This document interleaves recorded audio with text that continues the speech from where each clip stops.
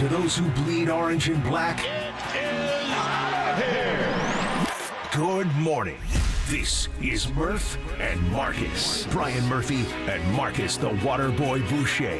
Streaming live at twitch.tv/the sports leader. Can I quote the great Tom Brady? We're still here. We're still here.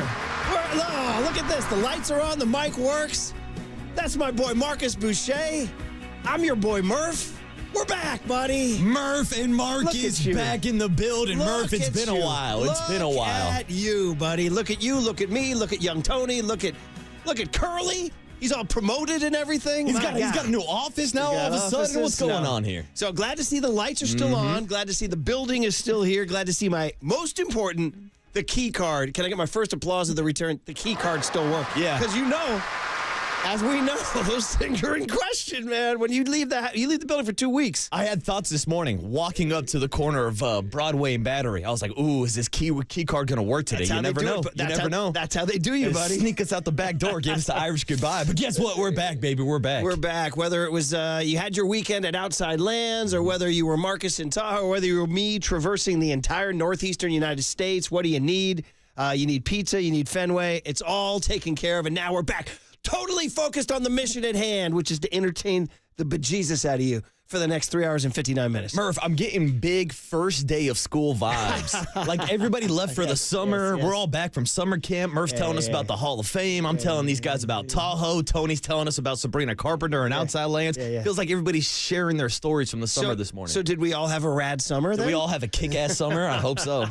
Now the kids don't even write have a good summer. They just write hags. Hags? Yeah, like HBD, HAG, have a great summer. They can't be bothered to actually write out the entire phrase. Come on, hag sounds like it's an insult. It does sound like an insult. You're an old hag. I agree with you. What was it? John Lund was saying we look so haggard because we do the show so early in the morning. Guess what, John? I've been sleeping for the last week and a half. I feel good. And you're looking a little trim. Yeah, that's right. You got to give the doctor a call, Murph. I've been losing a few pounds over this past week. And guess what? I found them and put them on because all we did was eat pizza the entire time you were gone, I'm jealous, buddy. dude. I'm jealous. I have to say, we did talk about which Hall of Fame was better, the Hall of Fame I went to in Cooperstown, New York, or the Pizza Hall of Fame I went to. I was going to say. From John's on Bleecker to Joe's on Broadway to Santarpio's in East Boston to Saturday's visit to the Mount Olympus, bro. You're talking about the Olympics, like the extinguishing the flame? Well, I lit the flame at Frank Pepe in New Haven, Connecticut, which is simply the #1 pizza joint in the world. Wow. In the world. Worldwide, okay? we're talking, and that's coming off of New York and Boston, too. So anyway,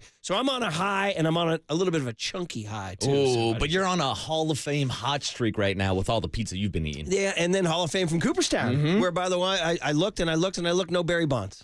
No Barry Bonds. Still missing, huh? But Scott Rowland was there. Yeah, you got to see your guy Larry Walker, right? I raised my fist and walked the other way. I did. I stuck my fist up. I had a chance to actually actively protest the Scott Rowland plaque, and I did. Did you drop down to one knee and everything, Murph? I saw too. By the way, speaking of which, he was at Steph's show on. Did you see that? Out in Paris? Kaepernick was at Steph's. Which? By the way, we get into which show are we talking about? The semifinal against Serbia when he scored 36, or Saturday's otherworldly global explosion of Steph Curry, or as the French call him, the devil, the devil. Did you hear that? The devil, Steph Curry.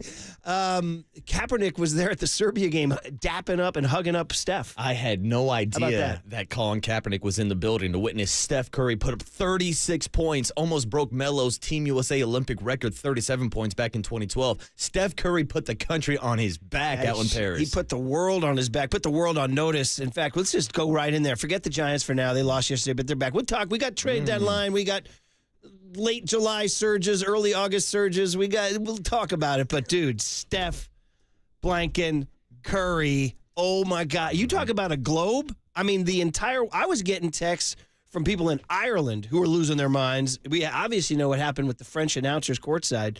I don't think there's a person in the world who didn't see what Steph Curry did on Saturday and wasn't blown away. Like this is like, people are talking about this as not just one of the great basketball moments of all time, but one of the great Olympic moments of all time. I mean, I don't remember a stretch of back-to-back games with these type of performances in the Olympics. And we're just talking purely Olympic basketball. There's been some great Olympic moments, obviously, but when you're looking at the sphere of Olympic basketball, what Steph Curry did in back-to-back games, If Steph Curry wasn't there, we're talking about maybe LeBron playing for a bronze medal because they lost to Jokic in the semifinals. You see, they were going to call them LeBrons. That would have been a good one. That would have been a good somebody one. said in the timeout huddle in the Serbia game, did Steve Kerr said, "Hey man, do you want to be called LeBrons for the rest of your life?" By the way, let's not dog LeBron.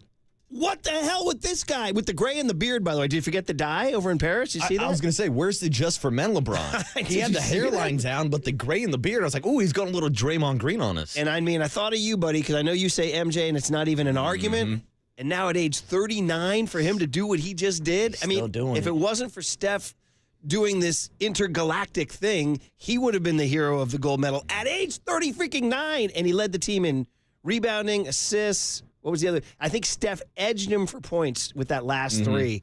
So we'll have to consider LeBron's legacy in just a minute. But right now, here's the big question I got for you, the hot take at 6:06 right out of the gate. Did what Steph did on Saturday vault him to top 5 all time? Ooh, that is spicy. All time? I mean, I think that's the sports talk hot take, because when you rank players, when you rank current players like LeBron and Steph, you still have to consider what they're doing right now. Because we know what Wilt Chamberlain did in the 60s. We know what Larry Bird and Magic Johnson did in the 80s. Their careers are done. These are living, breathing careers. So they're stacking things right in front of us, dude. And we can talk about, again, what LeBron did because it's pretty incredible. But Steph, when he won in 2022, I think going into the 2022 NBA Finals, I don't think a lot of people had Steph in their top 10. I don't think a lot of people had Steph in their top 15. I think he was around 13, 14, 15 on most people's lists. I'd say that's a fair take at the time, and ever since he won in 2022. 2022, I think, vaulted him into the top 10 for a lot of people. Well, the huge criticism was, he doesn't have a finals MVP. Well, guess what? He did it. And after he beat the Celtics, he said, what are they going to say now? And even joked about them saying, he doesn't have an Olympic gold medal. Guess what? Steph Curry checks off the final checkbox of his resume, gets himself that gold medal. But I guess to your question is, how much emphasis, how much kind of credibility do you give to an Olympic tournament versus what he's actually done in the NBA? It's a great question because it's such an unusual thing. It's such a one-off tournament. It's like they only play together for a month before they go in. But there's something about that global stage, and there's something about the way it's turned into the U.S., of course they're going to win gold. Well, not really. I am a believer in the world. I've heard people, because I heard every sport. I was listening to sports talk radio all over the country. The U.S. should win the gold. They should win the gold. Well, I'm a believer like France, Australia, Canada, Germany, Serbia. These are legit. I do not discount these nations. Absolutely not. And it's one of the most interesting stats I saw, and I heard it repeated a lot by Steph Curry, Kevin Durant, LeBron James. They talked about how the Dream Team only faced, I believe, 5 or 6 NBA players, while they've faced 50 to 60 NBA players across this Olympic tournament. I think it was 9 players in 92, 69 in 2024. Nice, right. nice. There you go.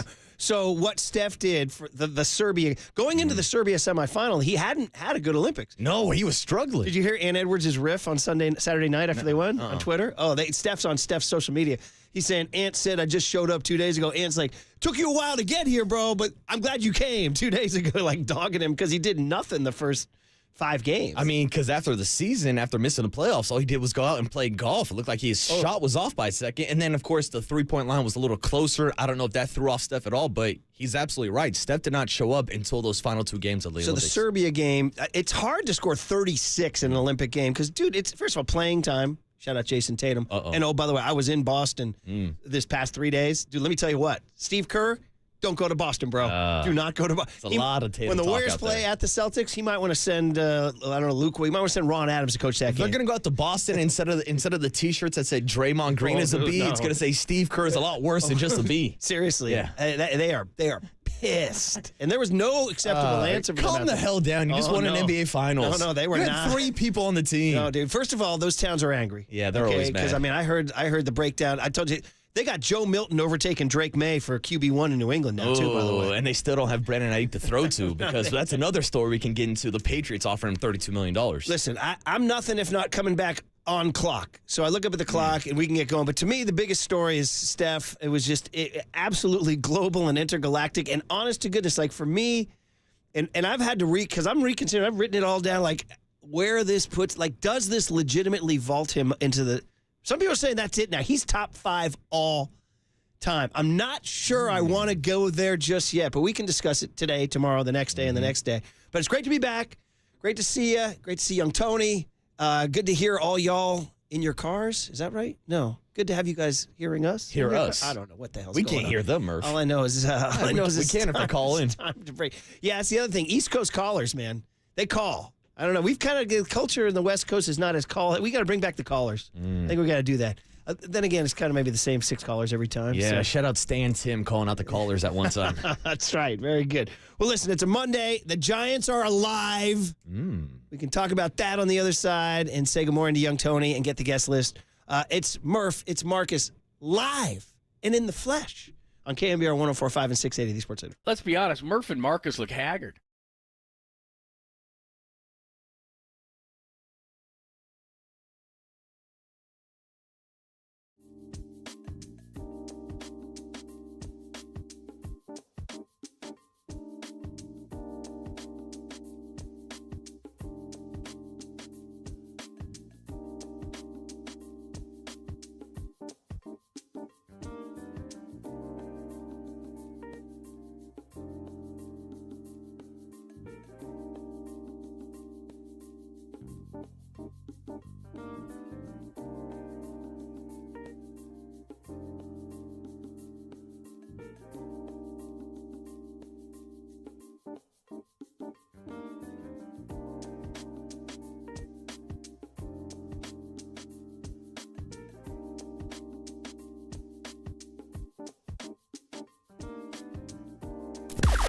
Now, from the O'Donnell Financial Group Sports Desk. Learn more at odfigroup.com. O'Donnell Financial Group, because planning is a process, not a product. The Murph and Marcus Show is back, and so is Matt Mayoko making his weekly hit this afternoon on the Tolbert and Cope Show to recap the 49ers' first preseason game against the Tennessee Titans and to give us all the latest updates on Brandon Ayuk and Trent Williams. Stay tuned to the Sports Leader and check out all of our podcasts available on KNBR.com and the KNBR app.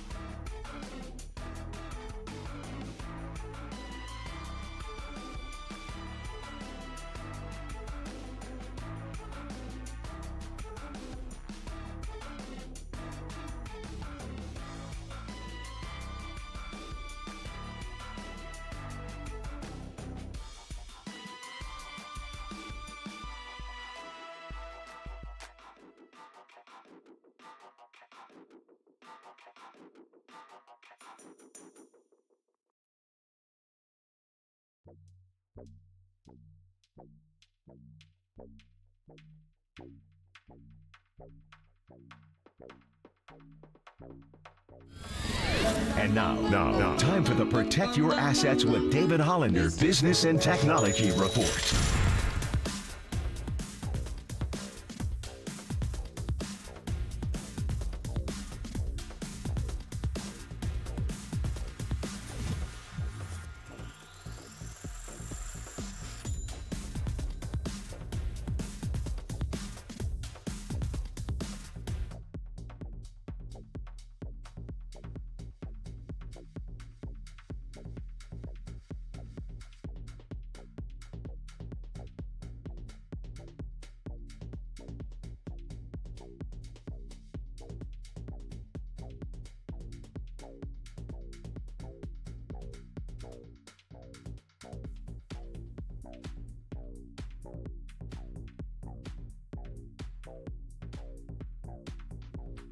Giants gamers, Murph and Marcus keep your morning moving on the sports leader and streaming live on KNBR.com and the KNBR app. The infield comes in for Canna. The pitch. Ground ball to short, and Chapman breaks for the plate. Here comes the throw home, and he's going to get into a rundown. They run him back toward third. Now running him toward the plate. The throw goes home. The tag by Hannafy, the pitcher, in time for the out. Contact play was on. Chapman did exactly the way you're supposed to run that play. You're going to be out, then stop and try and get the rundown. And he got Mark Canna over to second base. So it's not where Chapman was. He was at third base, but Canna hit the ground ball right at short.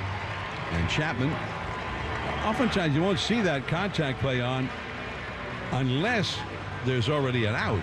But now with one out, the Giants no longer have a runner at third base. Oh, man, everything was going so great for the Giants when I was gone, and then that, just a little glitch there at third base for a guy who's been unbelievable, Matt Chapman, the guy that all winter, the guy I wanted, Matt Chapman, that's the guy I want. He's playing like that leader, and oh, my God, listen to Thin Lizzy, by the way. You can play it. I mean, talk about a song that, like, 50-plus years later, do we start Young Tony? What did Young Tony learn today right away? First of all, hop on the mic, Young Tony. I need a piece of Young Tony right now. I need some Young Tony in my life. I missed you, buddy. You're you got older since I left you. You're 2 weeks older. You're no longer Young Tony. I know. Good morning, brother. Good morning. How are you? I'm doing fantastic. Fresh off of Outside Lands? Yeah. Long stinted outside. Not a lot of sleep last night, but hey, you only live once. A lot of house music, brother?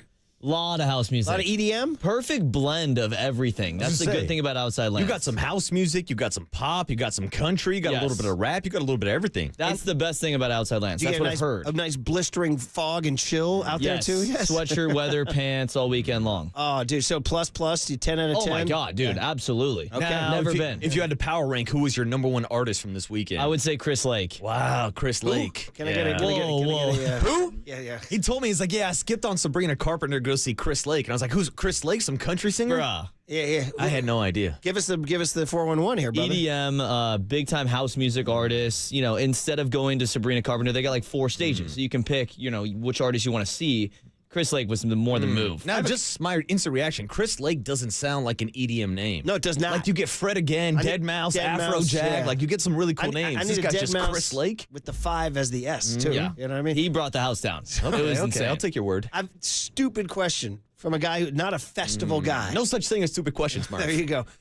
When you're at a festival like that, because I'm a one concert guy, I go to see Bruce Springsteen in the East Street Band. I'm seeing there's not another concert going next door. You know what I mean? So the festival, do the sounds bleed into each other? No, not at all. That's incredible. Great question. All right, good question. They're usually far enough apart. But then again, I have been to festivals before. Shout out Rock the Bells, my favorite rap festival of all time. I used to go to all the time. They got to a point where the festival became so big, in the parking lot at Shoreline on the side, they had 2 stages directly next to each other. And so, like, it was like 2 bands competing. Like a battle of the bands? Yeah, it's like, guys, it was like a rap battle. There's a couple stages going head to head, so you could definitely hear music bleeding over in that situation. Speaking of rap battles, I did not get to see this, but I heard John Miller reference this to Walter, Weekend Walt, when we were driving back from SFO. And by the way, shout out the dude who trucked my car in long-term parking at SFO. Oh, no. Bro, now, shout out the guy. He left a note with a number, and the number's legit. Wow. He has responded. Credit to him for actually giving a real number. I still can't figure out how he did it, because we're all parked kind of close. Somehow he absolutely trucked the side of my car.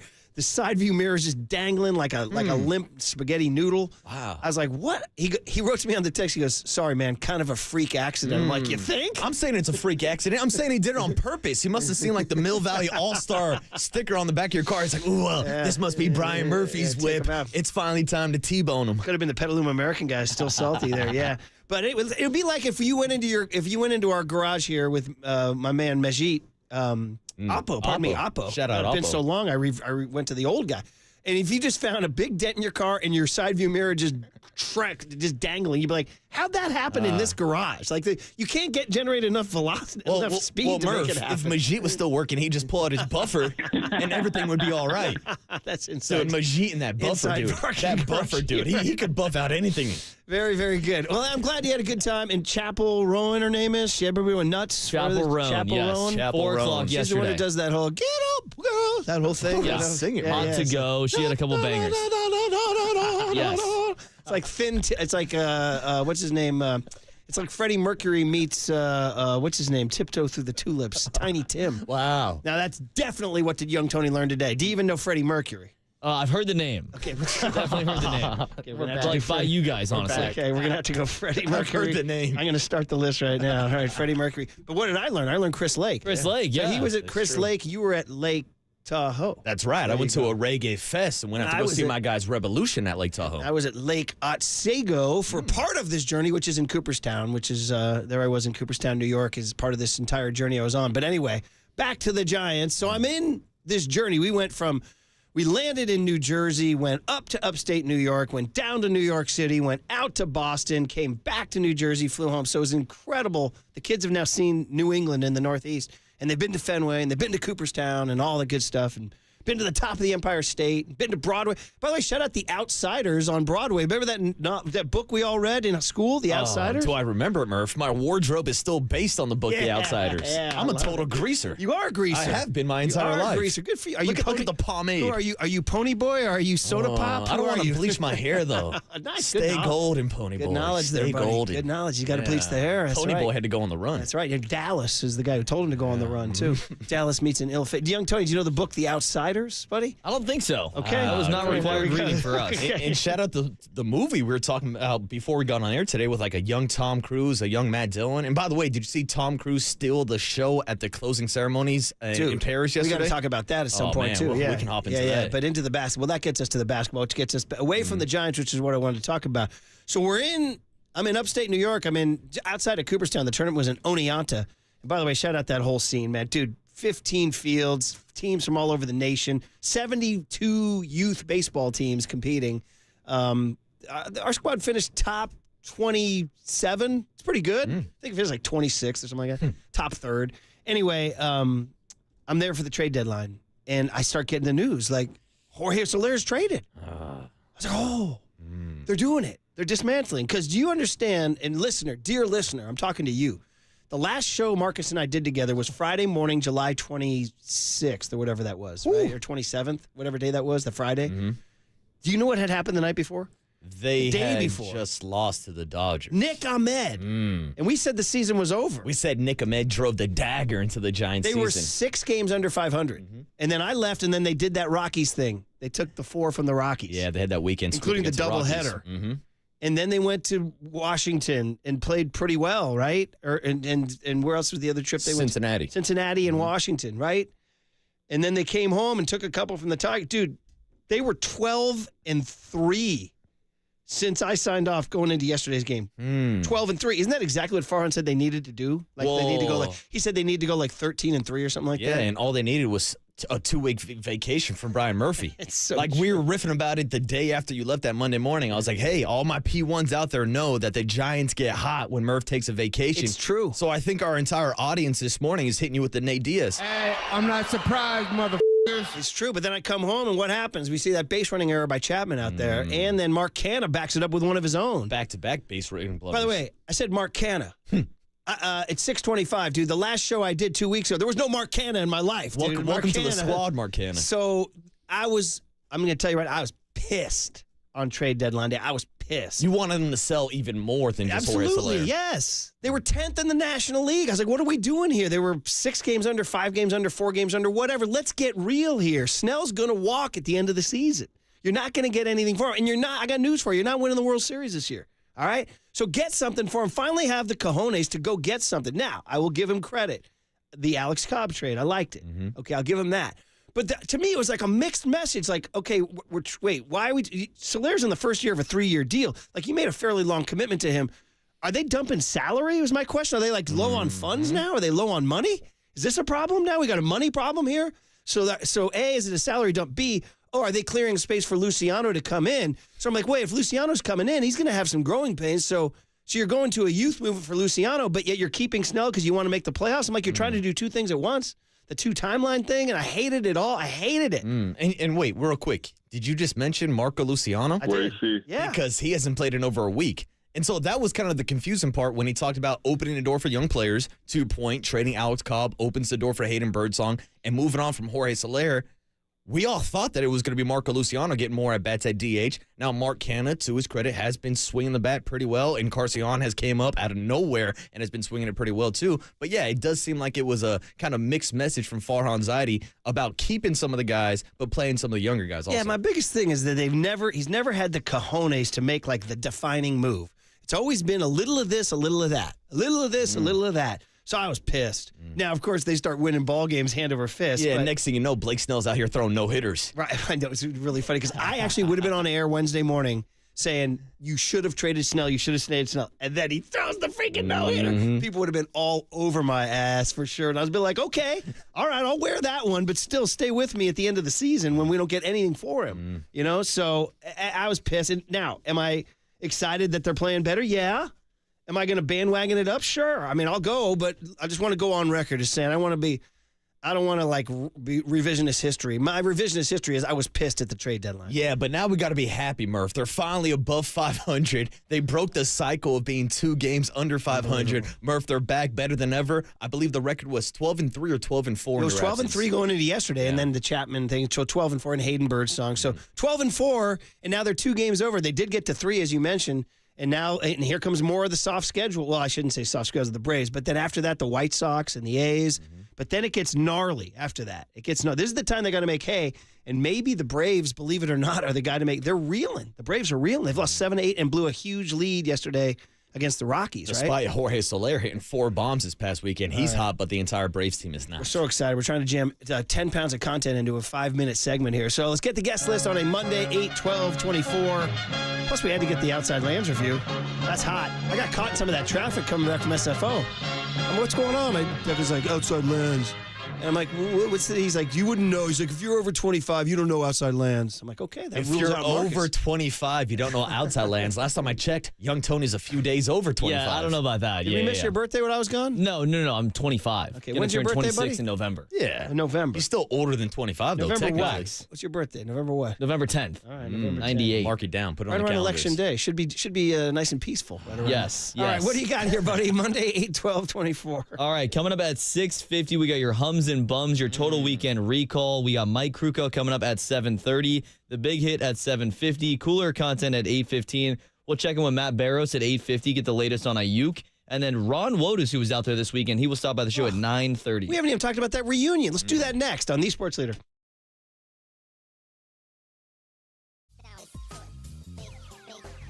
It sound right, boy.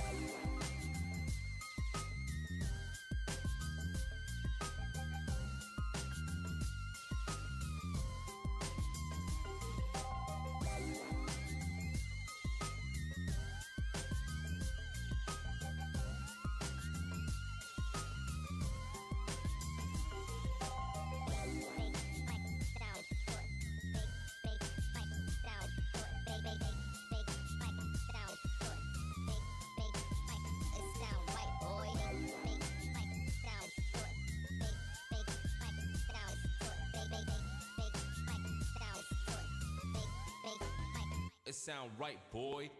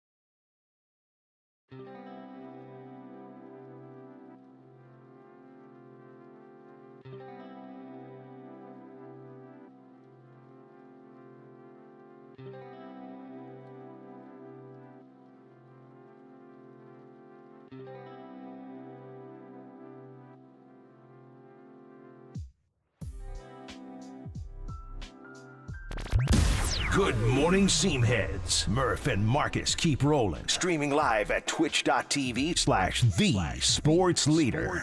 I mean, I can't describe how good these fans have been to me, and you can't put words on it. They don't measure up. This place it's unreal. You go home and just kind of go into normal life a little bit, and you kind of not necessarily forget, but you don't have those feelings. Of course, it's. Well, they sure showed that they appreciate you and what you did and how much you enjoyed this place. Oh, man. Madison Bumgarner. Look at that, by the way. There's a little Outside Lands hit, Post Malone. Mm-hmm. This was a big hit. By the way, I saw this was officially the song of it's been number one longer than any other song this summer, so it's the official song of the summer. It's the song of the summer. and from what I'm hearing, it's the only song that he actually sung last night that he wrote himself.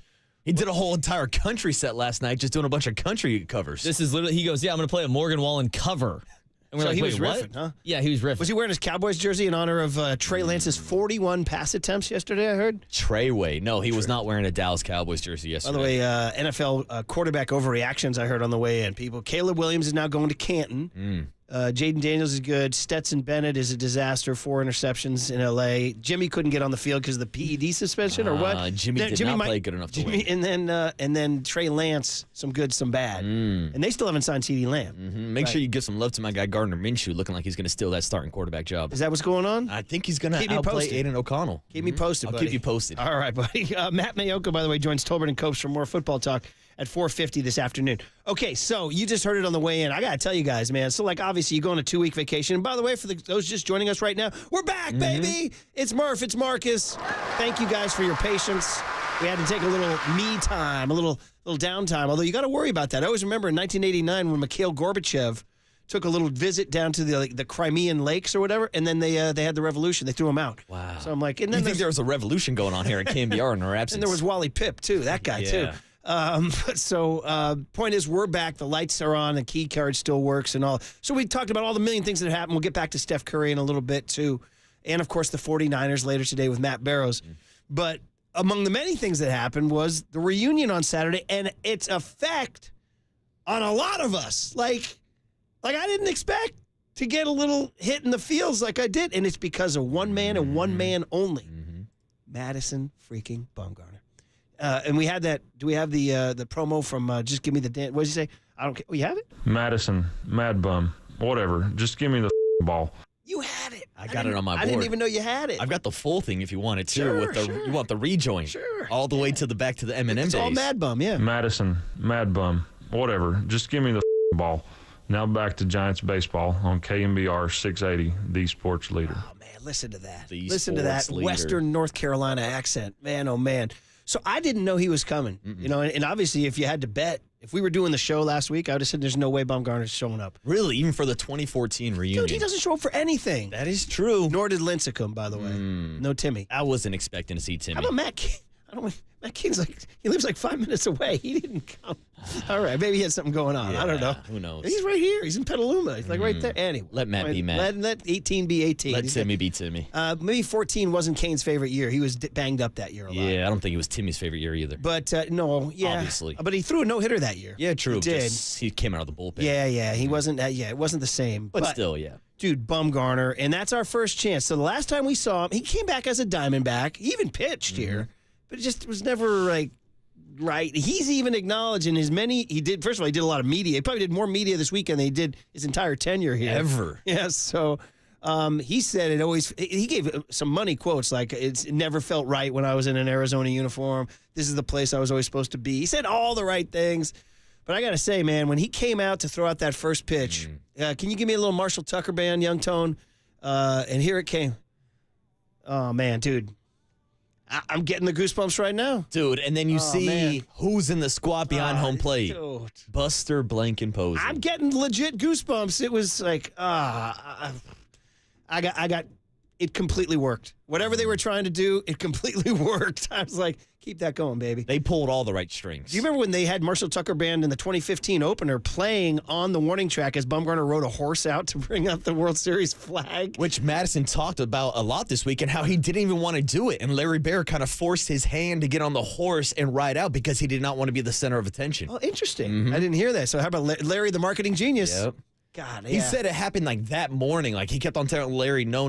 He did an in-game interview with Kruk and Kipe and talked about it. And he's like, I did not want to ride out on the horse. I did not want to be the center of attention. And that morning, Larry Baer was like, I've got the horse. You've got to hop on. And he says to this day, he's glad that Larry forced him to do it because it's one of his favorite moments in his career. So, Young Tone, 9 years ago, you were in Kentucky, right? 9 years ago, you were like, in what, kindergarten? Did you know that he did this? The horse? Yes. Oh, you did? Okay, you did know that, yeah. So they played this. He came out of the dugout and threw the first pitch with this. Fire on the mountain. And I was like, I don't know. Sabian came out, too. He left the Yankees to come out, which I thought. So I want to give the Giants, and I've never heard Bumgarner so open with his emotions. Did you hear all the stuff he was saying? Like, I saw a lot of quotes, yeah. Yeah, he was saying things like, I'm so glad I'm here. This has always been home. Stuff he never said when he was here, His departure was... It was not cool. It was like, he didn't get the contract. And there was a big controversy of whether they should sign him to a big deal. And to be honest, that's one. People have come at me on that. You the guy who wanted Bumgarner back. I'm like, yeah, I'll raise my hand. I did want Bumgarner back. Well, I wanted Madison Bumgarner to be rewarded for what he did in 2014, but that's not the business of sports. I know. And listen, obviously it was a total disaster in Arizona. He's still this is the last year of his 5-year deal. Which is crazy to think about when you look at Bumgarner throwing out that first pitch to Buster Posey. There's a reality where both those guys could still be playing, Murph. Well, yeah.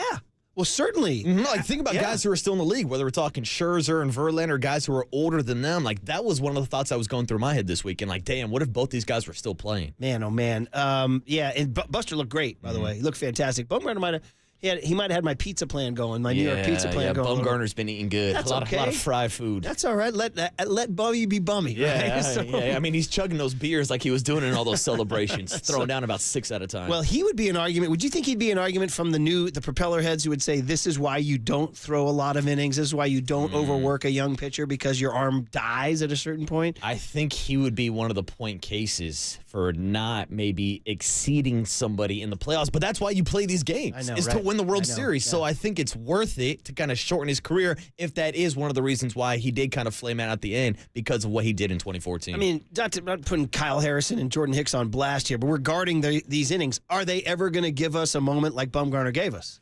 You know no. What I mean? No. The answer is probably not. There's not too many people who have ever done that moment. Was it worth it? Yes, absolutely. The answer is yes. I'd do it again. The answer is yes. So it was awesome to see him get emotional about that. And it was also kind of just the way the Giants were just kind of rallying, too. They won the game that day. The sun was shining. I think Jake Peavy and Tim Flannery played a concert that night. Did you guys have Peavy on? I was off that entire week, so I don't think the boys did. I know Peavy. I know he wanted to come on and do a hit. Young Tone? I believe Papa and Lund had Peavy, and then we got Flan. Good. Okay, well, I'm glad Papa and Lund had Peavy because Papa's friendly territory. How was Flan?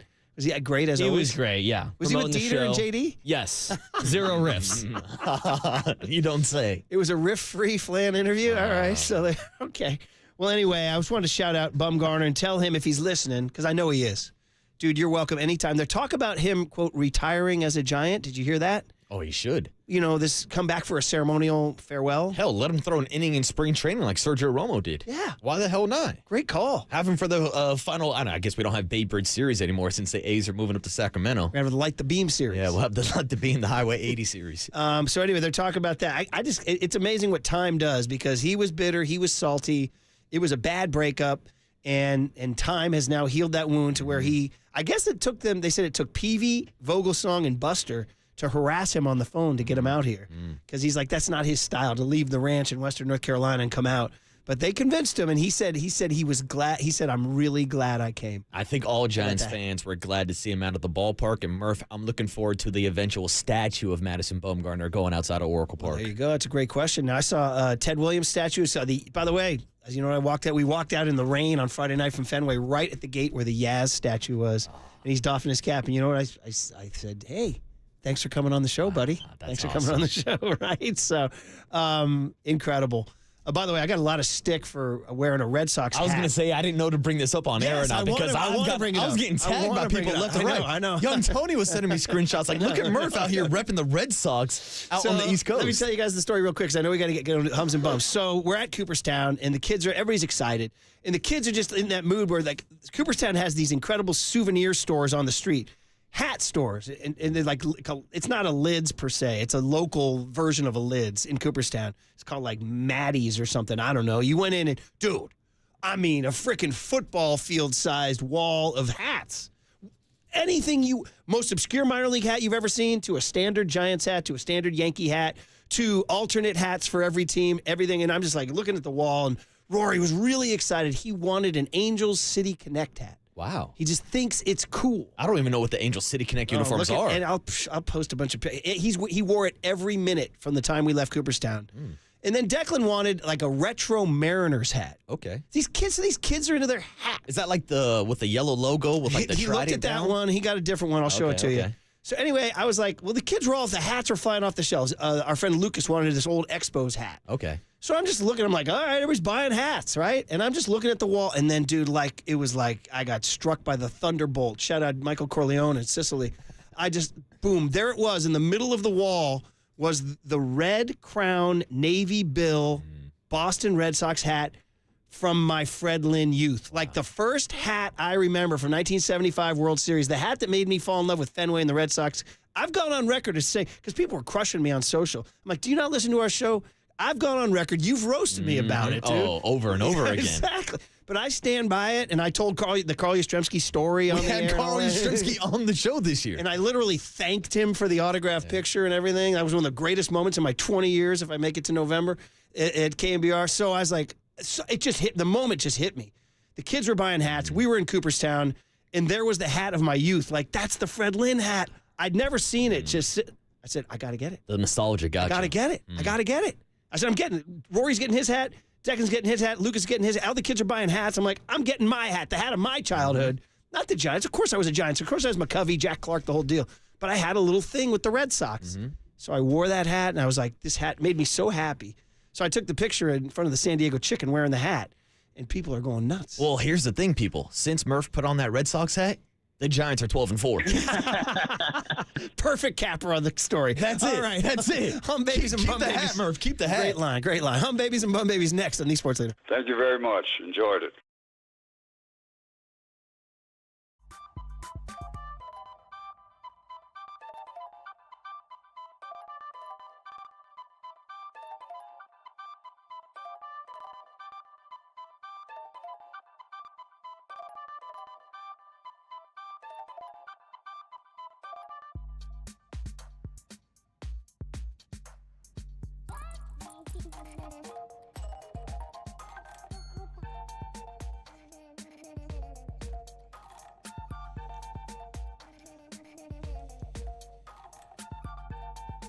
All right, not only good to be back on air, good to be talking to my good friend Steve Moskowitz on the line. So, Steve, I'm back from vacation. I want to hear what to do if a listener has unfiled tax returns and can't pay their taxes.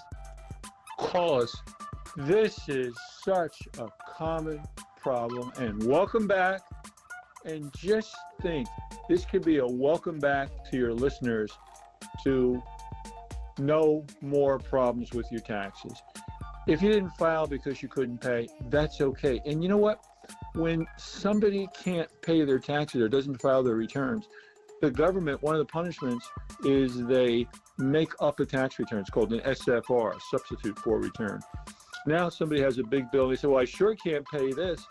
You know, sometimes just filing the return makes that go away and fixes it. The bottom line is we have so much experience with this. We're going to tell you all your facts and circumstances. We'll go over them with you. And then we can do everything for you. So you don't have to talk to the government. The only thing you have to do is give us a call and say, hey, Steve, take care of me. All right, there he is. That's tax attorney Steve Moskowitz. He's my tax attorney. He should be your tax attorney, too. Give him a call at 888-TAX-STEAL, 888-TAX-STEAL, or go online to MoskowitzLLP.com. From the Chilton Auto Body Traffic Desk.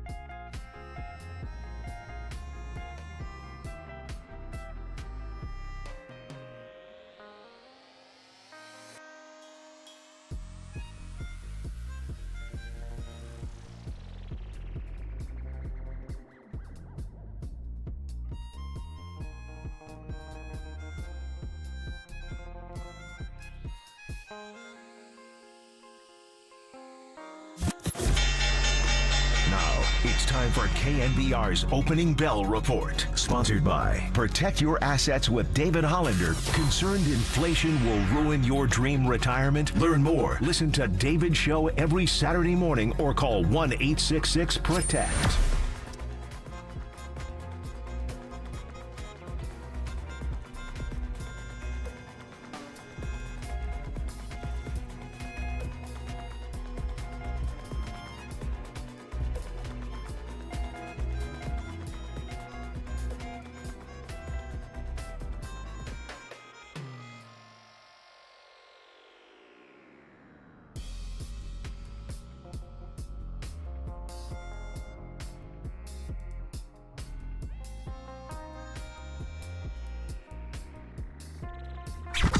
What do you want? Same as you, to remember. Time out for Total Recall. San Francisco! A look back at the highs and lows of the weekend in sports. Get ready for a surprise! Sponsored by Amici's East Coast Pizzeria. When you want the best pizza in town, Amici's delivers. All right, we are so happy to be back. If you're just getting in your car right now, it is us. It is me, Brian Murphy. It's him, Marcus Boucher. Murph and Marcus, we're back from our vacations. Hello. And thank y'all. Thanks to JD and Dieter for holding it down. We do appreciate those guys and getting us through a little July-August transition. But we're here for you now, baby.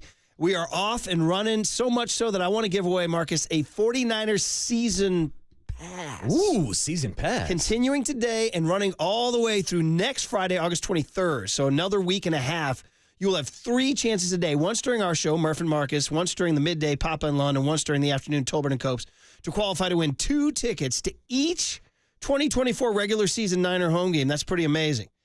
Just qualifying you for the drawing, you get a $50 gift card to the Niner team store, and that gets you in the chance to win the grand prize. So you're going to hear a cue to call from Tim Ryan, not now.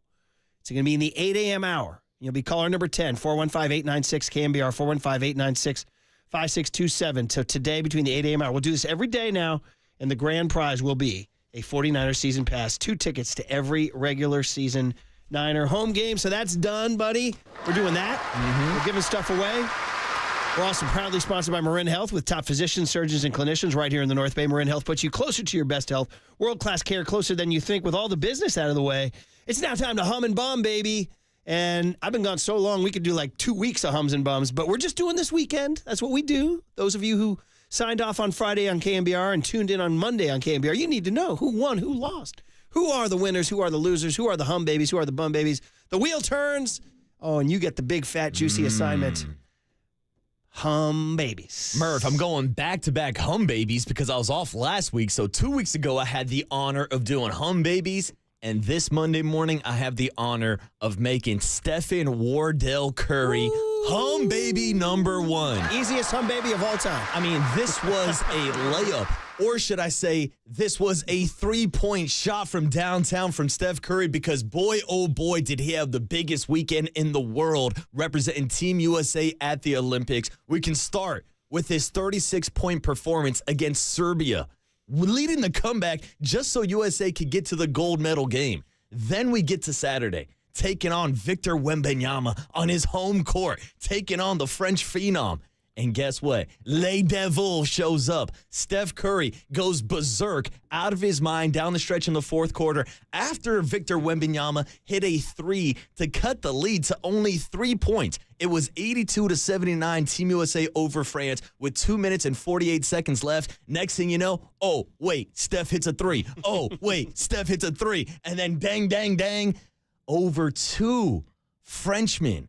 Steph Curry hits maybe the biggest shot in Olympic basketball history. Steph Curry, gold medalist, hum baby number 1. Curry again. Curry cooking. Third quarter. Timeout France. U.S. with its largest lead at 14. Curry. Jab. Triple. He sticks it.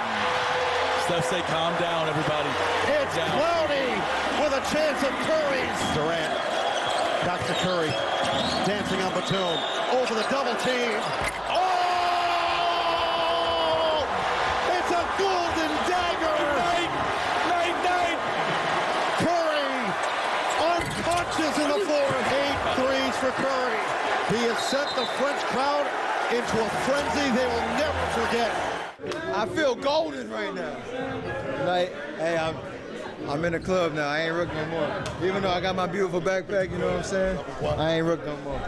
Cloudy with a chance of Curry. Murph checking off the final box on his resume. We're talking NBA Finals MVP. We're talking NBA champion, and we're talking Olympic gold medalist. So the list is incredible. Now and I know we got to get to more hums and bums, but as said, when we finish this, I want to go on the other side. Where does this put him in the legacy? I'm thinking people are saying this makes him top 5 all time. All I know, first of all, let's just talk about the drama and how he had not performed really in the first 5 games, in the pool play games, and in the quarterfinals. And it was kind of like, okay, had they won the gold like standard and there was not this performance, we would have said, well, Steph got his gold. That's great. But for them to be saved by Steph, not once, but twice, the Serbia game, 36 points, and then that 4-3 flurry at the end of this game, is good.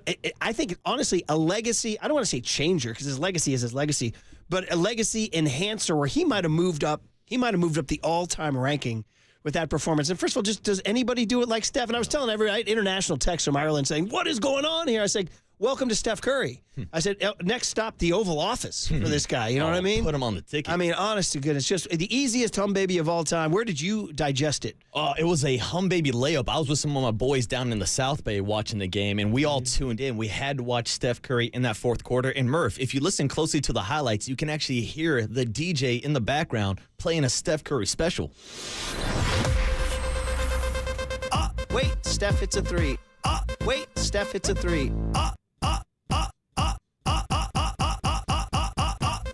Steph hits a three. Wait, Steph hits a three. Steph hits a three. Steph hits a three. Steph hits a three. Wait, Steph hits a three. Wait, Steph hits a three. Wait, wait, Steph hits a three.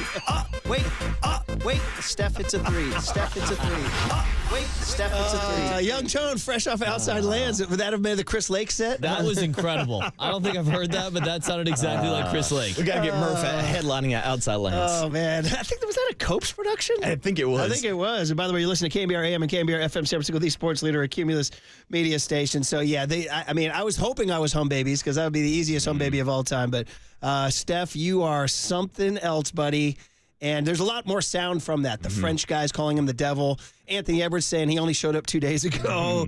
All the social media stuff that went on. We'll get in the cooler content. So yeah, Steph Curry showed up just in time to win the gold medal and to be hum baby number one. Hum baby number two, Murph, we're going to stick on the Olympic tip. That's me. I'm an Olympics guy. You're an Olympic guy, and so am I, Murph, because I got to represent for Team USA. Who once again showed the world global dominance in the athletic world, totaling 126 total medals. They were number one on the leaderboard, right ahead with China with 91. You tied them with gold. China with 40 golds apiece, wanting to get one more gold medal. But hey, a good weekend, a good 2 weeks at the Olympics for Team USA, whether we're talking about the basketball team, men's and women's, both taking home the gold. The soccer ladies taking home the gold as well. We could look at track and field, where they absolutely dominated. 34 total medals on the track, 14 golds, and then we can go to the pool. Katie Ledecky, one of the greatest Olympians of all time. She led the way for the swimmers to rack up 28 medals, including 8 total golds. Team USA putting the world on notice at the Olympics. The entire Team USA, hum baby number two. If you're watching this right now, in my opinion, you're watching the greatest single piece of gymnastics ever done in women's gymnastics, right here. Yurchenko double pike. She not only does it, she does it with a smile at the end and making it look like, oh yeah, I'm just practicing for a harder vault. Unbelievable. Pickens trying to get on the podium here. Tippis trying to reach for every ounce of energy she can to put on a late push. 25 meters left for Ledecky. Madden trying to pull up on the Aussie. But Ledecky is pulling away from Tippis in the end. And the 800 still belongs to the one and only Katie Ledecky. Tippis with a silver, Madden with a bronze. Kalia Copper has been Kalia gold today. No timeouts here. Johannes up ahead. It's Williams. That was a two. Banked it in. A two ball. And the United States is going to claim gold for the 8th consecutive Olympics. What a finish. Williams with her foot on the line. Highlights of Simone Biles and the gymnastics squads. Katie Ledecky in the pool. Team USA women's team getting it done on the court and on the pitch. So psyched you did this because we could go on and on and on. And by the way, Dan Hicks calling that Katie Ledecky thing gave me all the feels. Rudy Martzke with a hot take. Are Dan Hicks and Rowdy Gaines on swimming the closest thing we have to Madden and Summerall on football? Phenomenal. Like, he's right. Like, if you follow your Olympics through the years, Rowdy Gaines has become a guy. He's become the hyper color guy, and Dan Hicks, the cool play-by-play guy. So I want to shout those guys out in the pool. By the way, did you see swimming in L.A. is going to be in SoFi Stadium, 38,000 seats, the biggest, and they're going to flip the order forever. It's swimming week 1, track week 2. L.A. is going to flip it. Track week 1, swimming week 2. I don't know why, but that's what they're going to do. We can talk about the LA games later with Snoop and Red Hot Chili Peppers Dr. and Dre last Tom night. Cruise and all that stuff. But some listeners saying that if you're going to wrap up the Olympics, did I do this right before the Olympics? Did I do this? I don't remember.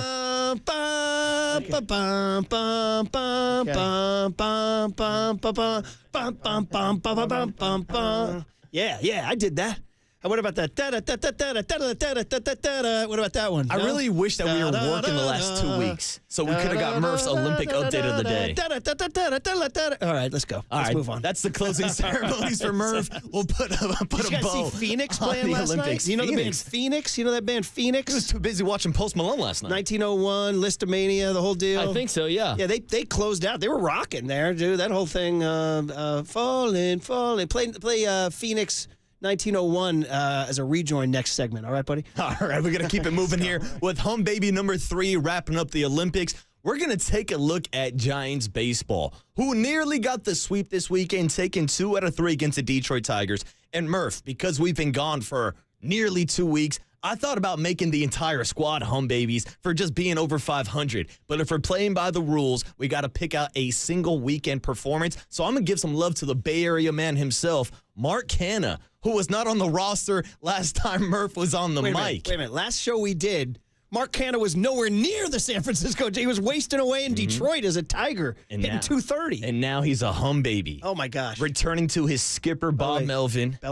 Bellarmine boy. Is that okay with you? Out of San Jose. Yeah, Murph. I'll give him a thumbs up on that. Cal Golden Bear also. Mark Canha back in the Bay, playing for the team he actually grew up rooting for, not the Oakland A's. And there he was in a Giants uniform. Whether we're talking about Thursday night and the 4 hits he got, or on Friday night, the sac fly game winner, Mark Canha gets a walk-off, and that makes him a hum baby in his first week with the San Francisco Giants. Mark Canha waiting. The pitch. He hits one to left. And deep, going back to make the catch, McKinstry. Tagging from third, Conforto. He comes home and scores the winning run. And the Giants get their 10th walk-off of the year. They beat the Tigers 3-2. Mark Canha with the sacrifice fly to get it done. And the Giants are out on the field celebrating with Canha. Yeah, I'm just happy I got the job done there. It was a tough night for us offensively, and we pushed through it. It was a struggle tonight, but we found a little bit of mojo at the end there, and I'm just glad I got the job done. Yeah, well, I mean, that's kind of what he does. He goes up there, he's probably looking for certain pitches, and then at 2 strikes, he just gets into battle mode, as you saw on the road, too, when he shoots the ball down to right field. So he's got a pretty good idea what he's doing up there. He's tough to strike out in those situations, and more than anything, he's trying to get a ball in the air and then got a ball that he could elevate. Mark Canha looking good in orange and black, had the walk-off sac fly on Friday night. He's home baby number 3. I mean, Murph. he's 8 for 23. I mean, 3 RBIs, whatever. It's a small sample size, but it's so bizarre. I mean, again, we've talked about all the different things that have happened since we last did a show together. Mark Canha as the Giants DH is not on my bingo card. And again, I was pissed. I want to say this again on record. I was pissed at the trade deadline because, I keep wanting Farhan to make a move, either have the gumption to do one thing or another, and he keeps trying to split hairs and split hairs and split hairs. So when he trades Soler, I'm like, okay, good. Now you're going to trade Snell, and we're going to just go ahead and build for 25 and see what the kids do down the stretch. And instead, he trades Soler to open it up for Luciano. Instead, shuts the door for Luciano by going to get Mark Canha, which to me, I hated the move. I hated it. Now, Canha's been okay, but still, Luciano's where? I don't think Luciano has played in the last week. So what's going on with him? I think August 5th is the last time he played. August 5th? August 5th, I Dude, believe, I was is the eating last time pizza in New York on August 5th, man. That's what I'm saying. Come on, Marco Luciano hasn't gotten a bat since you were on the microphone. I was crying when Johnny died and The Outsiders on Broadway. Spoiler alert, by the way. Come on. Spoiler alert. Come on, Murph. So when Mark Canha was the last time Luciano played. So right. Anyway, well, listen, welcome Mark Canha, I guess. Yeah, we He also might come on the show this week. Yeah, we also got to make sure to pour one out for Derek Hill and Mike Bowman, Murph, forever Giants who are now gone. I mean, just, the Sporkle, like, you guys ever play Sporkle? You fill in the thing. It's like when you do those rosters for the Giants in the Farhan era, you'll never be able to get them all because you'll forget the Mike Baumans and the Derek Hills of your life. Your Mike Ford, your Ford Derek Proctors. Hill go somewhere and hit a grand slam? Did you guys see that like the next day for the Marlins or something here's like that? a story. I know we're going to move bums to the other side, so I can squeeze this in real quick. A story that I want to get on air during the Derek Hill era in San Francisco. Okay. We went out to a ballpark to a day game, and my guy Tony is doing prize picks. Shout out to the Waterboy, code word leader, to get your prize pick promo code. Okay. He goes out there and he's like, oh man, I haven't won a single parlay on prize picks. I went 4 for 5 yesterday. I said, who's the one guy you didn't hit on? He goes, Derek Hill. Who? And I said, who the hell is Derek Hill? It's when he was on the Texas Rangers, I believe. Yes, correct. And next thing you know, Derek Hill shows up in town in a San Francisco Giants jersey. I had no idea who the hell this guy was. Most Giants fans won't remember his time in San Francisco. Shout out Elk Grove. But young Tony had him on a prize pick ticket. Oh, yeah. I'm like 0 for 20 in my prize picks career, Oh, by the way. that's your problem. You're betting on Derek Hill to get a base knock. I needed a base hit, and I would have won like 150. Just a damn base hit. He had like a 1,400 OPS with the Rangers. I was like, oh, dude, base hit, lock. How about just nothing? You guys are talking about over just spurred us anecdote. We're on the New York City subway, And for some reason, 16-year-old Declan Murphy looking at his phone spurred something, and this older guy with a gray beard, he's walking down, and he stops Declan on the subway. And he goes, hey, man, he goes, who you got today? And Declan's like, what? He goes, who you got today? And the guy's, what? He goes, I'm heading up to FanDuel, man. I need a pick. Man, this is on the New York City subway. It must be nice. The convenient. That's what he I threw was. down quite a few bets out in Tahoe this past week. Oh, did you? Oh, yeah, it's legal, baby. And was it NFL, NBA, NFL, MLB, pardon me? I've got Nick Bosa over 15 sacks plus 540. I thought that was good value. Okay. So I need a big year We're from gonna have to Bosa. go through these bets. Yeah, exactly. We can do a bunch of bets that I did for I want the to hear NFL about futures. it. Well, listen, we went so excited on Curry and all that, and I do want to continue to talk about Curry, not just today, but going forward too, because it was so global and so epic, and honestly, I think it's a legacy changer in where he ranks all time now. But those were your hum babies. Recapping, Marcus, again, they were... hum baby Steph Curry, the entire Team USA for taking home the gold medal count and the total medal count. We tied with China for 40 goals. Absolutely. But won the overall. But apparently Overall. the Olympics officially count golds only. Ooh. Yeah, so on the official medal count, we finished tied with China. Yeah, but we had 126. Like, China kids like, had how come 91. China's tied with us? I'm like, have you seen? They got 1 billion people in China. Yeah. They should be winning 40 goals. You know what So I mean? Team USA, Steph Curry, and Mark Canna, the newest San Francisco Giant. Canada is a hum baby? What happened when I was gone? All right, bum babies. Sorry, guys. For every winner, there's a loser. For every sunshine, there's a drop of rain. Next on The Sports Leader.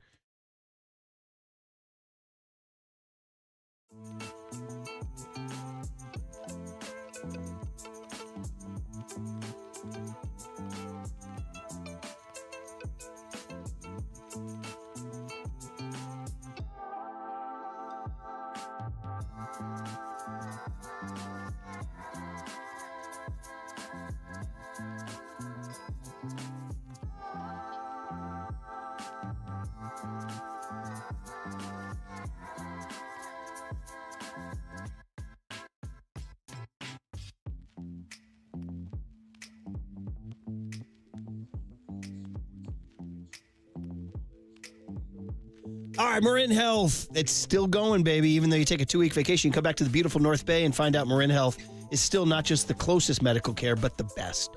With a cardiology team that delivers treatment twice as fast as the national average, a world-class maternity care center with doctors and midwives available 24/7, an accomplished orthopedic team to get you back on the trail, and a partnership with UCSF that expands our world-class capabilities. It's all right here to get you closer to being at your best. Marin Health, world-class care, closer than you think. From the Chilton Auto Body Traffic Desk.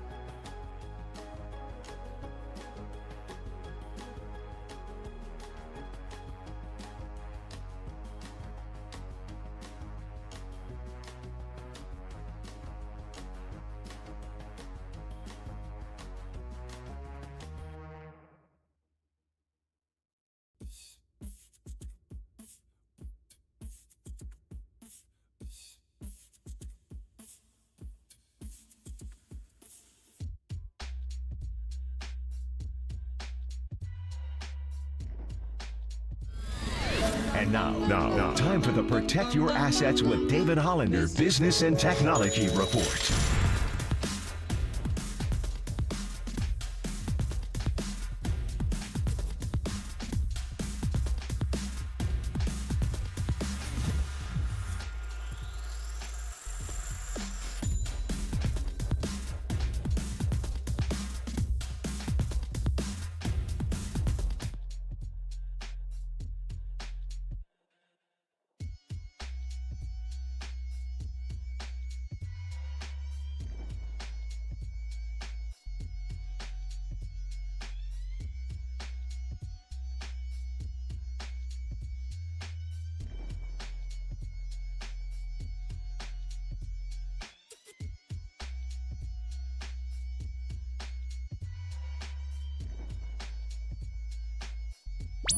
Murph and Marcus continue live from the KNBR Casino Matrix Progressive Jackpot Studios. Casino Matrix. Progressive jackpots are here. Where are you? Just drop in. Please play responsibly. 1-800-GAMBLER.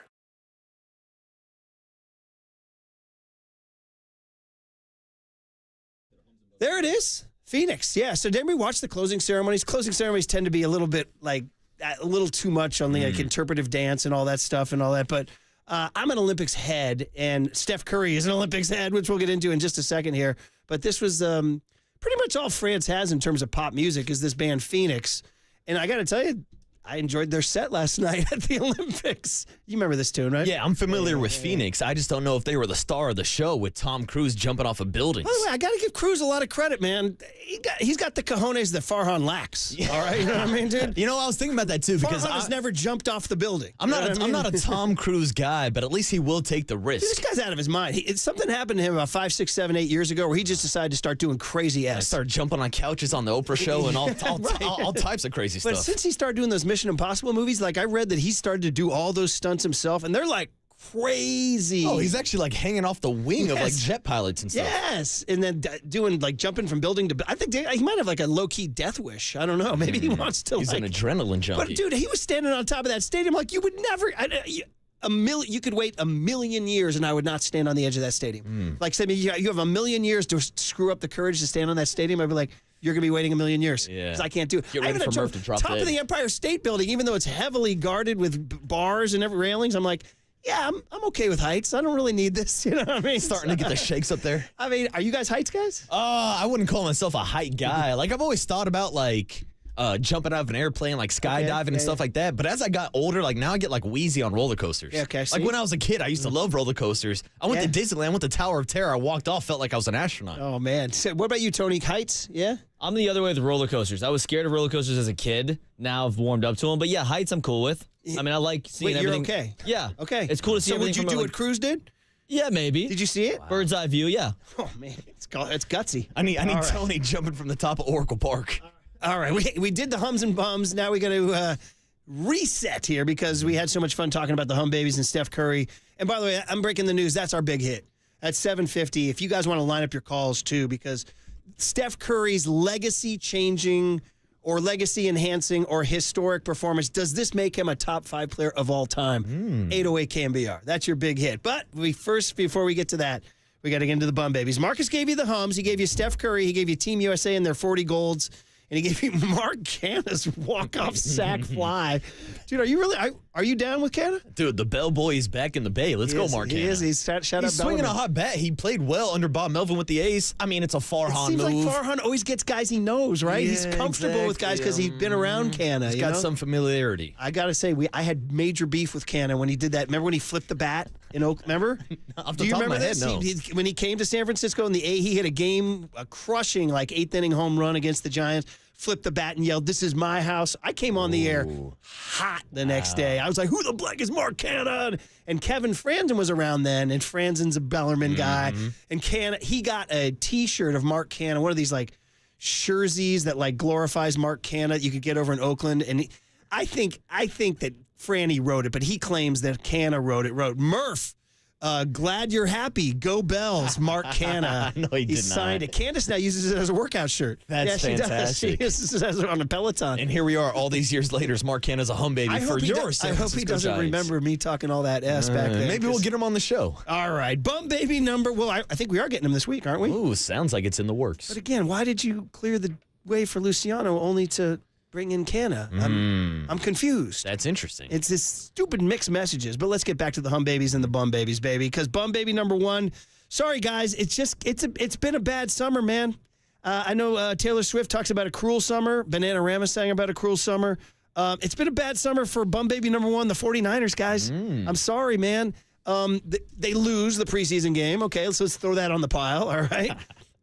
What's up with Kyle not calling the plays? That was weird to me. Like, everybody's like, oh, he let Clay Kubiak call. I'm like, why? I don't know. It's game one of the preseason. But dude, I was back in New England. I was in Boston. Yeah. Bro, they treated that Titans, that Thursday night Pats game like it was the frickin' Super Bowl. Yeah, but like it was the bowl. Different Dude, caller after situation. caller after caller, Yeah. take after take after take on what their game plan was that day. They're in a transition to, they have a new coach. They were dissecting everything that happened in that game as an indication of how the Patriots will be for the next 10 years.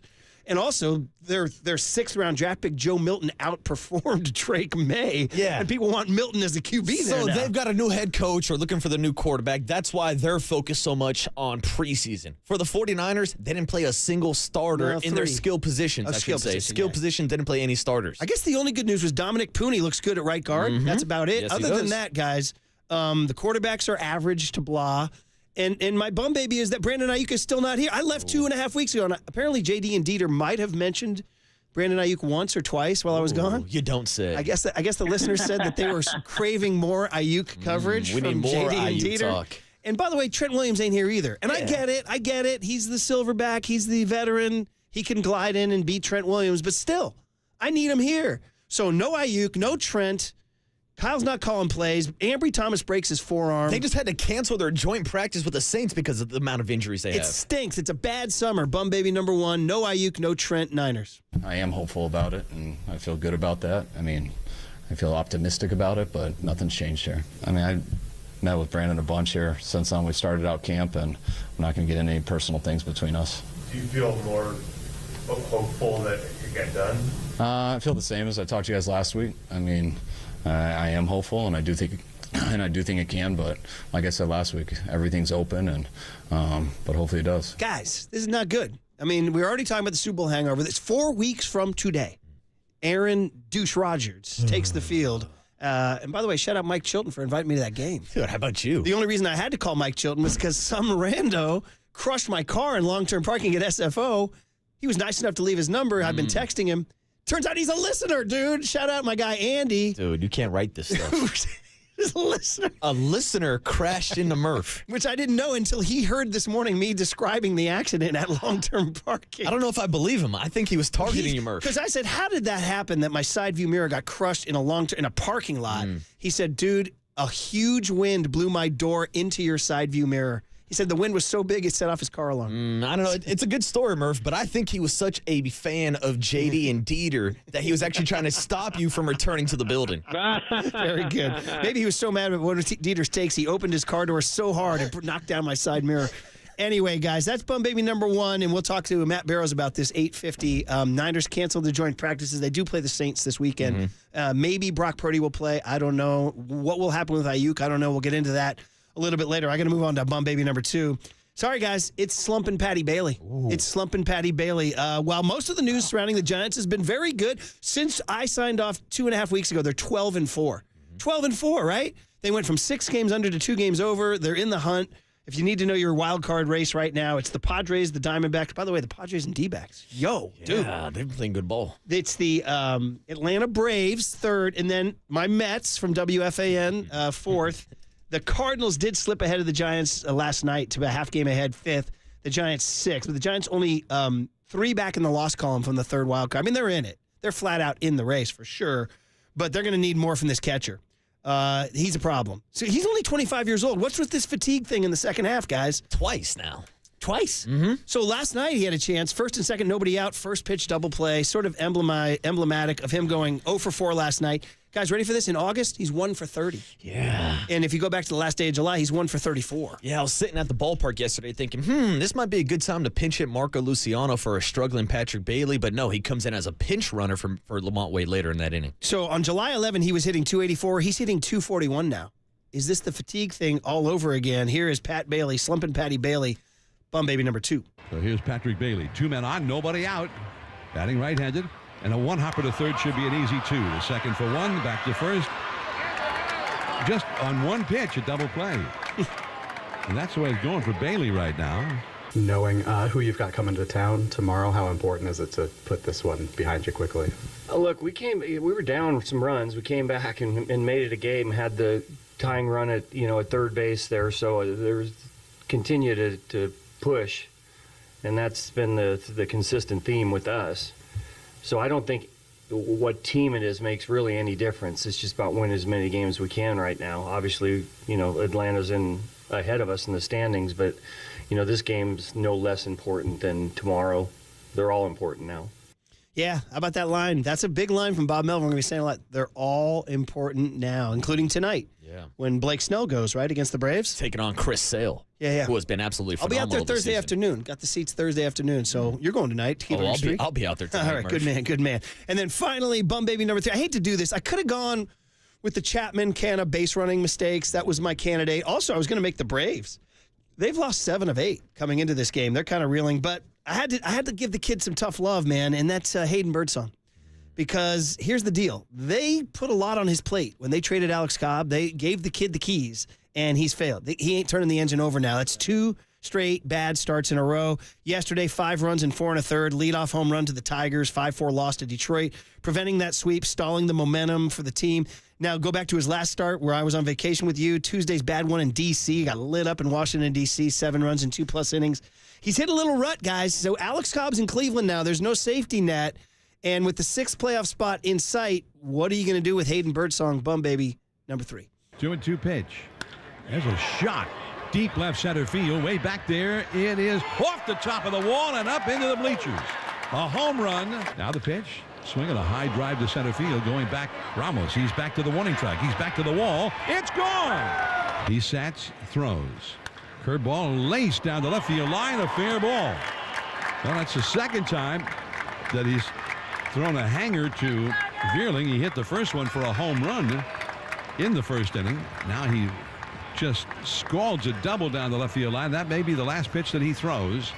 Dingler in to score, and it's 4-2 Detroit.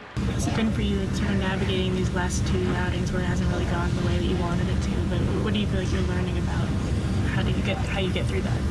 Just kind of make sure, even if bad things happen, just make sure I can slow it down.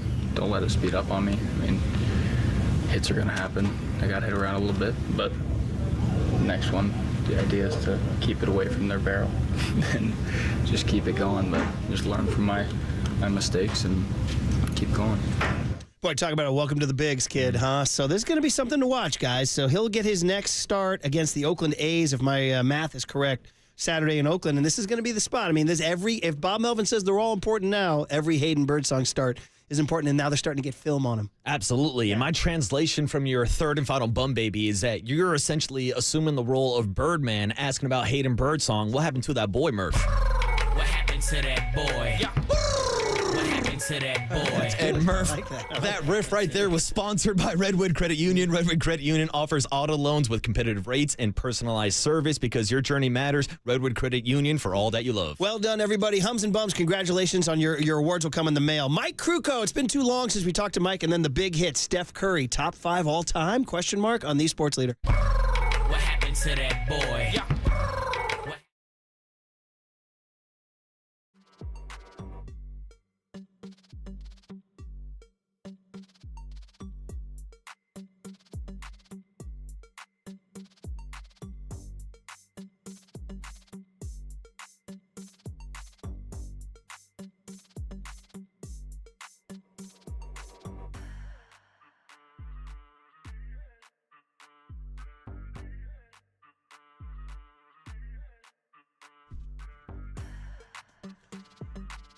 All right, it's great to be back talking about Amici's, back from vacation. And look at this news.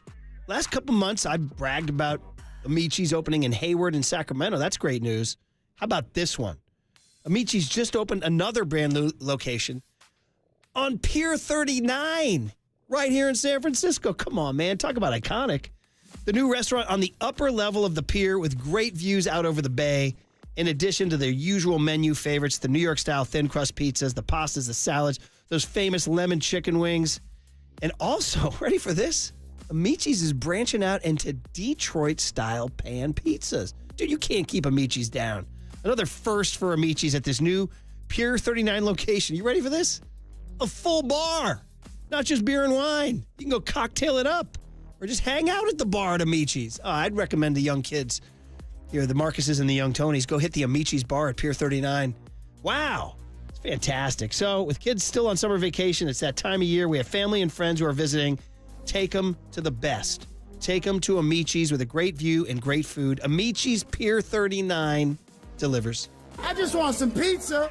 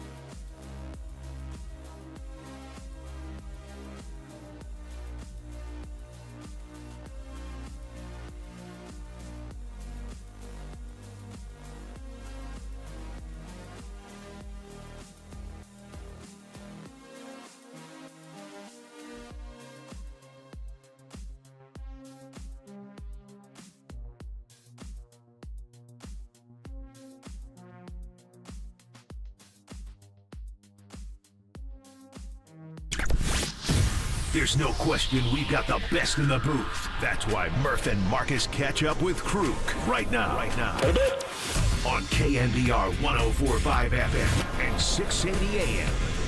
All right, it is great to be back from vacation. If you're just tuning in, we are back. Brian Murphy, Marcus Boucher, Murph and Marcus. We're ready to go for the stretch run of Giants baseball and ready to talk to Mike Krukow, who's sponsored by your Northern California Honda dealers. See your NorCal Honda dealer now for sedan.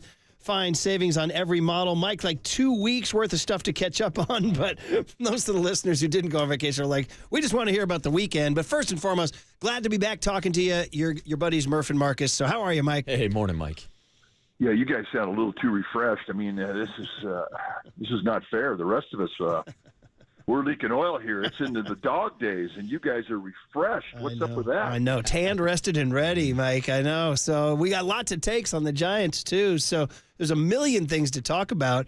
Let's just start with the most recent, and that was yesterday's game. I mean, they've been playing so great. And unfortunately, we're not talking about a win. We're talking about a loss. Let's start with Hayden Birdsong. You know, the kid, they gave him a big opportunity when they traded Alex Cobb. They gave him the keys, and now his last two starts haven't gone the way he wanted. So just kind of the big picture, you know, is the kid, it's a big moment for the kid. What are you seeing, and what would you say to him going forward? Well, you know, the thing that, you know, by the time a guy gets to the big leagues, they have a pretty good book on the guy. They know how he handles failure. They know how he comes back. They know how he seriously he works between starts. I mean, they feel that he's ready for this challenge here. So, you know, you go back two starts, and you know, he kind of got beat up by Mother Nature in Washington, and the heat and humidity kind of ate him up. Well, that's something you have to learn to do at the big league level.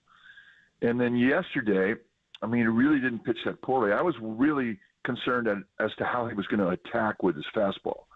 Because if you go back two starts, I mean, he just kind of quit throwing it. And when he did throw it, he'd nibble. He didn't challenge. He just kept throwing changeups and curveballs. And that was the lesson that he learned. You have to keep using your pitches. He also is starting to realize the importance of another fastball, because right now all he throws is a four-seam fastball. They want him to learn a two-seam, and that's all going to happen with him. He pitched good enough yesterday to give him a chance to win. There were a couple breaks that went against him. He had a tight strike zone and whatnot. So they're not going to overanalyze his outing yesterday because he attacked with a fastball, and that was really the one thing that they were concerned with as the game started. And he did. He used it fine. But, he's a young pitcher, and he's going to be brilliant. He's not going to be brilliant. So you just hope that your offense can overcome the days that he's not brilliant and then just ride the days that he is. Mike, sticking on the mound, one of the biggest stories from this weekend was the Giants' decision to send down Camilo Doval to AAA. What were your thoughts on that decision? Well, I thought it was necessary. I thought he had two options. One, you could go sit down and sort of back off the ladder of the bullpen and get away from the ninth inning. It's very difficult for a relief pitcher to try and find himself mechanically because you have to have access to his arm. You can't have a guy go out and throw a 15-minute side to try and get it right mechanically because you may need him in the game that night. It's terrible. I know Jim Cott, when he was pitching the Hall of Famer, there was a time in his career when he was a long reliever with St. Louis. And long relievers, they'd go 2 weeks without pitching. Well, he would go out to the ballpark for a 7 o'clock game. He would go out there at noon and he'd throw a bullpen. Didn't have to be a long one, but he threw because he had to get back on the slant and he had to get a feel. Well, when you're a closer, you don't have that luxury. And for Doval, there were more things than just his mechanics. There were things he has to get control of. Number one, the pitch clock. Number two, he's got to learn to cover first base. He's got to hold base runners on. All those things were starting to slip through his fingers. And when you're not striking people out and the ball's in play, those 90-foot mistakes can cost you a game. So now he goes down, and he can get out of the pressure. He can go down there and those games in AAA really don't go on your baseball card. I mean, they do obviously mean a lot to the people in that city you're playing in and your teammates. I get all that, but the big thing is get ready for the big leagues. And I think he goes down there for a couple of weeks, relax, get out of the pressure situation, find his mechanics, and everything else is going to fall into place. I fully expect to see him within 2 weeks. It's a big deal. Is this a sign of how Bob Melvin runs his shop? The way maybe a little different, old school kind of? Hey, man, you're not performing. It's time for you to go work. Well, I think every manager gets to a point where you cannot accept a guy who is not pitching to big league standard. I mean, and a closer. I mean, who gets more exposed than that guy? Who punches your team in the stomach more than that guy when he fails? Nobody. And but Bob Melvin, I mean, he had given him a warning about 2 weeks ago, saying, there's nothing guaranteed here. You have to earn your time out there as a closer. There are other people there who are throwing the ball better that may be an option. So, there's your motivation. And it didn't work. So the other option was to send him out. And, you could still do it with a young pitcher. And, he was mad. He was not happy with it in any way, shape, or form. Now you're going to watch this guy go down there. Is he going to go down there and pout, or is he going to go up there and go down to the Sacramento and roll his sleeves up and get to work? I mean, that's what they hope is going to happen. And look, we know him. He's a good guy. And I don't have any doubt that he's going to accept this challenge because he wants to get back in there when they start flashing the red lights in the ninth inning. I mean, he loved that, but he needs to improve his act. Ryan Walker ended up getting the save on Saturday, his first save of the season. Moving forward, do you think Ryan Walker is going to get those opportunities, or do you think someone like Eric Miller or even Jordan Hicks could be in that consideration? No, he's the guy. He's the guy who's going to pitch the ninth. And in Mel's words, he earned it. And, when you accept that, because he never had a save. And he goes out there and, he gets the first guy out. You could tell he was a little jittery. And then there was a 4-pitch walk. And then there was a knock. Now the winning run comes up to the plate. And you're thinking, and he gets out of it. So, he fights his way through it. He wasn't completely comfortable with it, but he found a way to get it done. And he'll be back out there again, hopefully tonight for a save. Right, for sure. We're talking about Kruko. We do it every Monday, Wednesday, and Friday. Delighted to do it back as Murph and Marcus are back after a little tanned, rested, and ready vacation. We're ready for the stretch run, which starts again tonight against the Braves with Blake Snell on the mound. Mike, I asked about Birdsong, and the other guy who came under scrutiny is Patrick Bailey. He's 1 for 30 in August. I get slumps happen in the big leagues. They do. The thing that I think Giants fans are wondering is this is the second straight year that a second-half fade is underway. So what are you seeing, and what do you think the Giants are seeing with catcher Pat Bailey? Well, the one thing that they are seeing is that he's continuing to catch the ball well in a frame and do all the things he needs to do as a catcher. So he's making big contribution. We had this discussion, he and I, and he was down, as you can imagine. And I said, well, it's not like you didn't make a contribution on this last road trip. You did catch a no-hitter, and they had a 5-2 trip, and he lit up and whatnot. At times I think catchers kind of take that for granted. You can't.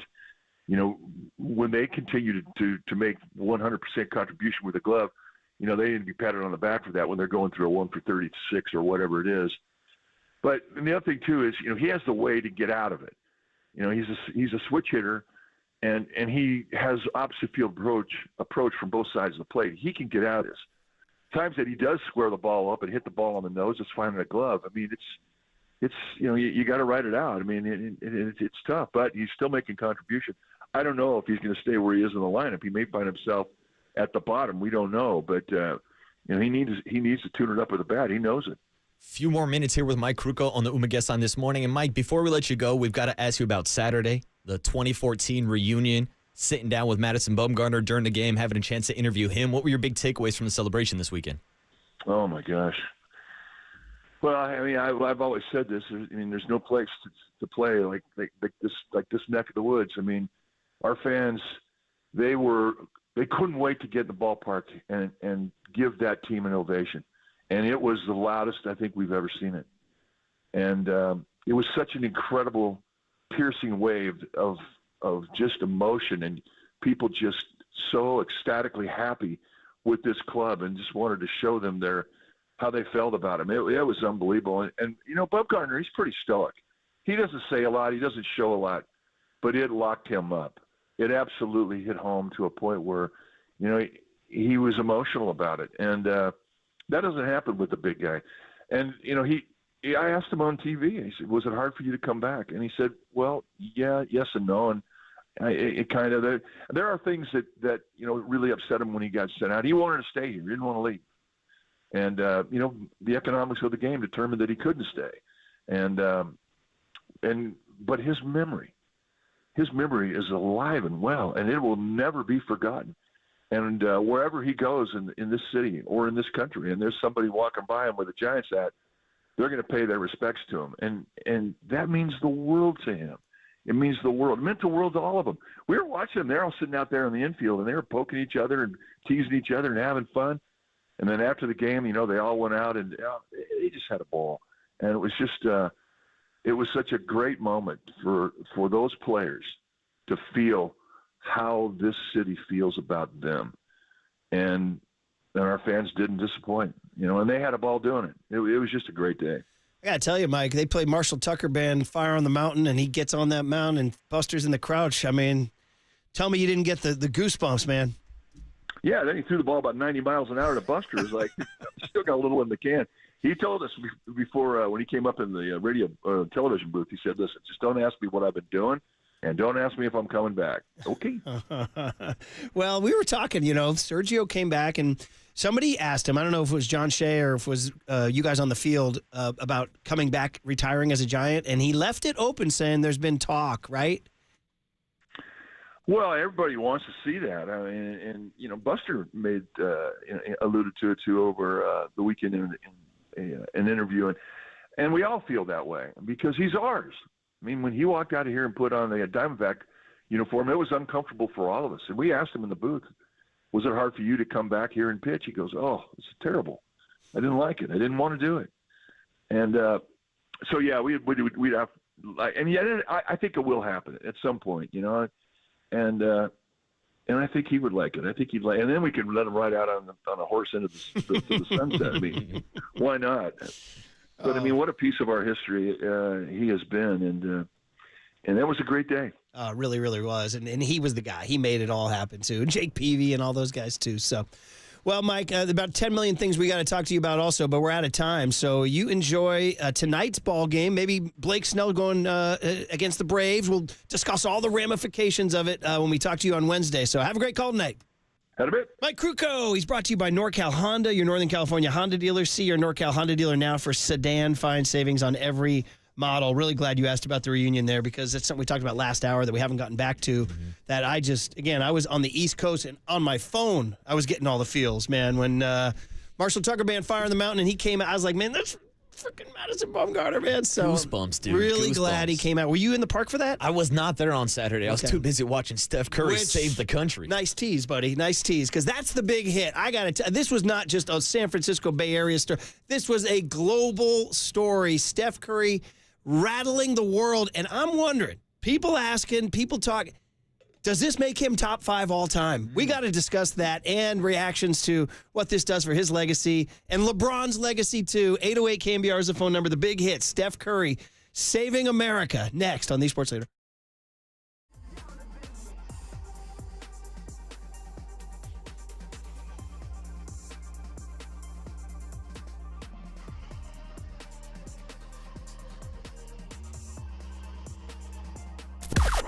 Now, from the O'Donnell Financial Group Sports Desk. Learn more at ODFIGroup.com. O'Donnell Financial Group, because planning is a process, not a product. Hey, our good friend Bruce Jenkins made a stop this weekend on Talking Baseball with Marty Lurie to talk about the Giants weekend and also a little bit of the Olympic coverage. To hear that podcast and more, check it out now on KNBR.com and the KNBR app.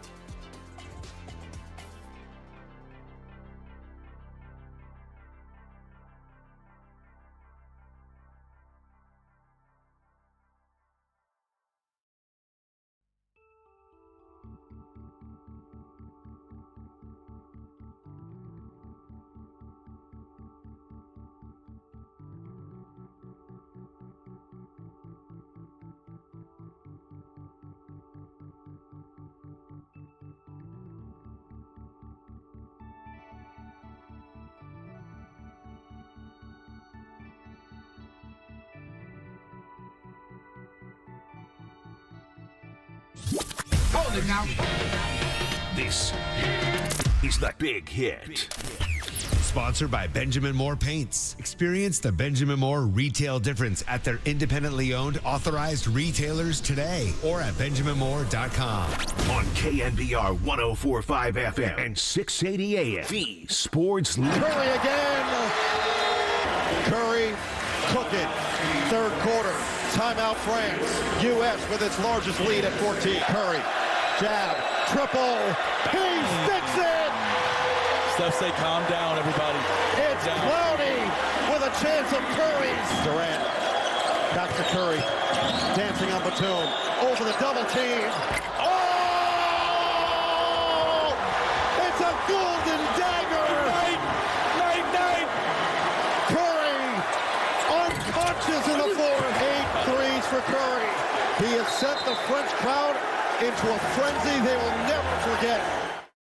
Oh, man, there it is. Noah Eagle, by the way, that's another guy people thought had a breakout there, was Noah Eagle, Ian Eagle's kid, with his calls. Did you like his calls there? Noah's Cloud? great. I love his calls when he does NFL games. He did a bunch of, like, the Nickelodeon broadcasts and stuff like that. Noah Eagle is a star on the rise. Oh, man, so this is the big hit. First of all, great to be back doing big hits. We're back from a long... I've never taken a 2... I did the Gary Radnich, the 2-week vacation in August there, but this was a special one the family had been looking forward to for a long, long time, to go to Cooperstown. All the 12-year-old baseball kids that do travel baseball know the deal. It's a goal of your childhood to get to Cooperstown for this tournament. It did not disappoint. By the way, Marcus, not a pitcher-friendly play. I mean, pitcher-friendly, not a pitcher-friendly. The Cooperstown fences are in, and the ball travels, dude, dinger after dinger after dinger after dinger. But anyway, it was really fun. Then on to New York City, on to Cooperstown Hall of Fame, on to Boston. So back in business. Great to see you. You were in Tahoe doing your thing. Good to see young Tony fresh off of Outside Lands, and great to have all y'all back on the Golden State Lumber and Building Materials text line. That's it, Murph. 415-808-5627. The boys are back from summer vacation. And that's we what are. it is. And I was just blown away. So where we all were on Saturday when Steph did what he did. So I'm driving from Boston to New York. We have it on an iPhone in the car. That's how we were following it on the Peacock app. Must-see TV. Exactly. Trying not to drive. Thankfully, Candace took that leg, so Declan and I are watching on the iPhone. Rory, too. It's incredible how that reverberated throughout the world. I got all these texts from my buddies in Ireland. We had people on social media, everybody on social media losing their minds, saying they'd never seen anything like it. You were watching with your boys down in South Bay? I was down in South Bay. Shout out to my spot, St. John's. Caught the game, went out to a family party after. But hung out and had to watch Steph Curry put on greatness. Was the crowd going crazy in the bar? The crowd was losing it. With every single shot, Steph Curry, the fans were losing their Young minds. Tone, was Outside Lands showing it or what? I was actually pre-gaming at someone's house near bus stop, and then we were watching the game, and one shot after another shot after another. I mean, the whole crowd was going nuts. I got to tell you guys that this was and I saw this, and I said, we're going big hit on this. Like, what does this do for Steph's legacy? Because there's now a stat out there of guys who have won 4 NBA titles, 2 NBA MVPs, and an Olympic gold medal, and it's a very, very short list. Like, we are talking like the Magic Johnsons, the Michael Jordans of the world, LeBron James, things like that. Like, does this make Steph Curry a top 5 player of all time? I saw that on social media. 808 KNBR, if you guys have a take on that, for sure. So for me, I'm just going to come clean. Like, when Steph won I think when he won the title in 2022, people started reevaluating his legacy of where he was. And a lot of people said this makes Steph a top 10 player of all time. And I was thinking, I continue to think, and I can't believe I'm saying this here, as I tell you, you're listening to KNBR AM and KNBR FM San Francisco, the sports leader, a Cumulus media station. But I was like, I don't think I can put him top 10 because of defense. That's the issue. And that's my thing. However, so I think there's no shame in being a top 15 player of all time. Like, to me, when I make my lists, and the lists obviously go MJ, LeBron, MJ, whichever. And we could do a big hit on that, by the way. Does this latest LeBron chapter put him past MJ? No, it doesn't. We can end that conversation quick. I don't know about that. At age 39, still doing it. You know what? It's starting to turn into a Montana Brady thing for me, where Jordan is Montana because he did it better for a shorter time, and LeBron's done it better for a longer time. But Jordan's peak is better than LeBron's peak. To me, Montana's peak is better than Brady's peak. I mean, I know it's not a one-to-one analogy, but we can go down that side road if you want. If we are comparing apples to apples, I think the biggest difference is Tom Brady overtook Joe Montana in Super Bowl rings. LeBron has not done that with NBA titles. All true. But that's his 3rd gold medal. And at age 39, Can't you say LeBron was the best player on the team? He was a late triple-double out there out in France. By the way, it's a great line in the Serbia game when they were in the semifinals. Some guy sent out a tweet that got retweeted a million times saying, damn, U.S. is down to Serbia in the second half. Do you think Kerr's in the huddle saying, you better get going, man. They don't want to start calling you LeBrons. That's a good riff. But now he's lay gold again. Well, I mean, honestly, guys, you can make an argument that LeBron is now, is he passing Jordan? But here's the question of the day. How much credit, how much emphasis do you put on the Olympics for adding to your legacy? It's a great question because forever it didn't matter. U.S. just rolled. That's the difference. Is like they're now playing in an era where they have legitimate competition. And I don't want to hear anybody saying, oh, why was the game so close against Serbia and France? Bro, I got love and respect for the global game. Bro, who's the MVP of the league? You're looking at him. It's the Joker. In fact, I think the last 8 years, only two Americans. I read that.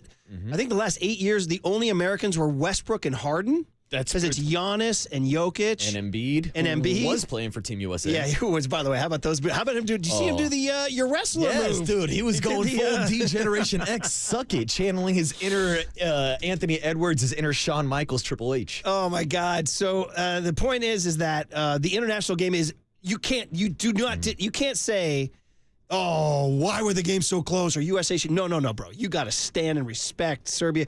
Shout out Canada and Australia. He didn't even make the Final Four. Who were two teams you didn't want to play either. But anyway, so we talk about LeBron, MJ 1-2. So for me, it was always, okay, LeBron, MJ 1-2. And then I would always go, of course, Wilt Chamberlain, Kareem. So to me, like, those three are inarguable. LeBron, Kareem, MJ. Like, that's where you start. And then from there, you can start filling out. Most people would say Kobe or Wilt. By the way, I saw some anti-Kobe stuff online this weekend. Oh, come on, stop People it. saying Kobe's the most overrated. People were calling him the most overrated, and he was a gunner and all this stuff. Get some help. So then it gets down to, obviously, then your next level down is your Birds and your Magics and your Oscar. You start with Bill Russell. I haven't even mentioned Bill Russell, who won all those goals and everything. Now I'm up to 8, guys. Hakeem, for me, a lock in the top 10. That's a your lock guy? in the top. That's my guy. Now I'm almost at 10 here. I didn't even put Oscar Robertson or Elgin Baylor in there. You haven't mentioned my guy, Shaquille O'Neal. I haven't mentioned Shaq. Okay, now we're at 10. Yeah. And we haven't mentioned Steph. Tim Duncan also on the list. Tim Duncan. Dude. So I mean, it's harder than people think. So where does Steph go in there? So now I guess the argument would be this. I'll phrase it this way. Form a starting 5. Form a starting 5.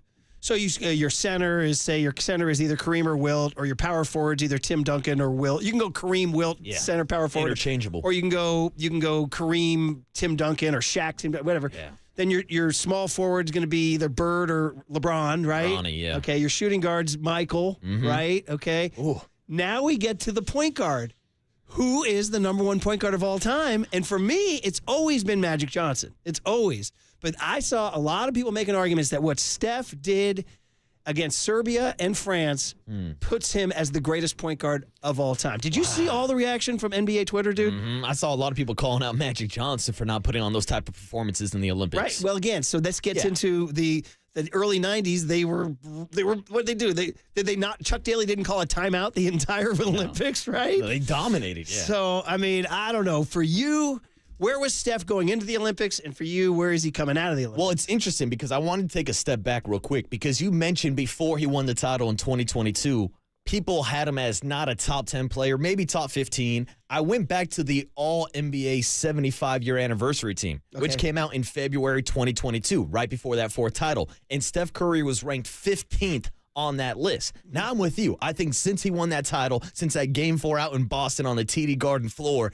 he's moved up to that 10 range. Maybe flirting with 9, 8, but getting back to the point guard conversation, it's a conversation that always happens in sports talk radio. How do you define a point guard? Because I think if you're going with pure point guard, a pass-first point guard, you look at Magic. But when you look at what Steph Curry has done to revolutionize the game, he's the best guard of all time, arguably. Okay, so that's the other part is impact on the game.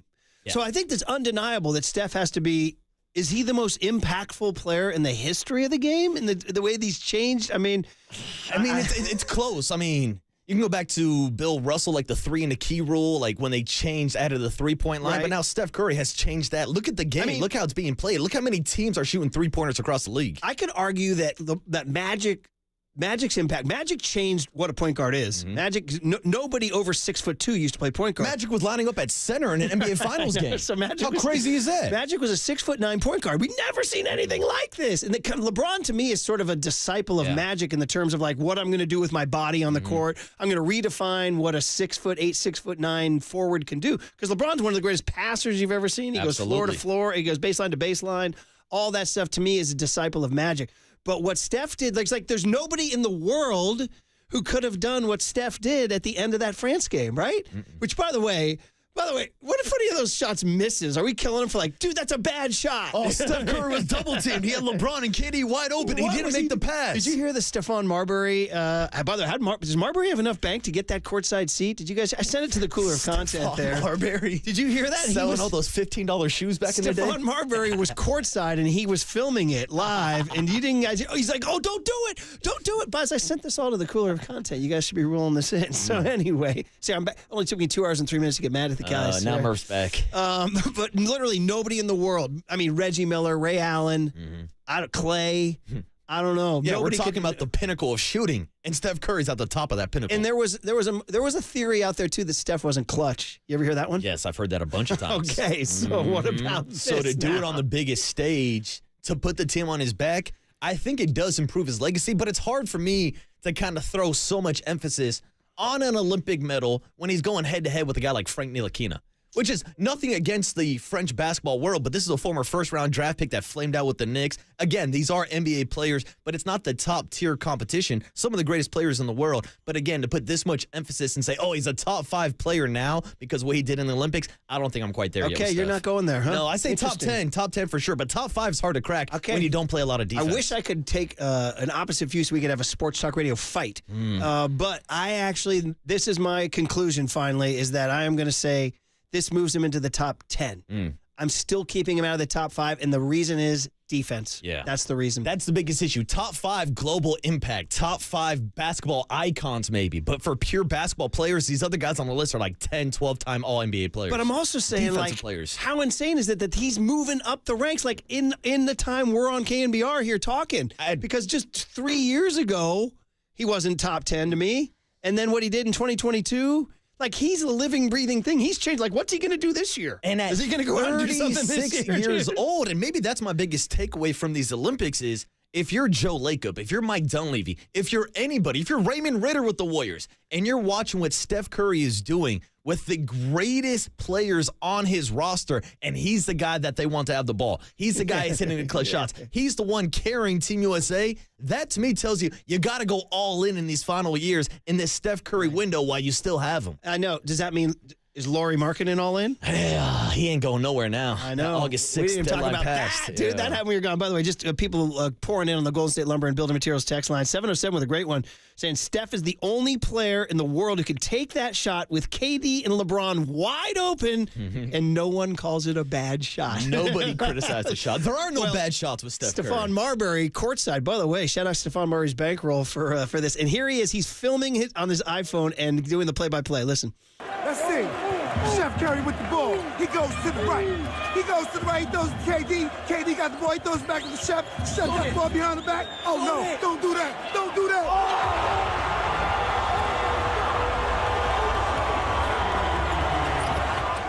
Don't do that. Don't do that. Then his hands just go to his head. Oh, he's going behind the back. Oh, Steph, don't do that. Oh, my God. Don't do that. Don't do that. He did it. 209 says, you guys don't understand. Starbury's the biggest basketball star in China besides Yao Ming. That's right. He went out to China after and won like multiple titles. By the way, good info, 209. By the way, shout out France coming down and hitting 2 threes in the middle of that Steph flurry. Nicholas Batum hit one, and then Wemby hit one, dude. Dude, Wemby came out the gates too and was looking like he was going to put on an all-time performance. And did you hear Wemby after the Olympics? He said, "I feel after this experience." He said, "I feel sorry for my opponents." going forward. Yeah. We'll see Wemby out in L.A. in 2028. Oh, man.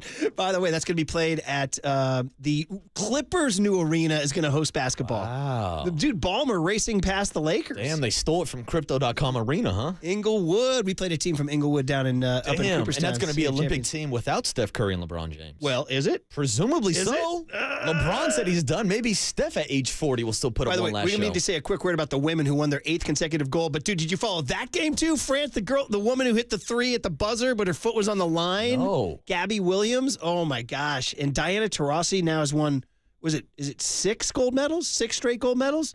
She's got to be one of the greatest Olympians of all time. I'm still mad Caitlin Clark wasn't there. How about, by the way, going forward now, Caitlin Clark, there's a woman at USC, Juju Watkins, who's unbelievable. Oh, bring her to the Valks. She's probably going to beat Caitlin Clark's scoring record. And Angel Reese, like 2.0 is ready to go in the women. They're like, okay, we got next, right? 408 checks in and says, Curry over Jordan and LeBron as the GOAT after the most iconic back-to-back Olympic Games to take gold. I'm telling you, the young generation is out there saying Curry is the GOAT and he's easy top 5. That's why I'm bringing it up today, because I think that there were a lot of people who were so swept up in this. They said this is easy top 5. In fact, who was it? I got a text. One of the DeJounte Murray. Well, who are they knocking? DeJounte Murray tweeted out that Steph is top 5 all time. Who are they knocking out of the top 5 to put Steph in? Somebody. Because again, when we just went through our list, I'd say Magic. Magic, I'd say they yeah. kicked Magic out. Is Magic top 5? 808 KNBR. For me, because he played both ends of the court and because he did all 3 things. Yeah. Steph to me is the greatest 3-point shooter of all time. Now, I'm not sleeping. He's a good passer. And his ball handling is incredible. But, bro, he literally in that final, I hate to even say this, but did you see Curry subbed him out for defense in the final minute, dude? You can't get subbed out and be top 5 all time, right? Yeah, that's hard. And by the way, I want to add this before we get going for cooler content. It's been fun, and we can keep talking about Curry all week, too. But the Steve Kerr situation in Boston, bro, I got news, Kerr. Do not go to Boston. Because we were in Boston. We went to Fenway, Freedom Trail, the whole bit, Santarpio's Pizza. We did it all. Bro, we threw on the news and the radio. Dude, they want Kerr's head. They want Kerr's head. Tell those Bostonians to quit crying. They just won the NBA Finals like a month ago. That's their point. They're like, we just won the NBA championship, and our best player, you're not playing. Oh, they are not happy. They're like, Kerr has beef. Kerr's an idiot. Kerr's a dodo brain. Kerr's the worst. Kerr's a dummy. Kerr's a petty. You name it.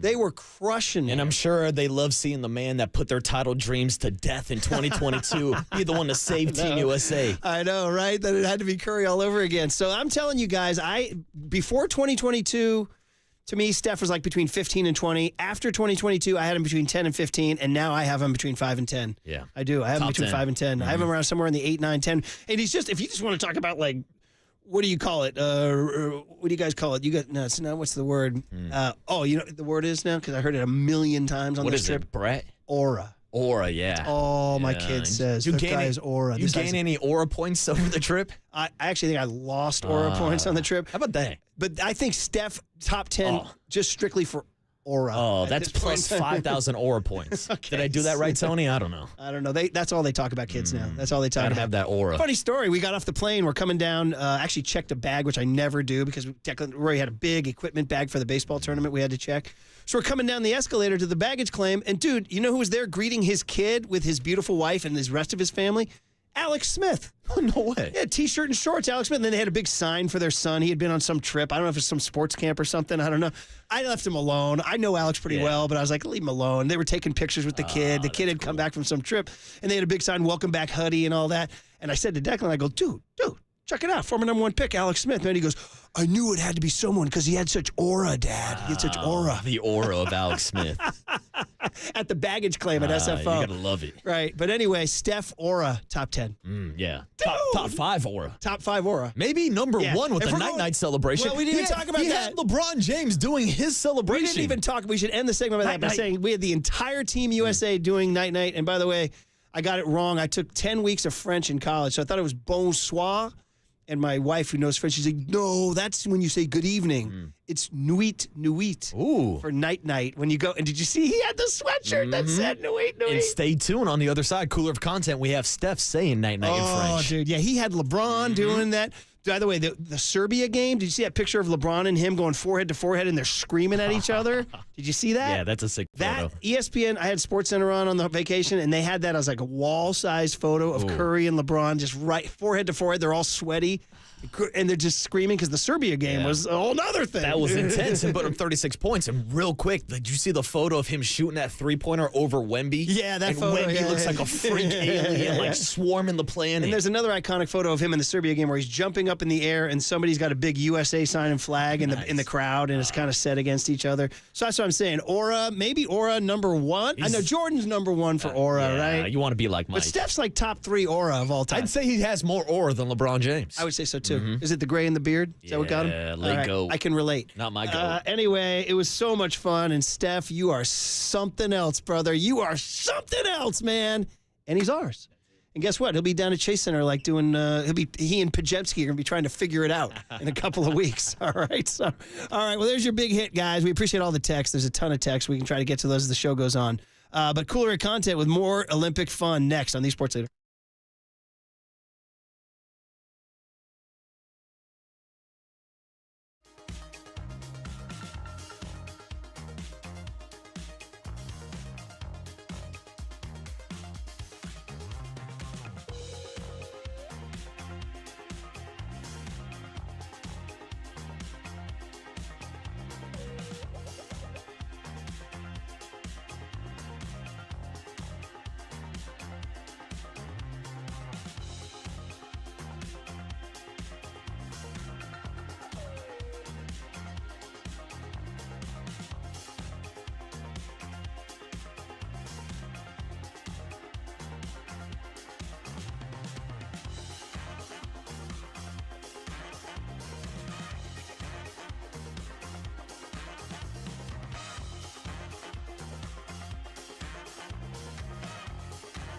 All right, it's good to be back from vacation and to say good morning to Steve Moskowitz, our good friend who's on the line. So, Steve, you want to talk about what to do with unfiled tax returns and if you can't pay your taxes.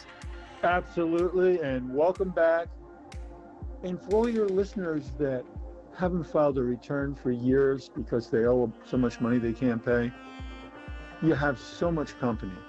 We've done so many cases like this. And the bottom line is we can file all the old back returns. You know, sometimes filing the returns takes care of the problem because when you don't file the return, the government does it for you. It's a punishment return. It's called an SFR, substitute for return. A lot of times it can be a lot more than you really owe, and they chase you for that. We'll get those canceled. We'll do your returns. And if you don't have your records, we'll get everything the IRS and state has on it. And if you have some taxes you can't pay, whether you filed or not, no problem. There's all kinds of good deals. We'll explain everything to you. And if you want us to, we want to do everything for you. The only thing you have to do is pick up your phone and say, hey, Steve, what can you do for me? Well, that's a good deal, man. Give him a call. That's tax attorney Steve Moskowitz. He's my tax attorney. He should be your tax attorney. Give him a call at 888-TAX-DEAL, 888-TAX-DEAL, or go online to MoskowitzLLP.com.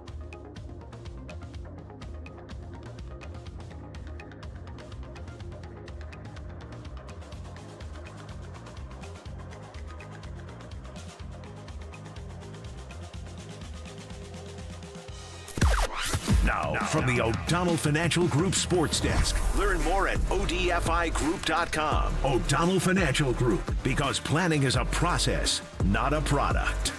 Matt Mayoko joins Tolbert and Copes today at 4:50 to discuss the latest news surrounding Brandon Ayuk and where things stand after getting together over the weekend to hammer out a new deal. And by the way, Matt Barrows joins this show at 8:50. So stay tuned to the Sports Leader for all your 49ers coverage.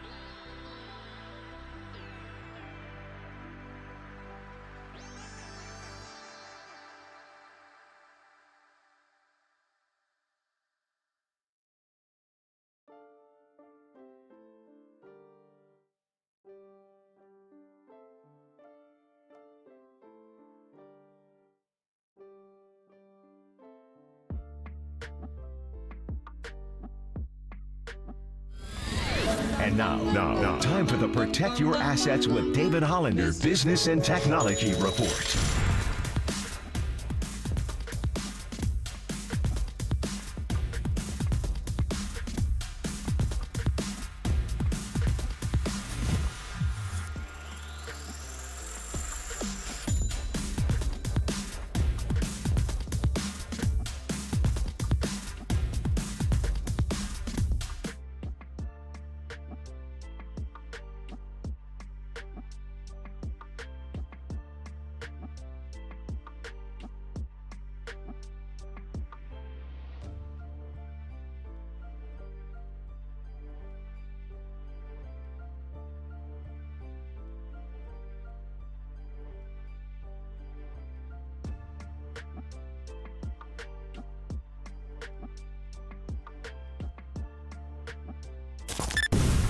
This is KNBR, and this is Murph and Marcus on KNBR 104.5 and 680, the sports leader. All right, everyone, chill. This is the cooler. You are not sending me to the cooler of content. Sponsored by Mancini Sleep World. Sleep better, live better. Visit sleepworld.com. And by Marin Health. Marin Health Medical Center and Marin Health Medical Network World-Class Care. Closer than you think. On the sports leader. All right, so great to be back. That's Marcus Boucher. By the way, you can see us on TV. This ain't AI. This ain't AI, buddy. Unlike some of the stuff, I don't know. Neither of us is going to jump off the Stade de France today. No. That wasn't AI, right? Tom Cruise did that, did he? I'm pretty sure that was real life. Now, you got to question everything these days with AI. I'm questioning a lot of things. People at the rallies. Many are they're saying it's all AI. Sorry. Anyway, I just had to, just for fun. That's it from now until December. Yeah, all right, guys. We'll be good boys, I swear. The point is that we are back. This is us in the flesh. Great to be back, and thanks to all you listeners for hanging for 2 weeks. Thanks to Young Tony and John Joe Curley for holding it down. Geez, I've been gone so long. John Joe got an office when he was gone. How about John Joe Curley has now taken Mike Holder's closet. Does he have aura? Does John Joe Curley have aura? I don't know. That's a good question. Hey, Young Tone, which Outside Lands performer had the most aura? Ooh, damn. Probably Chapel Roan, to be honest. Okay, that's a good question. She's a good answer. Great performer, great stage presence. Great answer. Yeah. Okay, you now, for those that don't know her, you have to play her in the next rejoin. Got you. Okay, all right. Understood. All right, well, it's all Steph Curry in the cooler of content. This is the first one is with Rachel Nichols at the after party. That's right. And, dude, they just, by the way, did you see the footage of Devin Booker getting on a bike at 6 a.m. and leaving the club? Who let him get on a bike? After what he's been doing that night, he should not be biking the streets of Paris. With the medal on. With the jacket that says Team USA 2024, in case any homeless guys on the street were wondering. Some guy's going to jump him for sure. What are we doing? Did you see Curry, Kerr, before he left the press conference, said nobody asked about Devin Booker, and he was our unsung MVP? Did you see that? No, right before he left, Kerr's like, that's the end of the press conference. He goes, nobody asked me about Devin Booker. He's an incredible basketball player. He did everything the best, and he was our unsung MVP. Wow, did hit a lot of big shots. How about just Dev Book? Somebody had another line about, did you see the Tyrese Halliburton tweet? When you do nothing on the school project and still get an A, and he's holding up the gold medal? Oh, I thought you were going to ask about the Tyrese Halliburton clip of him walking out of the limo with a whole lot of women. Okay. Yeah. Well, hey, let's just say have that. fun, young man. Yeah, Have fun. Winning France. Well, remember in the opening ceremonies, they did a little tribute to the Menage. Yeah, remember that's that? right. They had a little tribute with the two guys in the library. Little Menage a trois. Yeah, there it is. I understand. Anyway, Steph, believe it or not, they had the shirt made that said Nuit, Nuit. And every guy in America was doing the night. Even LeBron James. So here's Steph with Rachel on that shirt. I gotta ask about the shirt. Oh, Nuit. And in France, we say that instead of night. So I don't know what else to say. I ain't gotta say nothing. Nuit. Once again, this guy's stock is just through the freaking global roof right now. We got so many texts during that segment on the Big Hit.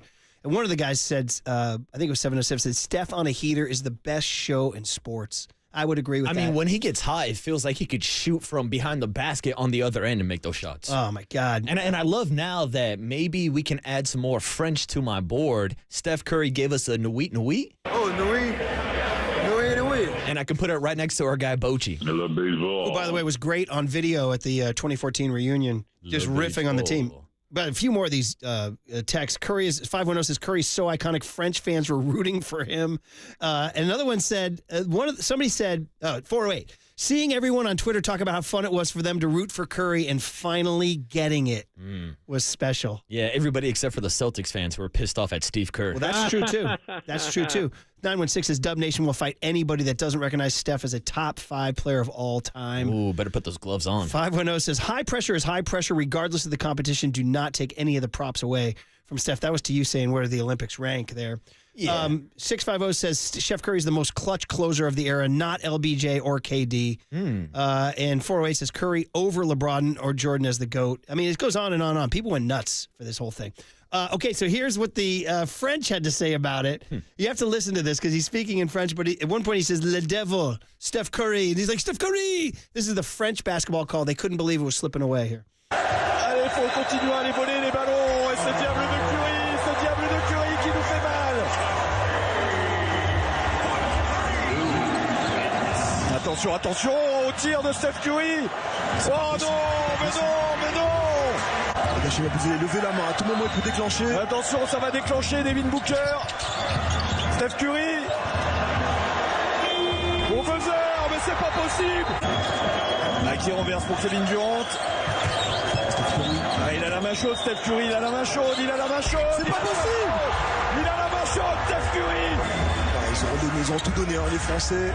Et face à Steph Curry et sa maestra. Allez, 2 secondes, 1 seconde, c'est terminé. 98-87. Dude, if you could hear it, at one point he said, c'est impossible, c'est impossible, c'est impossible. Now, how much of that could you translate with your high school French? French? C'est impossible, it's impossible, and Steph Curry. That's all I got. Steph Curry. But somebody says if he says in there, he calls him the devil.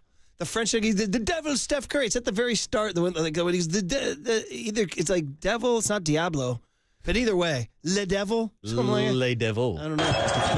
Il a la main chaude, Steph Curry, il a la main chaude. C'est pas possible. Il a la main chaude, Steph Curry. Ils ont tout donné, les Français.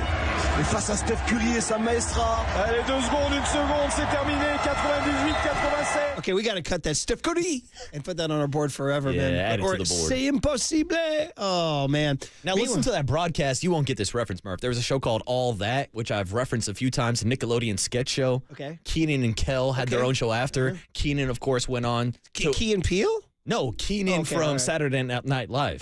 Keenan Thompson. Yeah, exactly. Yeah. And he used to do a skit on All That where he just pretended to be a French guy in the bathtub and would just mumble French. Blah, blah, blah, blah, blah, blah. It kind of reminded me of that broadcast. That's pretty good. I like that. Meanwhile, here's Anthony Curry doing a social with Anthony Edwards in the celebration with cigars and gold medals. And Ant is riffing saying, man, because Steph didn't do anything in the first 5 games. And Ant Edwards is like, dude, it's about time you got here. Here. I'm on the bench like, hold on. I know he hot. But, hey, buddy just shrugged out. You know what you should have did? You should have pointed at both of them. You should have pointed at both of them and said, hey, that's what James did back in the day. You. Wow. Hey, we in the back. We about to go. Go to sleep. We about to go. Go to sleep. Come on. Night. We got that go. 1, 2, 3, go. Go to sleep. Night. 1-0. Hey. 4-3. We just won a gold medal, man. We out here in France. Hey, Ann said I just showed up 3 days ago. Hey, my boy just got the Bears about 3 days ago, but we so glad he got here. I don't know what to tell y'all, man. This is wild, bro.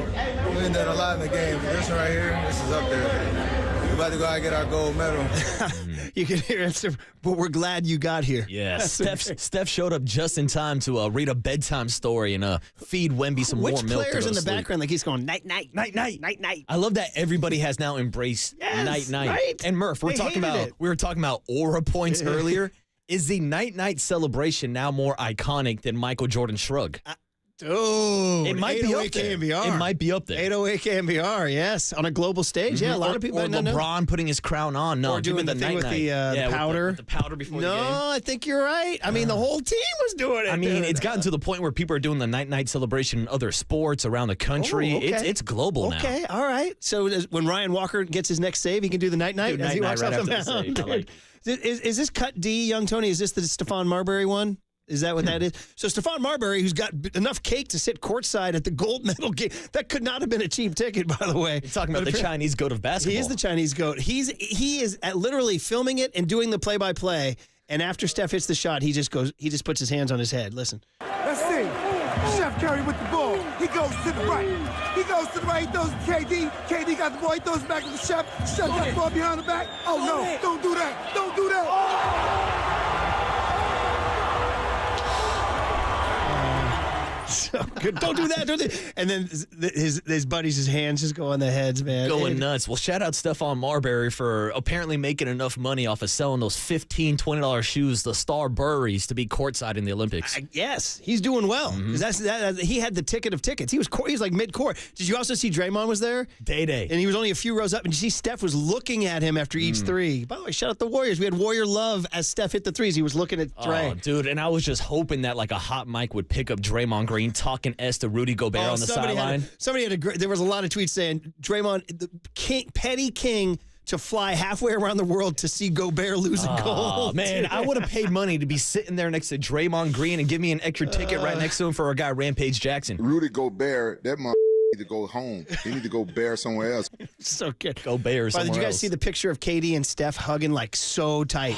And people are like, is this going to happen? Is KD coming back? Trade deadline? I mean, deadline? When you look at the performance Steph put on, you got to go all in. Bring back KD. I'm here for it. Baby. All I'm right. here for it. So we'll talk about that. Yeah, somebody's saying if you hear the French guy, Diable is what he says in there. Diable, Steph Curry. So good. Mama said he's the devil. That's a number 30 cooler of content. Nuit. And I think you might be right. It might be the most iconic. Nuit. Better than the Brian Wilson doing the X after the save? Yeah, I don't know. I'd say it's more iconic. All right, guys. Well, we'll continue this thread here. We got Matt Barrows at 8:50, but we continue this Curry discussion on the other side. Does this make him a top 5 player of all time? And more of your reactions to it, too, on KNBR 104.5 and 680, the Sports Leader. Steph Curry et sa maestra.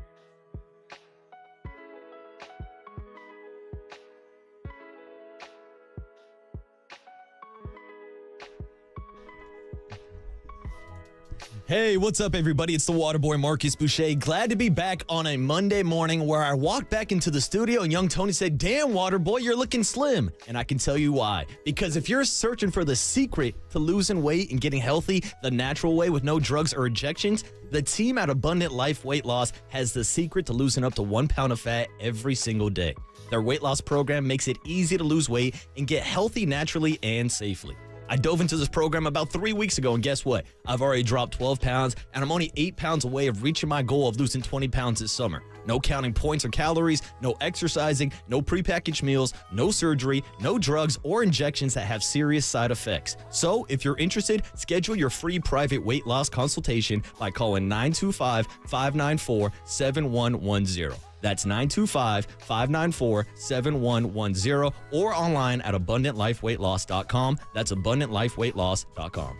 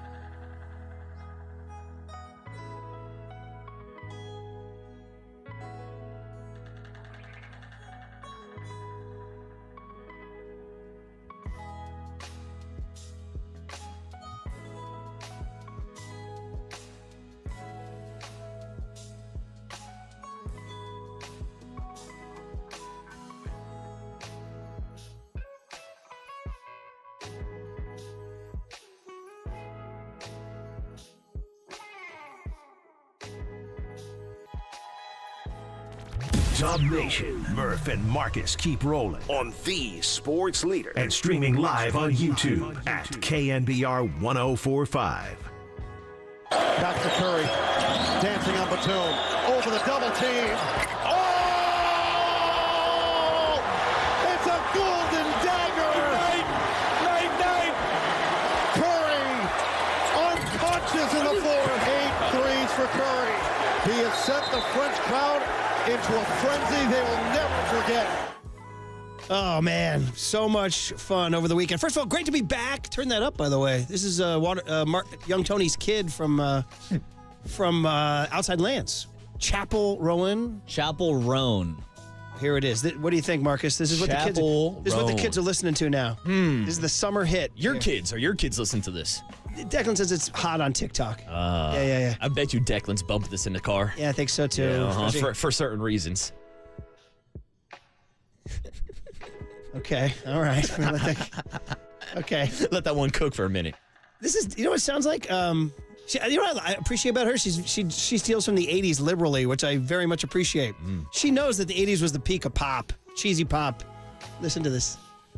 See the crowd go crazy for this one here? She had like a dance move, almost like the YMCA type thing where you're moving your hands, HOTTOGO. Like, and you were like, just where's the house music, bro? I was just like, who is this? Like, I honestly, no disrespect to her, but I had not heard of her till this weekend. Yeah, but you said she had the biggest aura at the concert at the festival this weekend. Huge stage presence, a lot of people there. Like, more people to see her than headliners. Outside Lands organizer said he estimated 50,000 of the 75,000 came for Chapel Roan. I believe it, yeah. Yeah. And what time of day did she perform? 4 p.m. yesterday on the main stage. Right before Post Malone? Correct. Wow. Couple shows before, yeah. And Post Malone came out and did his country set. Dude, he was out there just doing like karaoke, essentially. Unbelievable. I watched the whole set, by the way. Shout out to Amazon Music live on Twitch. Just like this show is live on Twitch, YouTube, and the KNBR app every single day. You can see us here very much. It's great to see everybody. Matt Mayoka is going to join Tolbert and Copes at 4:50. It's glad to be back. Everybody's glad to be back. Listen, we talk Giants. We'll talk more Giants as the week goes on. But today, to me, is a Steph day and a Niner day. We'll talk to Matty Barrows at 8:50. And we'll talk Giants with Ron Wotus at 9:30.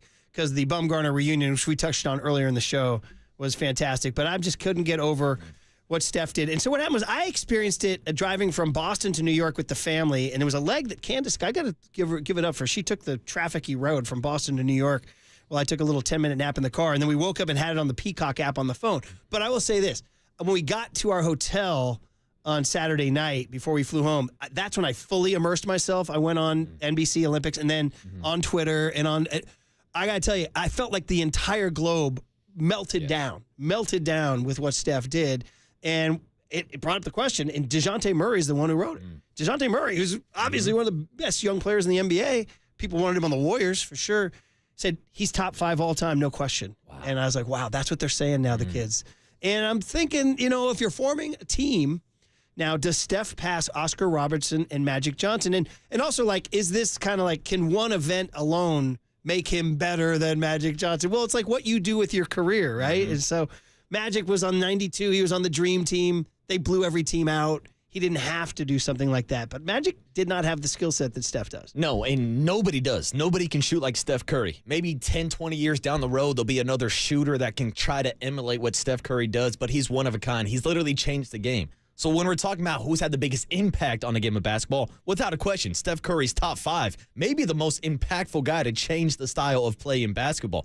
But when you go top 5 all time, it's tough when you look at his defensive abilities. And not saying like Steph's the worst player ever, but we know Klay Thompson was guarding the best player each and every game. So I think that's the one knock on Steph when you compare him to guys like MJ or Kobe or LeBron, guys who were all NBA defensive team multiple times. And it's an interesting question that you ask. When you're building an all-time team, I think a lot of people focus on the debate between either Magic Johnson or Steph Curry at point guard. But what if you're building an all-time lineup and you're putting LeBron at point guard and you let him run the offense? Oh, man, you could do that. Then maybe neither of those guys are on the roster, because then maybe you think, because that's what they kind of did in the Olympics. It was LeBron running the point, Steph playing shooting guard number 2, but you're not going to uphold and take MJ off that roster. Yeah, I don't think of Steph as a true point guard in general. You know what I mean? Like, for example, like, is John Stockton a better true point guard than Steph? I'm about to pass on his body on John Stockton. Whoa. There you go, buddy. There you go.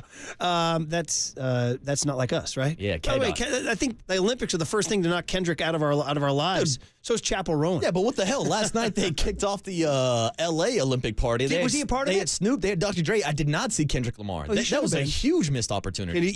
We're talking about songs of the summer. I saw Red Hot Chili Peppers were on a beach. That was pretty cool. And I guess they went with the appealing to the older crowd. I don't know, but the Olympics are trying to bring in a younger crowd. Oh, they had Billie Eilish out there too. Okay, there I you saw go. her. There you go. Who's that guy? Black T-shirt Billie Eilish. That's the guy I was thinking of. There you go. 707 says, pump the brakes. You can't be top 5 all time unless every other team in the tournament is wearing your logo on their uniform. Jordan is one of one. Yeah, MJ's the GOAT in my opinion, but I think Steph Curry is now approaching at least a top 5 conversation, top 10 without a doubt. 925 checks in on the Golden State Lumber and Building Materials text line. Says, I think what Steph did makes it very, very hard to argue he's not top 10 now. I would agree with this 925, and I was one of these guys. I'm an old head, and I said Magic and dude. You ready for this? If I was doing this show in the 90s, I would have told you guys that Magic and Bird were better than Jordan.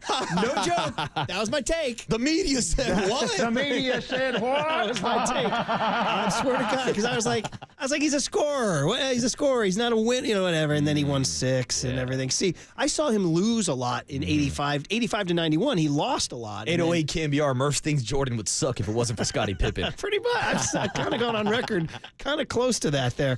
By the way, 707 says LeBron was looking to give the ball to Curry. So now, I got to talk about LeBron for a second right now, because we've had this discussion, LeBron, MJ. You say there is no discussion. Yeah, to me, the conversation ended when LeBron James lost his 6th NBA Finals when you look at Michael Jordan being 6-0 in the Finals. Does the last 2 weeks enter into this equation? For him to be age 39 and to go with the gray and the beard, did you see him out there? He was willing the team to victory on a number of occasions. I can't get over this guy. Now, again, training is different now. Strength is different. To me, it's getting into Brady Montana territory where Montana is so iconic. He's like Jordan. Like, nobody will ever be better at their peak. And LeBron is more like Brady. He's just hung around longer to do more things, become the all-time leading scorer, become top 5 in assists. Now, your point was, even with all that, he still doesn't have as many titles as Michael. Right? Yeah, he's not as accomplished as Michael Jordan, whereas in the football argument, Tom Brady has more Super Bowl rings than Joe Montana, so I give more weight to that argument. The other argument about what Steph did is, when did the Olympics become, I can't name, can you name any other iconic Olympic basketball moment other than Young Tony? Here's a Young Tony, 1972, when the U.S. was just rolling through basketball and we lost a hugely controversial game to the Soviet Union with a brutal, 2 of the worst calls of all time, so much so that the American team to this day has refused to accept the silver medal. How about that, Young Tony? Did you know about that, Young Tony? The 72 Olympics? I did not, no. Oh, yeah, because we were unstoppable. Then we came back and won 76, 80, 84. And then 88, we finally lost. That led to the 92 Dream Team.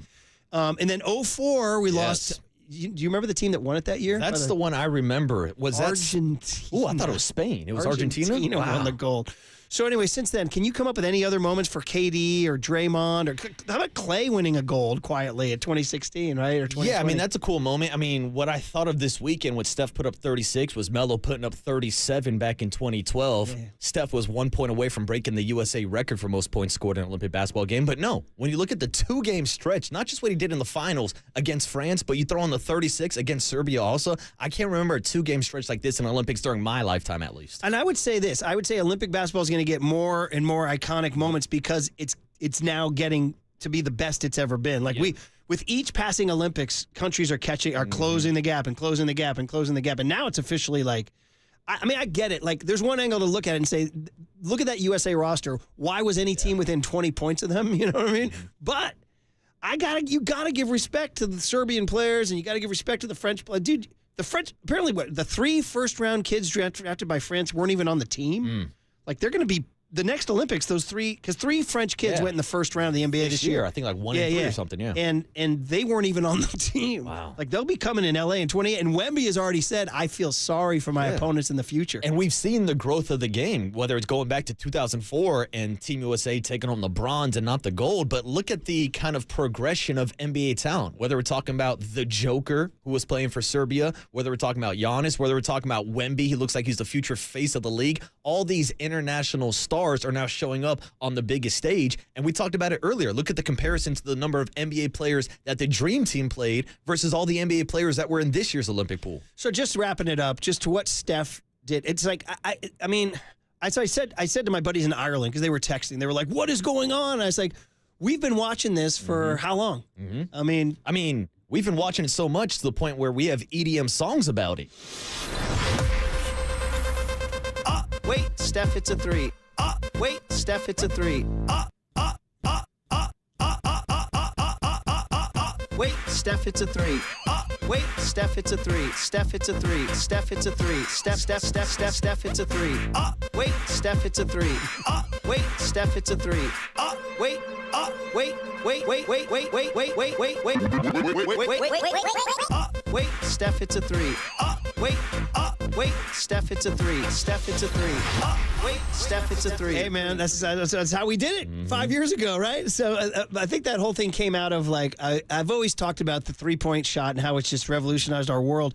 I've always said, like, how'd the Warriors do last night? I don't know how they shoot from three. And then we were talking about a game, and I was like, you just watch the Warriors anymore. You're like, they're not playing that well. They're not playing that well. Oh, wait, Steph hits a three.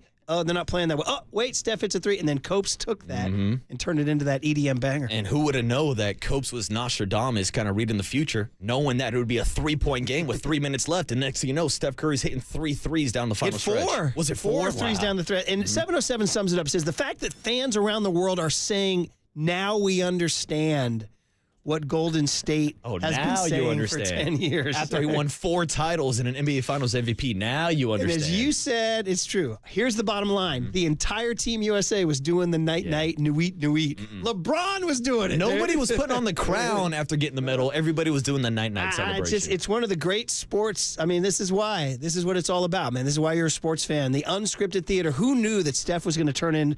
And we didn't even talk about the semifinal when he scored 36 with the 9 threes. In the game, they were down 17 in that game. If it wasn't for Steph Curry, LeBron would have been playing for LeBron. So, all that said, LeBron was pretty incredible in this whole thing. Yeah, he was. But Steph, you magnificent bastard. You are something else. And also, Steph Curry didn't get dunked on like LeBron did. I know, that's true, too. Lay poster. So, all right. What does this mean for the 2024-25 Warriors? It means go get somebody, Joe Lacob. You have a prime Steph Curry at 36. Go get some talent around him. They're going to finish 10th with after that. Is he going to go from Is he going to go from that global iconic status to finishing 10th in the West? Well, think about the sadness. We're giving so much praise this morning to Steph and LeBron. Both those guys are going to be competing for a play-in team next year. Who knows though? We'll get into this next month as it gets closer, but I'm quietly more optimistic than the average Warrior fan, I think. All right? I'll just leave it at that. All right, Matty Barrow's talking 49ers. Talking about optimistic. I'm not optimistic. By the way, I think I want to change my pick. On Monday, September 9. Whoa. I think the Jets might have a chance to win that game. Wow, you're backing your boy Rodgers. Well, I've been watching what's going on with the Niners, dude. I'm not seeing anything good. That plus 6.5 is looking good. Plus 6.5. Oh, I would take the Jets. I think it was like plus 5.5, 6.5. I would take 6. If we're doing Friday football forecast, I would take the 6.5 for sure. Aaron Rodgers and the points. Might come down to your buddy Jake Moody, who you talked to. That's it, my friend Jake Moody. We talked to him a couple weeks ago. All right, Matty Barrow's on the bummer summer for the Niners. Next on the Sports Leader. Oh, Nui.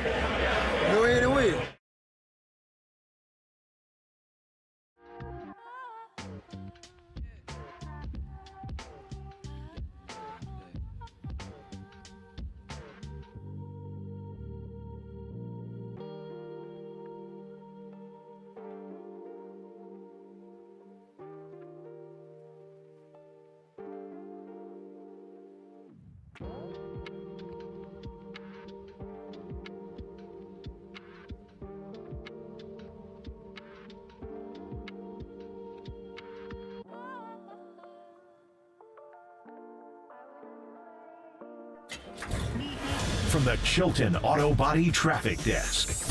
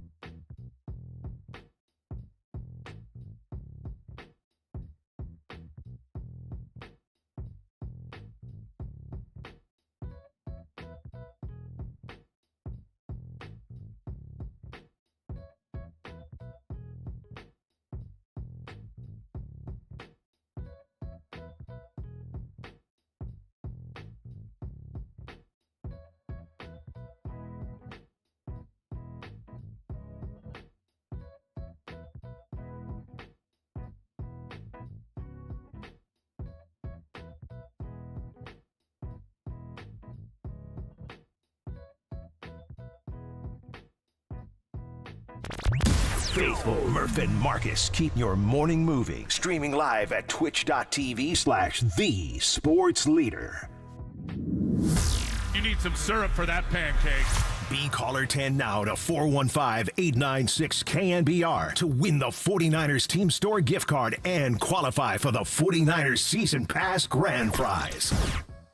Okay, so you guys heard it. Today through next Friday, August 23rd, 3 chances a day. Our show, you just heard it. Papa and Lund. Oh, look, give me some more of that. Chaperone. Yeah, there you go. And Tolbert and Copes. You get 2 tickets to each 2024 regular season 49er home game. We're calling it a season pass giveaway. And if you get your name in the drawing, at the minimum, you're going to get a $50 gift card to the 49er Team Store. So that's it. Caller number 10, 415-896-KNBR. So we'll do it again tomorrow at 8 a.m. This is the one. This is the one this was her first big. What do you think, Marcus? I didn't know you were such a Chapel Roan stan. I mean, I wouldn't say I'm a stan. I'm just saying I'm aware. Okay. I'm just saying I'm aware. I thought about putting this on the 12-year-old playlist, but I was a little like, I think in retrospect I should have. Because they like the summer bangers. I had some help and all that stuff. Anyway, that was fun. Hey, I got another story for you guys since we last signed off. Our next guest and I, we hang. Dude, the Saturday after we hung out, I was sitting at home on a Saturday, got a text from Kirk Reynolds. Ooh. And I could hear it in Kirk's voice. He says, any interest in the Chivas San Jose Earthquakes Leagues Cup game at Levi's tonight? I was like, I'm going to ask my kids. And they go, I said, do you guys want to go to Levi's for the Chivas San Jose Earthquakes Leagues Cup? And they go, yeah. So I wrote back, I go, yeah. Kirk's like, come on down. So we drove down to Levi's Saturday night. No way. 2 Saturday nights ago. And I walked into the suite, shout out the MLS suite. And who was standing there? Matty Barrows. Of course he Matty was. Barrows. So he and I are, yes, we're going to talk American football, but if you need some international football, we're your guys. We're your guys. Matty, let's talk Chivas Quakes, buddy. How are you? What's up, Matt? Yeah, that was a heck of a game. I think we were both surprised by the atmosphere. You and I got into it. I mean, it started out as casual fans, and next thing you know, we're ardent Quakes fans. Well, it went to PKs, and it doesn't get any more dramatic than PKs. So Matty and I are standing up, like holding. We're doing, all the players. They stand with their arms around each other, during the PKs. That's Matty and me in the box. We had our arms. Did you around guys each other. go down and hang out with the ultras and start taking your shirt off and partying with the Wando? ultras, as Matty will tell you, were heavily outnumbered. It was like 95% Chivas fans, right, Matt? Oh no. Oh yeah, and there were more than 50,000 people in the stands. It set a record for whatever kind Leagues of league Cup, play that they were in.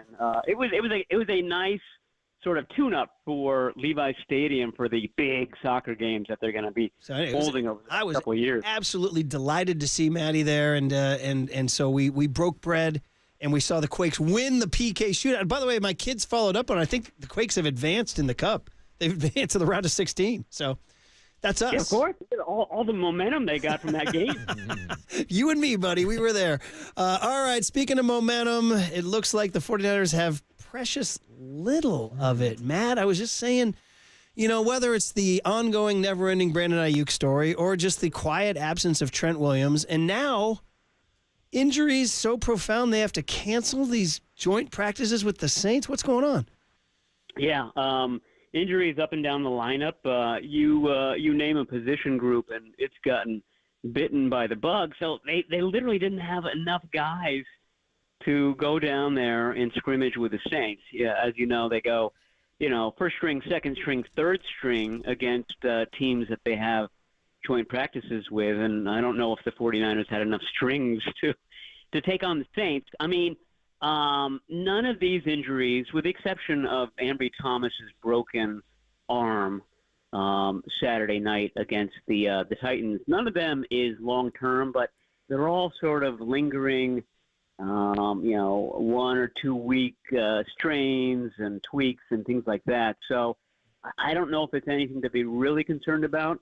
I remember the first head coach that I covered was Dennis Erickson. And during training camp, they used to hand you a sheet of paper before every practice that had the list of guys who were injured. And I remember it got so bad during one of the Erickson years that the sheet of paper had a front, and then you flip it over, and then there was like 6 or 7 names that went onto the back. So this has happened before in the past. It's just sort of a dog days of August scenario right now. I don't know if it's going to bleed into late August or into the regular season. Matt, Murph and myself have taken the last 2 weeks off on vacation, and 2 weeks ago we talked to you about Brandon Ayuk. Here we are 2 weeks later. Brandon Ayuk's contract situation is still not figured out with the 49ers. There were reports over the last week about trade talks with the Steelers, with the Patriots, with the Browns, and even reports coming out this weekend that the 49ers are now re-engaging with Brandon Ayuk to figure out this contract extension. What's the latest update on BA? Yeah, I mean, I'll try to make it as simple as possible. It seems like he's got two choices. He stays with the 49ers, or he gets traded to the Steelers, which are one of the two teams that he personally selected as possible destinations, the Commanders being the other. The problem with the Steelers scenario is that the Steelers don't have a real deep roster, and they're not offering anything that the 49ers want to jump at. The 49ers ought to be waiting for some sort of king's ransom compensation. And I don't know what the Steelers' offer is, but apparently it's not to that level at this point. I've also heard that the Steelers aren't offering Ayuk as much money, certainly over the life of the contract. The contract can be written up in various ways, lots of ways to cut it. But that was the latest I heard. Nothing really has happened for a little while. So in my mind, I think that the longer it goes on, it favors the 49ers, because I would think that the Steelers would be less apt to give more the closer we get to the regular season, because he's got to get up to speed and this, that, and the other. But that's just my own personal conjecture. That seems to be where we are right now, kind of more of a stalemate, but at least sort of winnowing the choices down to two. Man, do you think the Niners, let's get editorial here for a second, Niners botched this? I think it has the potential to be botched. I mean, like I think I've told you guys before, if they end up trading Brandon Ayuk, I don't know how this is anything but a big fat L for them. But I think that the Nick Bosa negotiations from last year are sort of in the background here. I mean, the 49ers went right up until the regular season with Bosa, and they didn't really save anything. Bosa won that negotiation. So my sense is that the 49ers are taking a much more hardline stance this time, and this is the result of it, this kind of impasse that they've reached. And now the 49ers are not only dealing with contract negotiations with Brandon Ayuk, but also Trent Williams. I don't know if you have any updates on Trent. Seems like he hasn't showed up or talked to anybody. But do you think the 49ers' number one priority right now is working out a contract with Brandon Ayuk or Trent Williams? I mean, I think there's a sense that the Williams contract is more workable. It just seems as if they think that there's a good solution there. I'm not exactly sure if Trent Williams is champing at the bit to be here in early August. We're starting to reach the point where you would think that, ideally he would want to be back. The 49ers would want him back. Guys like Nick Bosa and Leonard Floyd, who would kind of get sharpened by having Trent Williams out there, would want him back for practice purposes. But the Ayuk one is the big one. I mean, that's the one that, if he had accepted a trade offer, our friend Matt Mayoko had great reporting on that and what the Browns were offering. And the 49ers seemed quite receptive to it. So if Ayuk had said yes to going to Cleveland, he would be in Cleveland right now, and he would be gone. So that's the one that's more tenuous. I still think he's going to end up staying here, but if one thing changes, if Pittsburgh says, yeah, we'll give you an additional second rounder in 2026, he could be gone to Pittsburgh. So that one seems less sure, and should be one that the 49ers are focused on solving. Talking to Matt Barrows, of course, senior writer of The Athletic, who covers the 49ers. And, oh, by the way, I've been corrected by the Chivas crowd. Chivas crowd. So I was going with the golf Chivas irons. That's the wrong thing. Chivas. Maddie and I watched them come up a little short on the PKs to the Earthquakes 2 Saturdays ago. Here's a weird one for you, and I don't know.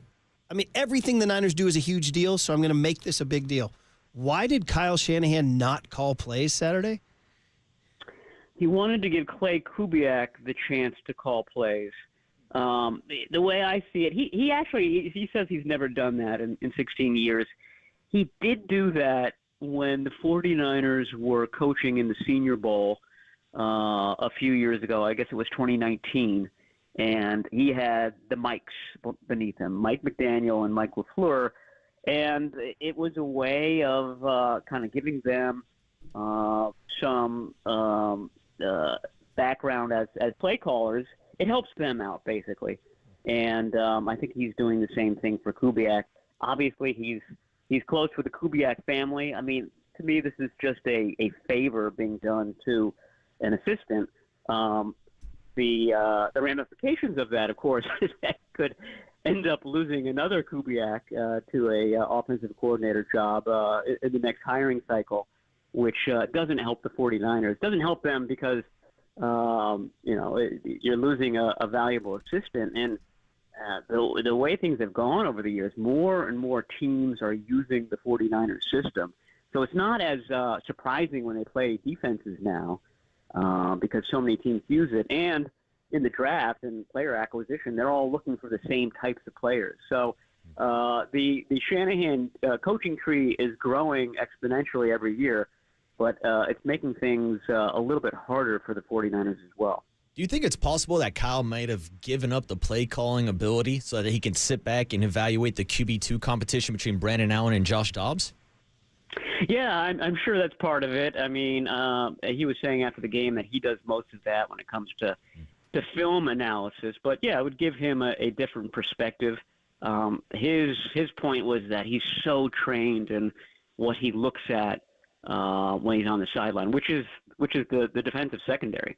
He's looking at the defense the way a quarterback does to make sure that the quarterbacks are making the right decisions. So he was doing that. I'm sure he was making judgments in his head. It seemed like a nice outing for both quarterbacks. The numbers weren't very impressive, but there were some key drops there that would have made their statistics a little bit better. So, yeah, I'm sure that's part of it. And I would think that one of the takeaways of that game is that he was happy with Brandon Allen and Josh Dobbs. Both played well. Dobbs playing with, a backup line and having to deal with a Titans team that did a lot of blitzing.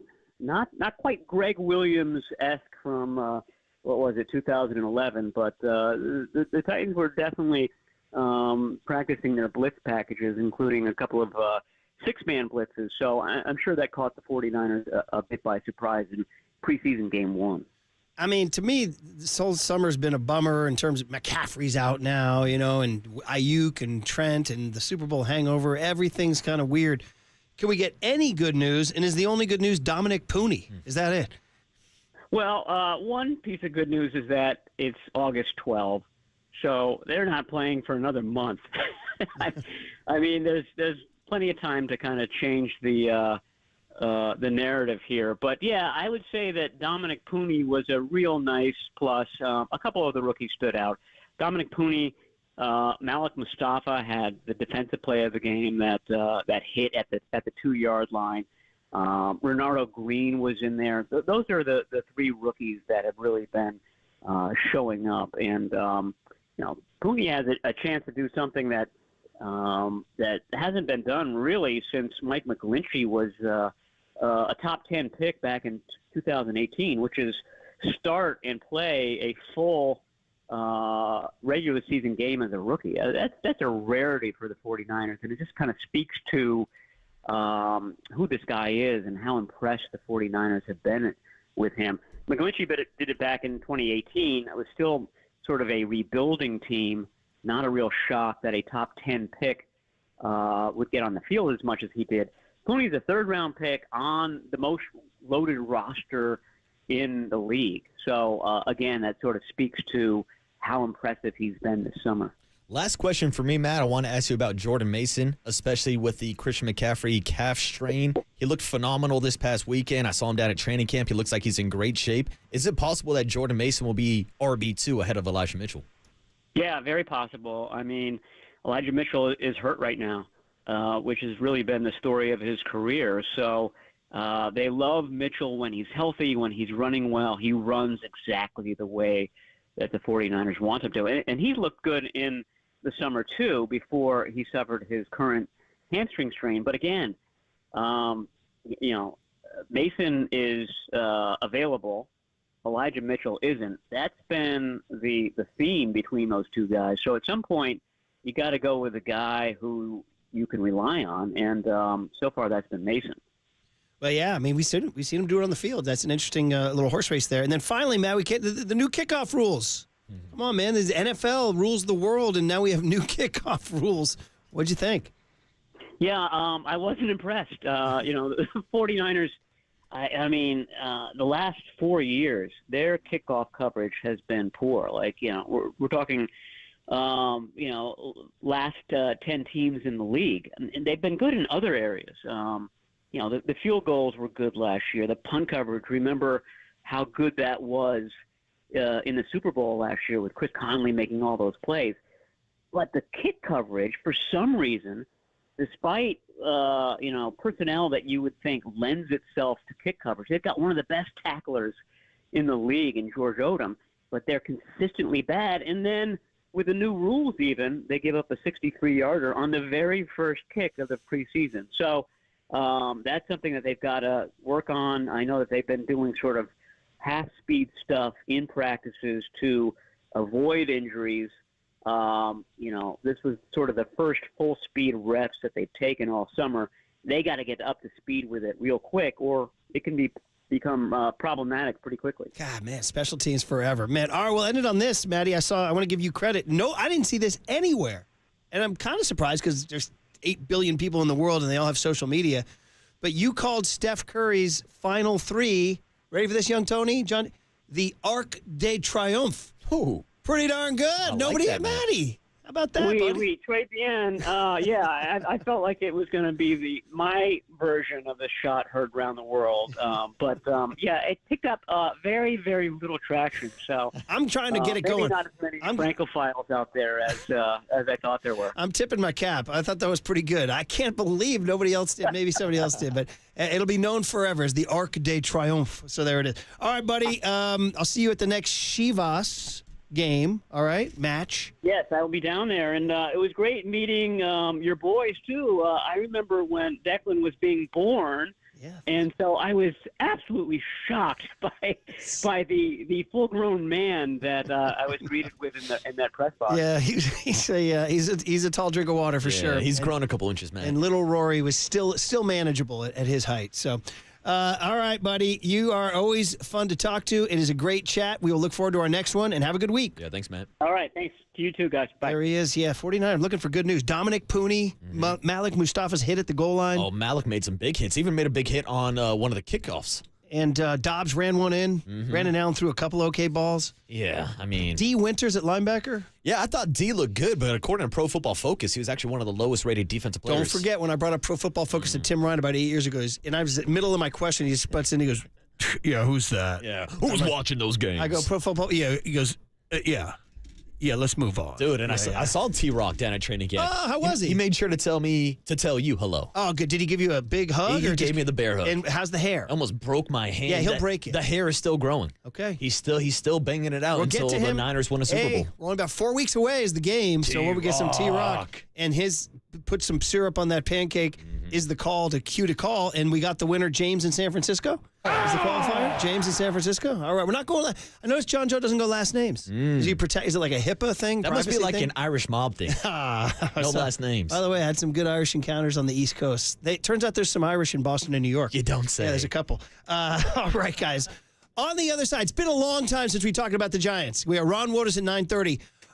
Are the Giants going to do this thing despite my rage at the trade deadline and all sorts of weird stuff? Camilo Doval, Mark Canna, Hayden Birdsong, Patty Bailey, Gerard Encarnacion. We got Giants takes next on the Sports Leader.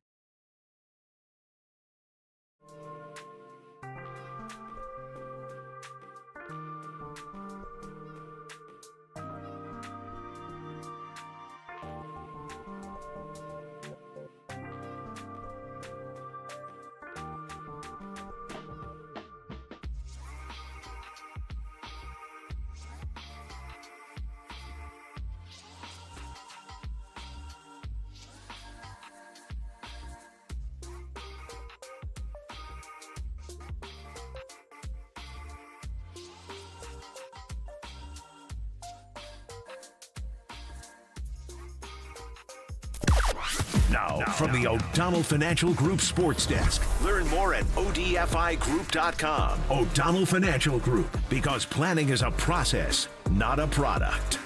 You just heard Matty Barros, and Matt Mayoko joins Tolbert and Copes today at 4:50 to discuss the latest news surrounding Brandon Ayuk and where things stand after getting together over the weekend to hammer out a new deal. You can hear that. You can hear that interview at 4:50 this afternoon on the KNBR app and KNBR.com.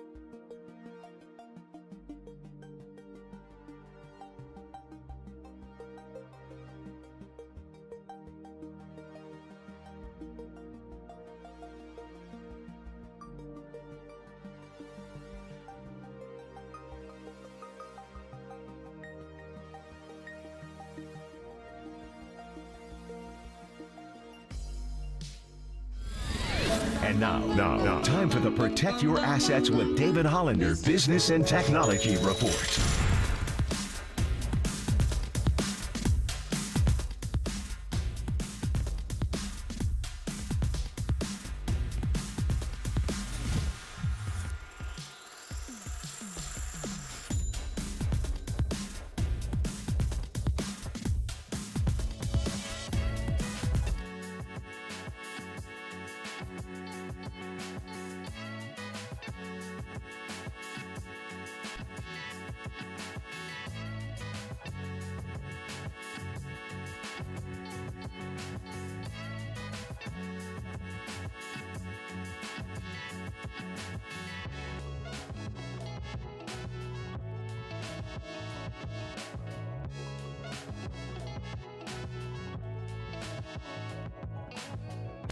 Giants gamers, Murph and Marcus keep your morning moving on the sports leader and streaming live on KNBR.com and the KNBR app.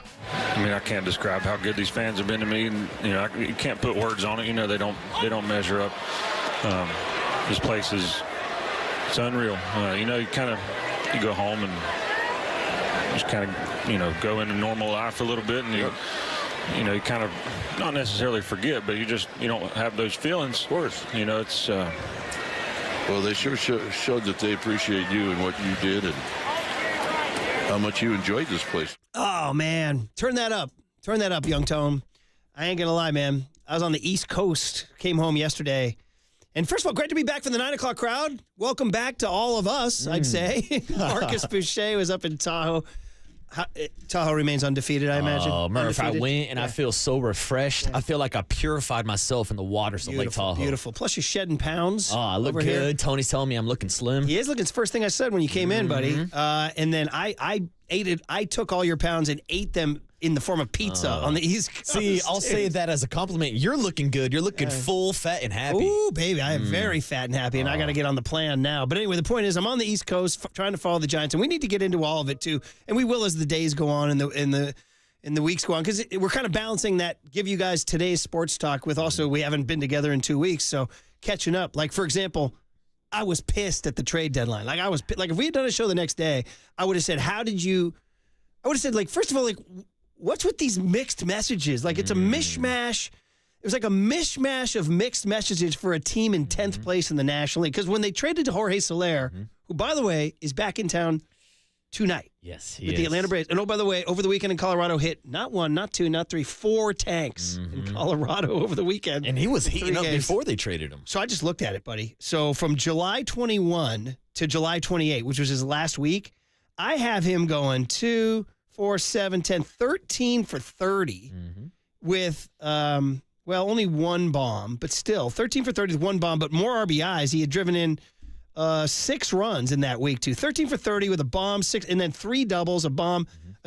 Dude, he was becoming – so I was like, so what was your interpretation when they traded – were you on the air when they traded Soler? I was. So I did the Tuesday trade deadline. That was when we were live at Levi Stadium, actually, for 49er training camp. And then me and JD gave our reactions that Wednesday morning. Did you guys like the trade deadline? No. I'm not saying I was a huge fan of it. Like, I understood why they were moving on from Jorge Soler. It seemed to me like a cost-cutting. They wanted to get rid of that contract. So wait a minute. We're the Giants. We're like – have you seen what they're charging us for the frickin' beers out there? Oh, I've seen it, Murph. So, I mean, Murph. By the way, Fenway's doing the same thing. Oh, forget it. I had to call Provident Credit Union as a Fenway dude. I did.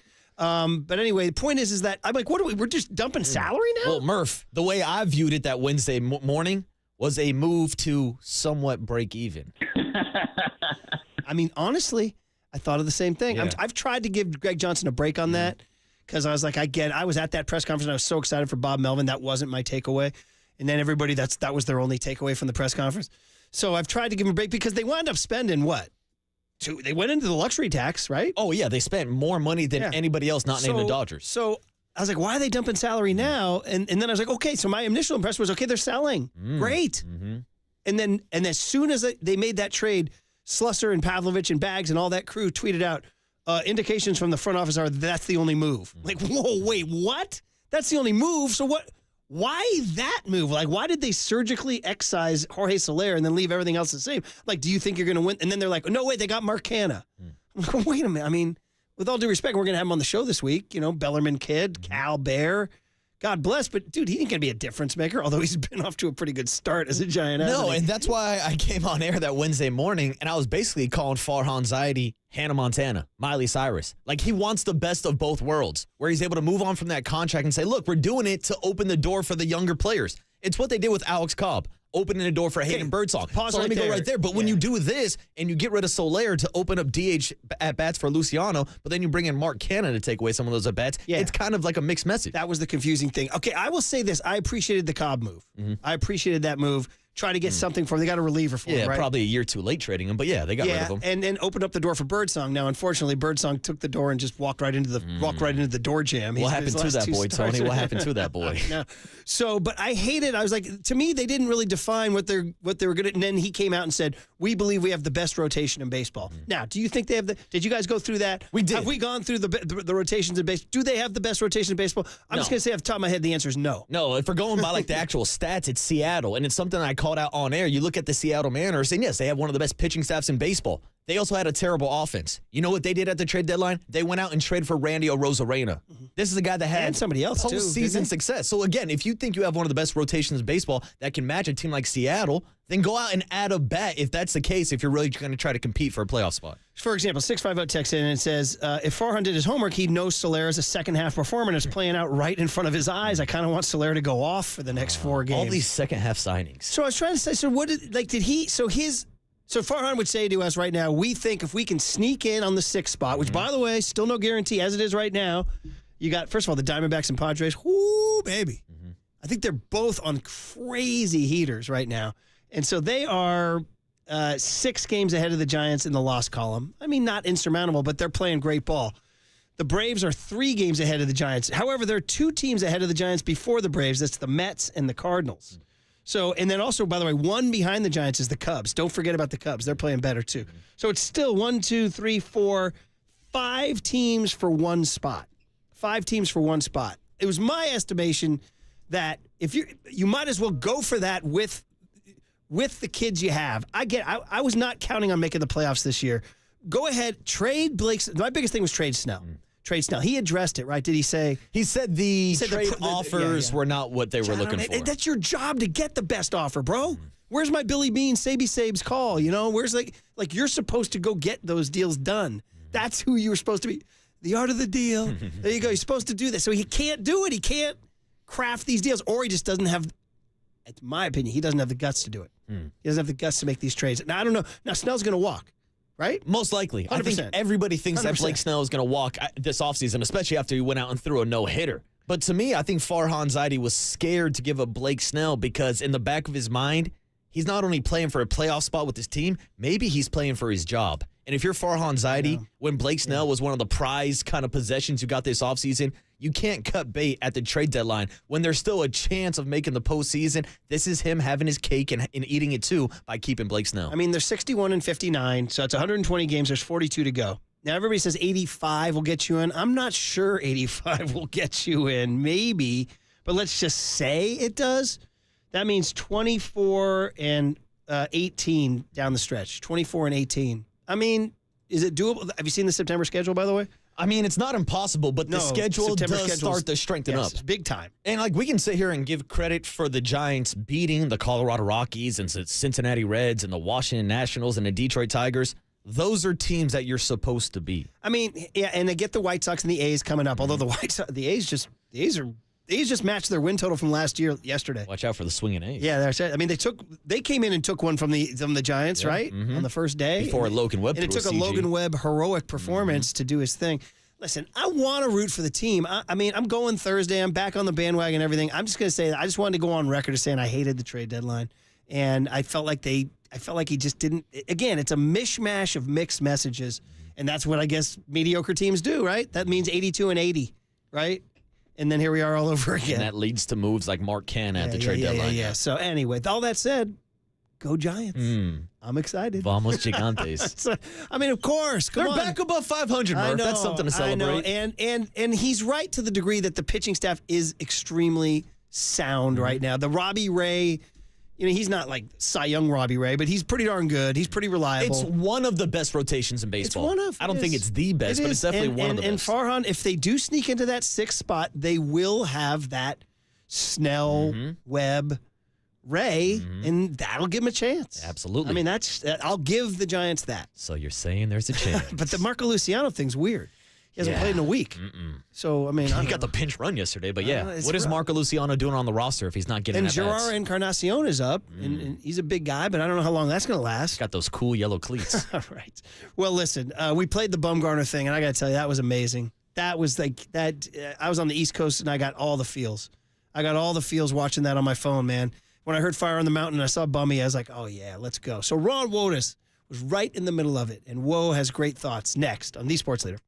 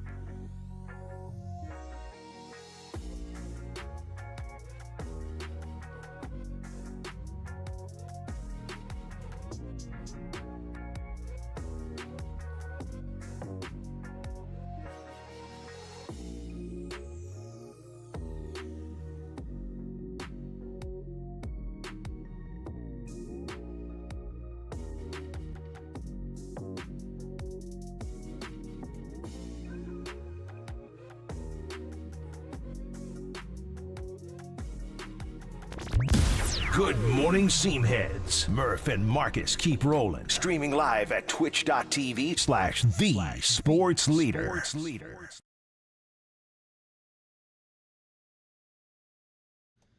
Well, it was, reunions are always great, right? And first of all, great to be back, everybody. Murph and Marcus, we're back after our long vacation. We're ready for the Giants and the Braves tonight. We're ready for the Niners and the Saints this weekend. We're ready for Steph Curry's global return when he eventually gets back to the Bay. So those are all the stories going on. But I have to tell you, the Giants do these reunions, and they're always great in their own way. But Saturday, and this is not to say anything about any of the other guys who were there. Saturday to me was about Madison Bumgarner. Yeah. Like, that was incredible. And one of the men who was right there in the middle of it all is our next guest. We haven't made the connection yet. It'll be Wotus when we get him. To you, first of all, Bummy doesn't do these things. He doesn't do this. Mm-mm. I guess Peavy, Vogelsong, and Buster, and Huddy, Tim Hudson, who was there. Huddy was there. Worked the phones. And they worked him and they worked him. And finally he said, all right, get on the plane, left the ranch in western North Carolina, and came out to San Francisco. You can't do a 2014 reunion without Madison Bumgarner. Who was it? Was it Bochy's line that when they got their rings and all the diamond, he goes, I kind of thought they were going to do a diamond rendition of Bumgarner's face. Arguably, they should have. Like, it's so crazy to me to think about. We talk about this all the time with guys like Barry Bonds and some of the greatest baseball players who never won a World Series. And we say, it's baseball. One player can't have an impact on the World Series. Right. But here's Madison Bumgarner putting on one of the greatest performances of all time. Yeah, incredible. And so when I saw he came, I was so thrilled. I had no idea. I guess the Giants released it a day or two prior. And then, genius to have him be the last guy introduced. And then he brought the trophy out, I think. And then, of course, he threw that first pitch to Buster. And once they were playing Fire on the Mountain, it got me, man. I was like, man, look at that. I got all the feels. So now the connections are made with, of course, the three-time World Series champ and now special assistant to baseball ops and the longest tenured coach in Giants franchise history. That's pretty good. Considering I just saw John McGraw's plaque at the Cooperstown Hall of Fame, that's pretty good. Ron Wotus back on the UMA guest line. Whoa, good morning. How are you, man? Hey, Ron. Hey, Marcus. I'm doing well. I got to tell you, Murph, too, I saw your buddy Mac the other night at Peavy's and Flannery's concert there for the community fund. So it was good to see your old partner as well. We had a great weekend, that's for sure. That is awesome. I heard he got on stage, too, and strummed a guitar with the crowd. So that's what he does. He loves it. And so I'm sure you guys had a ball. And shout out Peavy. And by the way, thanks for doing it for the Giants Community Fund. I'm on a board member there, and we appreciate the benefits. So thanks to Jake for doing that. Yeah, no kidding. Absolutely. I forgot you were on the board. That's fantastic. What a great program. I don't do much. Whoa. I think they put me on because of this microphone where I get to remind everybody that the stretch drive was this weekend, and we're still accepting donations for the Junior Giants stretch drive at jrgiants.org. So there you go. Whoa, we did it. What a pro. You did it. You're working hard. I like it. Okay. Again, this was not to diminish anybody because they were all great. Vogie, Peavy, Joe Panic. All the players who were there, but Madison Bumgarner's return, whoa. How'd you digest that? Well, it was exciting. Personally for me too. I love all those guys, but it's always great to see Bum. We've had a very good relationship over the years. I talked to him a lot when he was in Arizona, and he didn't enjoy it over there like he did here in San Francisco. So, you always think the grass could be greener, or somewhere else, and coming back here, I think it was extremely important for him. I think that the reception he got from the fans, et cetera, really touched him. And, he's a Giant at heart. And when you do what we did and had the success in this city with these fans, there's nothing better. And, when you're playing and you go somewhere else, you probably realize that even more. So the return of him, to get the reception and be here was outstanding. So I was real happy for him. Ron, you've been a part of these reunions before, obviously the 2010 and 2012 World Series. But looking at it now, 10 years after the 2014 title, have you had a chance to kind of reflect on that entire era of Giants baseball and what it meant to you? Oh, absolutely. It means the world. Let's be honest. Hey, if we didn't win 3 World Series or go to 4, I probably wouldn't be talking to you guys right now, right, as a coach. So, anytime you win, I tell the players this all the time. I did it in the minor leagues when I was managing. I says, you guys win a championship. Everybody on this team is more valuable, and in the big leagues, the 25th man on that team, or 26th or 27th, whatever it is today, they keep changing the rules on me here. But whatever that is, the last guy gets a job because you were part of a winning team, and everybody values that, and everybody has a better year. And look, it's going to be difficult for anybody to win 3 and 5 years again. I think it's difficult to repeat in baseball. You saw Boch, right? They won last year, and they're not having the same year this year. I think baseball is tougher to repeat. There have been teams like the Yankees, obviously, that's done it. So special time, special people. And, we did it with different players as well. That's what's special. We had the same, boss and saves and the scouts, et cetera, and front office. But, we did change personnel every other year, and that's what makes it special as well. Well, Mad Bum stole the show. It was so great to see him. I mean, no Timmy, obviously. No Pablo. He's playing for the Staten Island Hawks. And no Brandon That's Crawford, right. who's a Cardinal. We'll see him the final weekend. But was there another guy or two who kind of took you off guard that you were so happy to see when you kind of turned the corner and you saw so-and-so? Who was the one where you had to go up and give him a big hug? Well, it's everybody, honestly. It's everybody, Murph, because there's not an ill feeling with anybody. But a couple surprises that, I didn't anticipate seeing. One was Gary Brown. Remember Gary Brown? Yeah, the old center of number the one first-round pick? draft pick, yeah. Exactly. He was there. The guy that threw the no-hitter in New York against the Mets, Chris Heston, was there. And, it's not only seeing the players, but their families, the kids and the wives, and it's just a great time. But you mentioned all the key guys, and most of the key guys, I missed a couple of our coaches and scouts, and Steve Balboni and Joe LaFay weren't there. Roberto Kelly's managing in Mexico. Huh. He couldn't be there, and Billy Hayes couldn't get away because of some family issues. And, I like seeing the guys that we rubbed elbows with in that locker room, and the coaches just as, we lived together for 8 months as coaches, so we get pretty close as well. So it was great to see, obviously Rags Garden, everybody, but I missed Roberto Kelly. Bam Bam couldn't be there because of the Rockies, but I get to see him, and I get to see Billy Hayes because he comes around. So, yeah, special times. And then Boch on the big screen looks like he had that speech down pat. Like Andy Bagler was saying, I don't think he's reading from cue cards. He just let that rip. Oh, my goodness. Come on. He had a speechwriter for that one. That was the best. That was the best. I couldn't believe it. There had to be a teleprompter. We've learned this political season, everybody's better on the teleprompter.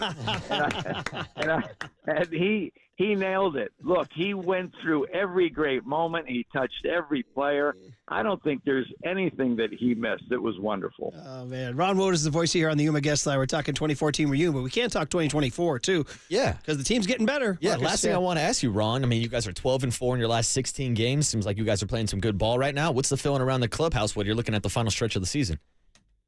Yeah, no, we feel good. I mean, obviously we got, Snell's going. He's doing what he does, and Robbie's back, and we only believe he's going to get better and better as he goes along. We're finding ways to win games. I mean, we haven't had a road trip like that all year, and this is the time of year that you need to play well. I think we've proven that, talking about World Series. It's how you play the last couple months going into it, and there's still a long way to go, but we have an opportunity. We play better at home. We have a lot more games here at home in the next 10 days. We feel like we should be in that last wild card spot at least by the time we leave here. I think that's everybody's expectation. And then you just got to keep grinding. But we're finding ways to win. We're playing better baseball. And that's what you want to do. And, look, the addition of Mark Canha is how do you pronounce his name? I've never known how to pronounce his name. Like just Canna. can, like beer can. Yeah, Canna. Yeah, the Canna. Yeah, I can't believe I said that. Anyways, he's really helping. So the club feels good right now, and, they want to get this done. Hey, just last one is inside baseball, because when you go on with Marty, you guys always talk the inside the game, the science of the game, and that is just the base running. I mean, Chapman and Canna have been really strong this last week, and Chapman's really proving his worth. But just for you, in the dugout, how do you kind of coach those guys up? Man on third, nobody out. How do we know contact play is on? Is that a play put on by the manager? Is that a play put on by the third base coach? Is that a play Chappie decides on his own. Take us inside. And then once contact's on, you're going, or was he supposed to read it? Give us a little insight on that play. Sure. Well, first of all, I work for different managers, and some I got to make the decision if I want a contact play or not. Imagine like Cap, he let me make the call on that, or I'd suggest it to him. Boach usually would say which way he wanted it most of the time. Other times he left it up to us. But that was not a contact play. You don't run a contact play with nobody out, because you usually run a contact play with one out. So with one out, it's a play that you're going to go ahead and take a chance to try to score, because the ball could be the infielder's right or left. You're going as soon as the guy you see downward swing and any contact, you're going, even if it's right back at the pitcher, and you're going in, you're sliding in to the plate, because you're not going to wait for a two out hit. So I usually tell the guys, look, with nobody out, I'll say, look, and I know Matty didn't have the contact play on, and if you talk to Chappie, he knows he was over aggressive there. The one thing you do tell him is, look, if there's a high chopper or a swinging bunt where you can score, go. Otherwise, you have to stay. And I think he thought the ball was hit slower than it was. And, he's such a gamer and wants to win so badly. I think he just got a little over aggressive there and went when he should have stayed. And, he gets a pass because the way this guy plays and how hard he plays, it's, you can live with over aggressive mistakes. You just don't want to, you just don't want to see a lot of mental mistakes. Yeah, great breakdown. He said after the game he's disgusted at himself and he thinks he made a mistake. Now, the other one, just real quick, I know we're out of time, but a comebacker, Canna's on second, one out. It's hard to read, or he just makes a mistake on the read there because he gets hung up on a comebacker. Yeah. Yeah, he just made a mistake. Look, you're at second base, you want to score, right? Mm-hmm. And that's where you get hung up, is the ball up the middle, because sometimes pitchers, they don't make the play, they do make the play, and he may have thought that ball was over his head. I'm not sure, but he did get caught. He reacted, and that's what happens with the base runners. Sometimes they react too soon, especially, fly balls where you might tag or you might go halfway. They react so quick, they get out there and they go, oh, shoot, I need to tag. And then they're racing back to the base. He just got a good break because he was anticipating the score, which you want to do. Yeah. And he broke a couple steps, and that's all it took. And the pitcher, had him hung up. Hey, it's unscripted theater. It's why we play the games. They're human, and that's the drama. Like that thing ticks off a glove and sneaks through second base. He scores, and the Giants tie the game. And instead, it's fodder for talk show the next morning. So, all right. There you go. Well, I'll be out there Thursday. I'm going to chase you down and say hi, and it's just great catching up. And I'm just glad you had such a great weekend with the crew. Thanks so much. It was great being with you guys. I'll look for you on Thursday. There he is, Ron Wotus, and just seeing everybody.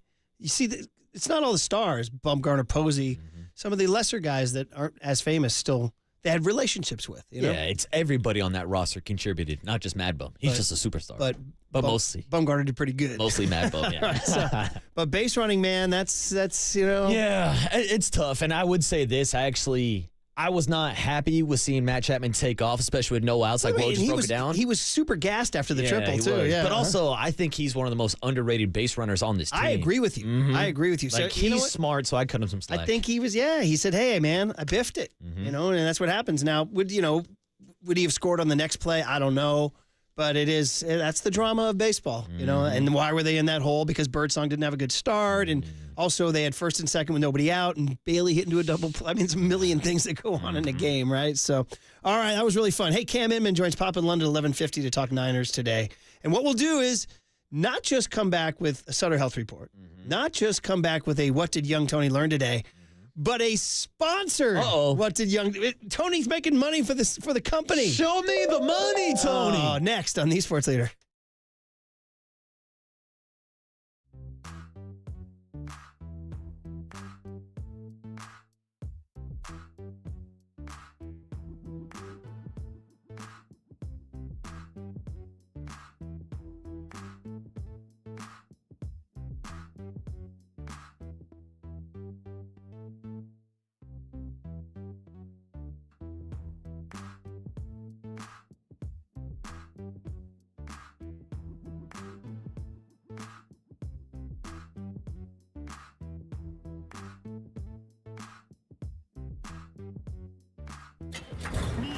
from the Chilton Auto Body Traffic Desk.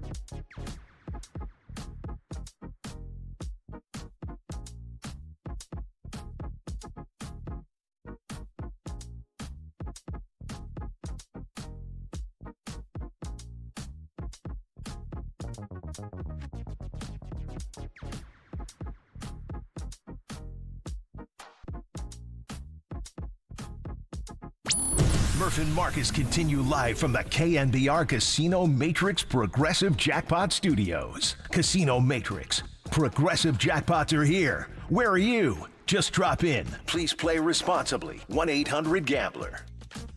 Oh, there it is, man. Tin Lizzy. The boys from Dublin. I just sent a friend of mine. He was in Dublin. He said, what do I need to see? I said, you need to go see the Phil Lynott statue is what you need to do. Go see Tin Lizzy. It's funny. My buddies were saying it when I was over there. I'm like, you mean Thin Lizzy? Because they never do their H's. I'm like, wait, I thought it was Thin Lizzy. They go, it is Tin Lizzy. I'm like, are you guys calling it Tin? No, whatever. Thin Lizzy, us, Tin Lizzy, them. Welcome back, everybody. We are proud to be back and happy to be back, and we'll do it again tomorrow. Success. Our key cards worked. I'm not blanking leaving, Murph. I'm not blanking leaving. So, amongst the many things we talked about today were the fact that we are back to do the Sutter Health Medical Report. I feel like I'm a doctor in baseball. Time now for your Giants Health Report, sponsored by Sutter Health. All right, it's good to be back in the white coat this morning, giving you your Giants Sutter Health update. And today we're going to give you an update on Camilo Doval, who was sent down on Friday after a blown save last Thursday. Here was Bob Melvin this weekend talking about the decision to go with Ryan Walker over Camilo Doval in that closer spot. Well, he's really good. He's been really good. And we don't want to get, Tyler out of the eighth. He's been so good in the eighth, too, even though he pitched the ninth tonight, a tie game. Look, our bullpen's been really good at times, the back end. You don't want to throw it into flux, and everybody's in different roles. So, the hard part is that Tyler's been that fireman who comes in with guys on base all the time, and a lot of times pitches out of a jam and then the next inning as well. But he gets lefties out, he gets righties out. He's got swing in his stuff. Ryan Walker looking to take over that closer spot while Camilo Doval gets some work in down in AAA. Made his first appearance last night down in Albuquerque. Struck out the first two batters and was one pitch away from an immaculate inning, and then threw 4 straight balls for a walk. Led up an RBI triple and an RBI single to end his AAA debut. And that is your Giants Sutter Health update on Camilo Doval, from the doctors who never stop answering your questions, the cardiac specialty centers that never stop helping hearts. Sutter is more than 220 hospitals and clinics that never stop caring for Californians. SutterHealth.org. All right, well done. And so things happen. We go on vacation. The trade deadline. Steph Curry becomes a global icon. By the way, shout out the listener who sent us a text. His buddy was on the flight from Paris to San Francisco. Steph was on the flight. Picture of Steph in first class. He's wearing his Nui jacket and his gold medal. So, Steph, welcome back, buddy. You're listening. Steph, we did a whole show on you today, buddy. You're pretty good. Okay, bud. The other part is, the other thing happened, we were gone. What did young Tony learn today? Got a sponsor. Ooh. Let's play it. Murph and Marcus want to know, what did young Tony learn today? Well, so the joke is, he's very, very young and innocent. Hey, I know that now, okay? He may be young and innocent, but he's making money for the station, because Bigelow Tea is our proud sponsor of What Did Young Tony Learn Today? Hey, young Tony. Bigelow Tea, grab a mug and tea proudly. All right, but that's what you learned. That's your tea. Love it. You learned that that's what your tea is. All right, 100%. So let's do that every day. I do drink this tea, especially at the office when I have my little throat issues. So shout out Bigelow Tea for sponsoring us. But we did have a couple things that came up legit today.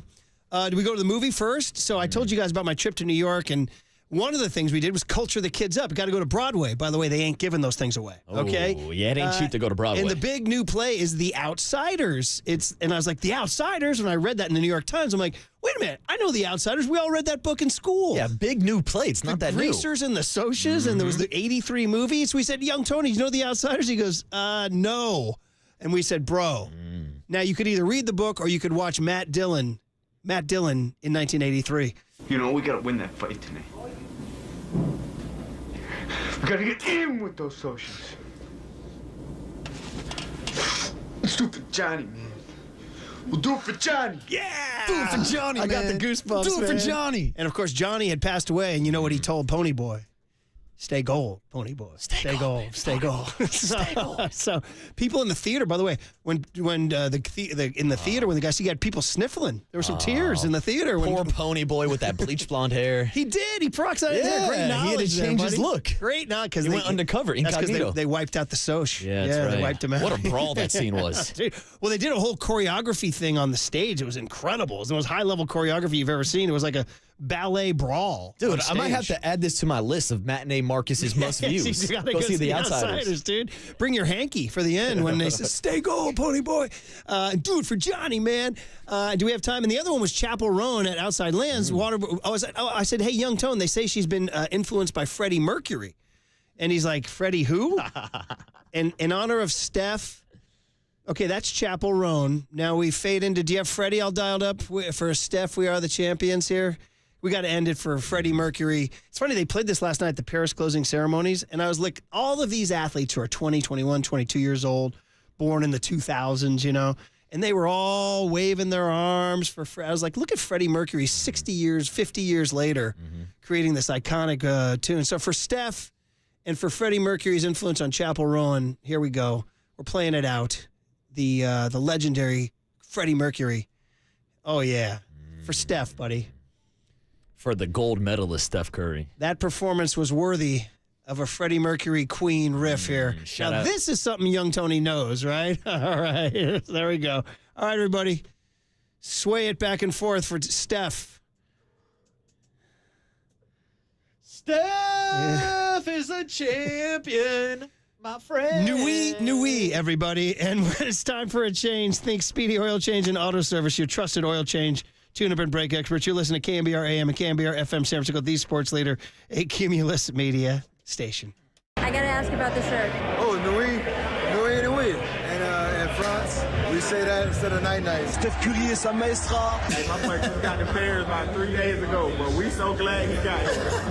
That's the end of the game.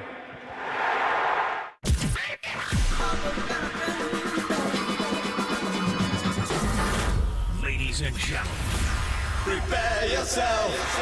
prepare yourselves I love it when you call me Big Pop. for Greg Papa Sleeping Boy is Superman. San Francisco. and John Lund. It's 10 o'clock. Let's hit it. This is Papa and Lund That's right. We're getting it going. on KNBR 104.5 and 680. The sports leader. One, two, let's Sitting courtside and directing a lot of that traffic. Curry again. Curry took it. Third quarter. Curry.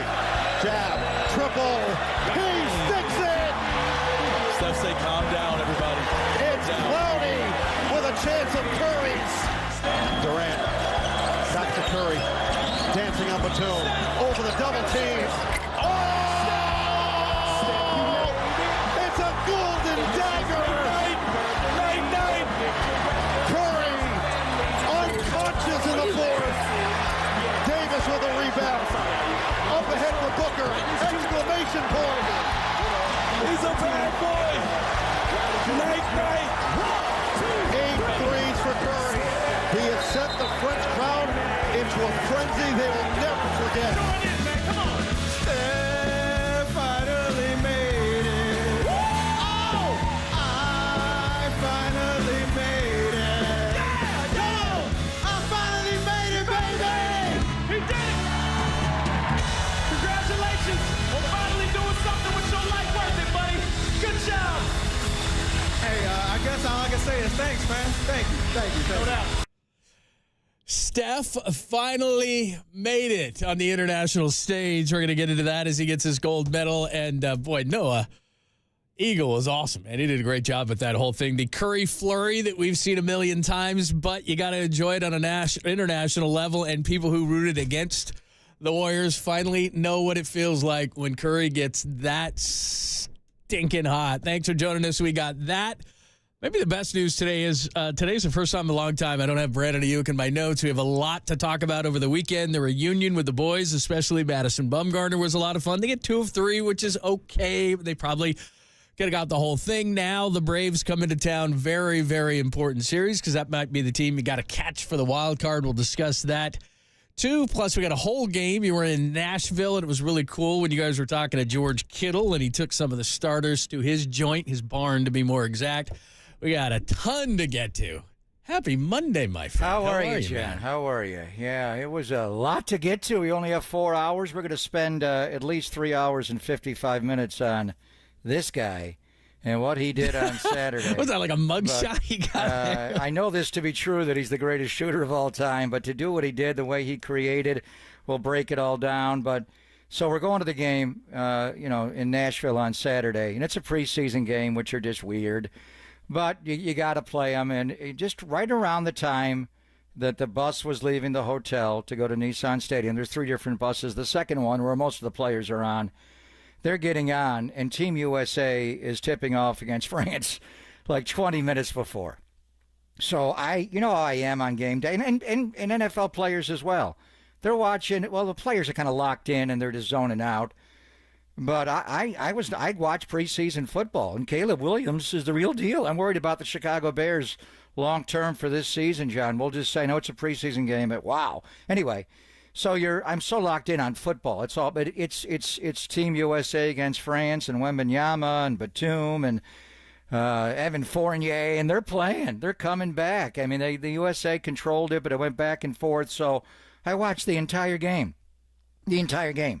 And when you get into the 49er locker room right before they're kicking off for preseason, usually guys are locked in. They're watching other games. They're getting ready to play. They had a TV on in the locker room, and they're all watching Steph Curry. Tim Ryan, I'm like, where is he on the field for pregame? I go, where were you? I was back in the locker room watching Steph go off.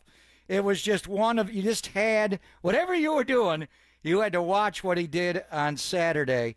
And, after what he did on Thursday against Team Serbia, they were down a lot. They were down, in the first quarter, they're getting buried. He made 17 points in the opening quarter after not playing well. He kept them alive to get a medal. And then they all came together as steel, end of the court rush and everything just to win that game. That game was epic. But then what he did on Saturday, John, and we have seen him go off, but really, have we? And Raymond Ritter, the great Warrior PR director, and he's more than that. So Steph made 4 threes in the last 2:47 of that gold medal game. And they were all different, but it's his ability to create off the dribble. Kevin Durant's on the court. When they were teammates, they ran a 1-3 pick and roll.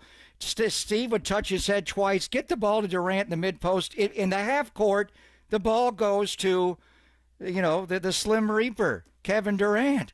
But in this situation, it was Steph Curry, and Kevin Durant was wide open. They kept doubling Steph Curry. They ran 2 with the ball, and he still was able to create shot after shot after the 4 just raining in. The last one over 2 bigs, Fournier and Batum, to get him over him and make that shot. Was it the greatest shot of his career?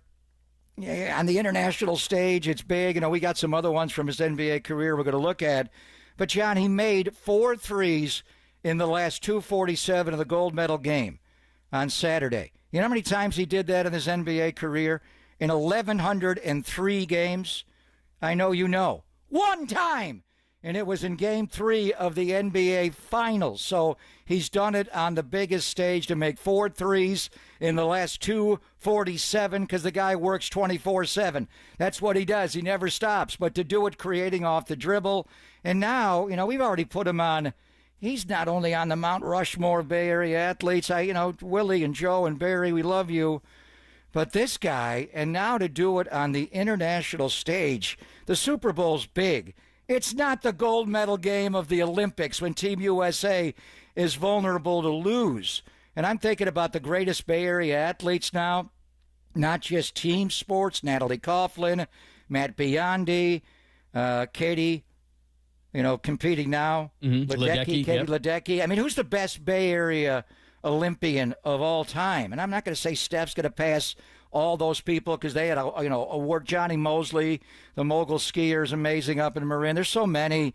But for what he did on that stage after not playing well, he shouldn't shoot the ball well. He always plays well. But to do it against Serbia when you had to win that game to get a medal, then do it against France and to make 4 threes in the last 2:47. Hell, Steph Curry's finally made it. Remember a couple of years ago we were saying he's never won a Finals MVP. How good is he? He just saved the USA on Saturday and won them a gold medal in basketball, which they should win every 4 years, John. We've seen him do incredible things, but under the white-hot spotlight of the world watching, was that Steph Curry's best moment on Saturday? Yeah, we'll discuss when we got your breakdown. But in terms of just, like you said, the compelling nature on that big of a stage, and it's why when you're comparing players, and I know what we're going to do is we're going to compare that shot and compare the moments and compare, and it's great, and legacies and all those fun things that you like to talk about. But in terms of, that's how you separate the really, really good, the great, and then the legends of what he did, because it's when you do it. I don't care if it's Indiana on a Tuesday night. What are you going to do in the finals? And to just set it up even more, you're in Paris against France, and Steph's in an unfamiliar position, which is and the guys played it this morning. The French broadcasters were calling him the devil. McDonald's in Paris says they're not going to carry curry sauce anymore. I mean, here is Steph Curry as the ultimate villain in Paris against France for the gold medal, which for all those sports that you just mentioned, we pay attention to them every 4 years. But the rock stars of the Olympic Games, make no mistake about it, was the players from the NBA, was LeBron and Steph and all those guys, and Durant and Booker, who Steve Kerr mentioned at the end. Those were the rock stars of the Olympics that everybody wanted a piece of. So here he walks into this arena in which he's public enemy number one and hits those shots. And if Steph doesn't hit that double team shot over those two bigs running at him, I mean, it's amazing what he did. I mean, what a great call, the golden dagger, what a great call at the end of that whole thing. But yeah, and it'll be fun to see how this ages because, to be honest, we don't value the Olympics and international competition like the rest of the world does. So I will be interested to see how this ages because right now, today, the day after, I think when we're going to put up a poll here, I think it is going to be seen as that. I wonder if, as it ages, if it will always be that with Steph Curry. And it was really cool that the rest of NBA fans could see what it was like to root for Steph. And I think that they're going to have a whole new respect. Not only the players, you could tell, but the fans, I think, are going to go, oh, that's what it's like to actually root for Curry when he's that hot. I think this one's going to age well. Are you kidding me? What he was able to do in the gold medal game and what Team USA was going to do. And I've been wondering about them playing the 92 Dream Team. International basketball wasn't as advanced as it is now. They had some challenges. Wembanyama on that drop step was scoring on Joel Embiid. That guy's gotten a lot better. They got players. You got to be able to play. Serbia was a problem. Germany, I'm lucky we didn't say, I felt lucky we didn't play them in the gold medal game, how physical they are, how much they bump you. FIBA's just different. So I remember in 72 when we lost to the Soviet Union, and that was the worst call in the history of basketball. And that was right in the middle of the early stages of the Cold War and in the 70s, and Doug Collins was on that team. That one shattered. We had to be losing basketball, and it was a bogus call at the end of the game, and that's where, the Dream Team came, and Knight's team in 84, and then the 92 team, and, all of them. But, I mean, I honestly, we'll compare it to shots. I think the fact that he did it off the dribble himself, and he did it over length, some of those shots are arguably the toughest shots he's ever made in his career. I remember one against Anthony Davis, left baseline, and a rebound by Mo Spates to complete that 20-point comeback or tie the game and go to overtime in game, game 3 of the first round. But that's the first round of the NBA playoffs. The Warriors swept that series. And the fact that he just didn't give the ball up. Durant's wide open calling for the ball. It's Kevin Durant. So it was an out-of-body experience. I mean, he's done amazing things, and we'll remember all of it, John. But what he did on Saturday, the basketball community, the world, the Olympics will never forget what Steph Curry did. It may be, and he's had so many moments, it may be the most defining moment of his career. Thanks for joining us. It's Pop in London on Monday. Steph Curry. Not just America this time, the world saw on the stage in Paris against France. Give us your thoughts on the shot, what you were feeling when you were watching it, how you think this one compares to some of Steph's other shots as well. And yes, legacy. 415-808-KNBR, 415-808-5627. That's your call-in line, plus the Golden State Lumber and Building Materials text line. If you don't have time for the call, hit us up and give us your thoughts on that. So we'll continue that conversation. We got a poll. Papa's going to break down the plays. And we got a bunch of other stuff from the weekend. You went to Nashville, watched the Niners takeaways from that, plus the Giants weekend, and just how important this series is against the Braves starting tonight. And the Giants do have a nice lineup of pitchers to face it. They got everybody on board for that. So we'll get into all those conversations. A very busy Monday. Thanks for hanging out with us. It's Papa and Lundell here on the Sports Leader. I finally made it.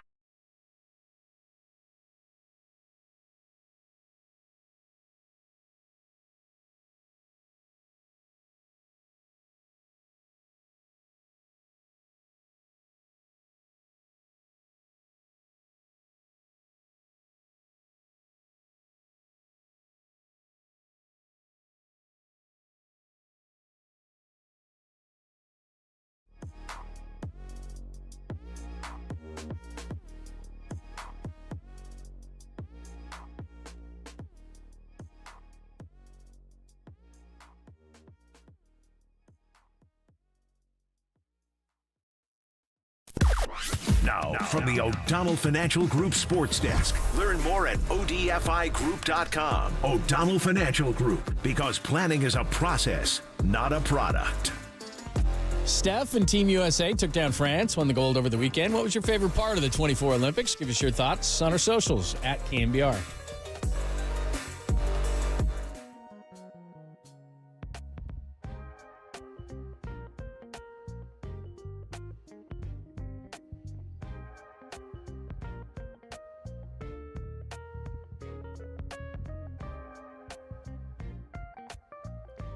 It's a Monday. It's time to get caught up on your taxes. Of course, you had the weekend, but you couldn't sleep because you didn't file your returns or you can't pay your taxes. But Steve Moskowitz is here to help with that. So, Steve, if people have those sleepless nights, they can't pay their taxes, they didn't file returns, what do they do?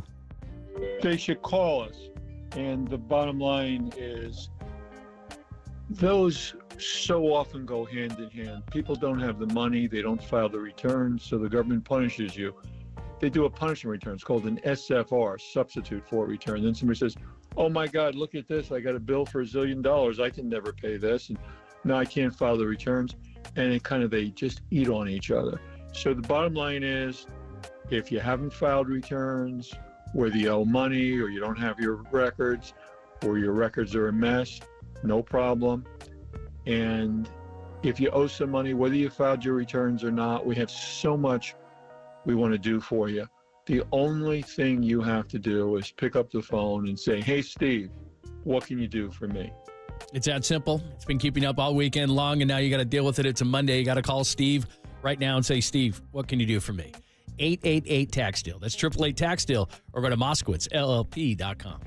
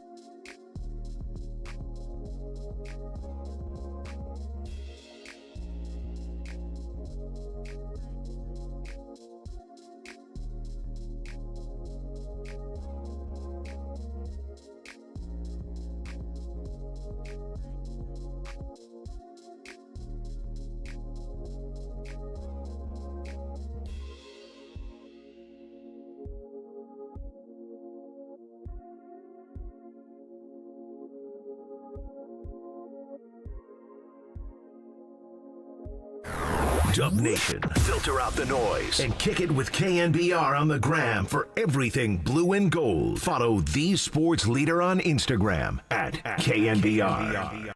We just won a gold medal, man. We out here in France. Hey, Ann said I just showed up 3 days ago. Hey, my boy just got the Bears about 3 days ago, but we so glad he got here. I don't know what to tell y'all, man. This is wild, bro. We've done a lot in the game, but this one right here, this is up there. We're about to go out and get our gold medal. You just heard Steph right there say, this is up there. How high is it for you?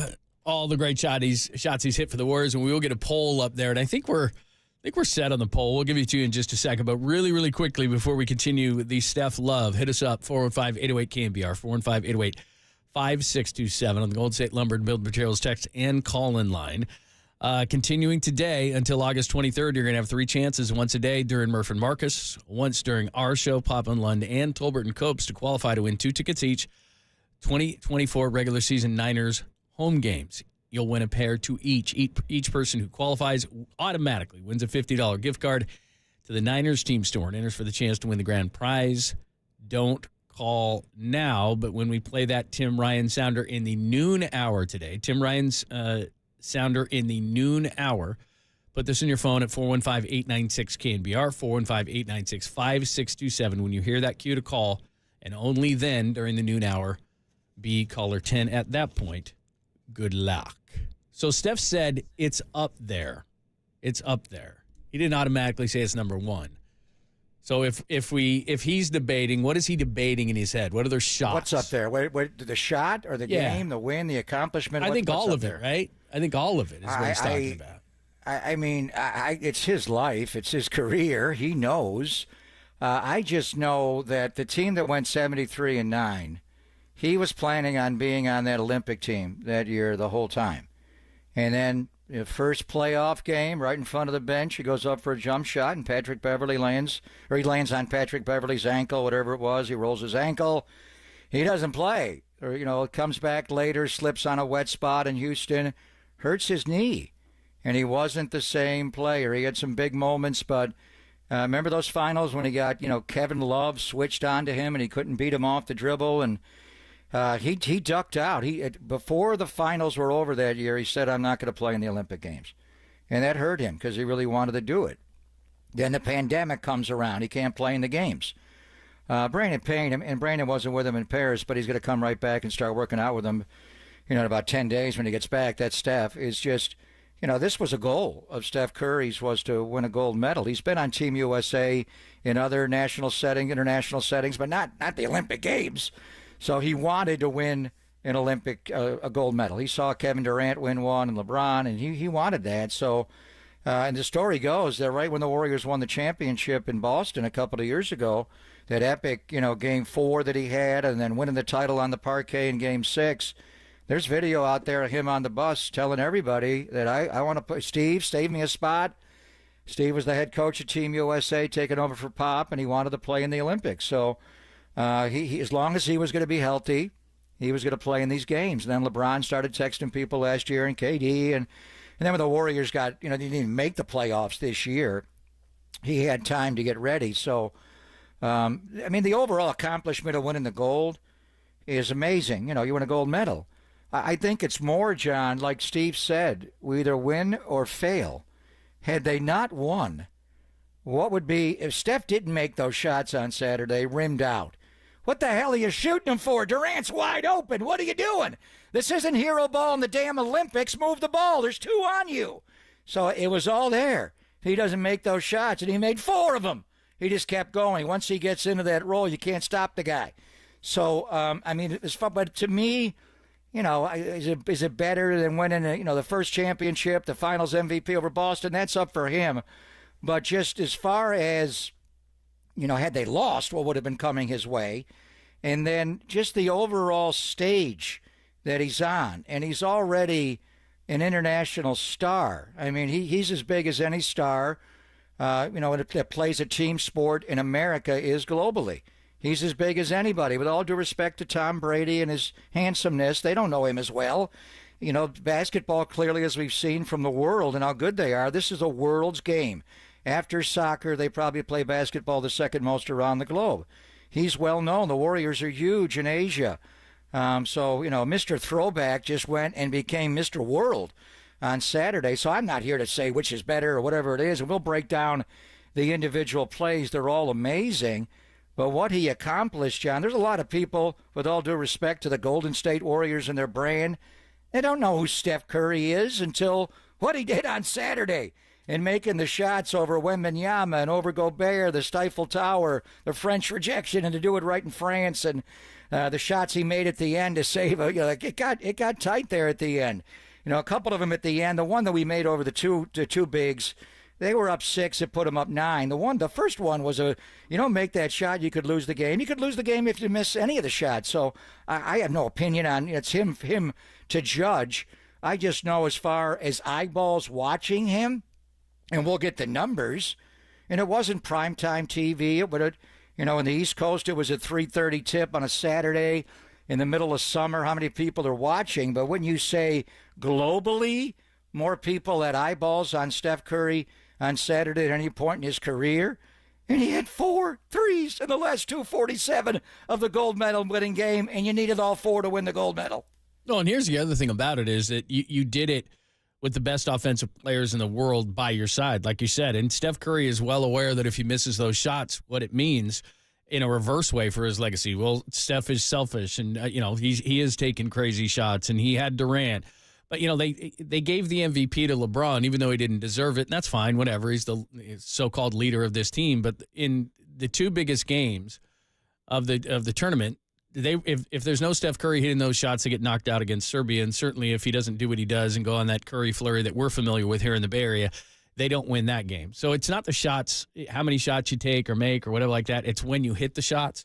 And that's what Steph Curry did right there was, I was thinking this morning, not only big shots by Steph Curry, but big shots, period. The one that pops to my mind the fastest is Jordan in 98 against the Jazz. Whether he pushed off of Brian Russell or not, the bottom line is that's one of the most iconic, if not the most iconic shot. And then you got Durant on against Cleveland and some of these key shots, Jordan against Craig Elo. I mean, you start thinking about some of the greatest shots of all time. But again, like you said, those are all NBA shots. We don't really have an international shot in U.S. history like what Steph Curry just did, the dagger or the flurry that he just had. I mean, he's clearly the MVP of the team because of what he did. I mean, there was a lot of guys who played well in that tournament, but he did it on the floor and on the biggest stage and on the floor with the greatest. And he knew if he missed that shot, what that was going to mean for his legacy in a negative way. Like you said, why didn't you kick it to Durant? But he didn't. He made him. And the final shot that he made, as Noah did a great job calling, the golden dagger. And then he does the sleepy time afterwards, and then he has the sweatshirt, which he already had made up. So, I mean, just the whole thing is like made in a movie on an international stage with the greatest players on the floor. Yeah, and Steph was not shooting the ball well the first 4 games of the tournament. LeBron James was absolutely magnificently superb throughout every moment he was on the floor. I watched every single game, all the run-up games. He was the go-to guy, against South Sudan in London, against Germany. He was Magic Johnson with a different edge, the way he rebounded, the way he defended. Steph played off the ball, and they gave the ball to LeBron. So LeBron was brilliant. He damn near averaged a 20-point triple-double. And you know how critical I am of him, but he was great. And if you don't play well in those early games, you don't get to the end. Steph's best moment early was the 17-point first quarter against Serbia. If he doesn't score those 17 points in the first quarter, they may be down 20, 25, 30. They may get run out of the gym where it was just, they couldn't come back. And it was hard. And they came back and made big plays, and Durant was brilliant. But, Steph's performance Thursday against Serbia and then late in this game, as far as the best shots, I mean, Ray Allen to beat the Spurs in Game 6, that was more the rebound by Bosch when Pop did not have Tim Duncan on the floor. I mean, the 2 Chicago shots before Michael, Paxson made a big one to win a title. Steve Kerr is saying, what about my shot? I mean, there's been a lot of big shots in the history of that. Don Nelson shot in Game 7 in '69 off the back of the rim of the Forum and up in the air. That was a walk-off to win the NBA title. So, I don't know. We're going to look at it just from Steph's perspective on Steph's biggest shots. I mean, the NBA, and the first one's in a regular season game, the double bang from Mike Breen against Oklahoma City when he pulled up from three-quarter court to make that shot. Bob Fitzgerald was with us in Nashville doing the game on radio with Tim and I on TV, and we were talking flying home, and he went right to the Anthony Davis shot in 2015 when he made the shot over AD when Mo Buckets, Mo Spades got the rebound, fed it back to him. I mean, he made that shot over Anthony Davis. He actually got fouled on it. It would have been a 4-point play. They wound up winning in overtime, and they swept. There was one in the regular season against Chris Paul where he dribbles all around everybody, Paul, and then it's the famous no. Steve throws up his hands like, don't shoot it, and he makes that shot. And then he made a three-quarter court one in Memphis, which essentially in Game 6 ended them after they were already up 2-1. So there's been a lot. I can name about 10 other ones.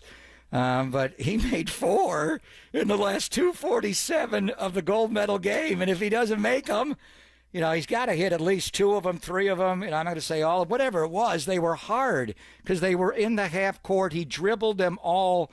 He opened up the shot for himself off the dribble, which is just, when you look at the degree of difficulty, that last one he made over the 2 bigs is right there with the one he made over Anthony Davis years ago. Yeah, and look, the only reason I'm saying, and it's not to denigrate LeBron or how well he played. It's just he's LeBron's if Steph doesn't go on both those tangents in the last 2 games, and that's what MVPs are made of. It's when you hit shots. So I get it. LeBron's ego couldn't handle not being the MVP, just like Jason Tatum's mom was crying like a little league mom that he wasn't playing in games. But I mean, Steph was magnificent, and it's going to be tough because trying to compare an Olympic shot to an NBA shot to, we were talking about Jordan hitting a shot at North Carolina for a national title. I mean, it's really apples to oranges in those situations, but just because the stage was so big.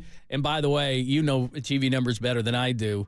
This morning, U.S. men's basketball team over France averaged 19.5 million viewers. NBC and Peacock, the most watched gold medal game since the 96 Olympics, peaking at 22.7 million from 5 to 5:15. And the more interesting part to me in this whole thing is they looked at U.S. markets. San Francisco was number 2 in the country with a 12.2 rating and a 57 share. 12.2 and a 57 share in San Francisco, which was second behind West Palm Beach. So 50 of the share is the percentage of people watching TV at that point. 12.2, I mean, that's a 49er regular, and ratings are all different. They're not what they used to be. But the Niners used to be 30s. Now they're doing like 15. Yeah, because there's a lot to watch. That's like a Warrior rating when they got off to that 24-0 start. That year, they were doing those kind of numbers to see if they could, get the streak, and they didn't get to the 71-72 Lakers at 133, but they won 73-9. And when you get in the playoffs, the numbers are so. Really, the Bay Area watched this game like they would watch a Warrior playoff game, essentially. Yeah, and so that doesn't surprise me. We're number 2. I don't know what West Palm Beach has to do with it. West Palm Beach was a 12.5, but a 38 share, so the share was less, the number was bigger. So we had the biggest share. We had a 57 share and a 12.2. All the retirees from New York are in West Palm Beach. I guess so. Yeah, so that's what we're watching. All the Knicks fans and stuff, they love basketball. But we were number 2 in the entire country in watching that. So just give you a little perspective. And then, like you said, there's an international stage. They were watching on Worth Avenue in West Palm Beach. All right, here's what we'll do. Danny's big poll is up on Steph's big shots. We'll get to that coming up next. We got your breakdown of all these shots as well coming up at 10:50. And continue to listen because those Niner tickets, like I said, a pair to every home game. Noon is the hour to be listening. The hour to be listening for the Tim Ryan Sounder, and automatically you win a $50 gift card to the 49ers team store. So continue that. We will unveil the poll next on the Sports Leader.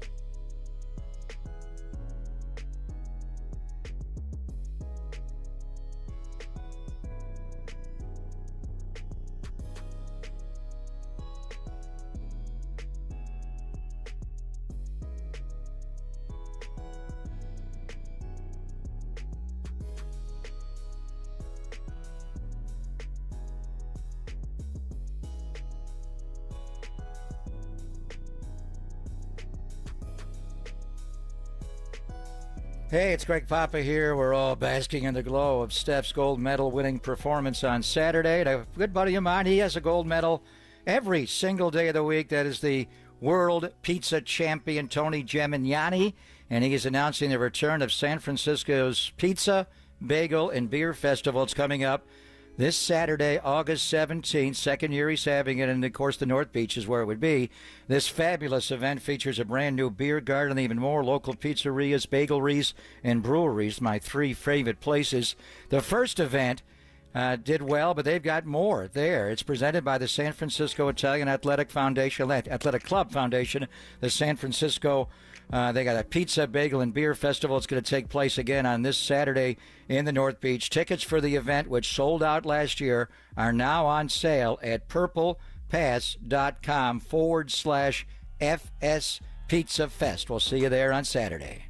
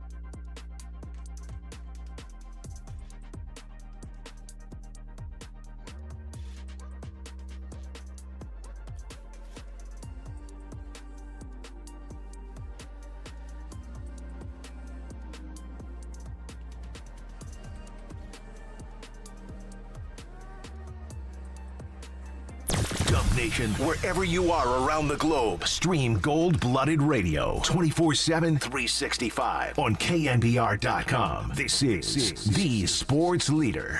Like I was saying before, every shot you take, you think is going in, but there's faith, whatever happens. But that was at the end of a solid flurry of shots, and at the end of the day, all I saw was the rim. I didn't see who was in front of me. I knew it was kind of a late clock situation, but that impressed me. I impressed myself on that one too, for sure.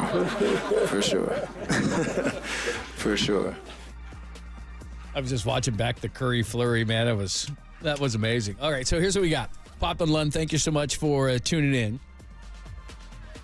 So we're going to unveil Danny's big poll. This is 2 weeks in a row that Danny has erected a poll twice. and he tells us it's all natural, so that's nice. And then 10 minutes, we're going to have you breaking down these plays. Well, here's and Danny, this is usually we do it on Friday. Yeah. So we've done it. We had to do emergency polls middle week, and after what Steph did, I just want to hear what the Bay Area has to say on the best shot Steph's ever made. So we were going to break down the 4 that he made in the last 247 of the gold medal game on Saturday, but the video, Tirico wouldn't sign a waiver to allow us to have the video, or Noah Eagle. How good is Noah in what he's doing, Iron Son? I mean, he is just so composed, so unflappable. Guy's 26 years of age, just off the campus at Syracuse, was hired as the radio announcer for the Clippers, and now he's doing so many events, and they're going to have, basketball's back on NBC, and he and Mike will be the lead guys there. Fitz will be working as well. But in any event, so we can't break down the video. You work for NBC, right? Of the 4. The hell? That's not the same. Do you want me to ask them to do it? No, it's okay. I think it's more of an Olympic thing, John. All right. Who's the head of the IOC? Thomas Bach. What's his name? Yeah. Saw him hanging out with Flea with his shirt off yesterday, which was interesting, and then his speech. How many people? We by are the way, showing. I don't mean to go on a we're showing tangent, some but video right now. man. This is the no step shot against the Clippers. Right. Look at those This is going uniforms. way back in 2015. Yeah. Bogut will give him the handoff. The bet that was a red. Some of these are regular season shots. So that one, and he's made. I'm actually the Studio 54 game in New York. He made a bunch of long ones when he had a career high. But that one was kind of added there. We asked the Bay Area, what do you think the best shots are? I mean, I could name 44 of them, but we do have a poll, and it's usually 4. But the Clippers shot, the corner 3 over Anthony Davis in 2015. They were down 20-0 going to the fourth quarter. Was that game 3 or 4? And then he made that shot. Monty Williams was the coach, and Mo Buckets got a long offensive rebound, handed it back to Steph, left corner, and he made the shot over Anthony Davis, and Davis actually fell on him. So that was a playoff game. And then, the one in Oklahoma City, Mike Breen on the call, the double bang, and probably the greatest regular season game that this group of Warriors has played when they won in double overtime over Oklahoma City. So, any other ones we're missing, John? Do we have the right ones? And then the one from three-quarter court against Memphis in the semifinals that year after he knocked out Anthony Davis. They were down 2-1. He wasn't shooting well. They took him out for some fish after on Beale Street. He had the blues, and then he made the three-quarter court shot from the other free throw line. So it was like 65 feet, whatever it was, 70 feet. It was incredible. And when he went through the basket, they had the shot of the kid on the baseline in Memphis singing the blues himself. Oh no, he just made that from the other side of mid-court. So, off the top of our heads, those are the ones. Any other ones where he's made so many. Well, let's officially do it so you can start voting. It's time for a Monday edition, an emergency poll. Danny's big poll. Dude, grab my pole. This is Danny's Big Poll. The most important decision you can make right now is what do you stand for, Danny? Of course, Danny and Walter are our producers, and we do Danny's Big Poll usually once a week, but we need an emergency poll when Steph Curry goes off like that. So here it is. You can go on Twitter /X at DannyDunn24. KNBR will retweet it. I will as well, and I think Walter will too. 4 best, and I know there's more than this, like you said, but of course we include yesterday's Olympics night. The three-quarter shot versus Memphis, and we'll play these all at 10:50. The playoff corner 3 versus Anthony Davis and New Orleans, and Mike Breen's bang, bang versus OKC. So there you go. By the way, somebody did a brilliant thing, which was they put Mike Breen's bang, bang audio to Steph's golden dagger. Nothing against Noah, who was awesome, but it was pretty good when they did that. I was thinking, too, this morning, and I couldn't pinpoint it. He was so incredible in the 22 finals versus Boston going off, but I couldn't remember like a signature one, Yeah. I mean, he was so awesome, but we were going through it this morning. And was night before then? Was his original night before the finals in 22? Yeah, no, he did it. He did it. In fact, he did it in Game 6 way too early. Yeah, I was like, what are you doing? You're putting him night-night. I mean, he did it with like 5 minutes to go in the game. But is there a signature whoa. one? Because I was thinking, God, he was so good in that series and carried him almost like Bumgarner did in 14. In the Boston series? Yeah, but no, I'm just trying to think why- of one in particular, I just don't remember. No, not in the Boston series. Yeah. I mean, there's other ones. He had game winners against Dallas. He's had so many game winners in his career against the Dallas Mavericks. The regular season is different. The NBA Finals, I mean, remember in 2018, in Game 2 of the NBA Finals on that Sunday night, he made 9 threes in that game. Everybody's sending me video, and I did watch those back, and that's when he was relocating like a madman, just going all over the floor and making really hard shots. But the night, that started that year, and then he broke it out when they won on the parquet. But I remember that night in Game 6 when they won the championship. What was that, June the 16th of 22? I thought, whoa, he's putting them night right now? It's way early. By the way, I've seen a sneak peek of the Warriors' schedule. What are they going to get when they go to Boston this year with Steve Kerr and Jason Tatum? Hey, they got gold, Steve man. may want to let somebody else coach the team. Have DeMarco coach it or somebody, because they are. And he played Drew Holiday, and he played Derek White a lot in the game, their backcourt, but the whole Jason Tatum thing got ugly, so they're going to be hard on Steve when he goes back there. And again, the poll is up, so continue to vote, and then in just a few minutes we're going to have Papa break these things down. But in regards to that, since we haven't brought it up yet, this still shows some immaturity in the part of Jason Tatum, and I'm not talking about the part where he didn't play. He could have easily taken this off the shoulders of Steve Kerr by saying, look, I'm behind LeBron James, I'm behind Kevin Durant, Steph Curry is there, my time will come, but these guys are great guys, and those guys aren't going to play in another Olympics. Steph and Kevin Durant and LeBron, they're not going to play in LA in 2028 probably. So you're going to get your chance, young fella, but it's not going to be now, and he could have easily diffused the situation and not gotten his Little League mom involved if he had just said, look who's in front of me. We won a gold medal. That's the goal. It would have been that simple to show that kind of maturity like other players have done, and yet he didn't do that. I mean, that shows you he's not all the way done yet. He doesn't get it. Yeah, I mean, the guy just won an NBA championship. He finally broke through and won that. He was not voted the Finals MVP. I mean, he was on the team, and Jaylen Brown was not even on the team. And Derek White has turned into a two-way player.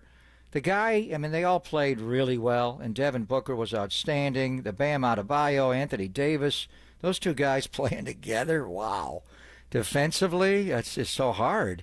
But the guy who was in and out was Joel Embiid. And I thought, Steve's paying him a little bit too much. He did pull him out of the lineup one game and put Tatum in. Embiid, when he was right, was dominant, just dominant. Chased down blocks, but, Wembanyama was drop-stepping him like James Worthy on Saturday. There were times where Embiid was the best player on the floor, among the best players, and there were times where Joel Embiid is just unplayable here. I don't know if he's completely over the knee injury. He's back to jogging up and down the floor. He doesn't play hard all the way through. So I thought if there was an opening, it's not going to be Durant or LeBron that's coming off the floor, or Anthony Davis for Jason Tatum. But I do wonder where there were situations where you could have played Tatum over Joel Embiid. Yeah. All right, there is the latest. Make sure that you vote on our poll. We're looking for Steph's greatest moment. Maybe it is in the Olympics yesterday, certainly on the international stage, and Papa's going to break down these plays. It's going to be cool to watch. Now, like you said, because Mike Tirico said no, So we've got the other ones, though, we'll take a look at those. So if you're watching on YouTube and Twitch, make sure that you check it out. We'll have those for you. If you're not, that's fine, too. If you're listening on any other audio platform, we will play the audio versions back of all these as well. So we'll do that next. Pop will take a look. Make sure you're voting on the poll. We'll continue with Curry next, only here on the Sports Leader.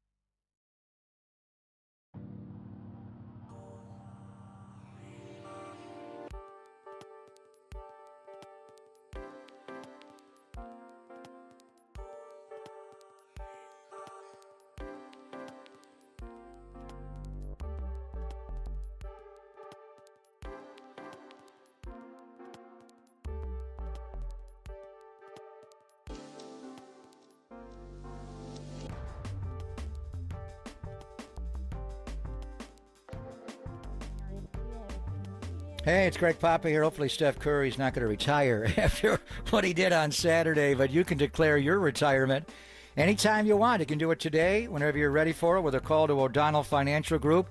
Having the proper investment strategy in place may allow you the freedom to do what you want to do and when you want to do it, potentially for the rest of your life. You've worked hard, you've saved hard, and the folks at O'Donnell Financial Group are here to help you avoid common mistakes in retirement. Having the right investment strategy for the future could make all the difference. So reduce what you owe to the government and keep hundreds of thousands more in your pocket, especially for those who have saved a lot. So declare your retirement independence today and call O'Donnell Financial Group. Steph, don't you do it. We need you. 866-496-2300. Learn what it means to truly achieve retirement independence. 866-496-2300. Or you can learn more online at o'donnellfinancialgroup.com. Again, the number 866-496-2300 or odfigroup.com to learn more. O'Donnell Financial Group. Let them help you retire confidently.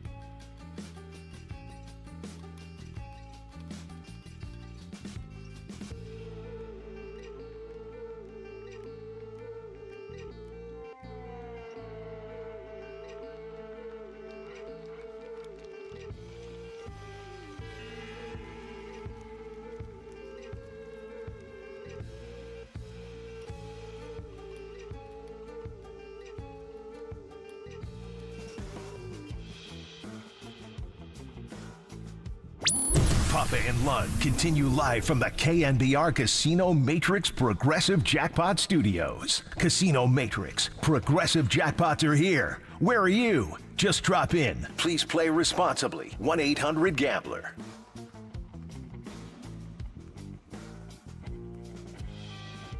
Hello, friends. Thanks for joining us. It's Pop and Lund on a Monday edition of the show. There's a ton going on. Taking this first hour to focus on Steph Curry and the shot heard around the world, literally. I mean, he was in France, internationally. The numbers are huge in the U.S., and we were the number 2 market in the entire country. But we're going to have here, so we got the poll up right now, Steph's best work. So make sure that you're voting on that. I just retweeted it. Danny's big poll. We're doing a version of it today with the 4 answers, or the 4 choices being, of course, night from the Olympics yesterday, the 3-quarter shot versus Memphis, the playoff corner 3 versus New Orleans, and the bang bang dagger versus OKC. But we're actually going to break these down. And so Walter sent me the order, so I want to make sure, Pop, that I get this right. So we've got audio for all of them, and we've got video for 3 of them. So if you're around and you're not doing anything at work, you got your phone or whatever, or however you're listening, you can go to our YouTube and Twitter channels, and you can see these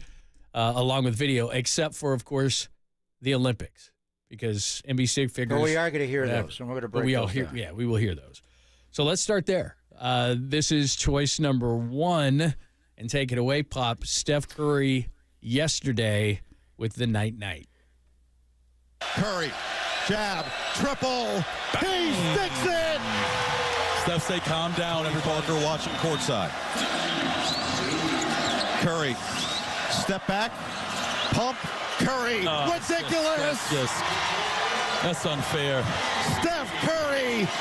Can I say this is the best basketball being played in the world that we've ever seen? 10 to shoot. Curry back from Durant.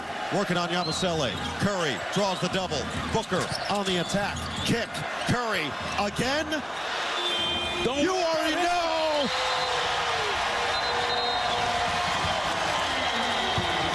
Steph Curry. Does Curry have another banger with a dagger to finish it? Durant back to Curry.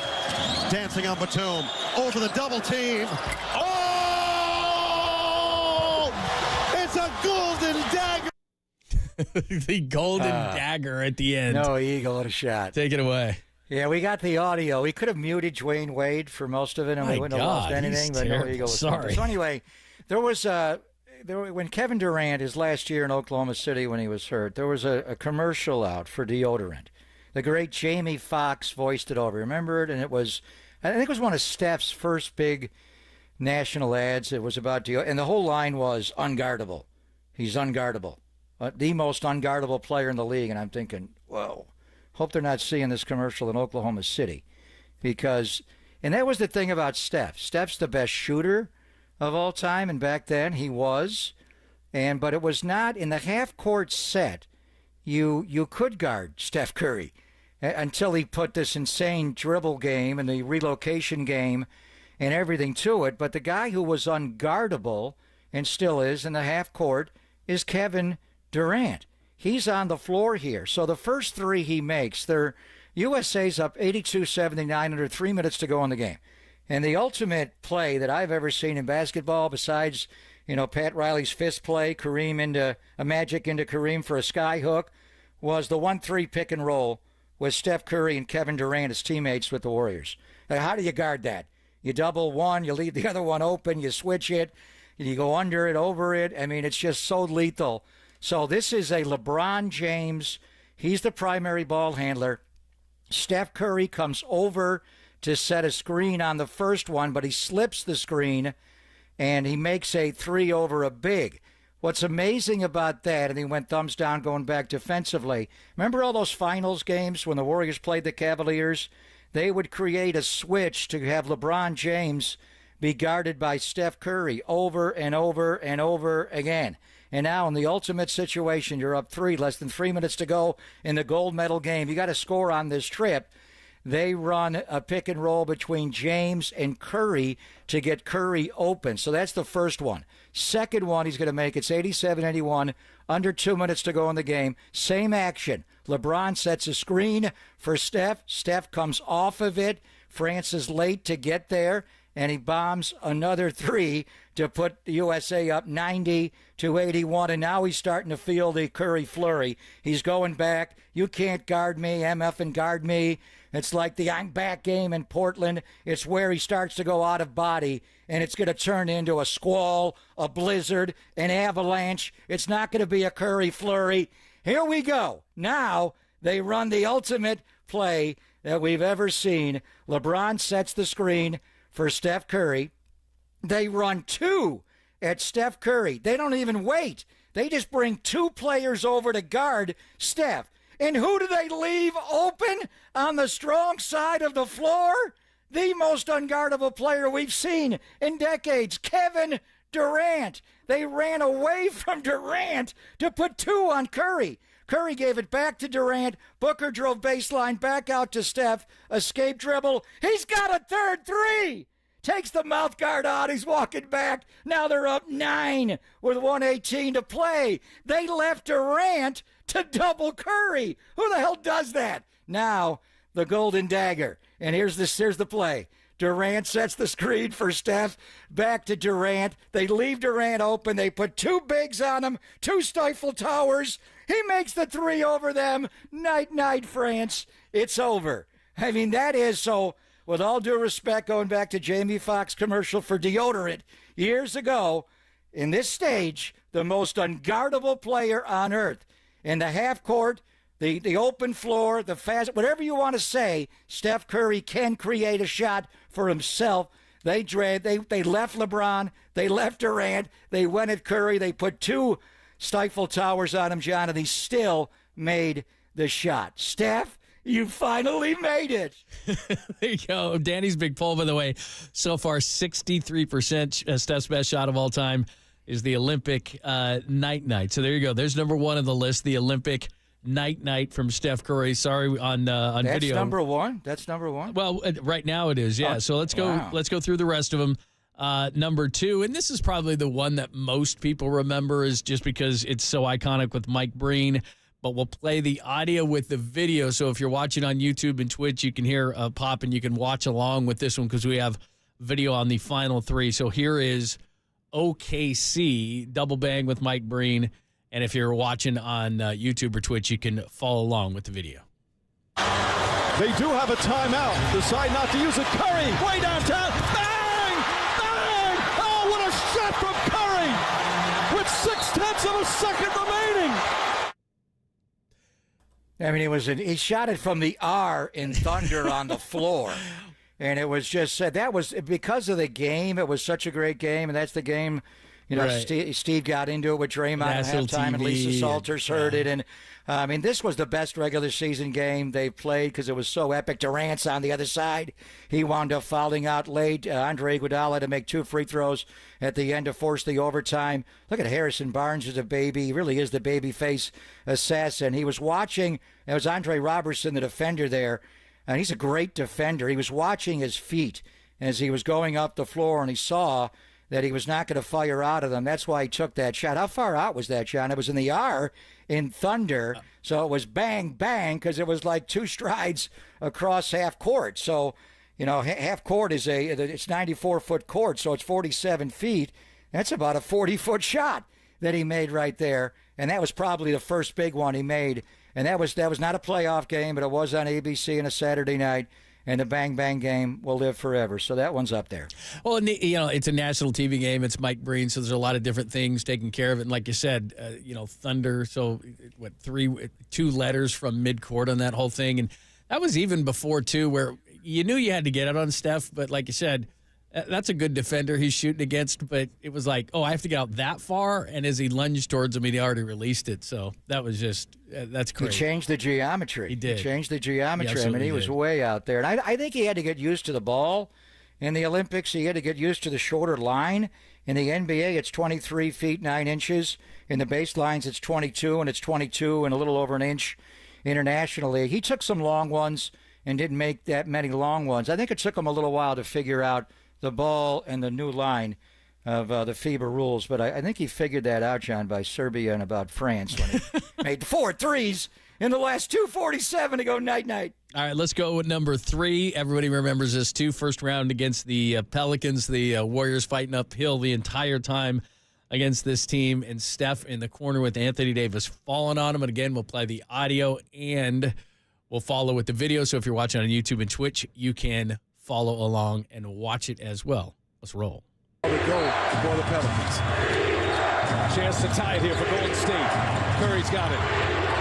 And Curry will let it go for 3. Comes up short. Offensive rebound. Curry again. And Curry hits a 3. Tie game. 2.8. Evans. And too strong. And we have overtime in New Orleans. Wow. Dell looks young, He and does. Seth looks like a baby. I was just going to say, he looks like he's 15. This is the first playoff series that they obviously beat Denver the year before, but as far as on that dynastic championship run, he missed the first 3 short off the front rim, and Mo Buckets will get a huge offensive rebound, Mo Spates, and then reload in the corner. He got fouled. Oh, yeah. I don't know how they didn't call it. That shouldn't have been OT. Well, it should have been. He should have gone to the free throw line and made a 4-point play and not had to go to OT. So this was New Orleans was down 20 going to the fourth quarter. This shot ended the regulation and forced overtime, but it's just a quick release. His ability, and he's so great of just getting the ball off so fast, even when he's dribbling. But that one, Mo just handed him the ball and he went right up. This one, that's Anthony Davis and a second defender in his face. He does miss the first one short. Mo Buckets, one of the biggest offensive rebounds in Warrior history. So this was probably one of the biggest ones he's made in his playoff career. And then the Warriors did eliminate New Orleans and Monty Williams, and he wound up losing his job. But even Del Curry and Seth Curry, who may be the 2 better shooting Currys in the family, they were impressed. But look at that one. How does that compare to the night in France, John, when there were the 2 French bigs? That's Anthony Davis right over him. And that's what changed the trajectory of that shot.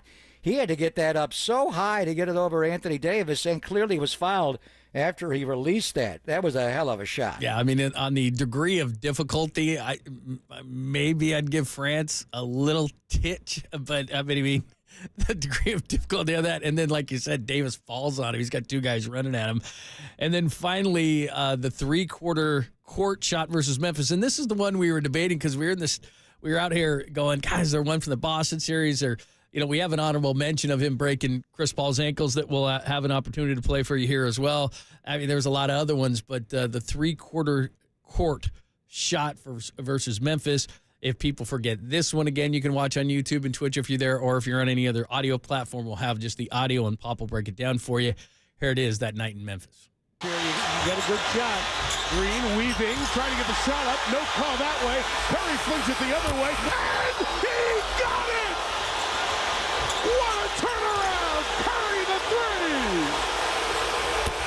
A miraculous shot by Curry to limp to the floor for 3.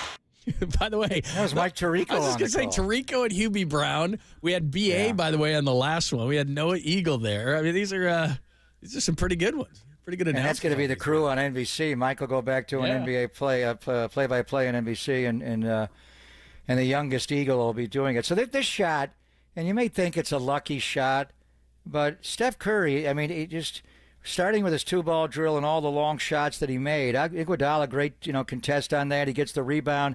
He shot it from basically the other free throw line. So I remember Jim Barnett was working with us that night, and we went right to Jerry West's, in the NBA Finals against the Knicks, and Jerry's was more at midcourt. This also was a 3-pointer. Jerry West's was not, but it's not a lucky shot for Steph. First of all, it's not that different from a shot he takes all the time. I mean, that's the thing about Steph. When he takes the half-court shot, it's almost the same form as he's taking a regular 3. This one was a little bit different, but he works on them all the time. He came out with the logo shot. I remember when we first saw the 2-ball drill with Bruce Frazier, you're like, what's he doing? And then he would go out and take these long shots before the game. And honestly, they almost all go in. It's not like he makes a lot of them. And we've seen video where from the logo, he makes 6, 7 in a row. And I've seen it with my own eyes, but he never misses that badly. Where a lot of guys can't hit the rim, can't hit the backboard. He at least draws iron or hits the backboard on everyone. He practices these, even the ones from the free throw line, the opposite free throw line. It's in the backcourt, not where he's the best free throw shooter of all damn time. And the significance of this was, and he wasn't doing night-night then, but this was the original night-night. Memphis was a problem. They were up 2-1. They couldn't deal with Gasol. Steph was not playing well. They lost game 3 there to go down 2 games. They won. They took him to the Blues Cafe on Beale Street, legendary story, and he came out of it. They decided we're not going to guard, Tony Allen. Bogut's just going to roam off of him. We're going to play a zone, and they turned it all around. But that series was tough. Those guys were tough to deal with, and that shot ended it when he made the three-quarter court shot. And right after that, you saw a great shot, the ball going through the hoop, and the camera went to a kid sitting off the baseline in Memphis, and he had that look on his face like, the hell did he just do? Did he just make that from Nashville? Where did he shoot that from? Well, like you said, again, I go back to degree of difficulty. That was the most difficult because, like you said, Iguodala contests the shot, the ball bounces away, and he just, in pretty much one motion, just goes boom, boom, and it hits the bottom of the net. And that was, first team all defense, and that, the grindhouse. That was tough stuff, man. That was a playoff shot. The one against Anthony Davis, a playoff shot. The bang bang, you're dead shot in Oklahoma City was a regular season shot, and these 4 that he made on Saturday, those were for the gold medal. International. Yeah, that's a big one. All right, we have a bonus one for you, right? Do we have audio and video for this one as well? This is a bonus just because if we put this up there, I don't know that this wouldn't get quite a few votes. Now it's former Warrior Chris Paul, but they hated Chris Paul of the Clippers. Is that the Braves uniform? That's the old throwback to the. That's what the Clippers were. They Buffalo were born Braves. in 1970 as the Buffalo Braves, Columbia Blue. So there's that, and that was when the NBA flirted with sleeves on jerseys like they did with the Warriors. Larry Krueger liked that look. But here it is, the breaking of the ankles. Curry splits the defense behind the back, fires a 3. Oh, he puts it in! What a spectacular move! That could be the greatest move I've ever seen live. No, I'm being serious. Stephen Curry, just a spectacular move here. Somehow holds on, fires up the 3. Watch his head coach, though, Steve Kerr, as this play was developing. The original no, yes, right? Yeah, that was Jeff Van Gundy and Mike Prince. So those Clipper unis are not the Braves. Columbia those aren't the Blue. Braves. They're more like the San Diego Clippers. Oh, Bill you're Walton right. had bad It feet is. there. But anyway, you're right. So what this shows is the audacity of Steph Curry to take that shot. I mean, Steph Curry takes the most difficult shots in the history of the game, and Steve Kerr's like, really, what did you just do? And they were wearing ties back then. It was pre-pandemic. But it was the audacity to even take it. But Steph, he's the greatest tough shot maker and tough shot taker, but it's the creating of the shot off the dribble.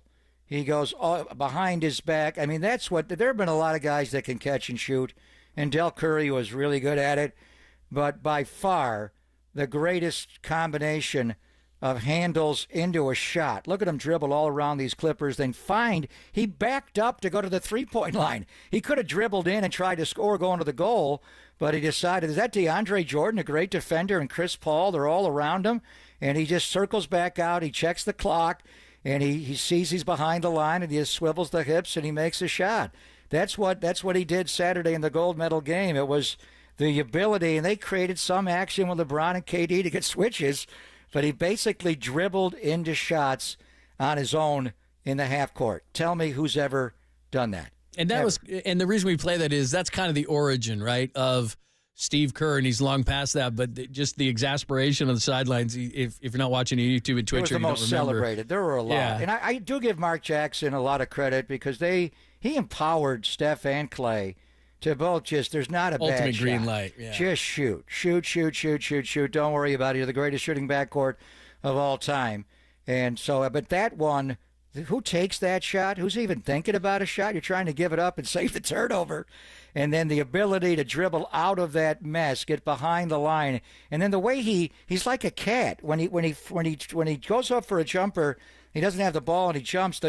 He's ready to re-jump on the second jump to take a shot quicker than anybody. A long shot. You always talk about the ability of a guy on the second jump to get a rebound. Steph is the best second jump shooter. He's the best jump shooter in every category you want to come up with. But his ability to dribble in the half court, create the shot, and that's what he did on Saturday. And then just who the hell takes that shot? Honestly, how many people in the Kobe? And Kobe may airball that. I mean, who the hell takes that shot?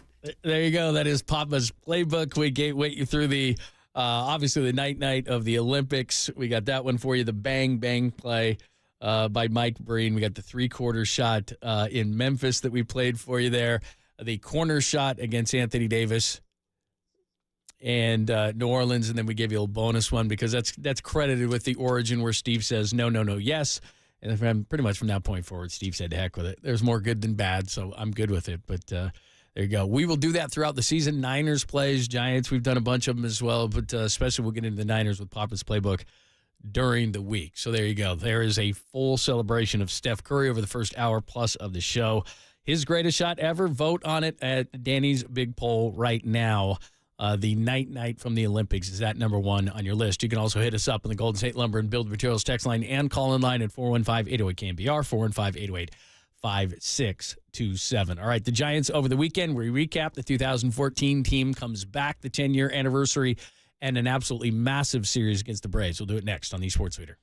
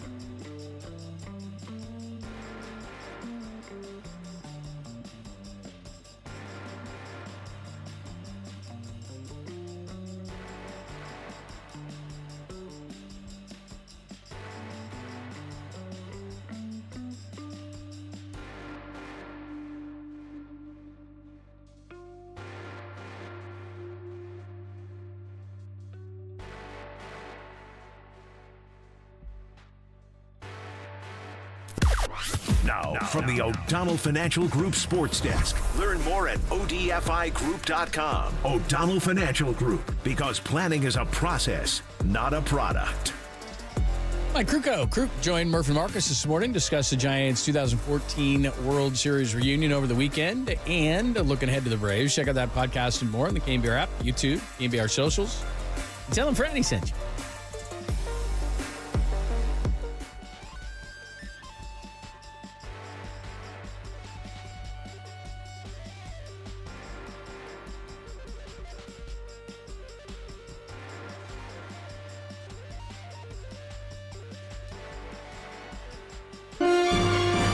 Yes. Did you know that many of the attorney ads you've seen or heard, they're not even based here in the Bay Area, and some are not even based in the entire state? That's silly.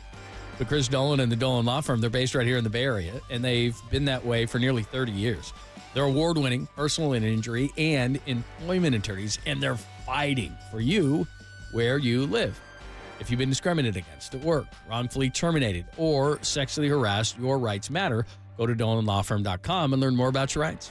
Unfortunately, over the past year, Chris and his team, they saw a sharp increase in no-fault injury accidents. Now remember, beautiful weather means motorcyclists, pedestrians, cyclists, children playing, they're all around us.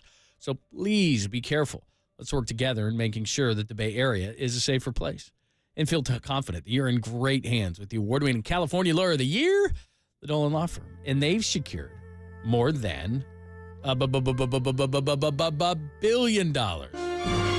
Yes, thank you, Dr. Evil. $1 billion in verdicts and settlements for their clients, but you paid nothing up front. No hourly rates, no upfront fees. They don't get paid until you get paid. They live here. They work here. They win here. DolanLawFirm.com.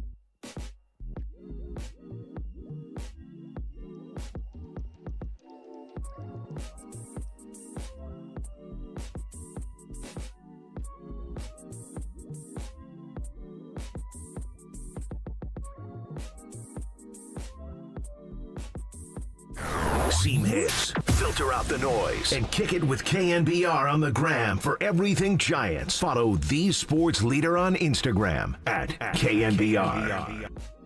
Sorry I couldn't be there in person, but I want to be able to share some thoughts and memories about this special group. When I think about this group, I think about the unselfishness in which they played. They didn't care about having it their way. They just wanted to find a way to get it done. I think about the resolve, the resilience, the indomitable spirit that they played with. I think about Mad Bum with his historic run in that postseason. I think about Buster with the incredible job and the heavy lifting he did all season and during the postseason. I think about Hunter and Pablo with the great spirit and enthusiasm and passion that they brought every day. I think about Joe Craw and Gregor with the steady play they had. I think about the bullpen, that wall of fame, what a great job they did, and the starters, Bum, Peavy, Timmy, Huddy, Vogie, Kaner. Personally, anybody have an actual name on that team? I know. Personally, I think about Chevy Guy, but I understand. That was more for you and I. We talked about Chevy Guy Technology for years. and stuff. Guy hyperventilating into a bag as Madison Bumgarner and Aaron Andrews stand there. Bum even saved him that night. He did.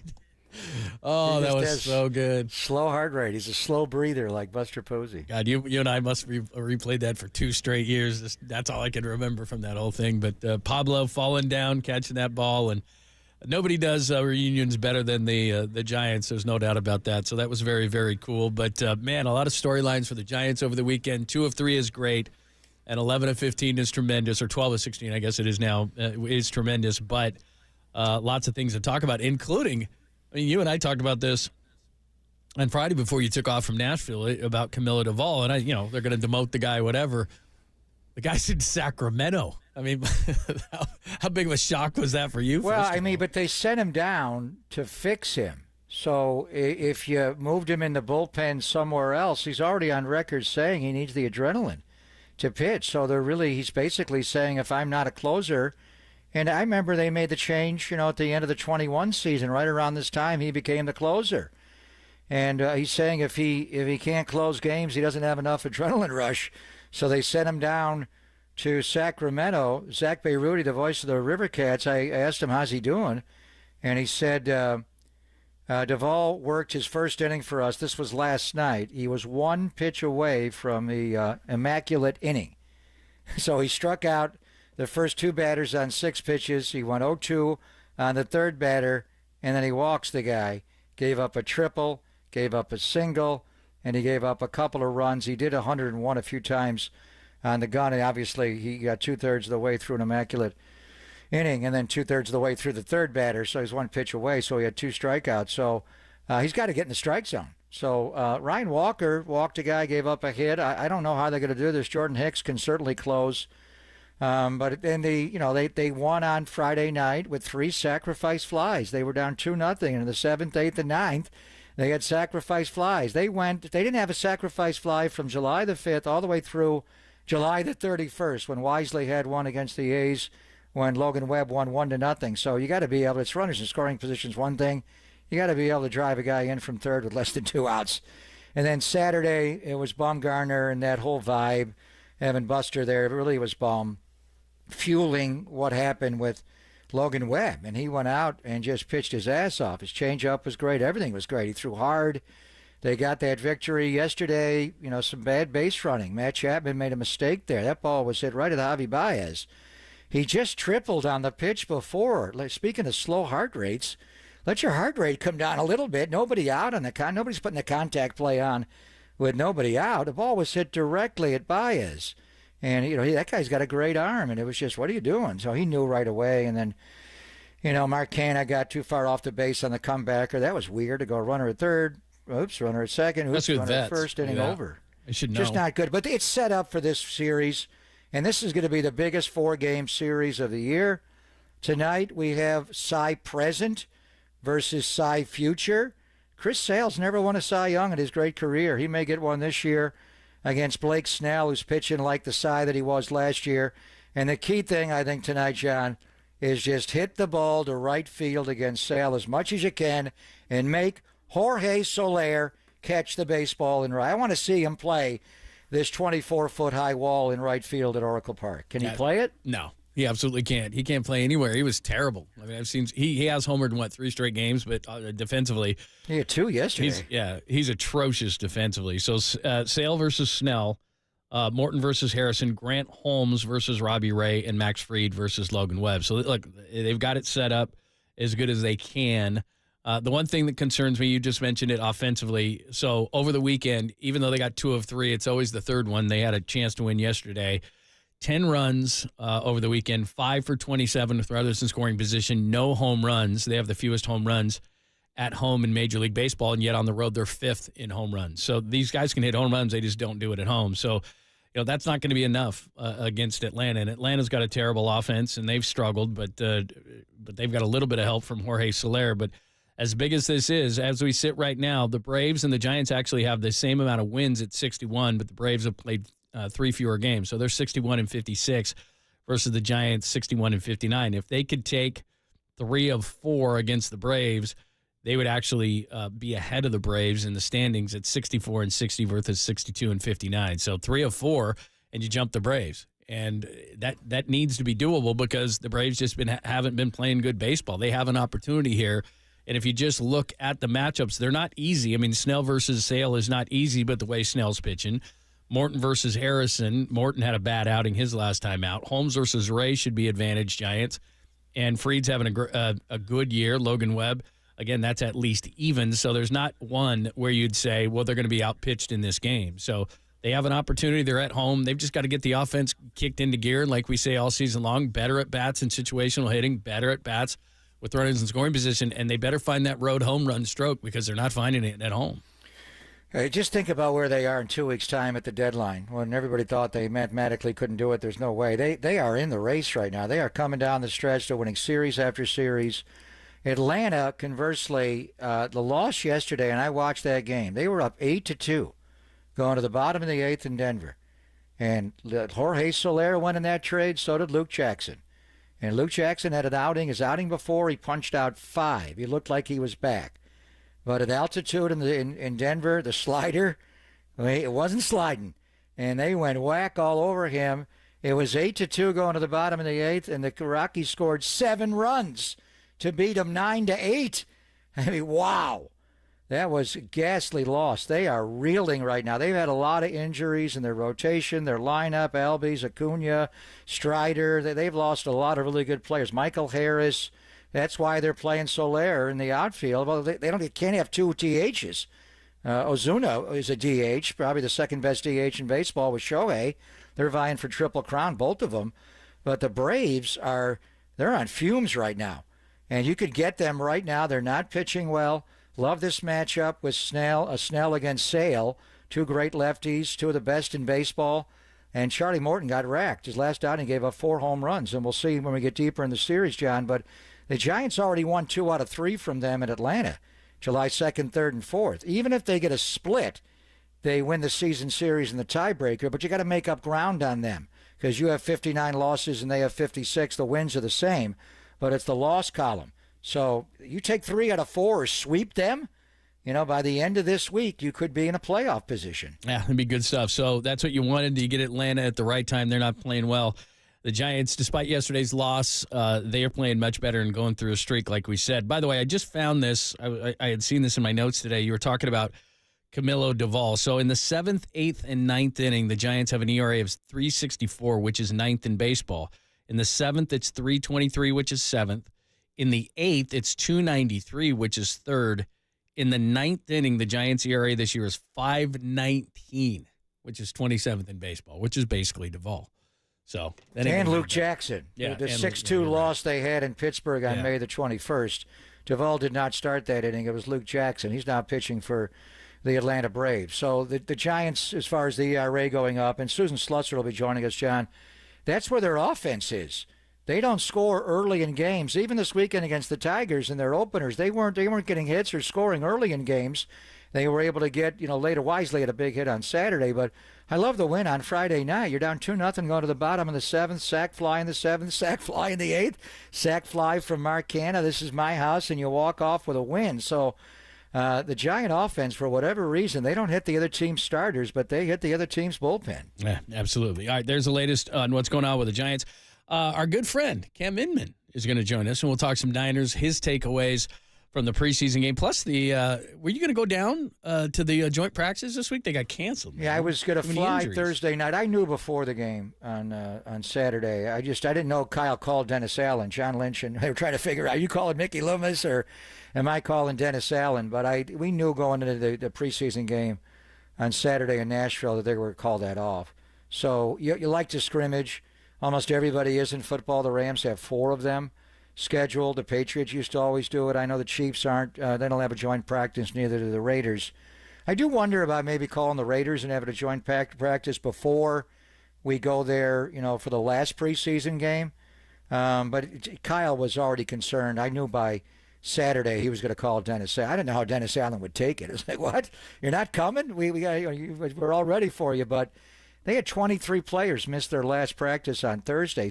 And it's your best players. You want to go there and have your best players rep their best players. And if you don't have, a couple of dozen players unable to practice, why go down there? Absolutely. All right, so we get you ready for Cam joining us in about 15 minutes. Pop, of course, had the game call on TV with Tim Ryan. Tim's hair is out of control. We'll talk about, not that, but the game itself and some takeaways, and then we'll get Cam's thoughts on it at 11:50. It's Pop and Lund only here on the Sports Leader.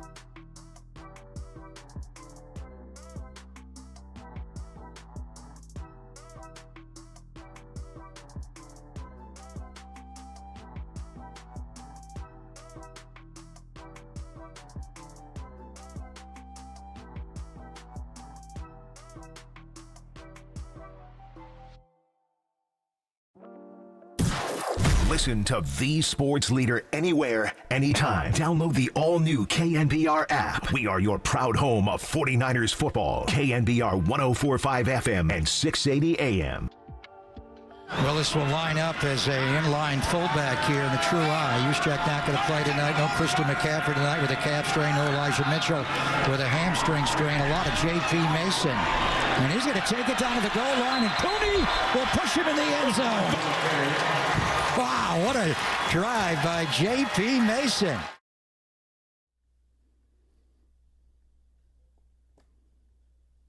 Thanks for joining us, Pop and Lund. Cam Inman's going to join us, Bay Area News Group, and our friend at 11:50. So 10 minutes from now, we'll get you a little warm-up for that. By the way, before we get into the Niners, Hassan Reddick has asked for a trade from the Jets, who got traded from the Eagles to the Jets in the offseason. So anyway, there's another trade request for us. Maybe that'll take time away from all the Brandon Ayuk talk on the national level. Hassan Shop. He's the guy that hurt Brock Purdy in the NFC Championship game in Philly. Yes. So that's him. He's requested a trade officially from the Jets, a team that he has never played for or shown up for, actually, in camp. I'm going to ask you something broad, and then we can kind of drill down. Takeaways from the TV booth versus the Titans. Yeah, I thought you would ask me about Broadway and going down to the. Oh yeah, let's start there because I heard did not leave. You didn't my partake room the entire time. No, I preseason football, and we got to do something with it in the NFL. Yeah. I think by 27, we're going to be down to 2 preseason games in 18. They have to wait. It's not for the collective bargaining to be redone, the agreement with the players. It's the TV contracts. You got to rework the contracts, so that's what it's all about. More regular season games. But what about just opening the doors for joint practices? Because then you actually, I know that, but what I'm saying, instead of, because then you get to see guys play. Because I'm not trying to say that it wasn't fun watching Caleb Williams a little bit, or Andy Reid's got a different viewpoint on it. He will play some guys. Obviously, Sean McVay, they got him mic'd up on the sidelines during that broadcast. And, there's no starters there. Like, it's just, and it's not like it's cheap. They're not dropping the prices on it, and the players don't want to really play. I mean, if you open it up for the places that do have the ability to open it up and put seats, which is most of the NFL teams, then you could actually see the guys you want to see play. And the coaches like it better, too.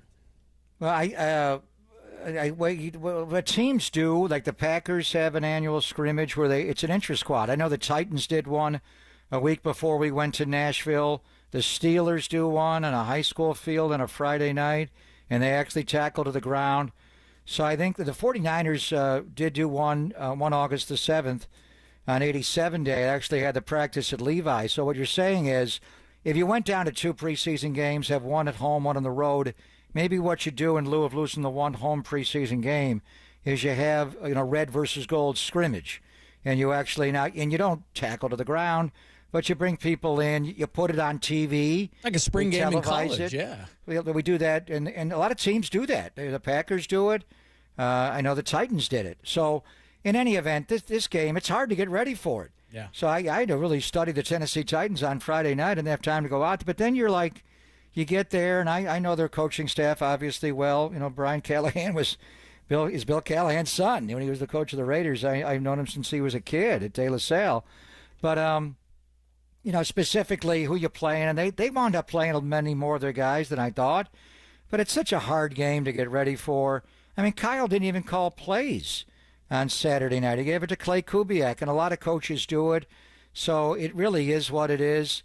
And I thought it was odd having to go so far and then having guys be hurt, and we're not going there with a joint practice. So a lot of guys didn't even make the trip. So it was just kind of, what are we doing here? But the game itself, you got to play it. I thought both quarterbacks played well. I'm surprised with Brandon Allen's arm strength. I thought Joshua Dobbs had a stronger arm, but talking to Brian Greasy before the game, John, and then watching the game, Brandon Allen's got a twitchy arm. He made some really strong throws. I mean, he stepped up in the pocket to avoid the rush to get one to Conley. He did, you know, on the bootleg going to the right, the signature 49er play off the stretch. He was a little high to the tight end Willis, but there was Elijah Molden, the safety, was in his face. But he, you know, he threw the ball well. You know, the one that he hit to Frank Darby on the 3rd and 9 backed up was a big-time throw. There were two that were dropped. Tay Martin dropped one down the right sideline, and coming back later, Ronnie Bell got two hands on the ball, dropped it down the left sideline. We were building it as the battle to be Brock's backup. I don't know. I think Brandon Allen right now is a clear number 2. We'll see what Dobbs can do. Maybe they flip it in the game against New Orleans on Sunday, John, and that'll be a Fox game. And as far as Dobbs, I thought he played well as well. You know, he threw a good out to Tay Martin right when he came into the game. He moved the ball around well. Obviously, the touchdown when he jumped in the air. I thought the big miss of the game was the last one, and it was an unfortunate runoff. It got down to 10 seconds to go. He got one shot, maybe two. They actually started the clock way early on that play. There should have been more time for the 4th down, but it didn't matter. He had a 3rd and 6, and Tay Martin did break open in the end zone late. He got late separation right when he hit the goal line, but he was open. If that ball is delivered, it's a walk-off touchdown. What a way to end the game. And he was frustrated. Then on the 4th down, he got sacked. But I thought both quarterbacks played well. But the big story of the game were two rookies really showed out. Dominic Pooney, you know, we heard the J.P. Mason touchdown, but Tim came in right behind with the Pooney push. He came in right behind J.P. Mason and pushed him in the end zone. I think he's your starting right guard if he stays healthy. And that game is 4 weeks from tonight, whether Hassan Reddick plays or not. The Jets are coming in, and then obviously Malik Mustafa, John, the 4th-round pick out of Wake Forest, showed up around the goal line, showed up big time on a kickoff. So it's hard to evaluate these. Both quarterbacks played really well statistically. Allen was better because he had a couple of drops that it showed 7 of 13, but they found some players in the 3rd round with Pooney and the 4th round with Malik.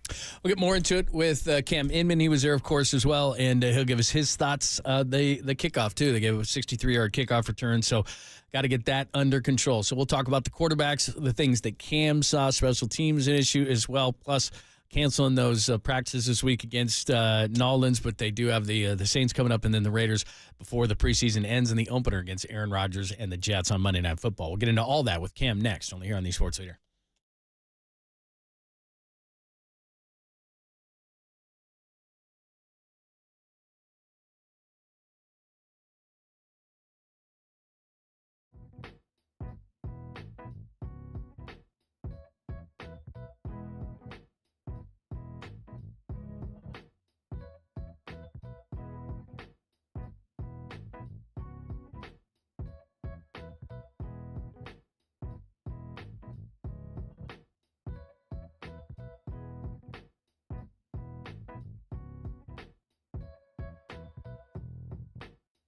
Hey, I got great news for homeowners. Mortgage rates are tanking. My friends at Loan Pronto have rates that start with a 4.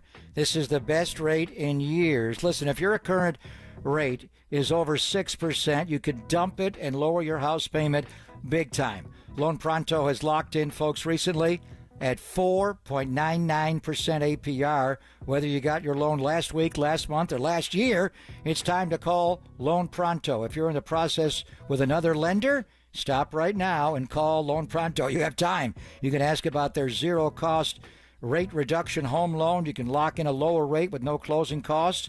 In a matter of days, you can do it with almost no paperwork and usually no appraisal. And if you act now, you could even skip your next 2 home payments. So call now. Loan Pronto can give you a rate quote in minutes with no hard credit pull and no upfront fees like those other guys. So call 415-808-5721, loanpronto.com. That's 415-808-5721.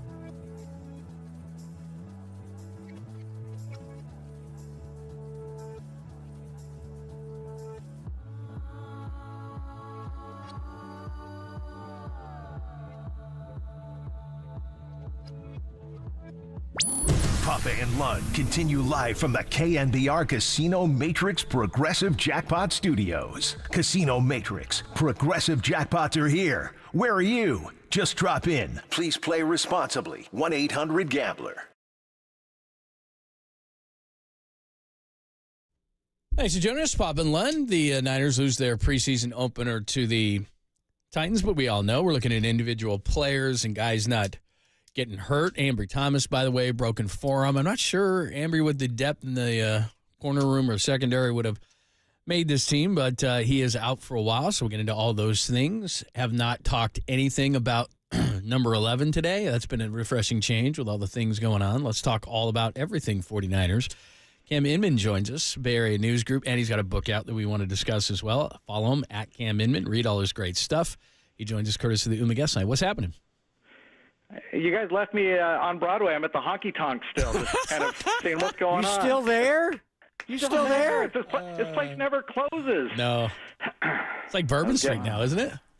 You know what? I was talking to somebody local about it, and it's just like, yeah, because it's almost like that's just your main tourist and fun party zone with the bachelorette parties and everybody hooping and hollering. And then there's this other section of town that's closer to Vanderbilt that we discovered. Did not go there at night, but it looked like that was a fun area. And then I stayed like about 10 minutes away in a quieter, newer hotel area where they had like acai bowls and coffee. It was very zen-like. I'm like, oh, this is like the opposite of Broadway, which was fine.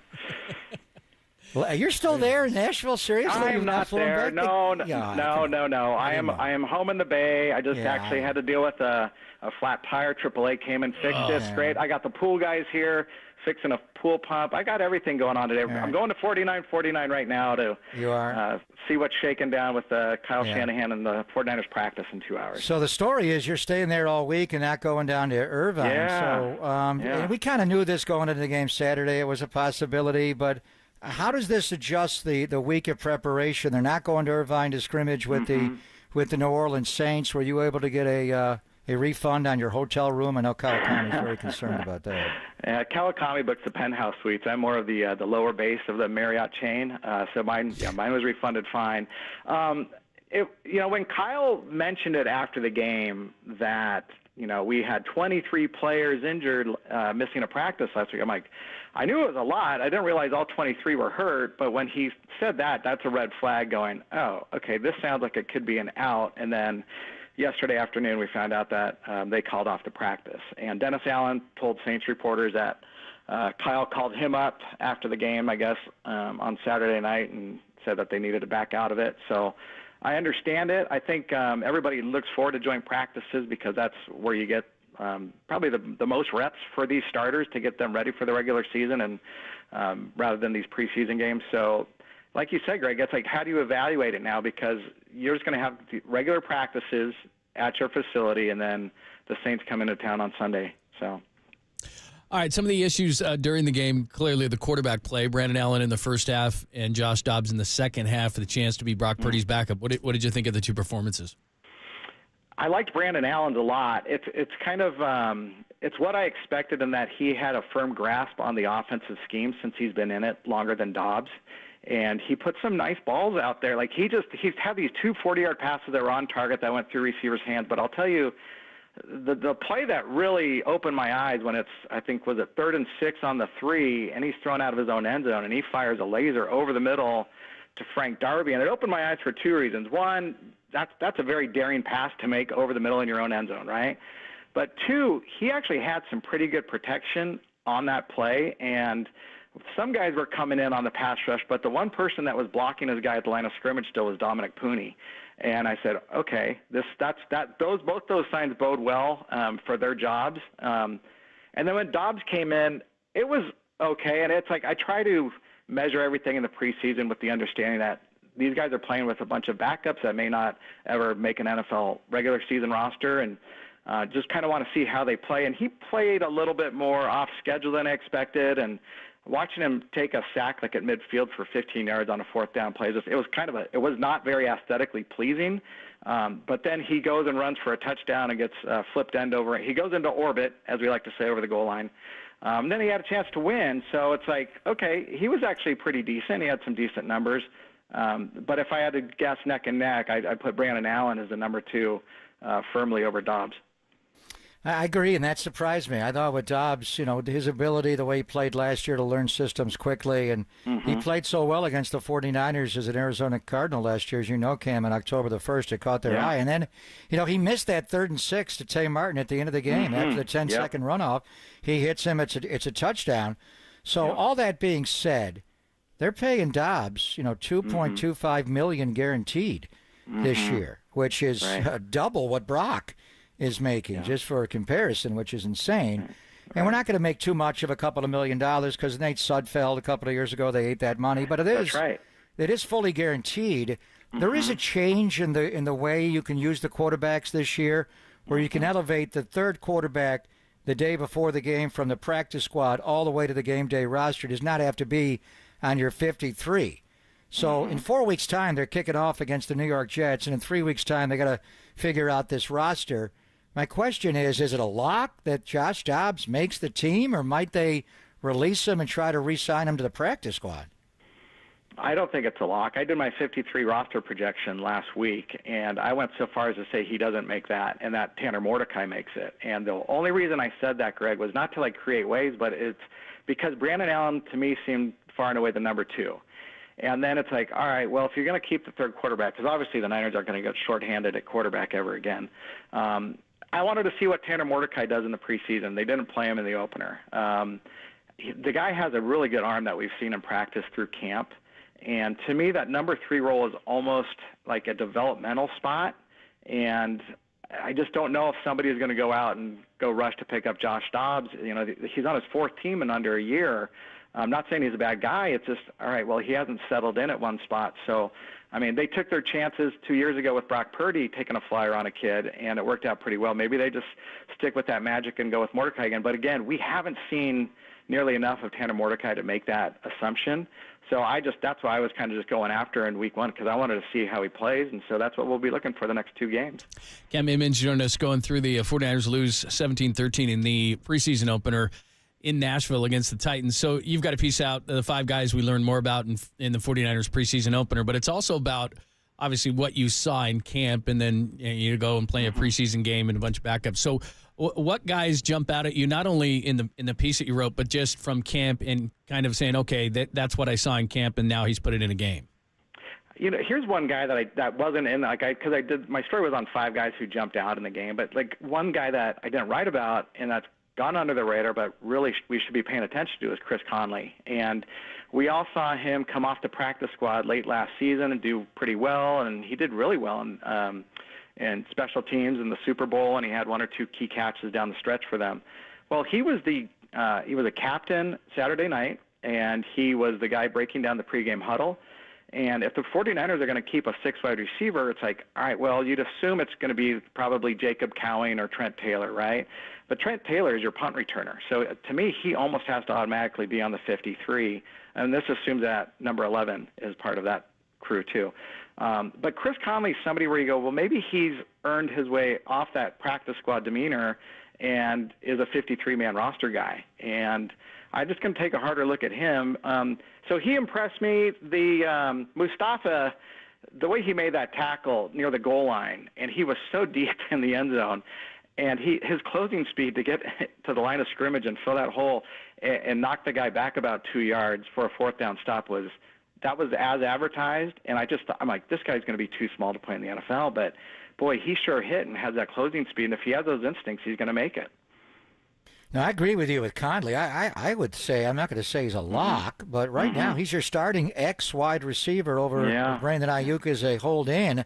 Over Jennings can move over there, and assuming Ayuk's here, Ayuk and Debo and Jawan, 3rd and Jawan. I stole the nickname from Cam, by the way.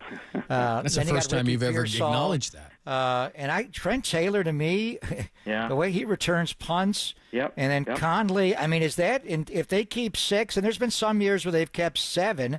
So what do you do with Cowing? Does he go on the practice squad? What do you do with Danny Gray?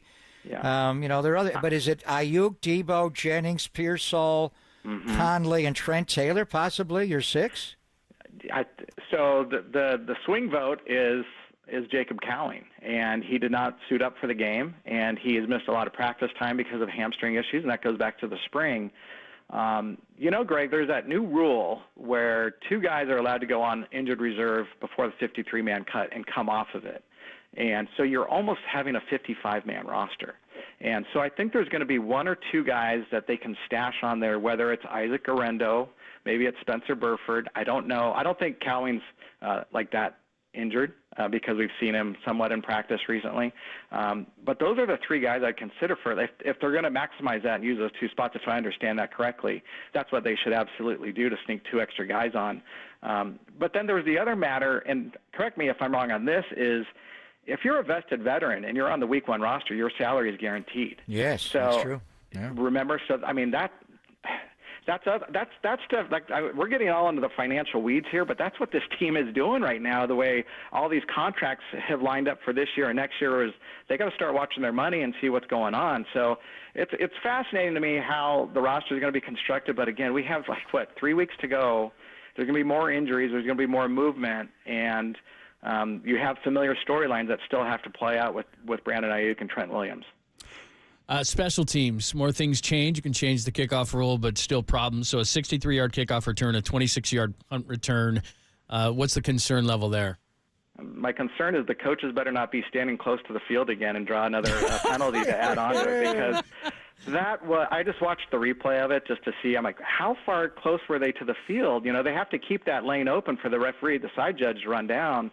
And as the Titans returner is racing downfield, you see the referee barely miss Brian Schneider, the special teams coordinator, and then Kyle's about 5 feet away from him looking at his computer and the tablet, and I'm like, oh, God, that would have been just a bad look right to start the season where the coach gets T-boned.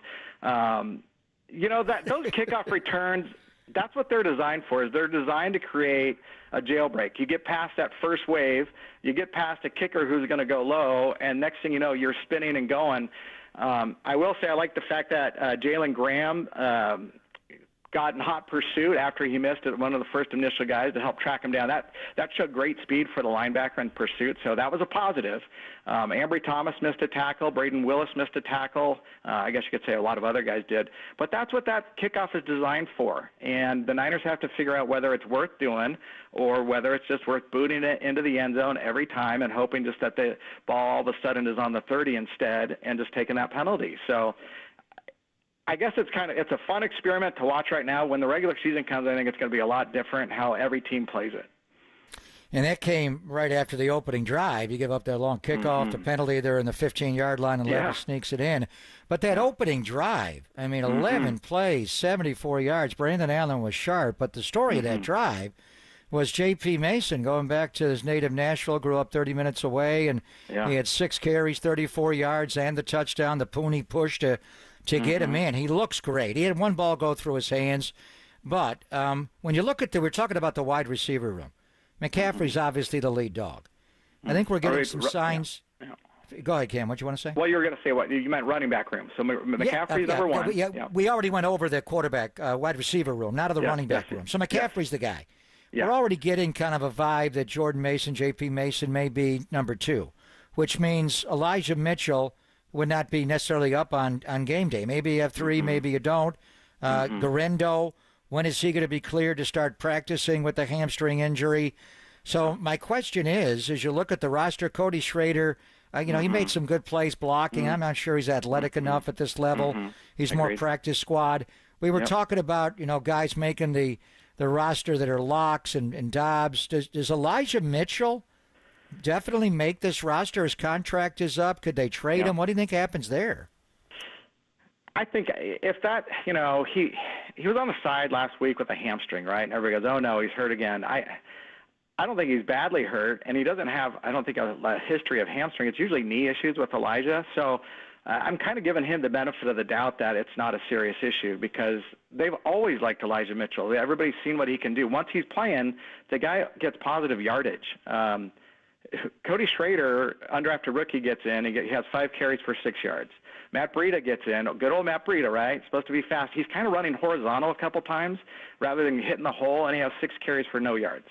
So that competition doesn't really exist to me. So it's like, it's still like, is Guerrero going to be healthy to push for a number 3 spot between Mason or Mitchell? And we don't know that yet. So I'm not writing off Elijah Mitchell, but I thought Jordan Mason composed himself really well on that opening drive. And I asked him out his locker. I said, look, you come out the gate and you go 13-yard gain right up the middle. I mean, hello, you're ready to play ball again. And then you finish off the drive with a nice touchdown run where you kind of had to seat your way through some bodies to find a lane. So I said, which of those two runs was your favorite? And he said, I love them all. He's like, because he had 6 carries. I said, I love each one of them. I'm like, okay, good for you. I mean, that's the way you should be. And then he was out of the game. So encouraging start for him. Everybody's fallen in love with him.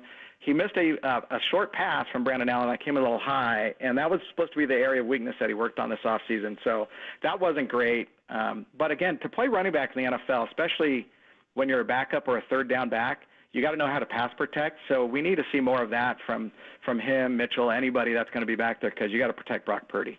All right, before we let you go, you have this on your Twitter page right now, X, and so we thought we would play it as well because, like you said, there's not going to be any joint practices, so to hold people over, Saints-Niners, we got this for you. Oh, yeah. Smith in a gun with Gore on his left hip. Third down, Alex takes the snap. Alex looking. Got it. The post, and it's got it! Caught! Touchdown! Touchdown 49ers! Vernon Davis with the play of his life. Alex Smith with the play of his life. But you're on this field because back at Candlestick you could go down, Media Crew, you could go down early, and you've actually got the sideline because I was at that game too. I was down further or something. You were smart enough to get it, but you got the sideline angle on your Twitter right now. Nice. Yeah, I found some archived videos from that amazing. That was one of the best playoff games ever. Yeah, I had like the final couple minutes of that game, just a bedlam. That was the loudest game I'd ever been to at Candlestick. And then the loudest game I think I may have ever been to on the road was when the Niners played in New Orleans in 2019 and won that shootout. And so there's been some fun 49ers Saints. Montana's first ever fourth quarter comeback was against the Saints. So, hey, it's going to be a rip-roaring preseason game on Sunday that'll match right all of that. Yeah, that's good. Yeah, you know a lot about the history great. of the Niners, Cam. It's almost like you've written a book on the history of the 49ers. Greg, I could write a book on this and just spin Why yarns. don't you? I did write a book. When's it going to be ready? I've been waiting to read it. All right, so you boys should be getting your complimentary media copies in the mail this week. And this week? I believe so. If not, I've got my hands on a few, and officially all the public you can pre-order on Amazon, Barnes & Noble, Triumph Books. It's called The Franchise, San Francisco 49ers. It's supposed to come out September 24th, but you can pre-order now. And then here's my spiel that I'm trying to do. I want to support high school football programs, and so the publisher has agreed with me on they'll sell a bulk order to football programs at a 50% off rate. To help them raise money for equipment, whatever they need. So if anybody's interested in that, if you're a coach or a manager or a booster, reach out to me on DMs or emails, and we'll set you up with the publisher to get something going on that. That is very cool. The Franchise is like you said, a curated history of the faithful. It's very nice. And you've told us this before, forward by Frank Gore and George Kittle. That's pretty cool. Both those guys wrote really heartfelt forwards, and it's Kittle actually took some extra time doing it because he just wanted to pour into it, and I think that alone is pretty cool. And my daughter's boyfriend read the book. He gave me the book review last night. We sat him down. I said, "All right, give me what did you like? What did you like?" And he's like, "Oh yeah." See, I interrogate on certain things. He liked my Jim Harbaugh chapter. He liked chapters on the recent stuff on Shanahan and Purdy, but he said he couldn't get through the chapter on the last Super Bowl because he was not emotionally ready for that yet. I know somebody like that too. Yeah, I'm going to skip the last chapter. Yeah, I know you are. By the way, I got to go back to your video for a second because I just rewatched it. You got the money shot of Vernon crying, and I mean that was right in front of you. Hugging Harbaugh. I think the better shot would have been him actually catching the ball, but the yardstick was in the way. Right. So they got to get rid of those chain gangs for the they're future, coming close, right? So that, and then they can let the media. I think they're getting rid of them. They're going to the Hawkeye technology, aren't they? Yeah, they need. Well, it's about time. But in those days because the Candlestick press box was up in the towers, and to get down, they had one elevator, but it always would break. So all the reporters, you would run down through the stands, and you were upper deck, right? Yeah. So you had to go down the upper deck, then you'd run down those ramps, and then you get down to the lower level. And the key was you had to get down before the game was over, otherwise you wouldn't be able to make the field in the locker room. That's why we were allowed to get on the field, and so we'd be allowed on the field the last few minutes. And that game obviously was one of the greatest finishes because I think there were 4 touchdowns in the final 5 minutes, and it was awesome. So I got most of that on video. So yeah, it was good. That's very cool. All right, and where can people get the book again? Just usual places. Yeah, usual places, bookstores. Amazon. Do they have any more of those? Amazon. Oh yeah, no, there's going to be. Hey, listen, I'm going to do some book signings at local bookstores around the Bay Area, and there will be. There should be one. I'll announce them later, on social media. But I think the first one's going to be here in my hometown of Pleasanton on September 28th. I think it's the day before maybe the Patriots come to town or something like that. It is. At the Town Center Books. So. Yeah, keep an eye out. Thanks for the hype. Appreciate the home it. of John Madden. Always. The home of John Madden, and yes, he was the greatest. He was, man. Cam, thanks, man. We appreciate the insight. We'll see you this weekend. Thank you, boys. Talk to you later. All right, Take care, Cammy. Cam Minman, of course, Bay Area News Group, but check out his new book as well, where you get your favorites, and that's very, very cool. Like he said, if you're a group football team and you're trying to get some money, he will offer a discount on that book. He'll get you hooked up with the publisher and all that kind of stuff. So very good stuff from Cam Inman, and everything he writes is really good stuff. All right, we got about an hour until we talk to Susan Slusser about the Giants. We'll update you on Danny's big poll today, and that was the big story to start off the show. Steph Curry, we've seen this, maybe not to that level, but certainly he showed an international audience exactly what he's all about. We'll explain next, only here on The Sports Leader.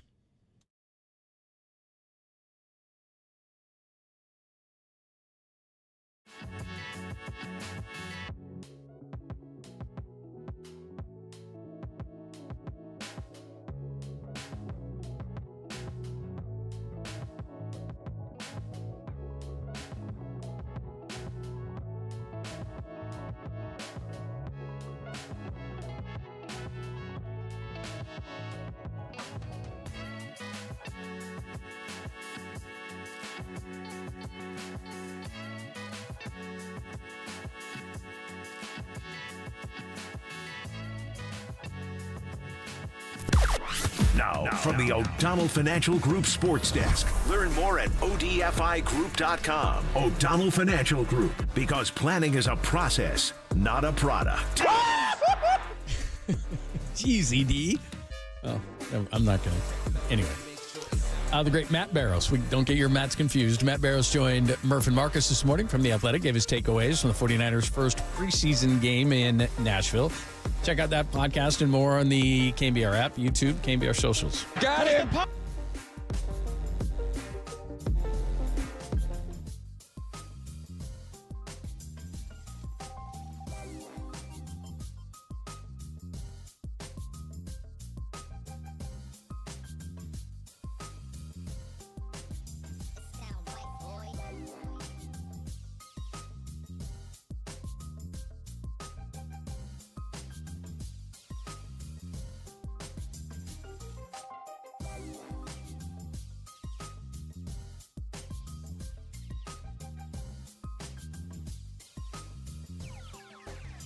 Sound right, boys.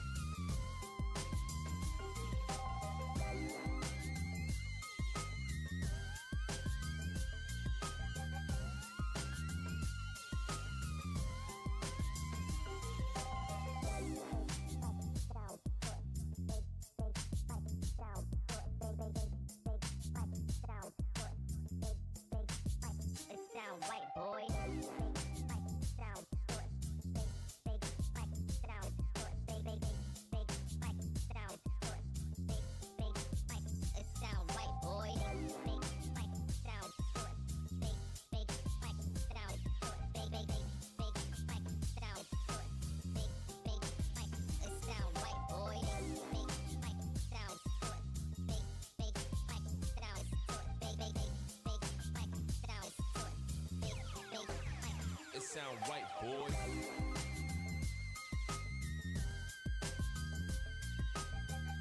Greg Papa here. In a world where justice is paramount and community matters most, there's one name you can trust, and that is Habas Law, founded by Omar Habas, a proud resident and legal luminary. Habas Law has been at the forefront of fighting for our community for over 35 years, and now Omar's son, Tariq Habas, joins him, adding new energy and dedication to the cause. Habas Law is not just a firm. It's a beacon of hope for those who have been injured through negligence. From minor mishaps to a life-altering tragedy, Habas Law has the experience and resources to handle it all. Habas Law helps clients recover from their injuries to the fullest extent possible to achieve the best possible recovery and outcomes. Some of the Habas Law team come directly from major corporations, so they have insider expertise and resources to handle tough cases and take on the corporate giants. Habas Law has a track record of winning thousands upon thousands of cases. But it's not just about the cases, it's about the people. Habas Law is known for their compassion, integrity, and unwavering support for their clients. And they don't just stop there. Habas Law gives back to the community, supporting initiatives like St. Jude Children's Research Hospital and Kick Childhood Cancer. When you're in need, turn to Habas Law. Visit habaslaw.com for a free consultation. That's habaslaw.com. Habas Law, they'll fight to make it right.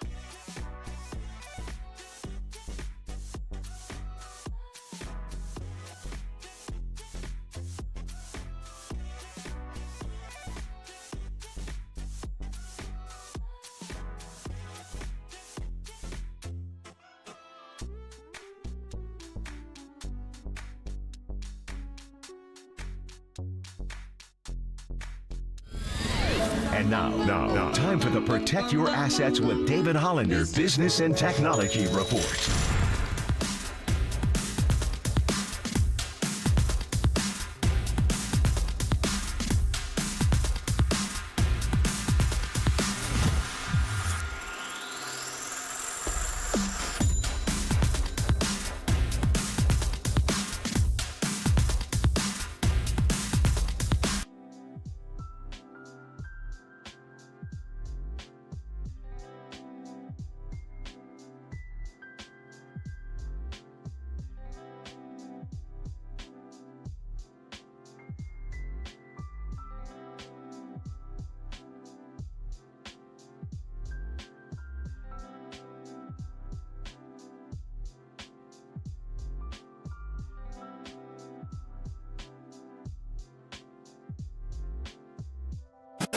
Greg Papa and John Lund are back. Find us on Insta at KNBR on Instagram. This is KNBR 104.5 at 680, the sports leader.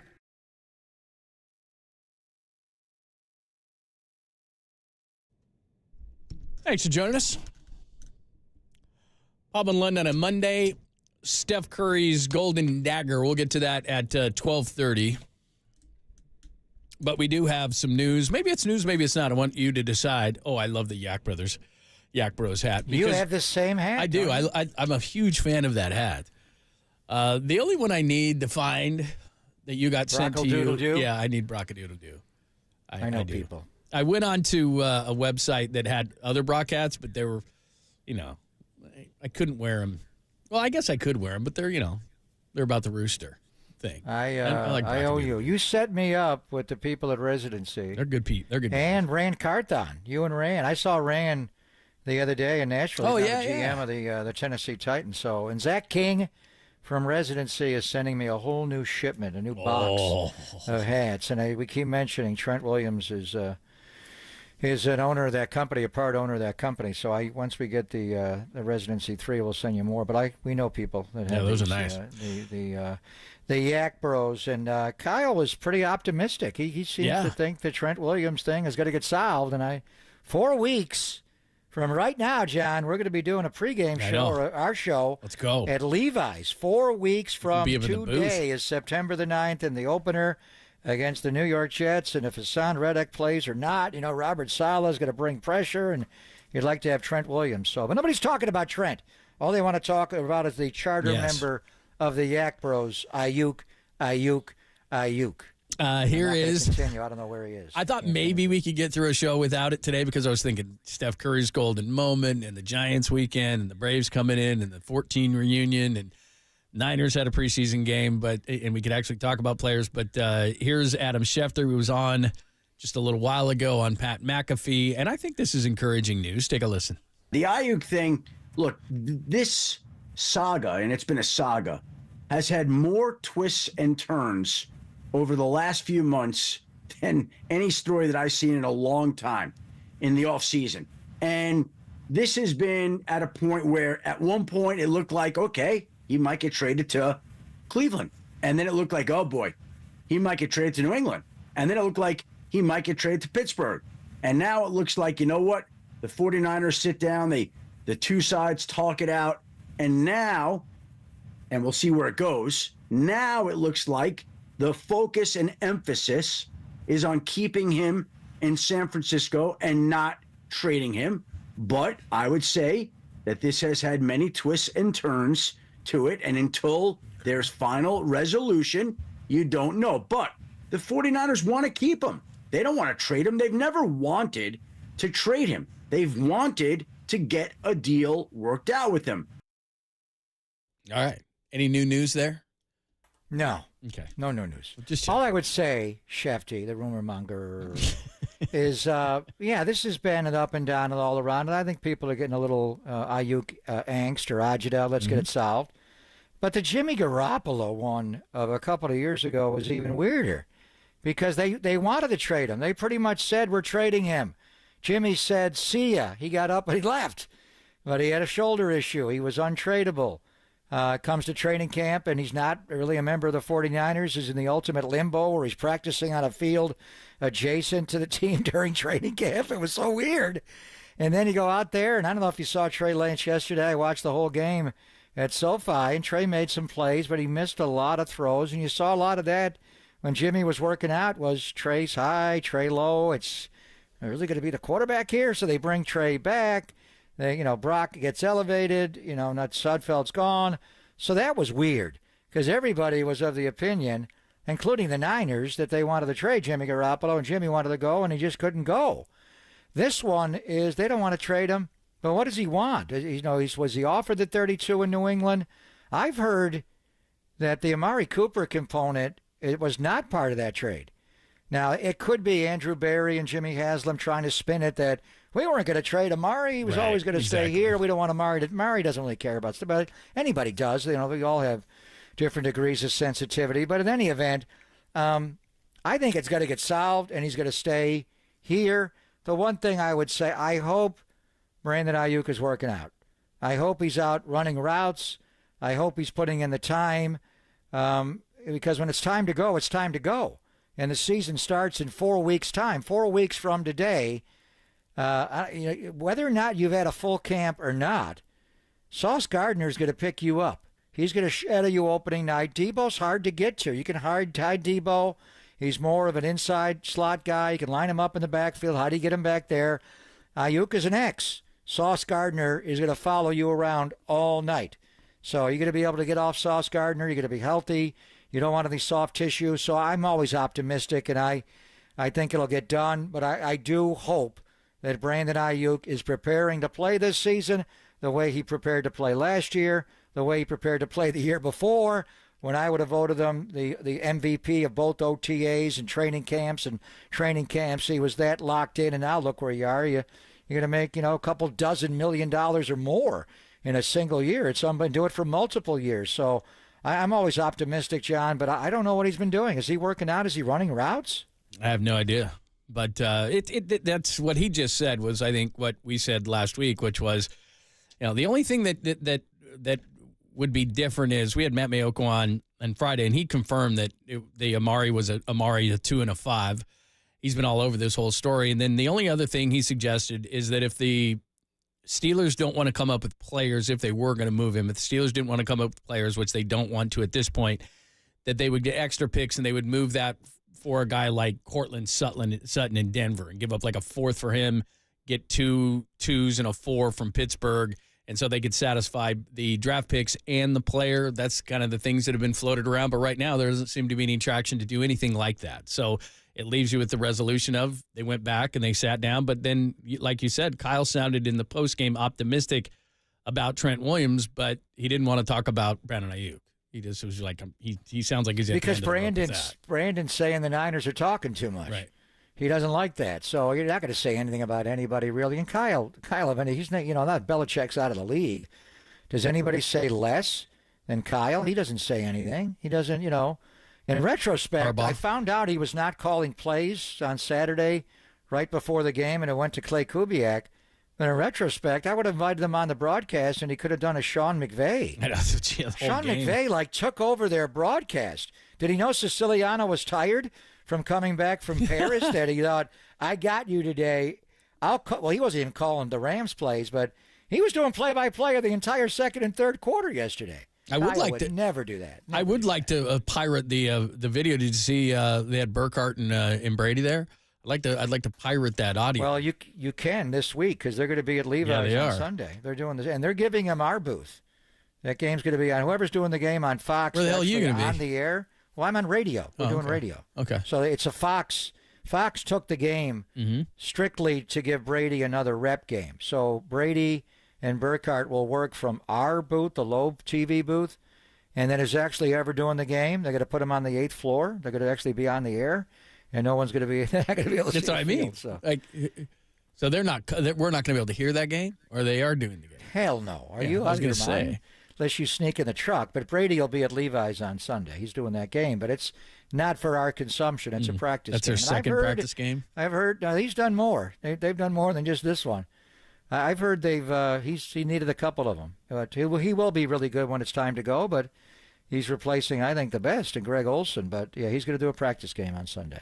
Remember, continuing today, speaking of the Niners, until Friday, August 23rd, you have 3 chances a day, once during Murph and Marcus, once during our show, Pop and Lund, and Tolbert and Copes to qualify to win 2 tickets each to the 2024, to a pair of tickets to the 2024 each Niners home game. And each person that qualifies for that will win a $50 gift card to the Niners team store and a chance for that big grand prize. So some point this hour, not right now, but at some point this hour, you are going to hear that Tim Ryan sounder. When you do, but not now, 415-896-KNBR, 415-896-5627. When you hear the Tim Ryan cue to call, good luck some point this hour. And we have not played it, right, Danny? Not played it. So in the next half hour, you're going to hear that. So make sure you stay tuned. All right, let's get back to the story of the day. Steph Curry, Golden Dagger on the international stage. Next on the Sports Leader.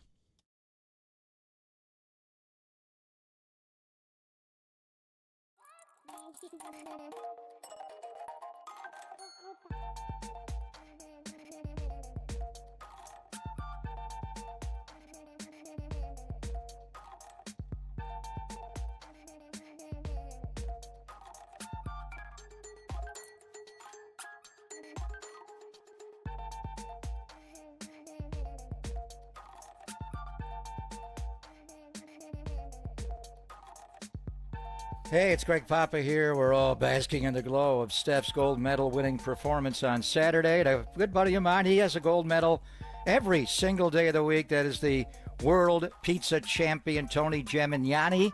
And he is announcing the return of San Francisco's Pizza, Bagel, and Beer Festival. It's coming up this Saturday, August 17th. Second year he's having it, and of course the North Beach is where it would be. This fabulous event features a brand new beer garden, even more local pizzerias, bageleries, and breweries, my 3 favorite places.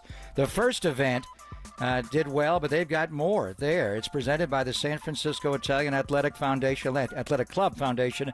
The San Francisco, they got a pizza, bagel, and beer festival. It's going to take place again on this Saturday in the North Beach. Tickets for the event, which sold out last year, are now on sale at purplepass.com/FS Pizza Fest. We'll see you there on Saturday.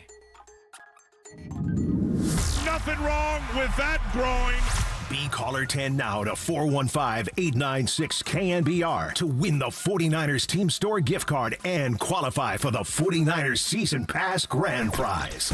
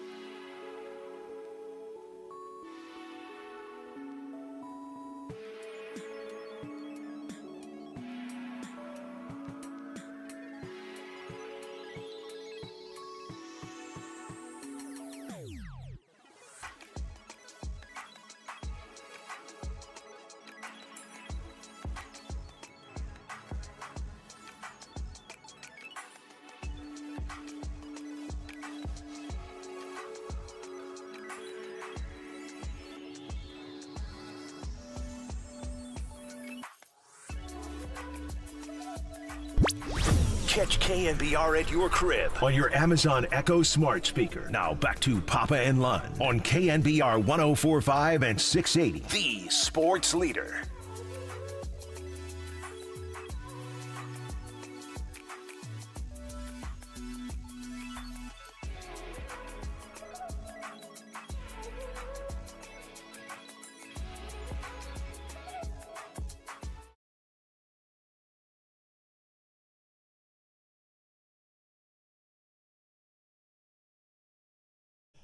Hi, glorious Monday. Thanks for joining us. A golden Monday as Steph Curry uses a flurry and then the golden dagger, as Noah called it, at the end. We've got the poll up right now, and we'd love to know your thoughts on Steph, the Olympics, all that. 415-808-KNBR, 415-808-5627 on Golden State Lumber and Building Materials text and call-in line. We do have Danny's big emergency poll up.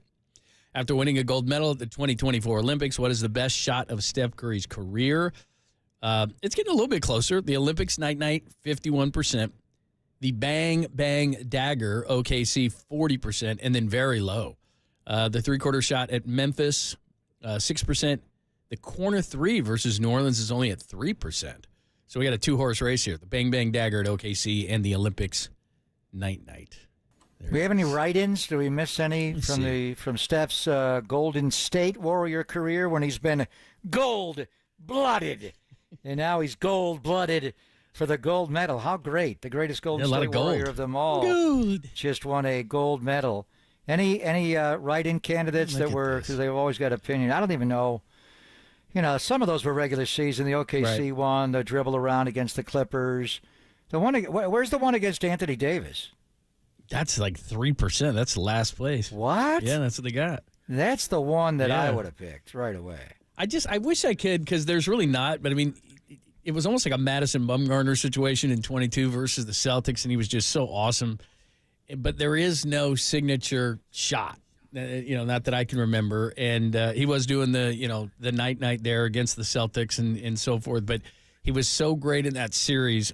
But I'm trying to think of a signature moment, and none, I don't think. Game 4 was when he was at his best. Yeah, he was incredible. I just don't know that one single shot would be bigger than these, but God, he was just so good in that series, So. Well, I mean, just in the finals, he made 9 threes in a finals game. People forget about that because Clay, used to set all the records for, most threes in a game. Steph had it for a little while, but then, Clay got the regular season record in Chicago. But Steph, he made 2018 game 2 against Cleveland. He made 9 threes in that game. He was running everybody around. So there were a lot of Warrior threes that he made are just incredible. Yeah. Let me ask you a question, though. Because of the nickname, the Golden Dagger, and really what it was the night shot, but of the 4 that he made Saturday in the last 2:47 of the game, do we even think the last shot was the best one? I mean, it was the most difficult. Yeah. But his first one off the LeBron behind the back pass, the score was 82-79 with 2:40 to play in the game. If he doesn't make that shot, they're coming down on the other end with a chance to tie. So he puts them up by 6. Then again, it's under 2 minutes to go, 1:56 to play. They run the pick and roll with LeBron. He has the pump fake. He makes a 3 that puts him up. It was 87-81 when he shot. It put him up 90-81 with 1:49 to play. If he misses either one of those shots, the game's up for grabs. Then later, it was a 6-point game with 1:32 to play when they come over and they double him, and he gives it up to Durant, and he got it back. And then he gave it back to Durant, and they circled it around to Booker. And that was a clean look from above the break top, John. But that one essentially ended it, and he took the mouth guard out and he went back. So of the 4 that he made in the last 2:47, is the night shot even the best of all of them? Because the other 3 won. When he made the night shot, they were up 6 with under 40 seconds to go. It was a hell of a shot. It was 6 with 35 seconds to go, and it ended it night. But is that even the best of the 4 that he made in the last 2:47 in the gold medal game? Well, like you said, the biggest one was 82-79, because if he doesn't make it, then the game's still in doubt.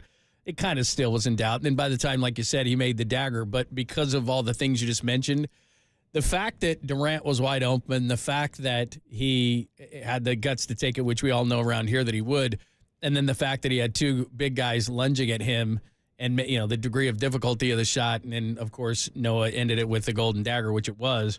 I think that's the one that everyone's going to remember. Like that to me, as they kind of showed everything, but the biggest highlight or the one that's going the most viral before, by the way, NBC Sports is making everybody take it down or actually taking it down, so you can hardly find them on social media anymore.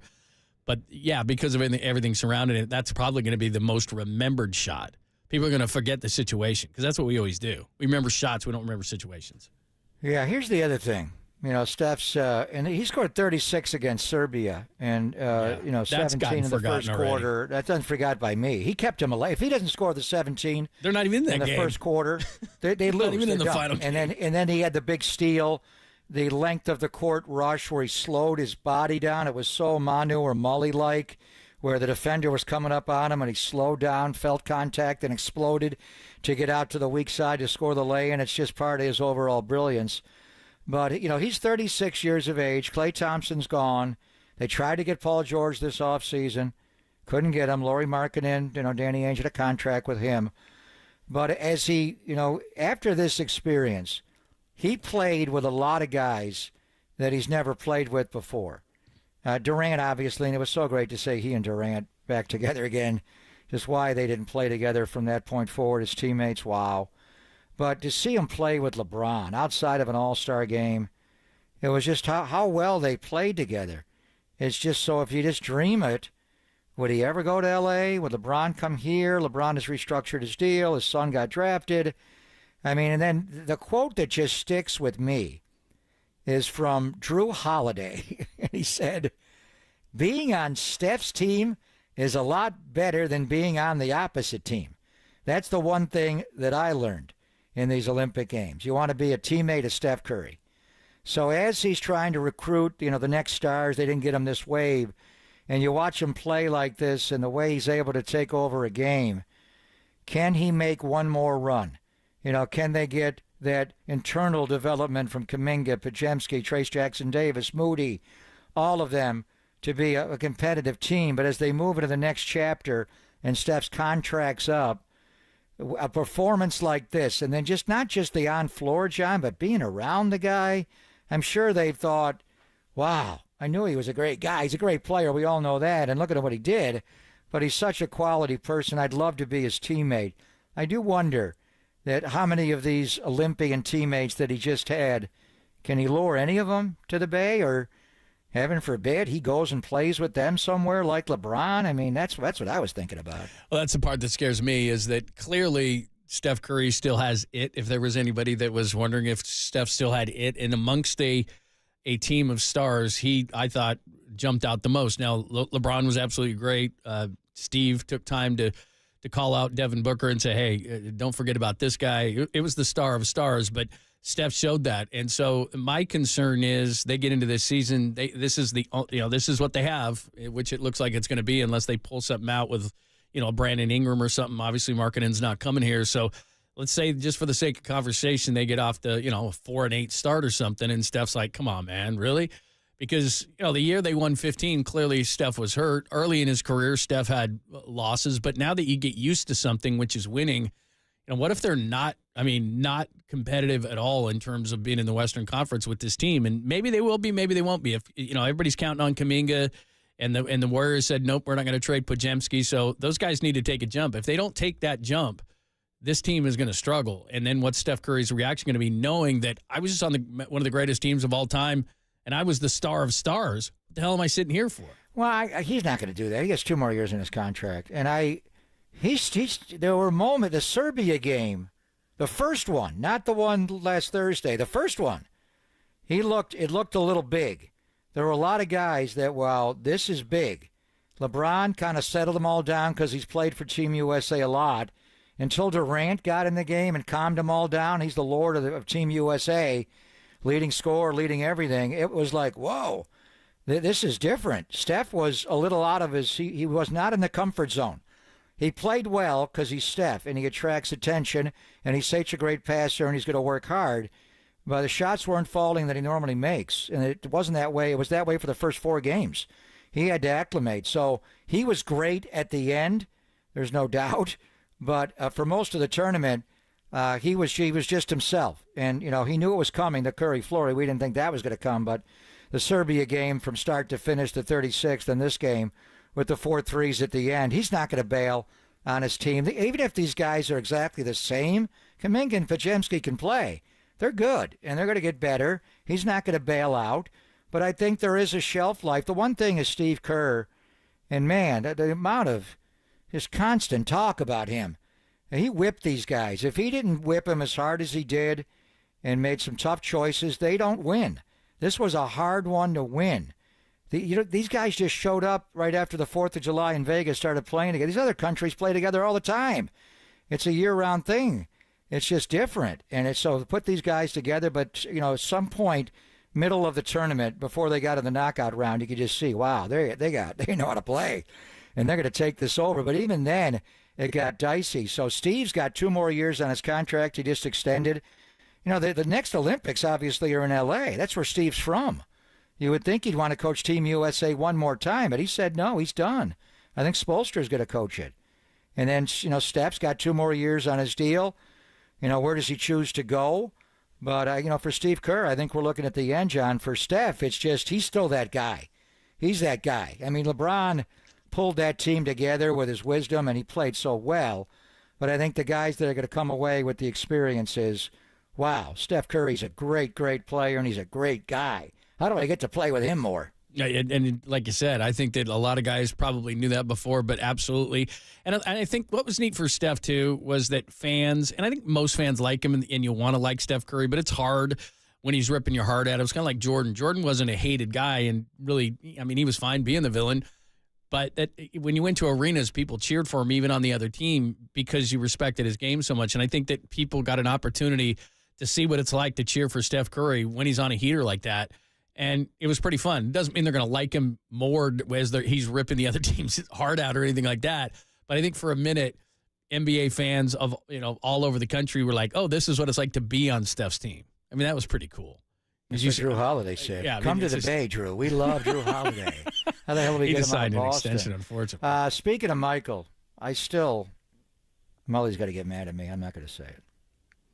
I would take this team over the 92 team. Let's go right now. I would not. Bird's got a bad back. He's not playing. Magic just got back from HIV positive. I know you got Michael, but we're going to triple Michael. We're going to Jordan rules him. This team with LeBron, KD, Steph, Booker, Bam, Anthony Davis. They barely beat France. They barely beat France. Okay, the world is so much better than it used to be. I think this team, I would take them against that 92 Dream Team. This team, how are you going to beat them? They are hard to beat. I was saying this on Friday. That 92 Dream Team, and you know them well too, they just had the fire. I mean, they had no lapses. They played. They had no one to play against. Chuck Daly never called a timeout. But I think they played like that era played, and the debate would be, well, what rules and what are you going to do and how are you going to do it? However rules you want to play. I just know. Rules. Let's go. I just know the defense of that team. Guys like Scottie Pippen. I know they were older than this team isn't, but this team is older too. And I just think the 92 team, and maybe it's just memories of my youth. The 92 team to me was the greatest team ever assembled. Your youth? You were like 50 years old in 92. I was like 12. What are you talking about? But yeah. I think that. But I would take this team, and I love that team. And I saw those guys play their whole careers with one team. This team, when Durant wants to guard, God, good luck bringing the ball up the floor. He's going to turn you 10 times. When LeBron wants to guard, and he guarded, and he passed like magic. That team was old. Larry had a bad back, and Magic was back from HIV positive. But Jordan was 29, and they had Jordan. You had Barkley was young still. He wasn't 30. Karl Malone was on that team, and they had a lot of guys that were still in their Stockton, prime. They had David. I know. They were good. This team is loaded.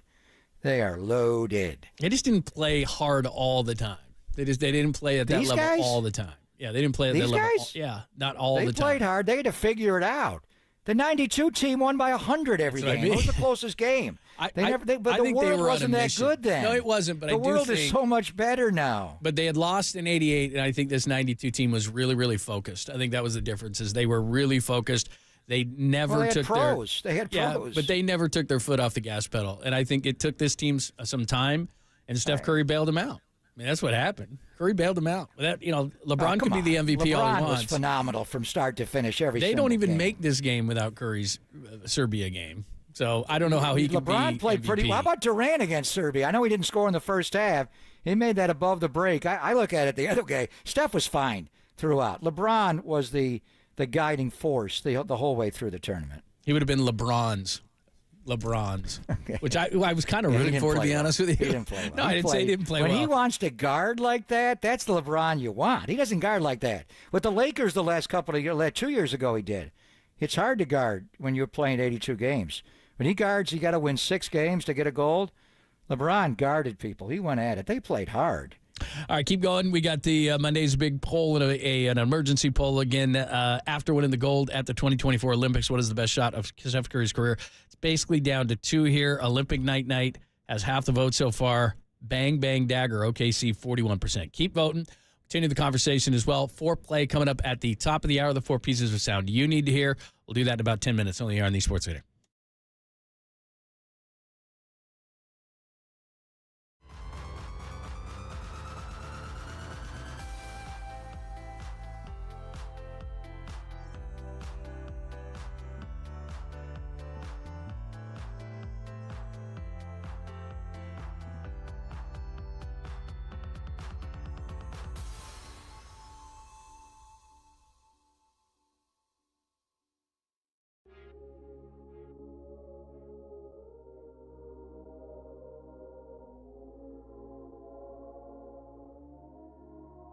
Hey, it's Greg Papa here. On behalf of Golden State Window and Door Design, they are proud to be a Marvin direct dealer with showrooms around the Bay Area. For your convenience, builders and designers can find the largest inventory of Marvin windows and the support from a factory-trained sales team that makes Golden State a top competitor in every category. You'll benefit from Golden State's delivery fleet, which is the largest in the Bay. They have vehicles built to handle excessive size and are capable of delivering specialized deliveries across challenging back roads or just down the street. So visit GoldenStateLumber.com and click on Windows and Doors for inspiration and the many options available to you when you're ready to take the next step with your client. Click Request an appointment to visit the Window and Door Design showrooms near you. Find out why contractors and builders have relied on Golden State for 70 years. Golden State, when you succeed, we succeed.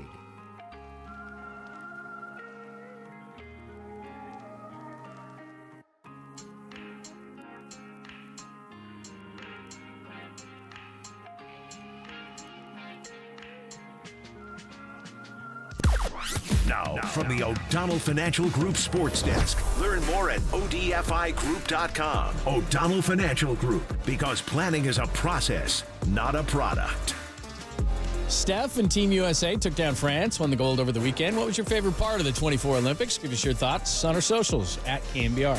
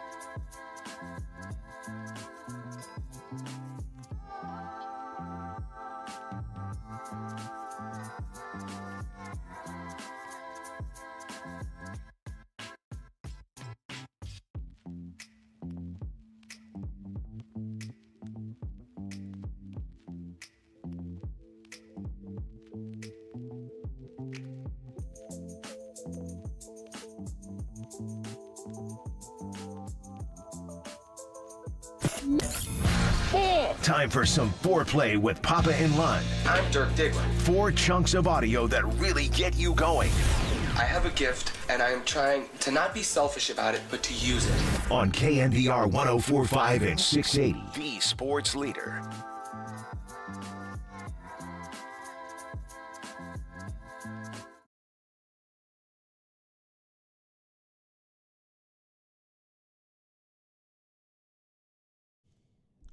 What's happening? Thanks for joining us. We have a foreplay. It is Pop and Lund on KNBR AM and FM San Francisco, the sports leader, Cumulus Media Station. By the way, congratulations to Matt Medeiros. I don't know if I'm saying that right. Matt, if I'm not, I apologize, from San Mateo. He wins a $50 gift card to the Niners team store, qualifies for his chance to win 2 tickets to each 2024 regular season Niners home game, which will be announced on Murph and Marcus on August 26th. By the way, do not fear. If you did not win today, you have another chance to qualify during Tolbert and Copes. And remember, you have 3 chances to qualify every day between now and August 23rd. So stay tuned to The Sports Leader, your home of 49ers football for the last 20 years. Every single day, each show will announce when they will have the Tim Ryan Sounder, and then they'll play it in that hour. You can call in, you win the $50 gift card, and you qualify for a pair of tickets to every home 49ers game. Good luck. Ooh, I like the traditional. 4 weeks from today. How about that? The New York Jets. Man, how about that? Where will the Giants be 4 weeks from today?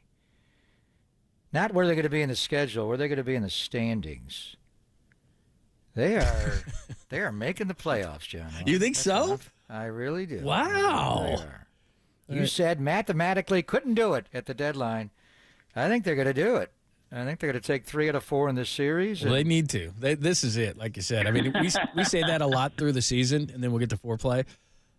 But San Diego and Arizona are not slowing down anytime soon. Move them up. They're fine. They'll be the first and second wild card. But it's Atlanta. San Diego did lose in a weird home run that was taken away from Mirage yesterday. Yeah, I didn't like. I mean, they did interpret the rule correctly, but it's a weird rule. But so they lost in a weird way. Didn't go over the fence. The ball's got to go over. Well, Jose Canseco did though.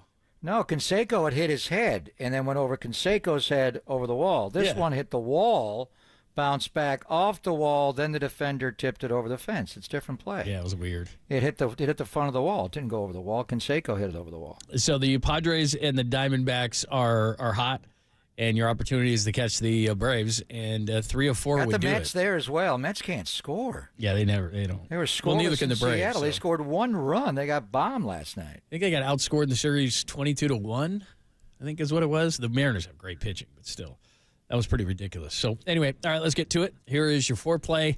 Let's start off with Bo Mel talking about the 2014 reunion ceremony. Here's what he thought from his view.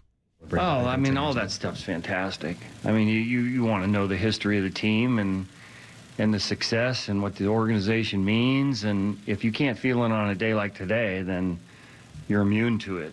So, you know, all those guys, I was joking earlier that all those guys, I don't particularly care for any of them, you know, because I had to compete against those teams, and especially that 14 team. We had felt like we had a pretty good team in Oakland that year, too.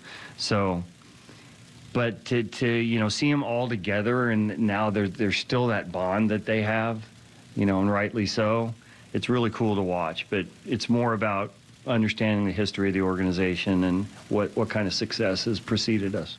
See, I like that whole thing, and he was talking it up, and then he remembered, oh, yeah, I had to go against those guys in Oakland. That sucked. So that's pretty cool. He made the playoffs every year. His 12 team was amazing. So, the 2014 team, I think we all remember, they won 88 games that year. 88 games is where they won. Where were they? This is August the 12th. They were 6 games over 500. They were 63-57 10 years ago today. And they wound up winning the World Series. So see if they can get hot at the right time. No, they're getting hot. 88 games. I think they're getting hot. I think this is their run. I think they're getting Atlanta at the right time. I don't think they could have, based on the season that they've had a better opportunity than this one. You know, if you'd have told us months ago or even a month ago before they started on this run and they've been so inconsistent that they're a few games over 500 and then Atlanta, who has fallen, you know, has rocketed back down to earth with the Padres and the Diamondbacks getting hot, this is the best opportunity they have. They take 3 of 4, they're ahead of the Braves. Now, would they be ahead of the Mets? I don't know. They got the tiebreaker with the Mets. They beat them 2 out of 3 twice. But if they take 3 of 4 in this series and they have great pitching matchups here, then they're ahead of the Braves. At least for the time being. Biggest series of the year. Yeah, we say that all the time, but in this case, we're really telling the truth. Until this series is over. Yeah, then we'll say another one. Yeah, and the A's series on the weekend is kind of worrying me a little bit. It is?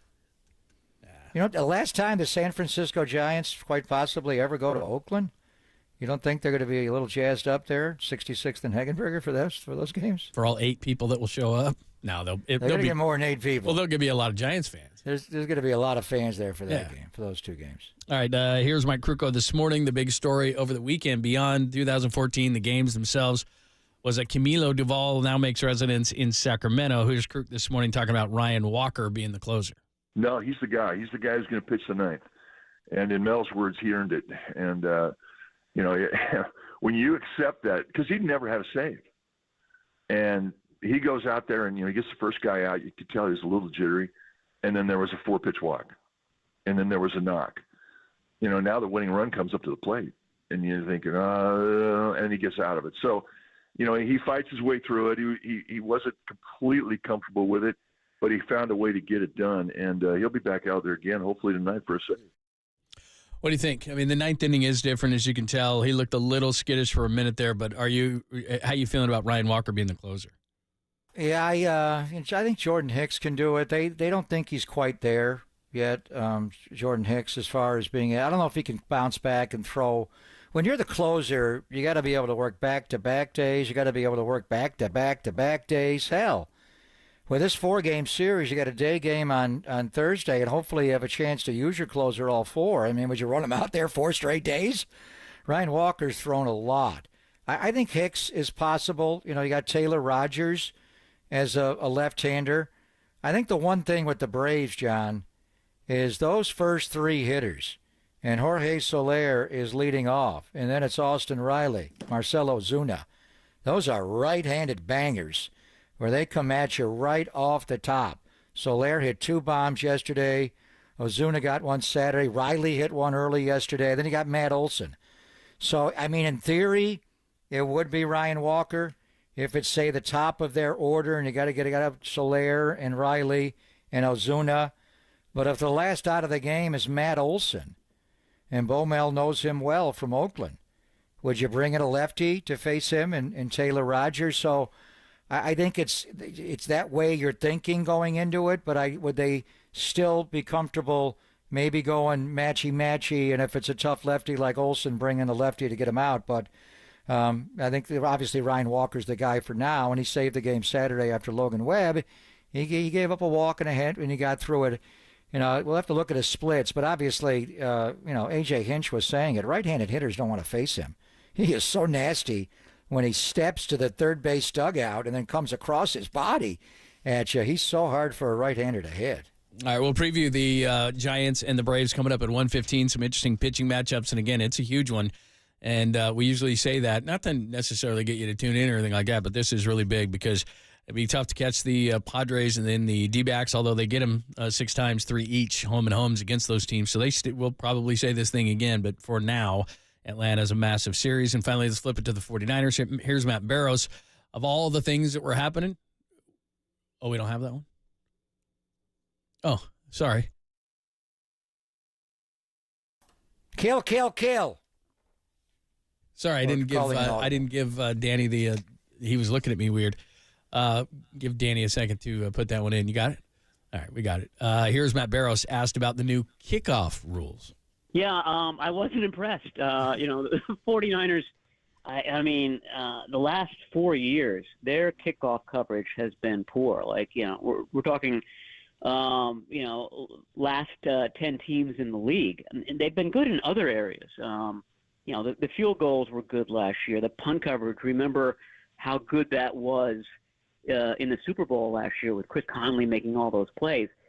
But the kick coverage, for some reason, despite personnel that you would think lends itself to kick coverage, they've got one of the best tacklers in the league in George Odom, but they're consistently bad. And then with the new rules even, they gave up a 63-yarder on the very first kick of the preseason. So that's something that they've got to work on. I know that they've been doing sort of half-speed stuff in practices to avoid injuries. This was sort of the first full-speed reps that they've taken all summer. They got to get up to speed with it real quick, or it can become problematic pretty quickly.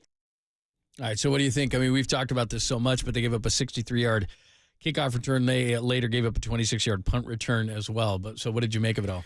Well, Jalen Graham got too far upfield on the first kickoff. He did run down Jackson to make the tackle, but he should have been there. Let's not overreact. The Niners are not game planning for this. The key to the kickoff is going to be the guy kicking off, and it's Jake Moody. And he was just kicking them straight. He wanted them to return.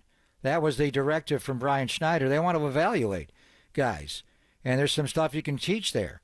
But Jake Moody is really good at kicking. A big reason why they drafted him, not just because of Robbie Gould's age and the longer, stronger leg. He's really good at kicking the ball off, and he's good at placing the ball. So they're going to try to put the ball on the ground. You're not going to see this in the preseason. You're going to save it for 4 weeks from the night against the Jets. So the key is Jake Moody. Now, if they just can't cover well, then just kick the ball in the end zone. The penalty is only a 5-yard difference from last year. Last year, a touchback went to the 25. Now it goes to the 30, as Mike Silver wrote in his big piece last week. And I think Sean McVay got mad when they changed the rule. It was supposed to be at the 35. Now, so how much of a difference is it if the opponents start their drive on the 30 versus the 25? So if you just don't like your coverage team, you can just touch it back. And Jake's got a strong leg to do that, especially early in the year. But let's not overreact. Let's see if Jake can, hit the ball on the ground, as Schneid says, some dirty balls. And then as far as punts, Presley Harvin is a huge punter. Mitch did not punt the other night. They used Harvin, and we saw him in Pittsburgh. He's huge. He weighs 255 pounds. He's got a strong leg, but he does not have the Aussie rules. We saw him in Pittsburgh touch it back. He doesn't have the nose down punt. So, with Mitch, you're getting hang time, you're getting the helicopter kick, the banana, all those strange kicks. And the ball is not only inside the 20, but he puts it inside the 10. And with Conley and other guys, as gunners, Chase Lucas now, they'll put it on the 5. So let's not overreact by one game on. It was not good. It was sloppy. But Jake Moody will kick the ball off entirely differently in 4 weeks. And as far as the punt return to the other Jackson, you're going to have Mitch Wishnowsky, the booming onion, booming him. Yeah, there you go. All right, we will give you more as the week goes on until the 49ers take on the Saints. And again, the practices have been canceled. By the way, real quick, the injury factor, because they've got to cancel these things. Any major concerns? I know Amber obviously broke his forearm. He's out for a while, but any concerns here as they had to cancel because of that? There's a lot of soft tissues. You got, calf strains and hamstring strains, and, a lot of the young Ricky Pearsall's got a shoulder. So it just didn't make sense to go to Irvine. And we knew before the game they were going to call it off. And so they'll just go, now you stay home all week. The other odd part was to fly to Irvine, and the game on Sunday is at Levi's. It's not in Southern California. So it was a little odd to fly him down there for nothing. I do wonder if you want to give the Raiders a call and see if you want to put a scrimmage together when they go to Vegas for the last preseason game. You do like the joint practices, but I don't know, John, but 4 weeks from today, you're playing a game. 3 weeks from now, roughly, you're going to start cutting the roster down. How many of these guys have to go to IR? You don't want to do that. But you got a lot of soft tissue injuries. I'll be anxious to see today, and they move practice back. They're going to practice after we're off the air at 2 o'clock today. How many guys are able to practice? I mean, right now, you got a couple of dozen guys. Kyle said the last practice they had before they went to Nashville, 23 guys were unavailable. I mean, and those are your best players. If you can't have McCaffrey and Pearsall and, some of the other key guys, Fred Warner's got a foot.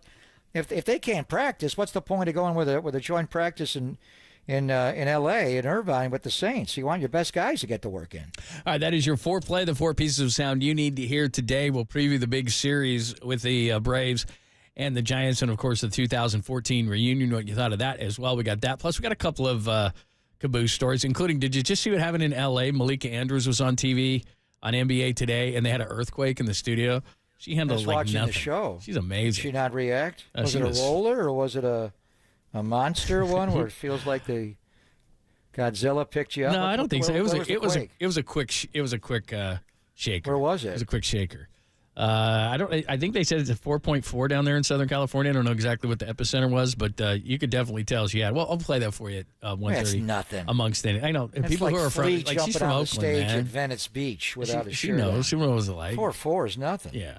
All right, we'll play that for you and other things at 1:30. We'll preview of a big series, the biggest to this point in the season, next on the Sports Leader.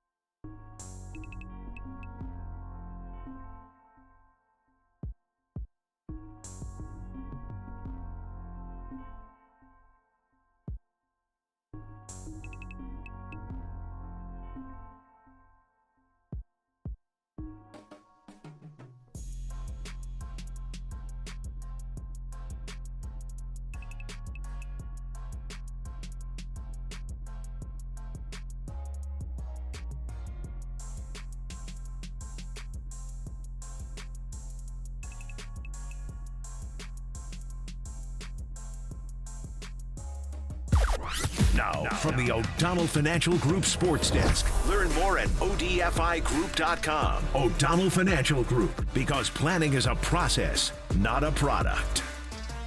Mike Kruko joined Murph and Marcus this morning, discuss the Giants' 2014 World Series reunion over the weekend, and looking ahead to the Braves. Check out that podcast and more on the KNBR app, YouTube, KNBR socials.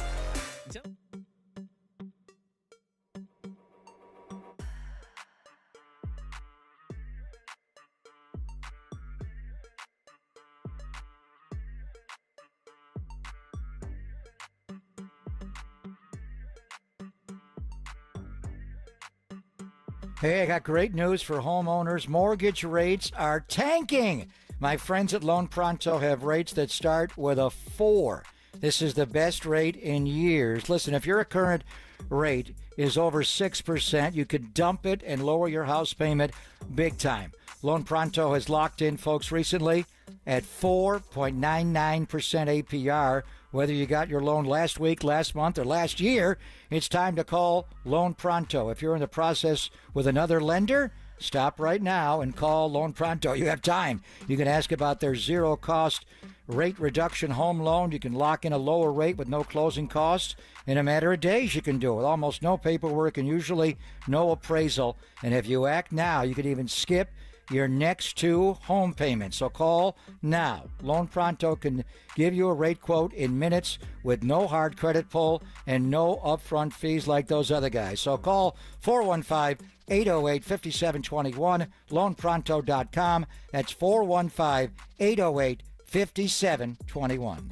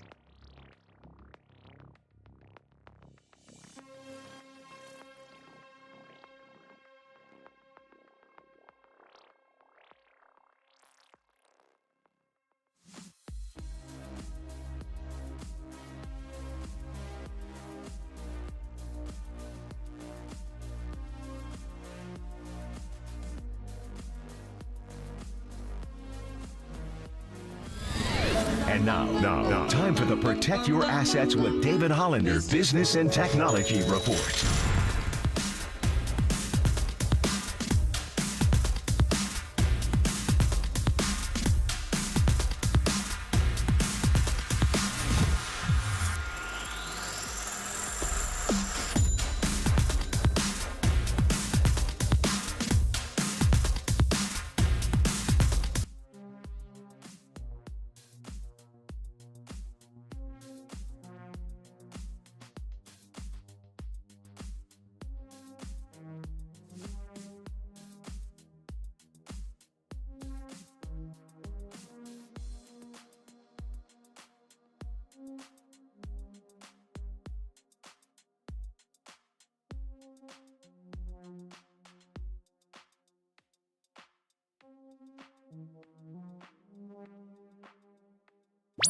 Papa and Lund continue live from the KNBR Casino Matrix Progressive Jackpot Studios. Casino Matrix, Progressive Jackpots are here. Where are you? Just drop in. Please play responsibly. 1-800-GAMBLER. Home country in these Olympics. And it was so much fun to see, particularly the crowd sort of getting behind as we have a bit of an earthquake here in Los Angeles.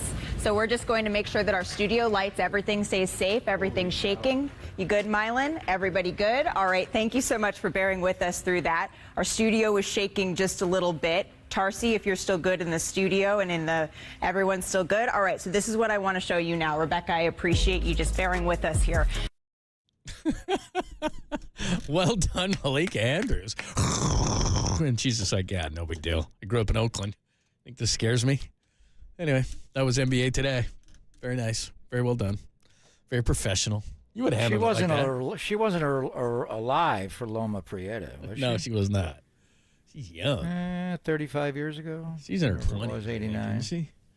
Yeah. Well, she wouldn't remember it, I wouldn't think. But anyway, that's how you do it on live TV. You ever had an earthquake while you're broadcasting? I don't think so. I've had a tornado. That was a little weird. They go, hey, it's about a mile away. Just ripped off the top of what was then the Delta Center. I don't know what they call it in Utah now. But they said, why don't you just stay here? I go, are you kidding me? It's like a mile away. And they're like, a tornado's coming, but you've got to be our news guy all of a sudden. It's Lund on news. Let's There's a tornado. All the electronics. While we're That's what I did. I told them, I go, I'll come back, and then and I'll stay here for a second, and I'll tell people what's going on, then I'm out of here. I'm leaving. Hi, there's a tornado on the way. Have a good day. See you tomorrow. Tom Brokaw. I don't think I've ever had an earthquake. We had a bomb threat in the old arena, the Hemisphere in San Antonio, after the Warriors won Game 2 of a playoff series, and they wound up winning against Larry Brown. Anyway, so it was a huge win on the road. Nelly was going nuts. It was 1-1. It was a best of 5. And right when I got in the post-game show, they said, you got to get out of here, clear the arena. It's a bomb threat. And I'm like, we just won the biggest game ever. Get out. And so they made me leave. And I said, it doesn't much matter. They're not going to need this arena anymore the rest of the year because the Warriors going to win the next 2 at home. The guy who was telling me, and we got into a battle, was Russ Bookbinder. He wound up calling me up several years later to finalize a contract to be the TV voice of the Spurs with Greg Popovich. And I said, Russ, I haven't talked to you since I called you a mofo. Remember that when they had the yeah, I guess I remember. Well, wait a minute, though. And again, this goes back. I'm writing your paycheck. So. Okay, but this goes back to a discussion we were having on the off-air podcast when the Giants were playing the other day about who would curse most amongst people. You use it in an endearing way. So what I was saying was, if you don't call people a mofo, but really use mofo, you don't like that person. So I said, if Papa's never called you that, then he's not really friends with you because he calls everybody mofo. That was different. There's 2 different ways. If I do it as a salutation, I like you. Yeah. If I do it because you're taking me off the air after a playoff game, he was going to be my boss. I remember when I hired Lee Steinberg, I was in Dan Fanan's office, and I called him a mofo. He was the owner of the team. In which way?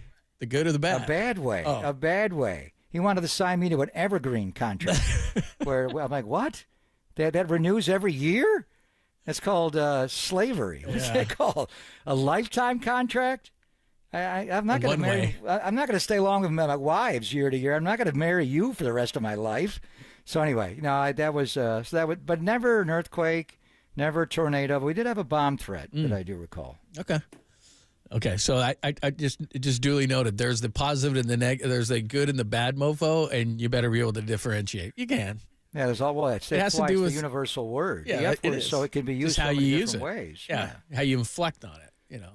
You are a Russ Bookbinder, Dan Finan, not the way I call Holder. Although Holder, it's a lot of times like that as well. Yeah, I know it is. So it's amazing. He's kind of like the way I used to yell every time Jorge Soler came in the batter's box as a Giant. So can we just Javi Baez him the whole series? Yeah, where slider Javi away, Baez slider is away, swinging slider away. He makes Hunter Pence look like Rod Carew. Throw him the It's in the other slider batter's box. in the left-handed batter's box. Yeah. Start there and go like 15 feet outside. Baez, what's he swinging at? Unbelievable. Now, the thing is with Blake Snell tonight, John, and all these right-handed hitters, what does he do? Does he just bust Soler in? Does he work him away? You want Soler away. But then you got Austin Riley can hit. Ozuna, what a great hitter he is. So how does Blake Snell? This is Blake Snell's first home start after throwing the 10th no-hitter in San Francisco Giant history, and he's got the Atlanta Braves. A couple of weeks ago, sell Snell, that was the whole talk. Now it's Blake Snell against Jorge Soler and the Atlanta Braves. What a matchup tonight. Let's talk to Susan Slusser about it coming up next from the Chronicle, of course. Madame President is going to join us, and we'll preview Braves and Giants, and we'll quickly go back to 2014. We'll do it next on the Sports Leader.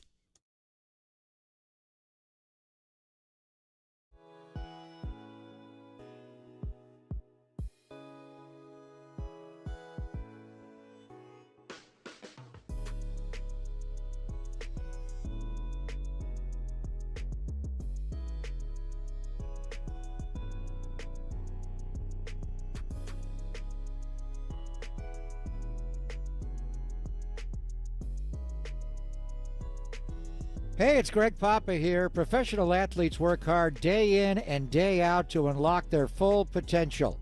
In order to reach that full potential, getting quality sleep every night is essential. That's why 8 out of 10 NFL players have a Sleep Number smart bed. Sleep Number beds allow you to adjust to your perfect firmness and support to sleep comfortably all night long, every night. My Sleep Number with the herniated disc is 100. And I sleep great. And now during Sleep Number's biggest sale of the year, save 50% of the Sleep Number limited edition smart bed, plus free home delivery on select smart beds when you add a base. It ends Sunday, August the 18th. Only at Sleep Number stores or at sleepnumber.com. Sleep Number, the official sleep and wellness partner of the NFL.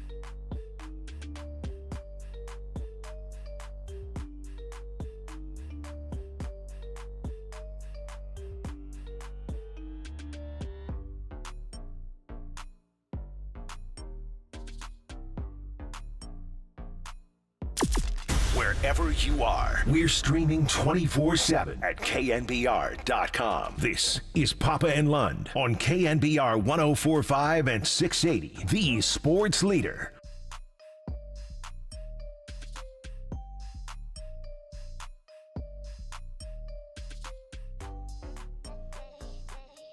What's happening? Thanks for joining us, Papa and Lund, on your Monday. Previewing the Giants and the Braves, taking a look back at the weekend. Of course, 2014 reunion. A lot to talk about with Susan Slusser. Of course, she's the Chronicle's senior beat reporter, and she is brought to us by our good friends weekly at River Islands. Come home to River Islands in Lathrop and discover the San Joaquin River lifestyle with its lakes, parks, and schools. Start your tour today at riverislands.com. Hi, Susan. How are you? I'm great. How are you guys? Yeah, we're good. Before we move ahead to this really important series, how was the weekend with the guys coming back, the reunion? It was so much fun. I mean, first of all, what a great team. But second, what a nice bunch of guys. I mean, I think we're all sorry that, there were a few key figures that couldn't make it. And I know everyone wanted to see Lincecum. I hope they can get Lincecum back for at least some of these kind of celebrations at some point. But, man, it was really fun seeing, Bumgarner was kind of one where everybody was like, do we think he's really going to come? Maybe he won't. And he seemed like he had a great time and was really moved by the reception he got, which is wonderful. I don't think he's a real touchy-feely kind of guy. And he almost seemed like it. Like the fans kind of got him to crack a little bit. I love that. Without a doubt. I mean, it was riveting. Tim lost his father recently, so that may have been part of it. But he's tough to nail down. I mean, Madison coming back was the highlight. He got one word out, and they gave him a standing ovation, and then throwing out the first pitch to Buster. And then Logan Webb, he did acknowledge they had a Q&A, and Madison was talking about guys today and how much he liked Webb. And then Webb was walking out to the bullpen to warm up. He had a water bottle in his hand, and he kind of rose it to, symbolically toast him. So as we go into this big series, and Webb will pitch on Thursday, and they've added so much pitching, obviously. Blake Snell, and the whole turnaround the last few weeks has been Robbie Ray in his first start in L.A., Suze. But the guy around here still, the OG, and he's still young, is Logan Webb. So it seemed like just having Bum in the yard kind of fired him up on Saturday. Oh, there's no doubt. I think he really got a kick out of hearing that Bumgarner had, said so many nice things about him before the game, and then during the game too. When Bumgarner was on the broadcast. That is, if you are somebody like Logan Webb, whose whole thing is, I want to pitch deep into games, I want to lead the league in innings pitched, I want to be a real workhorse. And there's nobody better to look to than Bumgarner. And he's got that same real bulldog mentality too. Like when I am out there, I'm in charge. I mean, I don't think he's going to stare down batters quite the way Bumgarner did, but he's got that presence. He is like, this is my game. I am going to take charge here. One of the dynamics I'm really starting to like about this year's team is, he has increasingly taken on this leadership thing, which he's done for a few years. He really embraces it, but this year in particular. And Chapman on the position player side, I mean, you guys know it's tough for a pitcher to really be like the clubhouse leader. It needs to be a position player. And Chapman, it takes a month or two to really kind of start to assert yourself, and he is clearly taking on that role.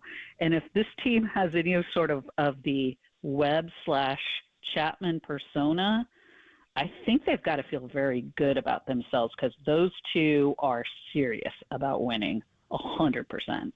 Susan Slusser joining us right after we got off the air on Friday. They made the move with Camilo Duvall, and we thought maybe he's going to be demoted, but out of the closer role, he was demoted. It was just to Sacramento, and Ryan Walker is closing games right now. So how does Camilo get back? Does he get back? Is Ryan Walker definitely the closer? What is that situation like?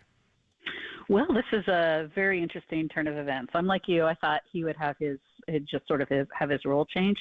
I understand why they did it the way they did. You look at the numbers, deep into the numbers, his command it really had just gotten so bad this year. Really, he was in the bottom 2% in the league. It's impossible to work on mechanics really as a reliever when you're pitching at the big league level. Have to be available almost all the time, so they really don't get bullpen sessions, very few, and they certainly can't be extensive. If you want somebody to go work on something, you have to put them in a position where there's not as much on the line and where they can have more time. If he's not available at Sacramento a couple nights a week, no big deal. If he's working on some mechanical things, gives up a few runs there, not a big deal.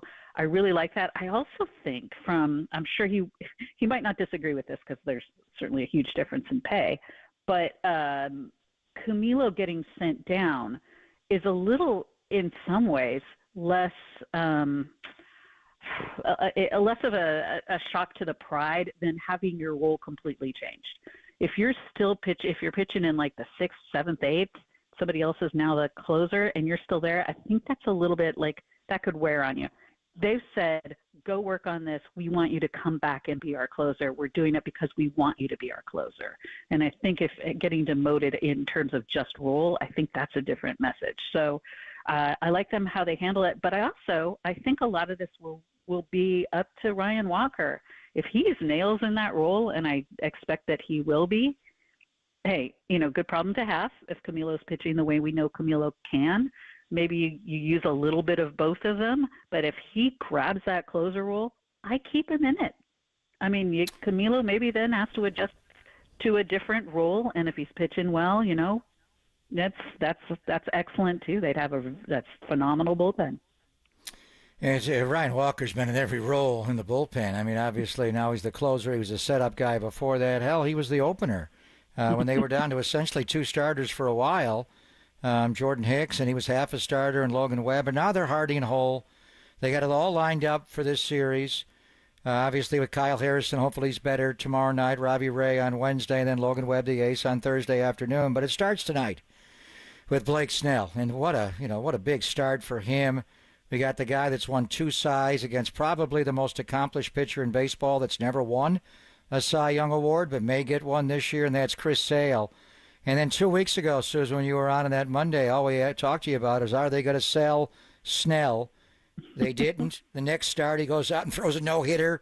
This will be his first start at home since the no-hitter. Just size it up. The whole series is huge. But this game 1, Blake Snell and Chris Sale may determine who plays in October, and it's going to feel like October tonight. Well, okay, this one game probably won't determine who plays in October necessarily. Every game's important, sure, but it's going to be a whale of a game. I mean, that's such a great matchup. It's fascinating. I think both those guys are going to be even extra motivated. They're already motivated, through the roof, but this will be even more so. I'm so excited about this game. I really am. And it sets a tone for the series, right? That Braves team is just so good. This is where that last real difficult stretch of the season begins for the Giants. So, they've got some soft spots coming up, but this is a big series in 4 games against one of the better teams in baseball, and they have been for a while. Tough lineup. Blake Snell is so interesting in that he is becoming more efficient. I don't know if the Giants cracked something or if he has just really dedicated himself. He talked about really wanting to, before the season started, making it a goal to get through 9 at some point, throw a complete game.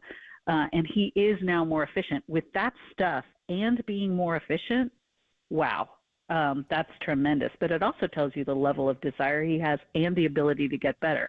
Some guys with that level of talent don't necessarily keep doing the things that will get them better or even have that much room to do so. And he did, and he is. So I love that. And, hey, we'll see. If the Giants really want to make a statement, this is the series that they could start to really do that. I had no doubt about it. Atlanta coming in for 4, Sale versus Snell tonight, which is going to be amazing. And then offensively, coming off a road trip in which they hit 15 home runs, and they're 5th actually in Major League Baseball on road home runs. They have the fewest at home. They didn't hit any home runs over the weekend. They went 5 for 27 with runners in scoring position and scored 10 runs. That was good enough for 2 out of 3 against Detroit, but they've got to be better. It comes down to, as we always talk about with these guys, situational hitting, better with runners in scoring position. Can they get that done against Atlanta? Yeah, it's absolutely going to be the case. And obviously Atlanta has plenty of power. So they need to also keep Atlanta in the park. to be interesting to see if Jorge Soler is actually playing in the outfield. We never saw him out there with the Giants. That's a fun subplot, but he's got plenty of power. I like the fact that the Giants finally are starting to do a little bit better with their situational hitting. 3 sacrifice flies in one game over the weekend. That was like eye-popping for them, which sounds crazy, like wildly interesting. They're hitting sacrifice flies. That's just not their MO. So, a little bit more speed, a little bit more situational hitting. I think they can, with the pitching that they have and, maybe not an ideal defense, but certainly better than we've seen the last 2 years. I think that they could make enough noise to really put themselves in a position for a postseason spot. Yeah, it's the biggest series of the year, and we'll talk about more later when they got San Diego, a couple of series home and away, and likewise for Arizona. But this one is humongous. Obviously, with the runners in scoring position, has been a season-long problem. The sac flies in the 7th, 8th, and 9th got him off the hook, and Canna in his house got the walk-off. But the other problem offensively, and there are many, that you noted is that they're just not scoring early in games. They do score off bullpens, back ends of bullpen, Suze, but they do not score early in the game. So you wonder if they're going to be able to score early tonight against the guy who leads the league in wins and Chris Sale. But why do you think that is, that they're just not able to get to the opponent's starting pitcher this year? It's a great question. I think if there were an obvious answer, they would have probably cracked it at this point. They definitely are better at jumping on bullpens. As you mentioned, most teams are. They've faced a lot of really premier starters, but they're doing the same things against, like Detroit's bullpen games that they were also slow to start. That to me is very strange. It wasn't like they were seeing Chris Sale, for instance. They were seeing, kind of starters and openers and, guys coming in who had just been called up, which can be tricky, sure, but they really should be doing a lot better at, working counts and getting guys tired and at least getting into the bullpen earlier, even if they're not scoring. And we're not seeing that either. I mean, they were through 6 and then through 4. I mean, it's just they need to at least be getting some walks, at least be finding ways to get on base, and then create a little havoc on the bases, open things up. That can change the dynamic of a game quickly, too. We're talking Giants with Susan Susser, as we do every Monday. It's Pop and Lund here on the Sports Leader. You've known Matt Chapman for a long time. You mentioned him. There was obviously some talk starting up already that the Giants want to extend him, but it is Scott Boras. It's just like seeing if Blake Snell wants to extend. That's not really what Scott Boras does. But could the Giants get something done with Chappie sooner rather than later? I would think that they would talk about it very seriously this offseason, probably right away. That's got to be their first order of business. It wouldn't surprise me. He loves playing in the Bay Area. He loves playing for Bob Melvin. He loves the ballpark. I think that this is something he would probably like to get done if he feels like he's getting a fair deal. And sometimes I feel like Boras gets a little bit of a bad rap, like he's just going for the biggest deals. He's pretty careful, I think, to take his clients' wishes into account, too. If somebody wants to be in a specific spot, he's still going to get the best deal possible for them, but he will get them in the spot they want to be in. And I think that is kind of clear. That's how Chapman wound up, I think, here in the first place. It's really where he wanted to be. So I think that they will definitely talk, and I would not be surprised at all if they wind up getting something done. I think there's definite firm interest on both sides. What's the bit that Chapman does with the referee's outfit and the whistle in the clubhouse? I guess he did it in Oakland, but he picks out a player of the game, and they have a little Nerf hoop on the road and an actual basketball hoop in the home clubhouse. He makes a guy shoot a free throw as the player of the game after the game. Yeah. How's that work? I don't really know how that all started, but I suspect the referee outfit might have originated with Stephen Vogt, who had one and did his whole referee scene. Yeah. Of course. So I think that might have originally inspired it, but yeah, it is a thing he's been doing for a while now, and it's just weird enough where you go like, okay, that's kind of cool. It's certainly different. Nobody else is doing it. So whatever works. So if that's what inspires you to be the player of the game, go for it. Yeah. Who do you think the Steph Curry is on the Giants? Who's the best free throw shooter? Oh, man. They've got some really good players in there from what I've seen. But, Tyler Fitzgerald seems like he's so good at everything. I'm going to guess maybe Tyler Fitzgerald. But I you know what? The second I say that, I'm going to hear from the second I walk into the clubhouse, I'm going to hear from like 10 different guys going, no, it's me. I think I read Chappie. Chappie does the Rick Barry underhand. Doesn't he? He shoot his free throws that way? Is he the guy that does that?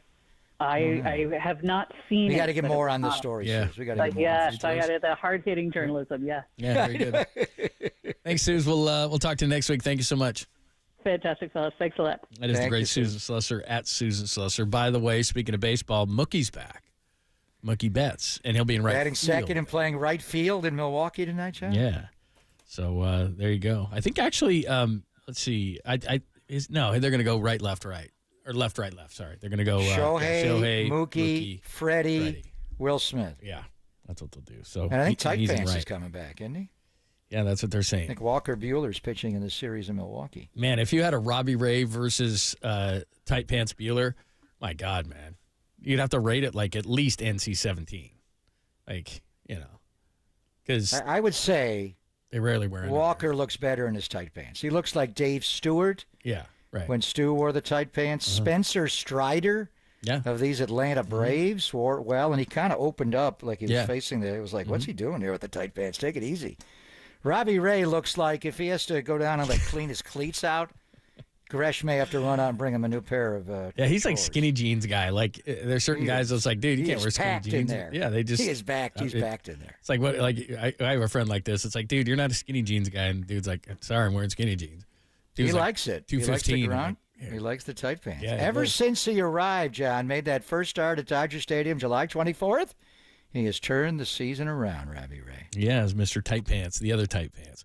All right, good stuff from Susan. We got a couple of remnants before the top of the hour, and then Tolbert and Copes at the top, only here on the Sports Leader.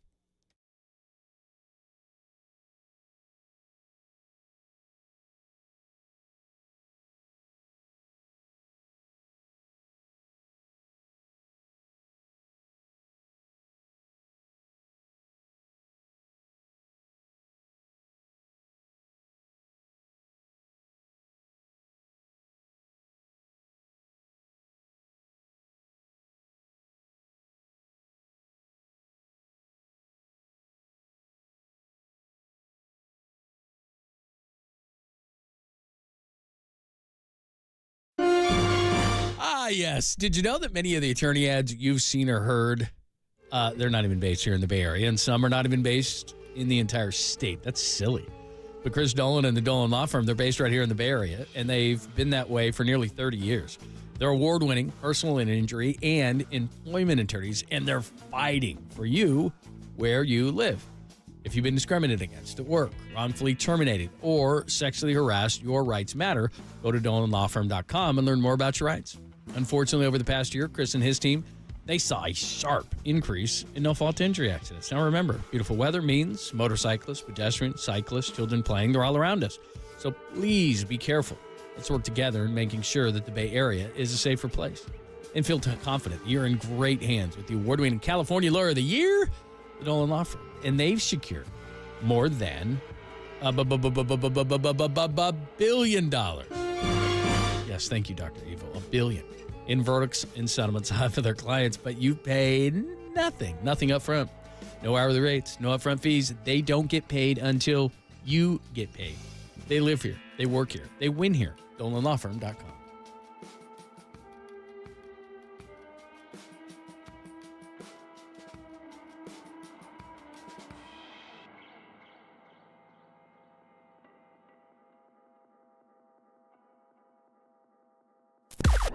Now, from the O'Donnell Financial Group Sports Desk. Learn more at ODFIGroup.com. O'Donnell Financial Group, because planning is a process, not a product. Jeez, ED. The great Matt Barrows. Don't get your Matts confused. Matt Barrows joined Murph and Marcus this morning from The Athletic, gave his takeaways from the 49ers' first preseason game in Nashville. Check out that podcast and more on the KNBR app, YouTube, KNBR socials. Got him!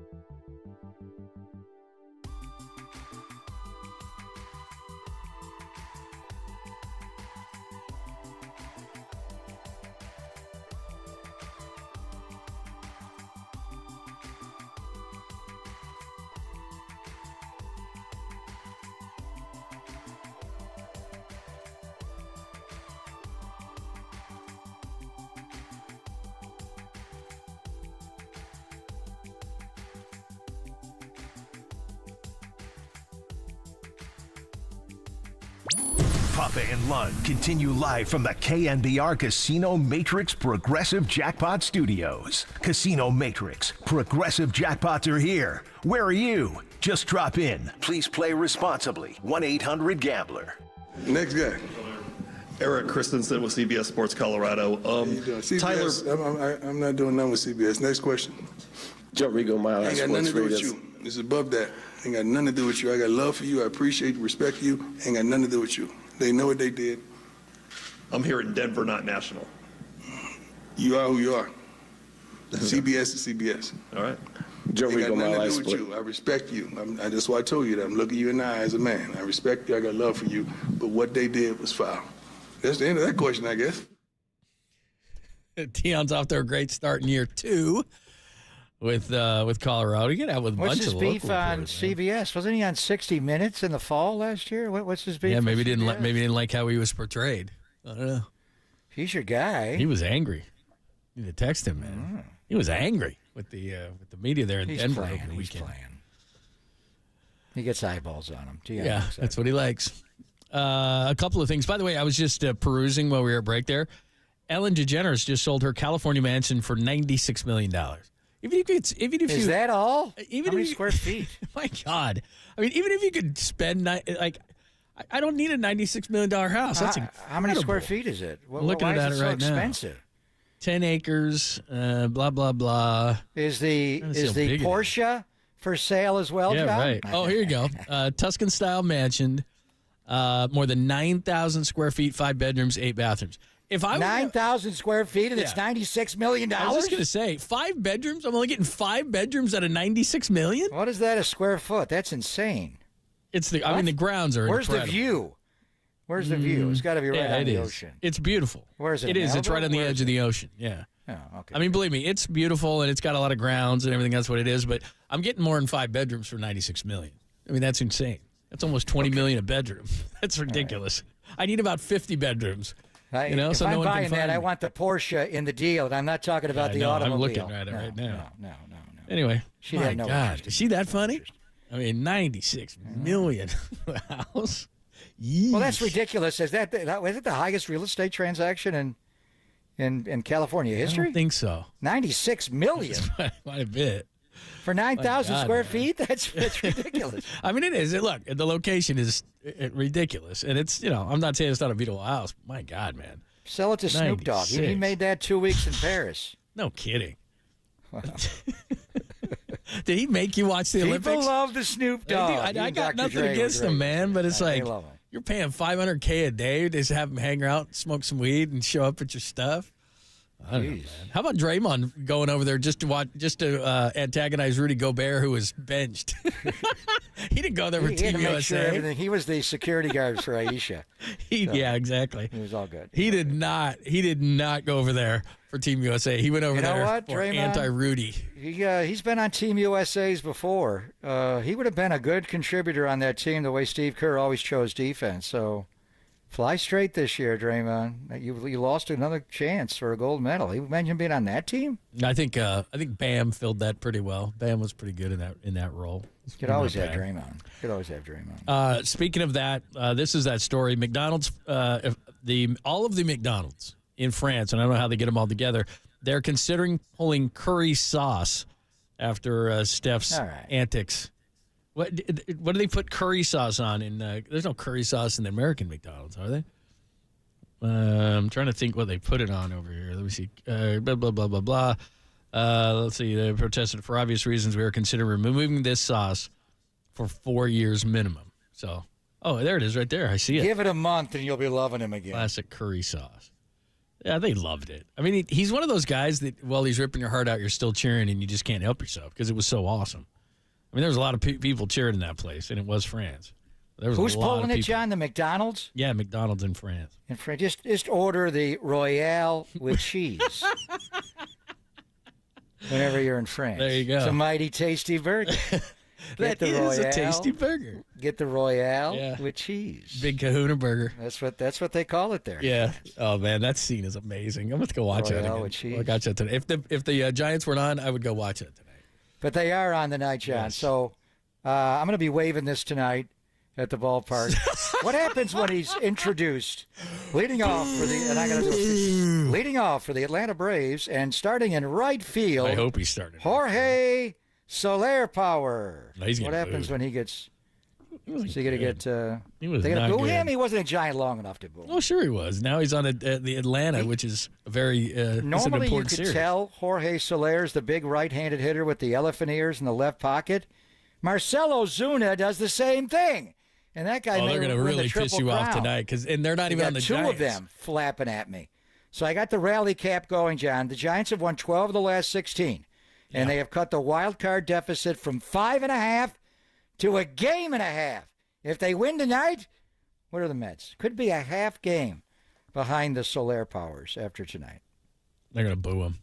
And I hope he plays right. That would be amazing. Ball off the wall and right. He's got to play Soler right. Twist himself into a pretzel. Zuna, they can't have double DHs. Marcelo Zuna's the DH. Yeah, he's going to be in right. That's why Jorge Soler. That's going to be amazing. How's he going to handle the Mays 24-foot wall? He's going to run into it.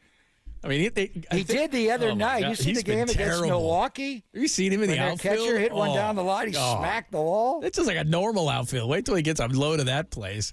That's going to be amazing. Out there now? I bet he's out there now, Shag. I think everybody needs to close their stance in a radical fashion and hit every ball to right field, just one after the other. That would be amazing. Just hit it to Soler. That would be my advice if I was Pat Burrell tonight. Hit it to right. It's going to be all right-handed hitters against Chris Sale. Right. Chris Sale's funky. Is he the best pitcher to never win a Juan Marichal is all time. But Chris Sale's the best pitcher in baseball currently never to win a Cy Young? Got to be, right? Probably. I have to look at it, but yeah. All right, we'll talk about that tomorrow. I'm sure there's some more Curry to discuss. Hopefully the Ayuk thing just gets done. But we hardly even mentioned it today. I'm proud of us. Hardly even mentioned it. Barely with all this That's stuff up to you. I could go every single day and never bring him up. I just want to know if he's out running bang 8s right now. That's what I want to know. I don't think he's out running bang 8s, but we'll check. We'll check. They're back on the field. Running? Oh, you're going. Are you going? No, you're at home today. You're not going out there, right? You're not going out to the. I'm doing field? Giants tonight. That's right. We got George Contos, who was never mentioned as the core 4. Yeah. What the hell? Whoever came up with that nickname. His hair is outstanding, though. I should have included the him. weekend. And we got Sergio Romo. So all these right-handed Brave hitters, Soler, Austin Riley, Marcelo Zuna, Whit Merrifield, you got to get him out with Bum. Remember he broke Bum's pinky? So we got a lot of right-handers to get out the right-handed Braves hitters. All right, we got to get out of here. The boys are coming up next. We got Tolbert and we got Kerry Crowley today. So they'll discuss everything over the weekend, including Steph and the such, Giants reunion, all that stuff. They are coming up right now. Thanks to Danny. Thanks to Walter. Anything you missed, go to KNBR.com. It's KNBR AM and FM San Francisco, the sports leader, a Cumulus media station.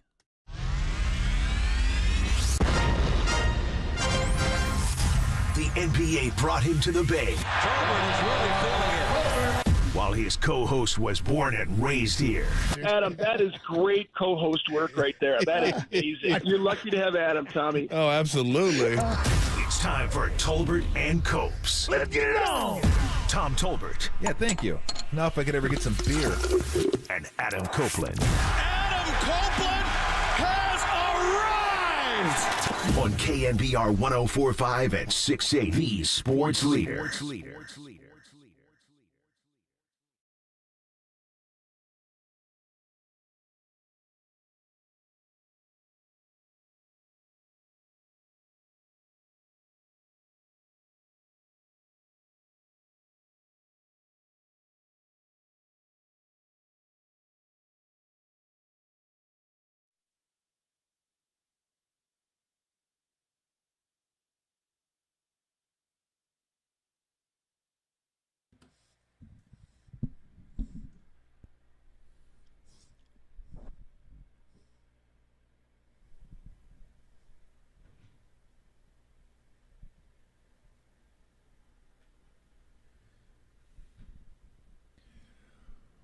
What is shaking? Adam Copeland, Tom Tolbert with you. Cope's out today.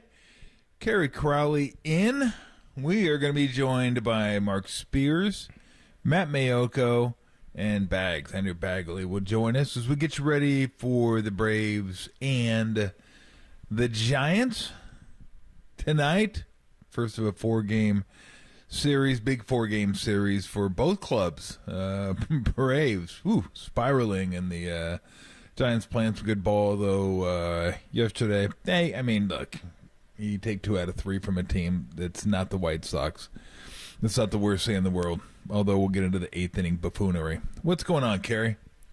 Not a whole lot. I mean, still buzzing off of Steph Curry, Team USA's win on Saturday. Maybe one of the best performances we've seen from Steph in that moment. It's so cool that the rest of America and really a lot of people around the world got to experience what Warriors fans had to experience for the better part of 12, 13 years. So that was great. The Giants taking 2 of 3 was fun. This series is going to be interesting against the Braves, and I'm sure we'll recount the 50 best moments from the 49ers preseason game as well over the next 4 hours. So no, we won't. Got a lot to talk about. No, we will not. I find it interesting, though, that notion that everyone got to see what we've been seeing over the last how many years with Steph. Like, is there a person that follows basketball that hasn't seen Steph? Well, they've seen it. Literally. They just haven't been on the right side of it. He's on national TV every other game. I mean, everyone knows what Steph can do by now, so no one should be surprised at what happened. It was, I mean, a little stunning by his standards, because anytime you hit 4 threes in 2 minutes, it's pretty wild. And then the last one he hit was ridiculous, which we've seen him do those before, where you just shake your head and go, "Come on, that can't even be possible." But that's what he does. That's who Steph is, and it was a fun game to watch. It's so funny that team is literally just pass or fail. There are no grades on that team. It's either you pay, you win, or you don't. And if you don't, then you're one of the biggest chokers ever. And if you win, well, you're supposed to. Great effort, but you're supposed to win. Which the whole thing strikes me as odd, because everyone can concur. I think everyone does concur that the world is catching up. The world's getting better. I mean, the last 6 MVPs in the NBA are foreign-born players. Now, the preponderance of the better players are still American players, no doubt about it. And you look at our team, and while, Greece had Antetokounmpo and Serbia had Jokic, and Wemby's not there yet, but he's probably going to win his fair share of MVPs. Shai Gilgeous-Alexander for Canada, probably going to win an MVP, I would imagine, at some point. So, I mean, there's some really, really good players out there, but we have the best players. We proved it. But it's funny that everyone, I think, agrees that the world is catching up. But if you lose, you're still losers. You're still like, how could you lose? What a bunch of chokers. One of the worst performances, because that's what it would have went down as. Either you win, great job, everybody did a great job, or, man, you guys stink. How could you blow that? It's like, no, I can't imagine. I'm trying to think of something similar to that, where either, hey, great job, you won, what an epic performance, Steph was incredible, LeBron gets the MVP, best player on the team, and a couple buckets go one way or the other. It's like, oh, you guys, you got to be kidding me. You guys lost with that team. Are you serious? You lie. The gap between winning and losing is vast when it comes to Team USA basketball. Yeah, it's amazing. And I also think it's interesting that this is like an end of the era type team for Team USA. You're not going to get LeBron and Steph and KD in LA in 2028. No. It's going to be Jason Tatum if he can get off the bench. It's going to be Tyrese Halliburton if he can get off the bench. Yeah, Ant will be the guy. Anthony Edwards will be the guy. Exactly, yeah. Yeah, you'll see a passing of the torch, and as these other countries catch up, there's going to be, pressure on all these young guys who were kind of watching Steph and LeBron and KD do their thing. Obviously, you have Devin Booker, Joel Embiid, plenty of other players make really important contributions, but this was, I don't want to say it was like a 2022 Warriors title-esque moment for LeBron and KD on a national stage, but you realize that you're getting to the end of the realistic achievements and the crowning achievements in these guys' careers. And for Steph to do this, I mean, just a cherry on top of an already decorated career. And like you said, that ridiculous shot that he hit, the picture of the ball going up over the hand of Wembanyama is just, it's one that's going to live on for a long, long time. The still shots, the video, this is going to be one that we remember as one of Steph's greatest, even when he didn't do it in a Warriors uniform. Because the funny thing is that was incredible that he hit that one over Wembanyama. That wasn't even one of the four that he hit at the end of the game. True. That's true. That was like earlier on in the game that he hit that one. And you watch the way he hits him too. He uses everyone's momentum against them because you have to close out on him so hard, because you can't let him get a clean look. And all he does is a little subtle movement, and you go fly by. And then he's wide open. And I've always contended that the best way to guard him and the best way to close out on him is just close out to his chest and don't try to fly by and block the shot. Don't try and contest the shot on the first closeout, because how many times have we seen Steph and a guy go flying by him, or a guy go run off to the left and he just goes to the right? I mean, because he understands that everyone's trying to get out there as quickly as possible, and it's one of these or it's one of these left, and he just you watch those. The last one was absurd because the last one was just in a guy's face, shot clock running down. But I think 2 and 3, maybe even all three of them, were just little fakes and then dribble right, dribble left, and he's wide open. And another one Booker threw out to him, I think was a clean one. But he's a guy that if you close out too hard, you're just going to give up a wide open three. So you might as well close out a little more under control. And if he shoots it over, he shoots it over you. What are you going to do? That's why you try not to get too far away from Steph to begin with. And which is what they were doing for most of the tournament. The last two games, he got going, he got loose.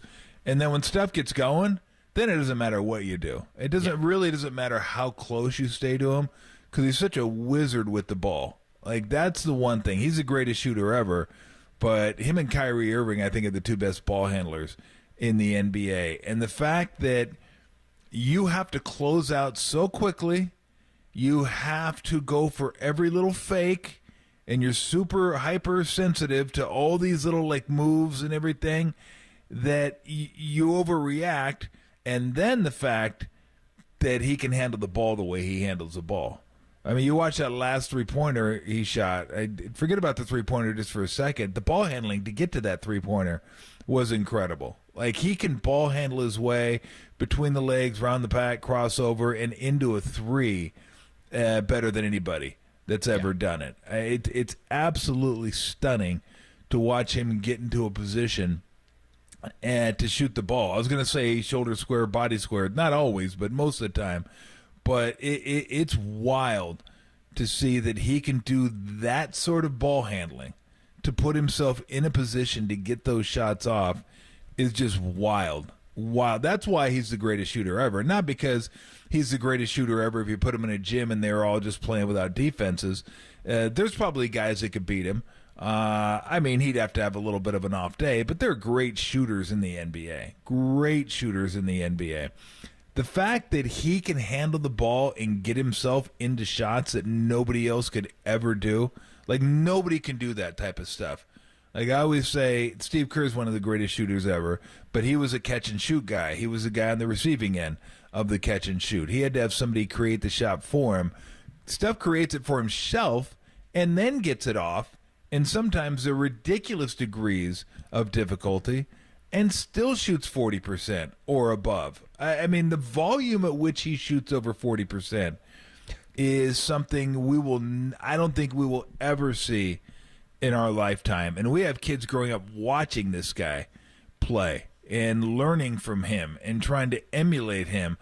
I still don't know that we're ever going to see someone that can shoot 40+% on the volume that guy shoots.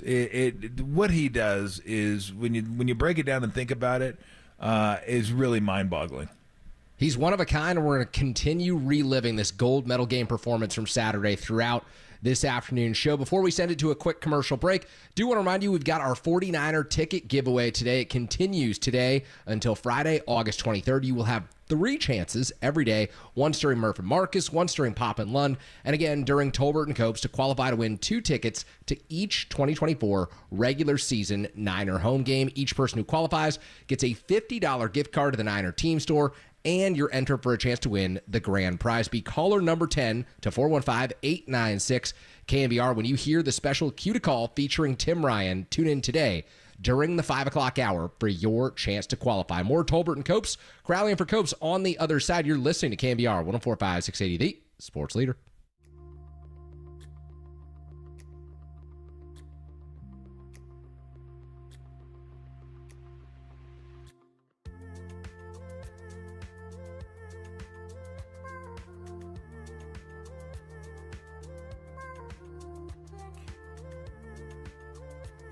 Steph Curry put on a show-stopping performance Saturday in Team USA's gold medal game victory over France. Where does that moment rank among Steph's best? Call in 415-808-5627 and let us know throughout the show.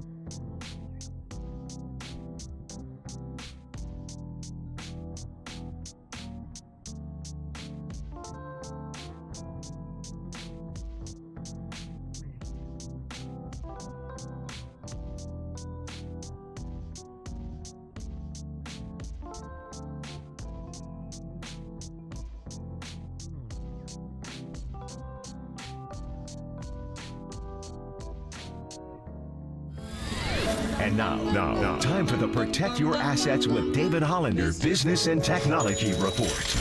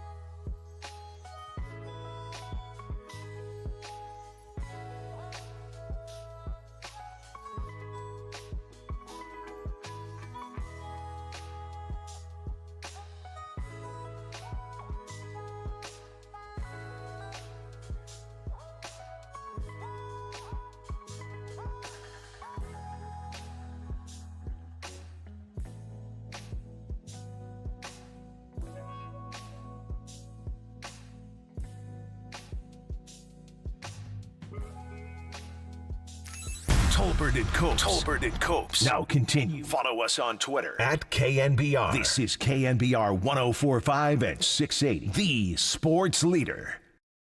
Curry, jab, triple. He sticks it. Curry, step back, pump. Curry, ridiculous. That's unfair. Steph Curry, 10 to shoot. Curry back from Durant. Working on Yabusele. Curry draws the double. Booker on the attack. Kick. Curry again. You already know. Steph Curry. Does Curry have another banger with a dagger to finish it? Durant back to Curry. Dancing on Batum. Over the double team. Oh! It's a golden dagger. Night. Curry unconscious in the fourth. Back here on Tolbert and Copes.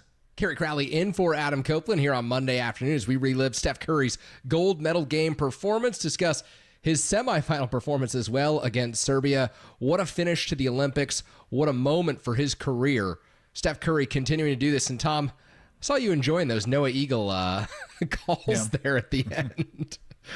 That's quite a way to break down Steph's heroics, theatrics, whatever you want to call it. I've been there, but that's all you can do is just scream. I like Tim and I are doing the game. Sometimes it's just, it's absurd what he does, and I mean, there's a few that I remember. The one in Oklahoma City. Oh yeah, that Breen had the double banger on that one, double bang. The one against the Clippers, which is still my favorite. The one against the Clippers when Steve first got there, where he dribbled in and out and back in and back out of Clipper defense, and then he just hoisted a 25-footer, and Steve had his hands on his head like, what are you doing? And then he made it, and then he just walked back to the bench. That was like, I think, Steve's first experience to the Steph Curry experience. Just sometimes you just gotta sit down and buckle up and just go with it, because he can do things that other guys just can't do. And we've seen those before, and you kind of expect them.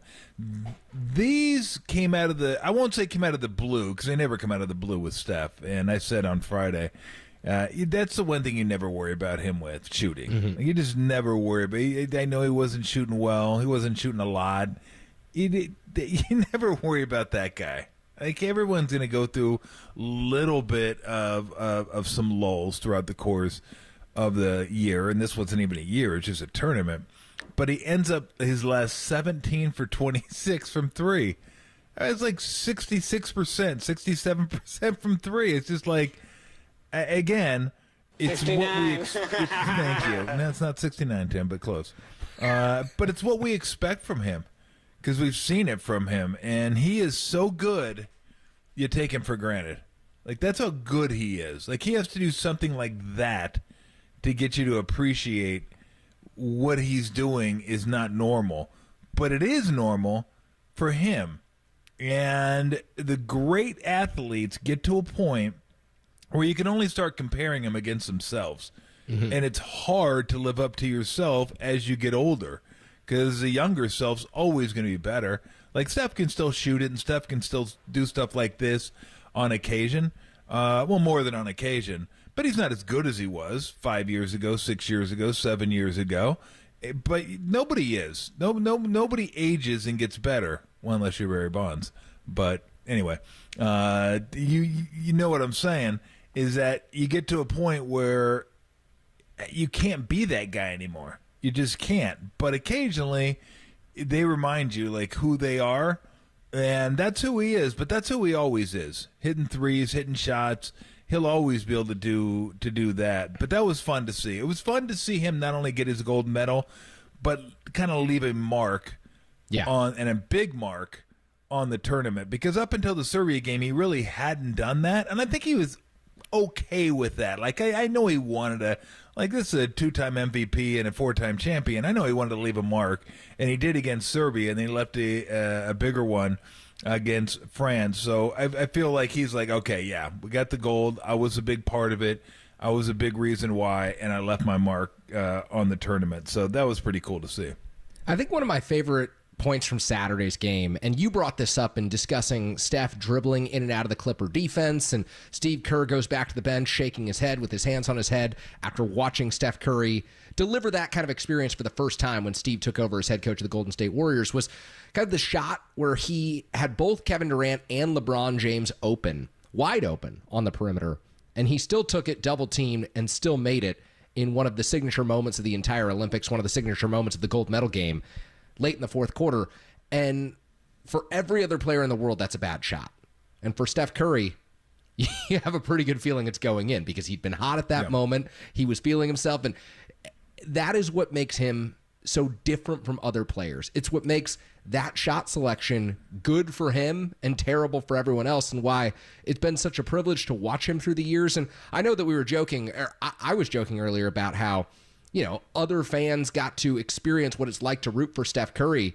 But you said, and I think it's just worth repeating, that everyone's been watching this for 13, 14 years, and everyone knows this, even dating back to the Davidson days, that this is who Steph is. But when he puts on the red, white, and blue, and it's a close game in the fourth quarter, I do think there's a different feeling in that moment that every fan says, oh. And we also know that there just might not be that many more of these for Steph, too, which makes it that much more special.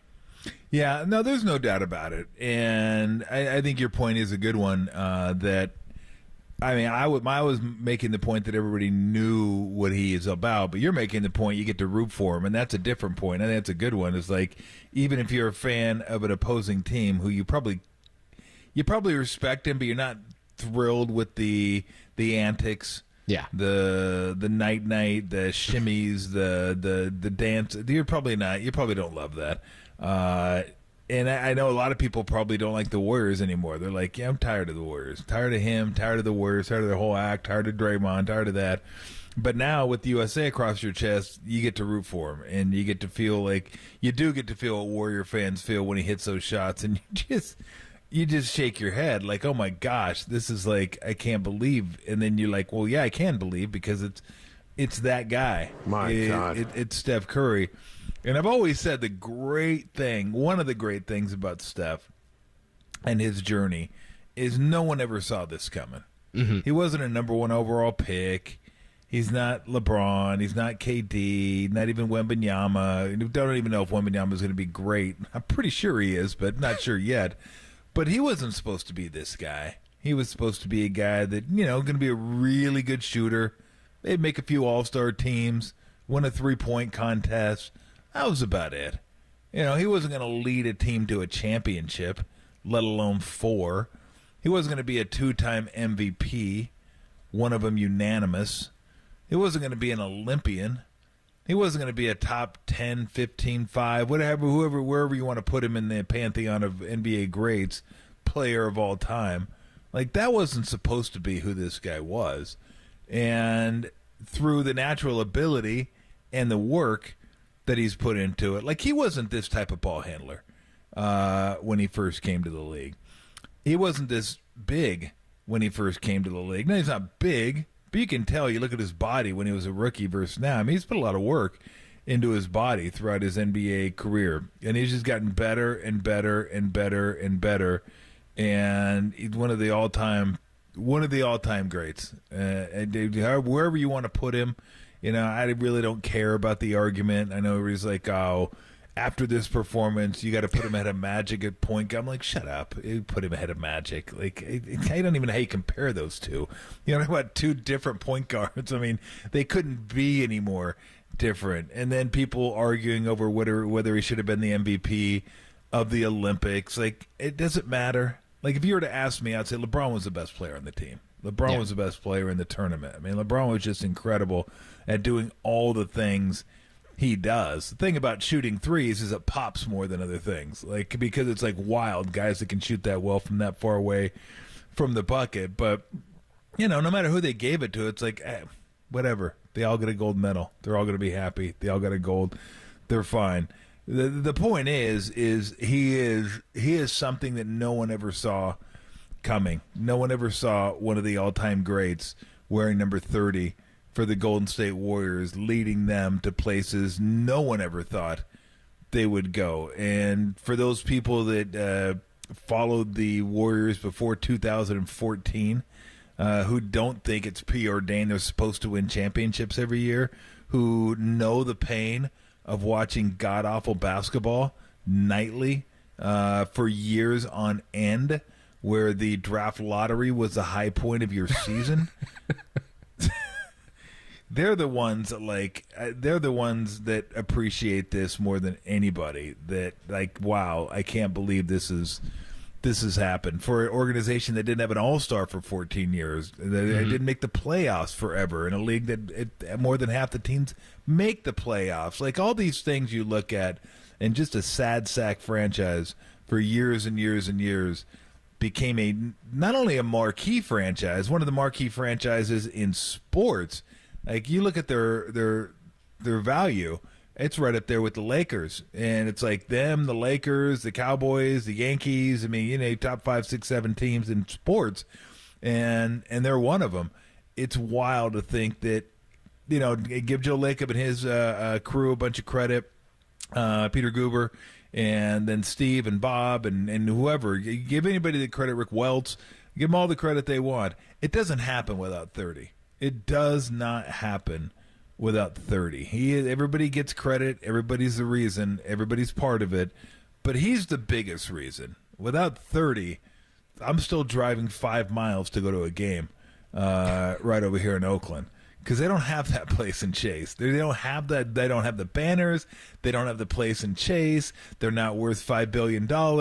Like, he is the main reason all this was possible for a guy coming out of Davidson who was a skinny guy, just kind of a shooter. The transformation of what the Warriors were and what they are since Steph Curry has started with the Golden State Warriors is really nothing short of remarkable. Well, you said it well. No need to compare him to anyone else. What we can do, though, is put Saturday's performance in perspective with some of the best moments of Steph's career. We've got an audio montage of some of the all-time highlights on the other side for you. We've got Mark Spears coming up at 2:50 to talk about Saturday's game in Paris. Much more coming up on Tolbert and Copes. Kerry Crowley in for Adam Copeland here on Monday afternoon. You're listening to KNBR, the sports leader.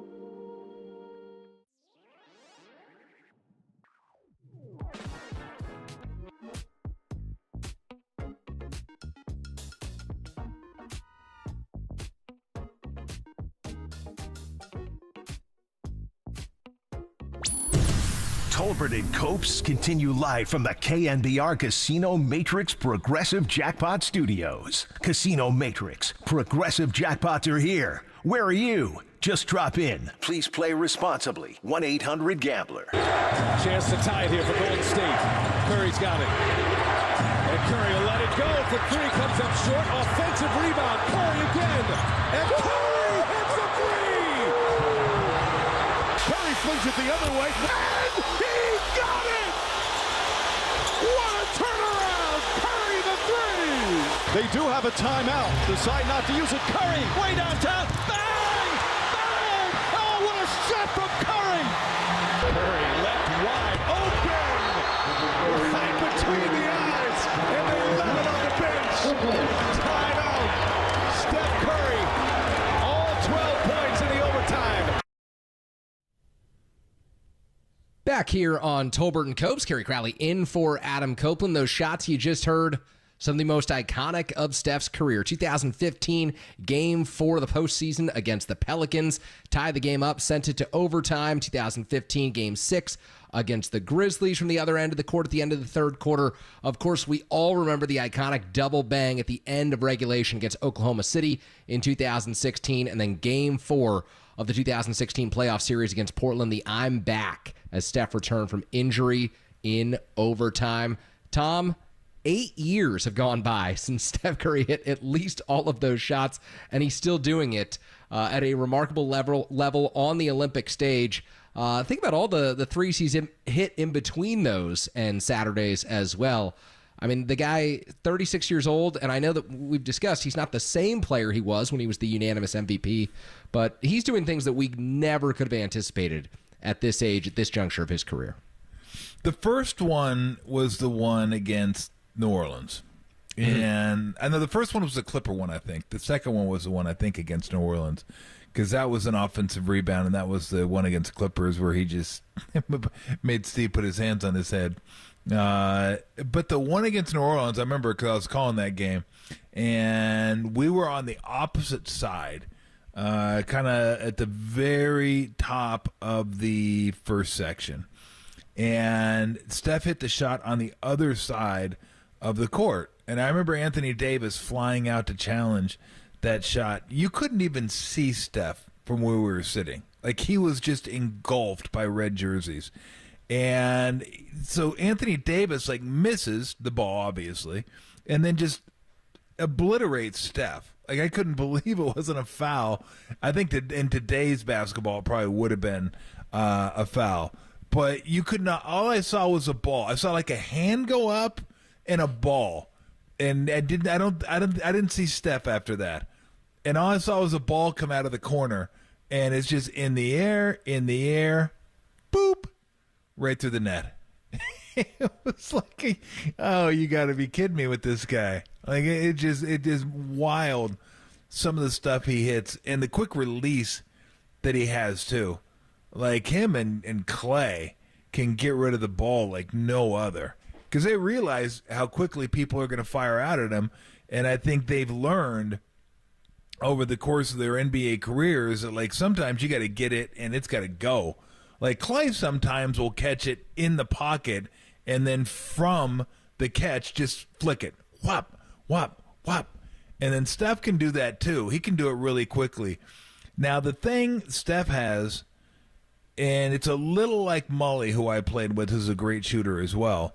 Mully didn't shoot threes as much. That wasn't really part of the NBA back then, shooting threes. I mean, I think he could have if he had worked on it. Mully was an incredible shooter. But the thing about being an incredible shooter is it makes you quicker, because everyone has to react to you quicker. So you can, like you watch the Olympic game against France, that's what I'm talking about. You're quicker because you can shoot, meaning they have to react to your every little movement they overreact to, and then you can use that against them and open up space for yourself. I mean, think of it this way. If you're not a good shooter, people can react slowly to you, and then the driving lanes aren't going to be there. The pump fakes, they're not really buying the pump fakes because, well, they're thinking, well, if you shoot it, you shoot it, but I'm not that worried about it. If you're worried about it, or in Steph's case, critically worried about it, like you're trying to, I mean, you're busting your ass to get out there to get to him.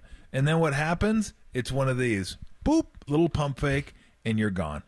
Whew, fly by. How many times have we seen this Steph Curry move where it's like pump fake and then slide right, dribble right, or dribble left? I mean, I did that the move like a lot of NBA players have now. Now, that hasn't been part of the NBA forever. I mean, guys used to pump fake and then dribble straight. That's what you do. You'd pump fake and then eat up ground. Now it's 3-point pump fake and then slide left, slide right, and get off a cleaner looking three, because that's what everybody's looking for now, and that's what shooters want. They want 3-point shots. So he is. It's just wild to see him do what he does in so many different ways that he does it. His step back now is lethal. Going left, where he gets you going, backpedaling just a little bit, and he's a good finisher. He wasn't a great finisher this year. I didn't think he finished as well as I've seen him finish in the past, but he never got credit for how good a finisher he was because he's so good at shooting that overshadows literally everything he does. It overshadows the dribbling. It overshadows the passing. Although the passing sometimes can get a little wonky, as we saw in the Olympics, too, the cross-court passes. And I had a chance to see this one last night, too. I don't know why I'm going to bring this up, but I did because I was scrolling through TV. And guess what was on? Nuggets Warriors from last year. I was like, oh, boy, this is going to be fun. So I turned that one on. Guess what? I was wrong. It wasn't fun. They still lost. Up 18 with 6 minutes to go. And one of the reasons everybody remembers that game before the Jokic heave that he made, Steph threw a cross-court pass right to Jamal Murray. Like just one of those hook passes. Like that's when everybody has an Achilles heel. That's like his Achilles heel is like the hook pass, the cross-court hook pass that he'll throw for no apparent reason. And all of a sudden it's like, whoa, you threw it right to their team. What are you doing? Anyway, he can get you going. I was talking about the step back. He gets you going left. You're going right, he's going left, and then he dips that shoulder into you like he's going to go around you, and you got to give ground a little bit, or he will go around you. And then as soon as you do that, it's push off the right foot, boom, boom, and he's behind the 3-point line. And now he's got like 5 feet of separation, which is more than he needs. And it's just you watch all the ways. Like, everyone that watches Warrior basketball next year, watch all the ways he gets off threes. Get a little notebook and write it down and see how many ways he does it. Because it's not just 2 or 3. It's 10. Like that he'll get off 3-point shots and figure out a way to get off quality shots. So, no, I mean, it's going to be a sad day in the NBA, a sad day in the Bay Area when that guy retires. Because there's nobody quite like him. Damian Lillard's probably the closest in terms of the ability to get off shots, the ability to have the range that Steph has. But there are just not a lot of guys. Although, who knows, maybe 5 years from now there will be more guys because everybody's been watching him growing up. But this was the first time anybody had been doing that sort of thing. Not shooting threes, but figuring out a way to get off threes and then shoot them like he shoots them. It is wildly entertaining. I know Ron Kroichek said today on Twitter he's the most fun player to watch in the NBA. Fun subjective. I don't know what fun, like what's your definition of fun? Like my most fun player to watch is Jokic. I love watching Jokic play because I love watching maybe the worst athlete in the NBA dice up the best athletes in the NBA. Like that guy just kills them. And the way he plays the game, thinks the game. Steph's always up there in terms of watchability. Like he's super fun in the same way Lincecum was super fun. Not oversized, although Steph's a lot bigger than Lincecum is. He just doesn't look it because he's playing in the NBA. But they seem like normal people, and they can just do extraordinary things. It's not Bonds. It's not LeBron. It's not guys that just look like they came off Mount Olympus. And you're not like those guys. Like I'm not those guys. But when guys, that are, not over, they're not like, they don't look like they're dominating physically. They look like they could almost be you, and you might be able to do what they could do. You can't, but you think maybe, and then you can't again. But you have a tendency to gravitate toward those people, and I think that's what Steph has over a lot of people. And the watchability of Steph, I don't know where you put him in the all-time NBA discussion, but he's very, very, very high in all-time watchability. There is no doubt about that. The watchability was off the charts this weekend, and up next we're going to talk with someone who had the chance to watch Steph in person in Paris. Mark Spears of Anscape.com will join us. Tolbert and Copes, Crowley, and for Copes, you're listening. KNBR 104.5, 680, the sports leader.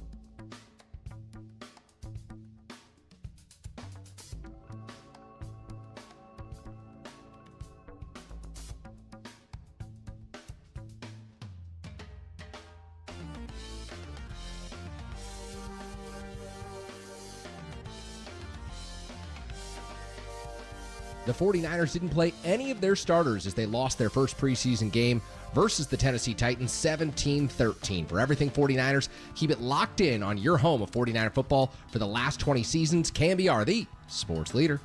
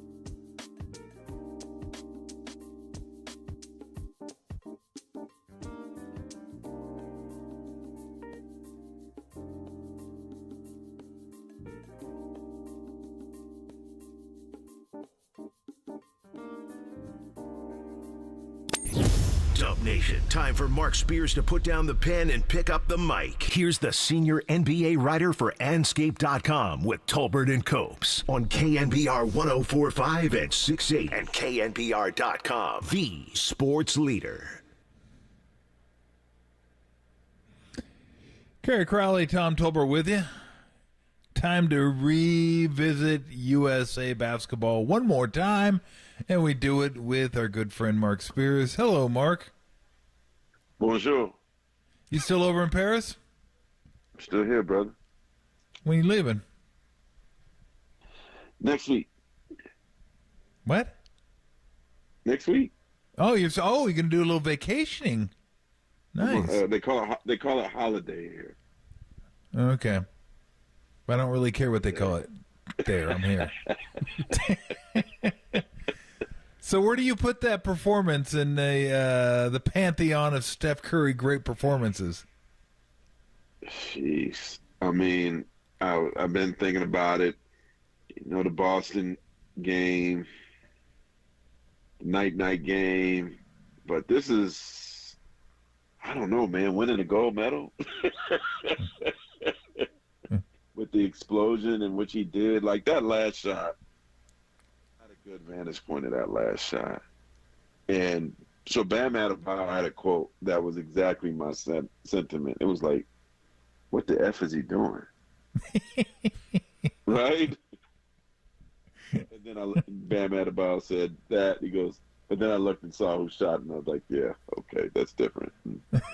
I mean, the hip shot, I mean, that was like, something out of a movie. You're like, you're not supposed to make that shot, man. The hip shot on two people? Come on, man. To win the Olympics? That's like Disney. Except in real life. It was... We've seen his explosion, what? How many times? We've seen this. It's not new to us. Yeah. It's not new to the Bay. It's not new to Warriors fans. We've seen this before. But on that stage, in that arena... in France, with France hanging in there, I mean, it was crushing. He had Wembanyama in tears, man. Like he just ripped his heart out of his chest. To sing, you know. It was wild. Hey, look, it was amazing, man. It doesn't surprise me because it's him, and we've seen him. How many shots is? He not only leads all NBA players all time in three-point shots, he leads them by an even greater margin in shots that he's made where someone, a coach, a player, a teammate says, what the bleep are you doing? And then it bottoms out. Like, how many of those shots? Remember the one against the Clippers that he hit when Steve had his hands on his head? Like, what are you doing? Yeah. And then he hit it, and Steve told me, he goes, that's when I realized sometimes you just got to sit down, shut up, and let him do his thing. Yeah, or the Oklahoma City one in the playoffs. Oklahoma City from 40 feet. I mean, it's wild. I mean, like, surprised. You know what I mean? Like, once the dust settled, I'm like, yeah. But what surprised me is I say this out of respect. How did Steph Curry not get MVP? Like, LeBron James was told he was MVP, and he even seemed surprised. Like, really? Okay. Thank you. I mean, that was the most incredible, perhaps, display in the history of basketball. At the end of the game, with the game of importance, gold medal on the line, on the road in France. Nah, he's not MVP. I wouldn't have given him MVP. Why not? Because LeBron was the best player on that team throughout the whole tournament. I don't know, man. I'm a money guy person. The last two games, he was incredible. Well, I mean, if you want to change the rules and you want to go by one, give him the MVP of that game then. Or give him the MVP of the last two games. LeBron had 4 turnovers and 2 points in the fourth quarter. That's MVP basketball. Look, I mean, if you want to get, like, you know what? Give an MVP for the fourth quarter then. Yeah. If you want to give an MVP for the fourth quarter of the last two games. 36 in the semis? Be honest, you're not sucking me into this because I really don't care. And he had He had 5 threes the last 2. What do you got to do to get your vote, Tom? Golly, 36. What did he do? Okay. If you're gonna make me argue it, what did he do the games before that? It's just prelim games, man. I mean, the games in Lille. Were they part about the games in Lille? I'm talking about the pool play. In Lille. I mean, those were part of the. Were they part of the tournament or not? But they weren't playing nobody. They weren't challenged. No, that's not what I asked but when you. They were challenged. Hey, Judge, can you please get him to just answer the question that I asked him? Were those games part of the tournament, Mr. Spears? Thank you. They were just practice games. Thank you. But when it was winning time, he showed up in winning time. What's up with the practice game? It's part of the tournament. You're going to make me argue this, aren't you? Hey, man. If Steph wasn't Steph, nobody got no goal. Look, I don't mind Steph. I just don't care that much. Don't forget about the Serbia game. No, I know he had 36 in that game. I'm fully aware of that game. I watched that game. That was a hell of a performance. No doubt about it. No doubt about it. But I would say this, and you guys, here I'm in the Bay Area, you got me arguing for LeBron. That's what a good lawyer does, though. He just takes the case and says, my baby brother is like, I don't know about this one, Hoss. They kind of, he might have been having that good juice earlier today than normal, you know? Oh, man. No, I mean, look, they were both incredible. And the thing was that I found really cool was on a team so deep and so talented that it was like the old guys that got them. And we say old. They're not old, but they're older than the young guys. I mean, obviously. And they all got it done. I mean, they all got it done. I could sense, too, that some dudes weren't ready for it at that moment. Really? Yeah, I mean, it just you could just tell who's ready for the brighter lights. Like I thought the semifinals game against Serbia, some of the younger dudes weren't ready. I didn't think Anthony Edwards was ready. He played better in the final game, but he didn't get much run. Tatum wasn't ready when he finally got a chance, but maybe he was cold. I don't know. But it was like, you know, and I give Steve Kerr credit for end of the press conference 2 days ago, just the shout out he gave Devin Booker. Like, we didn't talk about Devin Booker much at all. We didn't herald him at all. But Devin Booker was like a pro the whole time.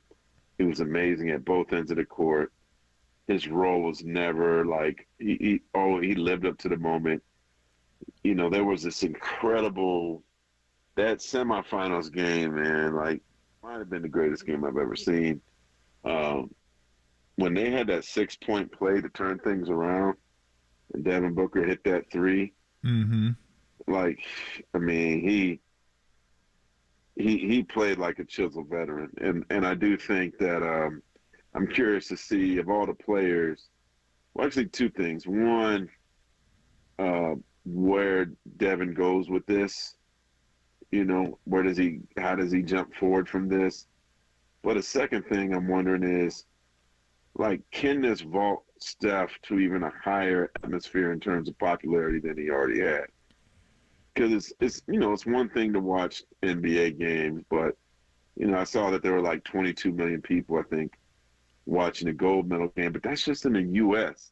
Like, how many people – I'd love to see the global numbers on how many people globally actually watched that game.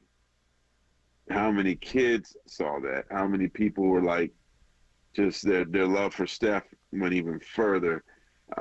You know, out here, the 2 jerseys I saw the most were obviously LeBron James and Steph. And Steph, there might have been more Steph jerseys. But I just, like, wonder, like, marketing-wise, like, commercial-wise, just love-wise, like, this may have made him, as hard as it is to step over LeBron James, this might have made him the most popular basketball player on the planet. Yeah. Mark Spears. No, go ahead. Mark Mark Spears of Anscape.com joining us here, breaking down the Steph Curry performance from Saturday. And Mark, we asked you, and we discussed this earlier, where this game ranks among Steph Curry's all-time greats, where Saturday's gold medal moment ranks. Where does it rank for him? What was he and what was Steve Kerr saying in the aftermath of Saturday's performance? How did they try to contextualize what this meant to Steph? I think Tom said it earlier. He's not surprised anymore. And none of the Bay, and Killian was there, and Ron was there, and Marcus Thompson was there. That's what he does. It's just like, okay. This happens every once in a while. He has these explosions. It was just to Tom's credit, he didn't have a great, Lil. Everything was in Paris. Even Anthony Davis was like, "Oh, you showed up when you." Anthony Edwards was like, "You showed up when you were in Paris, right?" Like, I just when I always say to people, and this was even before Paris, like, anytime you think you've seen everything you can see from him, there's just some new wrinkle of beauty that he brings, and that's what we saw. And you could. It's certainly a strong list. There's a lot of debate, but I'd probably put those two games I saw this weekend on the top of this list. Is he the most relatable, since you've been in basketball? Is he the most relatable superstar you've ever been around? Because he's not big. He doesn't look like I say it doesn't look like he came off Mount Olympus. Like LeBron's just like, you look at LeBron like, oh my gosh, you're just in awe of him. But Steph's like a regular guy doing extraordinary things, and I think there's a certain appeal to that from basketball fans. And look, we can't dunk. We probably could when we were younger, but most people can't dunk. Everyone can go shoot a three. You can do what Steph does and maybe hit one occasionally and feel like, oh, I just hit a 30-footer. That's cool, like Steph hit last night. I just think he puts it all together, and his personality and how humble he is. It's just wild to see. I was saying, Mark, it's wild to see what he's done throughout the course of his career. Look where the Warriors are compared to where they were before he got here. There's no way they'd be in San Francisco without him. They'd still be over in Oakland. Yeah, no, he I had the pleasure of moving back to the Bay in 2009, his rookie year. And so kind of came back to the Bay when he was arriving in the Bay. And, I was living in Jack London when he was living in Jack London. And I remember something happened in Jack London. He hit me up. I was like, yo, man, my wife's in that condo. Is everything okay over there? Like, yeah, just, tell her to stay in before 11. She'll be all right. Because I think the baby was real young at that time, too. So he was a little nervous. But same dude, man. Same cat. Obviously the things are different. He's got a family. He's got a lot more money. He's got a lot more popularity. But to your point, man, if I need him, he'll come through. Yeah. He'll return a call. He'll, I don't put the not the Batman thing in the air, but the Steph Curry, thing in the air too often. But when I put it in the air, he'll respond. He'll get back to me, and his family is amazing too, man. I saw Dell, talked to him for a little bit. His mom is always sweet. Family's always great. Like, I always laugh at the Larry Riley story where Dell and Steph's agent had the audacity to call Larry Riley when he was GM of the Warriors and say, Steph wants to go to New York at 8. He's not coming to Oakland to work out. He's not going to do an interview. He doesn't want to go to Golden State. And Larry Riley was like, he ain't got to work out. He ain't got to do an interview. I saw him play. He's amazing. I know what kind of person you are, Dell. Good family. I'm drafting him. I don't care about y'all little threats and everything like that. and he drafted him. And, so really altered not only basketball in the Bay, but sports in the Bay. I never thought anybody would be bigger than Joe Montana or Ricky or Jerry. Like, he's on that Mount Rushmore, and I think he's on top of it now.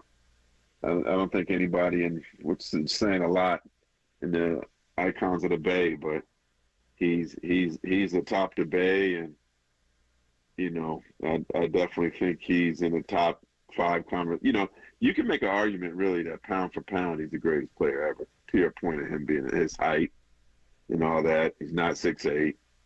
He's not brawny in terms of strength, and doesn't jump out the gym. I haven't seen him dunk on anybody once. But I'll tell you, put that basketball in his hand, shooting wise, good luck. Yeah. Good. He's a magician at his size.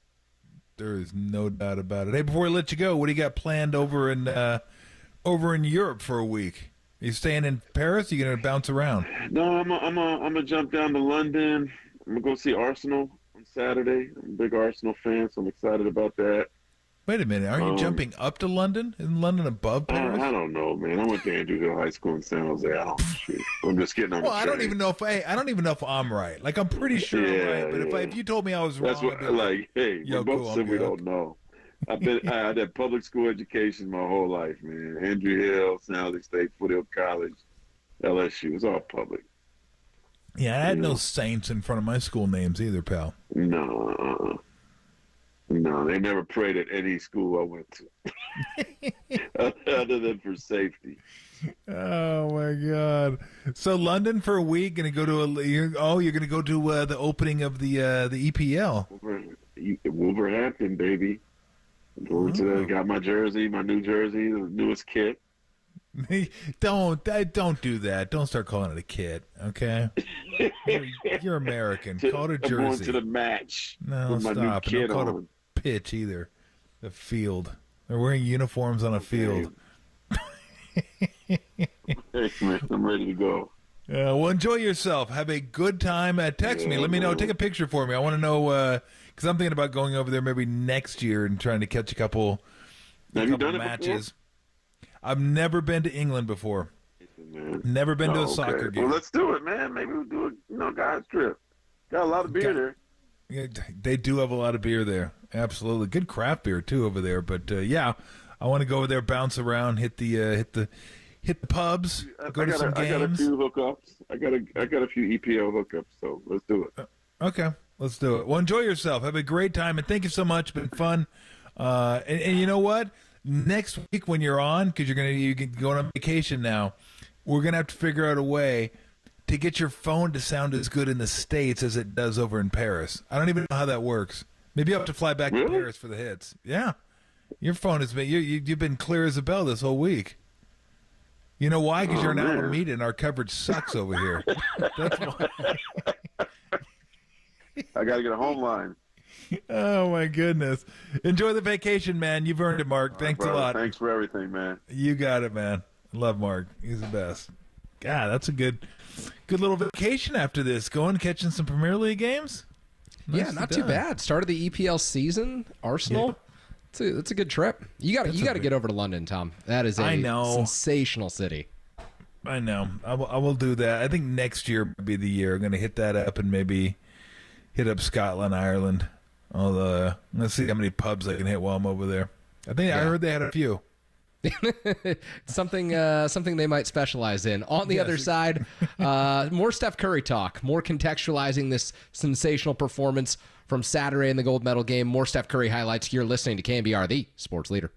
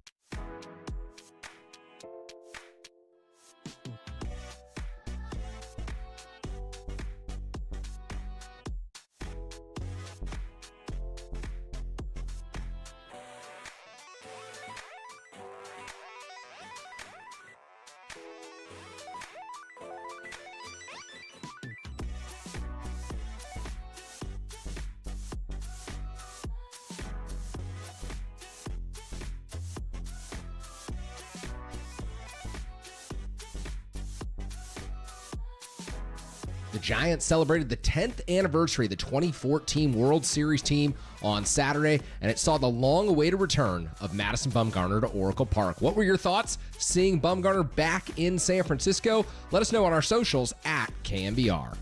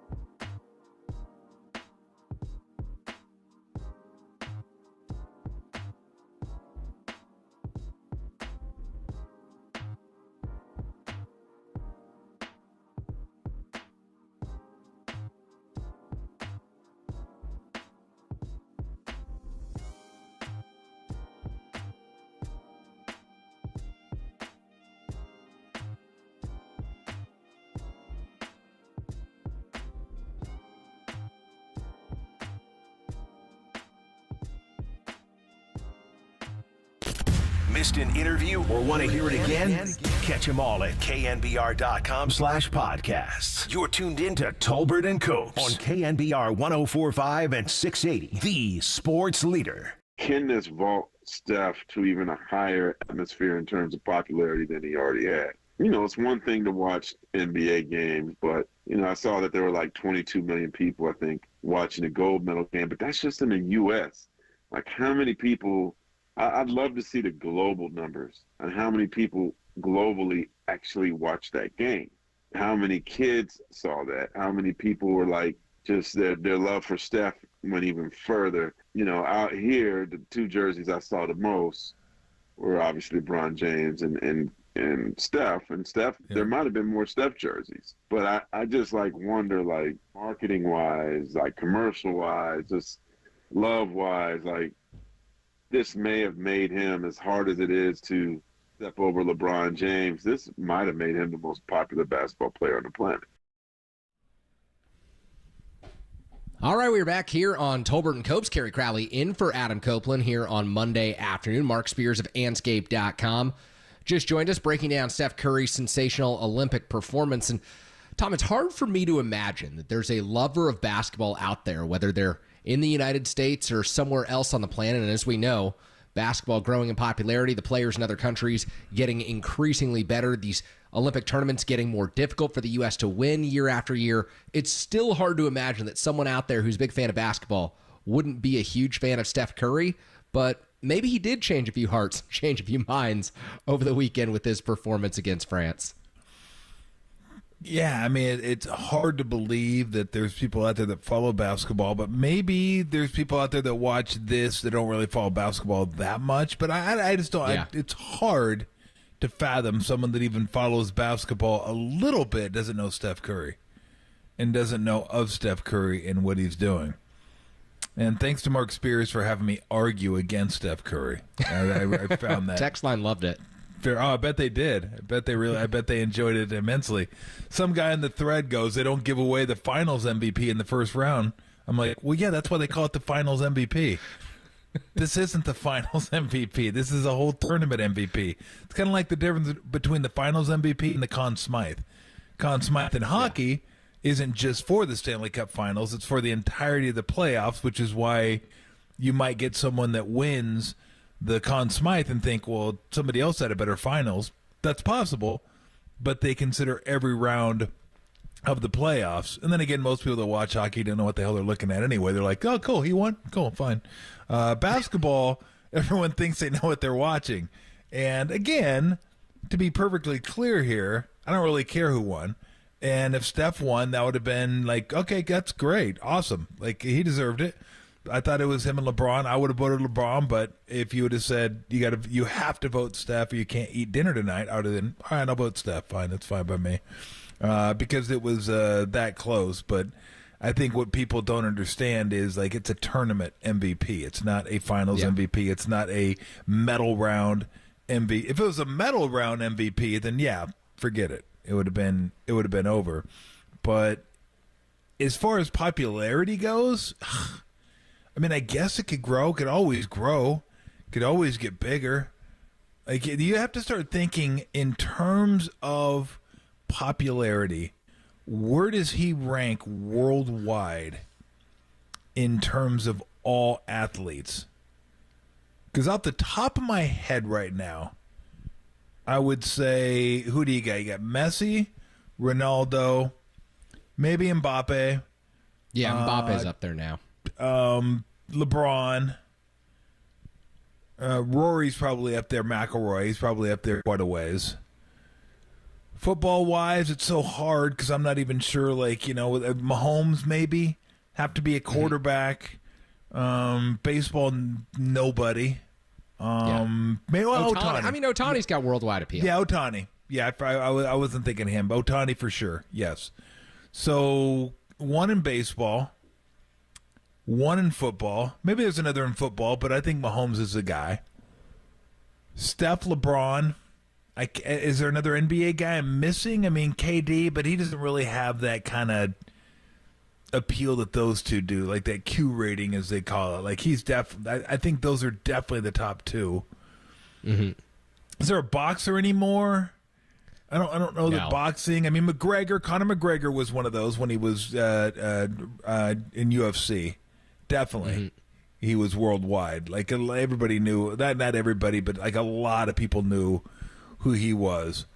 Maybe I'm missing somebody else in soccer. I don't know if Holland from Man City would be one of the. He might be one of those guys. I mean, the soccer guys are huge because soccer's played damn near everywhere, and those guys are always the biggest one because everyone's following soccer. I'm not sure about Vinicius Jr. for Real Madrid, but like he's up there.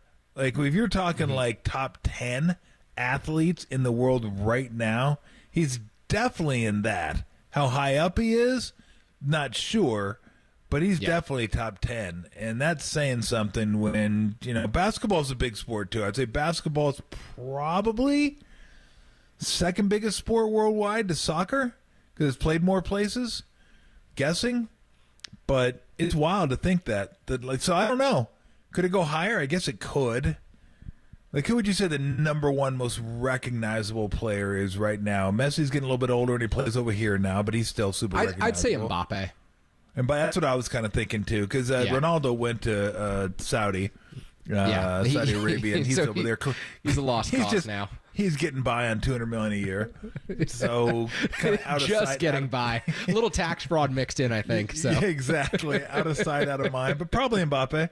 Probably that sounds about right. Mbappe. But Steph's in the like I said, Steph's in the top. You're talking top 10. Like, how many basketball players, like, you start talking about basketball players whose popularity extended worldwide, like, just popular worldwide, and it probably has to be recent, just because of television, the way it worked. Like Magic, Bird, those guys, that wasn't really an international game back then. It was, but you saw what we did in '92. I mean, we decimated everybody. They played basketball, but they were just kind of getting started on basketball, all the television rights and all that kind of stuff. People weren't watching all the NBA games back then. But I would say recently, you're talking like global stars. Like Yao Ming was one of them. Michael Jordan was one. Dirk in there, too, if you're talking global. Kobe. Yeah. He loved Kobe. Kobe was one of the top athletes worldwide. But, you start going down the list over the last 20, 25 years. And, again, that's what made Michael so incredible. Jordan was.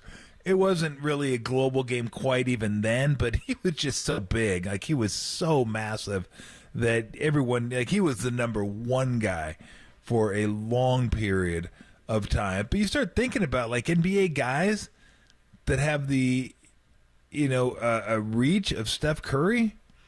There's not a ton of them. And it gets more and more, it gets easier now, I'd say, just because of social media. But still, at that, there's only two of them that I can think of now that are really, like, globally known. Him and LeBron. Yeah. And that's it. Yeah. And to think about that, it's pretty wild. Luka might be on that list, too, because he's an international star. But it's not. We got some good submissions on the text line as well in terms of global athletes who have that kind of appeal. Golden State Lumber text line, we have a few people chiming in and saying Formula One, it's Max Verstappen and Lewis Hamilton as well. Yeah, okay. Because I'll buy of that. the number of people that watch those races. Yeah, those guys are 415 massive. saying Usain Bolt was at that level when he was a global superstar. So I would agree. 408 saying Canelo is the biggest in terms of the combat sports world. So I don't follow closely enough to know, but I'll buy it. I mean, I know how big Canelo is. I just stopped following boxing when it stopped being on the pay-per-views. There was all on DAZN. I was like, hey, I don't feel like buying. I don't feel like getting an app just dedicated to boxing. Like, I love boxing, but not that much. So, but yeah, I would buy. He's probably the biggest. Like, I don't even know how big Bud Crawford is. Terrence Crawford is. Like, is he? I don't think he's Canelo's level. Because Mexican boxers, when they're like Oscar De La Hoya, guys like that, like they're at that level, they're just even bigger because boxing is such an ingrained sport in Mexico, and those guys are just can go to a different level. But yeah, it's kind of harder now that you don't see them as much as you once did. But yeah, those are good. Usain Bolt's certainly a guy. Yeah, he was a global star. There's no doubt. Yeah, I didn't realize that Bolt was 2008, 2012, and 2016. Yep. When I saw that during these Olympics, my mind was blown. I remember 2008 and 2012 so vividly and what he accomplished on the track, and 2016 as well. I mean, that's a remarkable longevity in the 100 and 200. So we're talking, of course, about Steph Curry and where he kind of ranks globally, as Mark Spears brought up that topic for us. But on the other side, 415-808-KNBR is the number. We'd love to hear from you. Where does this performance, Saturday in the gold medal match against France, where does this rank for you in terms of Steph Curry's greatest all-time games, greatest all-time moments? Would love for some Warriors fans to help us out. Chime in on the text line, 415-808-KNBR. Call us up as well. We'll take your calls after the break. You're listening to KNBR, the sports leader.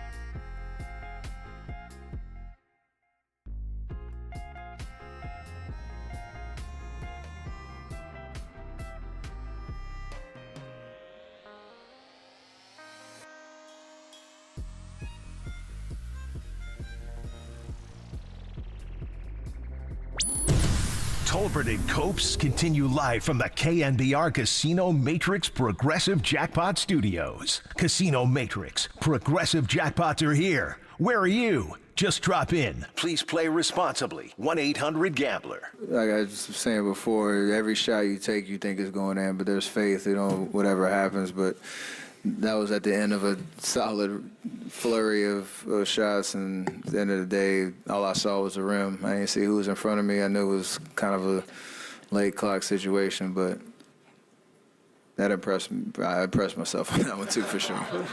For sure. For sure. We are back here on Tolbert and Copes. Kerry Crowley in for Adam Copeland. A reminder that Tolbert and Copes is sponsored by the Procore Championship World Class Golf in Napa, September 13th to the 15th. Learn more and get your tickets at ProcoreChampionship.com. Well, Tom, Steph's performance wasn't the only memorable achievement over the weekend, and really throughout this entire Olympic run. U.S. finishes with 40 gold medals, tied with China for the most, and finishes with the most total medals, a ton of silvers, a huge haul of bronze as well. Just an amazing 2.5 weeks, and really reminded me why I love this event. I didn't get into Tokyo 2021. I was fully bought in on Paris 2024. Yeah, they did a great job. They really did. And even the closing ceremonies, which I didn't watch, but the Tom Cruise thing at the end was very cool. I'm glad I fast-forwarded all the way through it to see the Tom Cruise thing, because they did a pretty good job with that. And then the acts on the beach, starting off with the Red Hot Chili Peppers, was super cool. Billie Eilish, and then, I mean, you get more Long Beach, L.A. than Dr. Dre and Snoop Dogg. Snoop Dogg getting on that plane, getting back from the Olympics, working the Olympics, and getting back to do his little show there for the He's Olympics. paid well enough to do it. Yeah, I'm sure he does. I'm sure he did, and I'm sure he's compensated handsomely for his Olympic stint too. He's pretty funny. When did he become Uncle Snoop, by the way? When did this guy become Uncle Snoop? He's like America's uncle now. When did this take place? Did it start about the time him and Martha Stewart started doing stuff together? That's what I was gonna say. Like, I don't know. Like, he's just like, I always thought Snoop Dogg was pretty cool, but now he's gone to a whole new level. Like, he's America's uncle. Like, everyone loves Snoop. Coast loves Snoop. Middle America loves Snoop. Like, everybody's just down with Snoop now. Like, oh, yeah, cool, it's Snoop Dogg. Yeah, we should invite Snoop over for dinner. I mean, hey, it's Snoop. Like, he just seems like the coolest dude. So that was pretty cool to see. But I'd be curious what the text line, the chat has to say about this, because I'm going to forget some stuff. There's no doubt I'm going to forget stuff.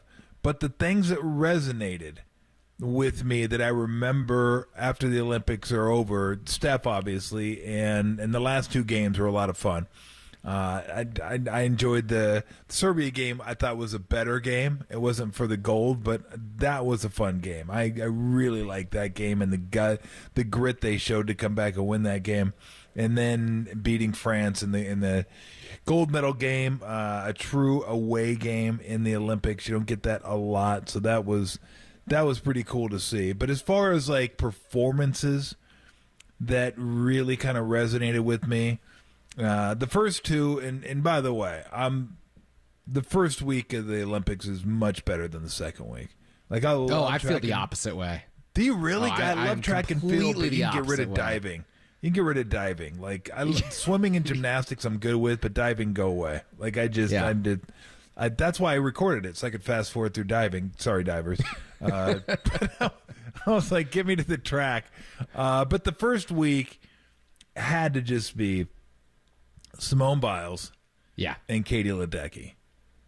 Like, two of the most dominant women to ever compete at the Olympics, both coming away with golds, and both just kind of cementing their place in the history of the Olympics and the history of USA athletics. I mean, just to watch them do their thing, and Simone Biles, overcoming the mental health issues with the twisties and all that last time, and then all the criticism, and then coming back to win the overall gold, all around gold.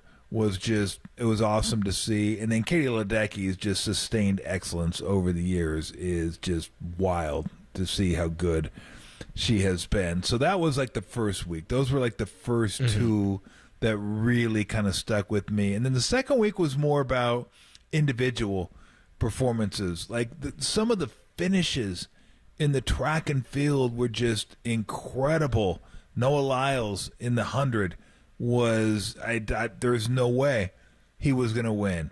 How about my man Quincy Hall? What was that? I believe that was in the 400. That was like no way he was going to win. Like he looked like he was in pain coming around the top turn, and I go, this guy might die, let alone finish the race. His body parts flailing everywhere. His face didn't look great, and he just found a way. And there's no way he was going to win that one.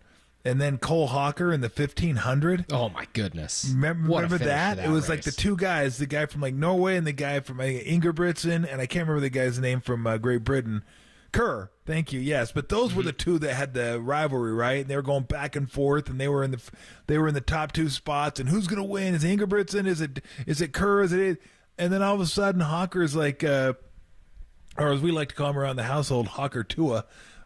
Came along the inside lane and like it closed off for him, and then he waited and he said, I was just about to go to the outside, and I think as Ingebrigtsen like kind of moved over a little bit and opened up that lane for him, he just took off and he won it. Like, I was amazing that he found a way to win that, and it was so cool that the build up, it was almost like a fight. The build up before that race was all about Kerr and Ingebrigtsen. And they talking trash to one another, getting on one another, and neither of them won.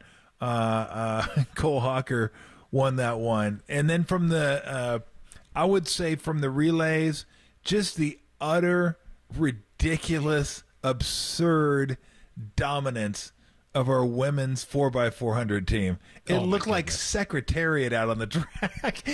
It was unbelievable to watch that race and think, we're like 6 seconds ahead. This is absurd.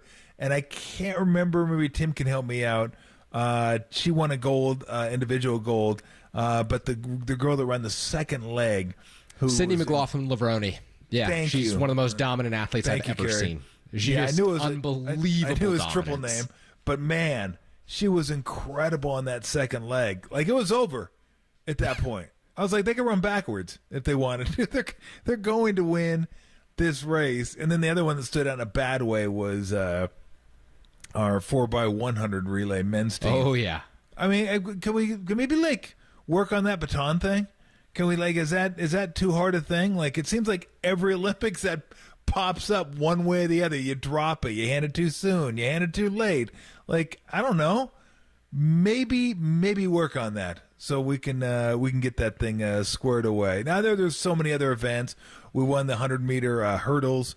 I can't remember his name. He was a really Grant cool Holloway, guy. I think. Thank you. Yeah, I'm glad you remember all these names, but I liked him. He was like really cool to listen to.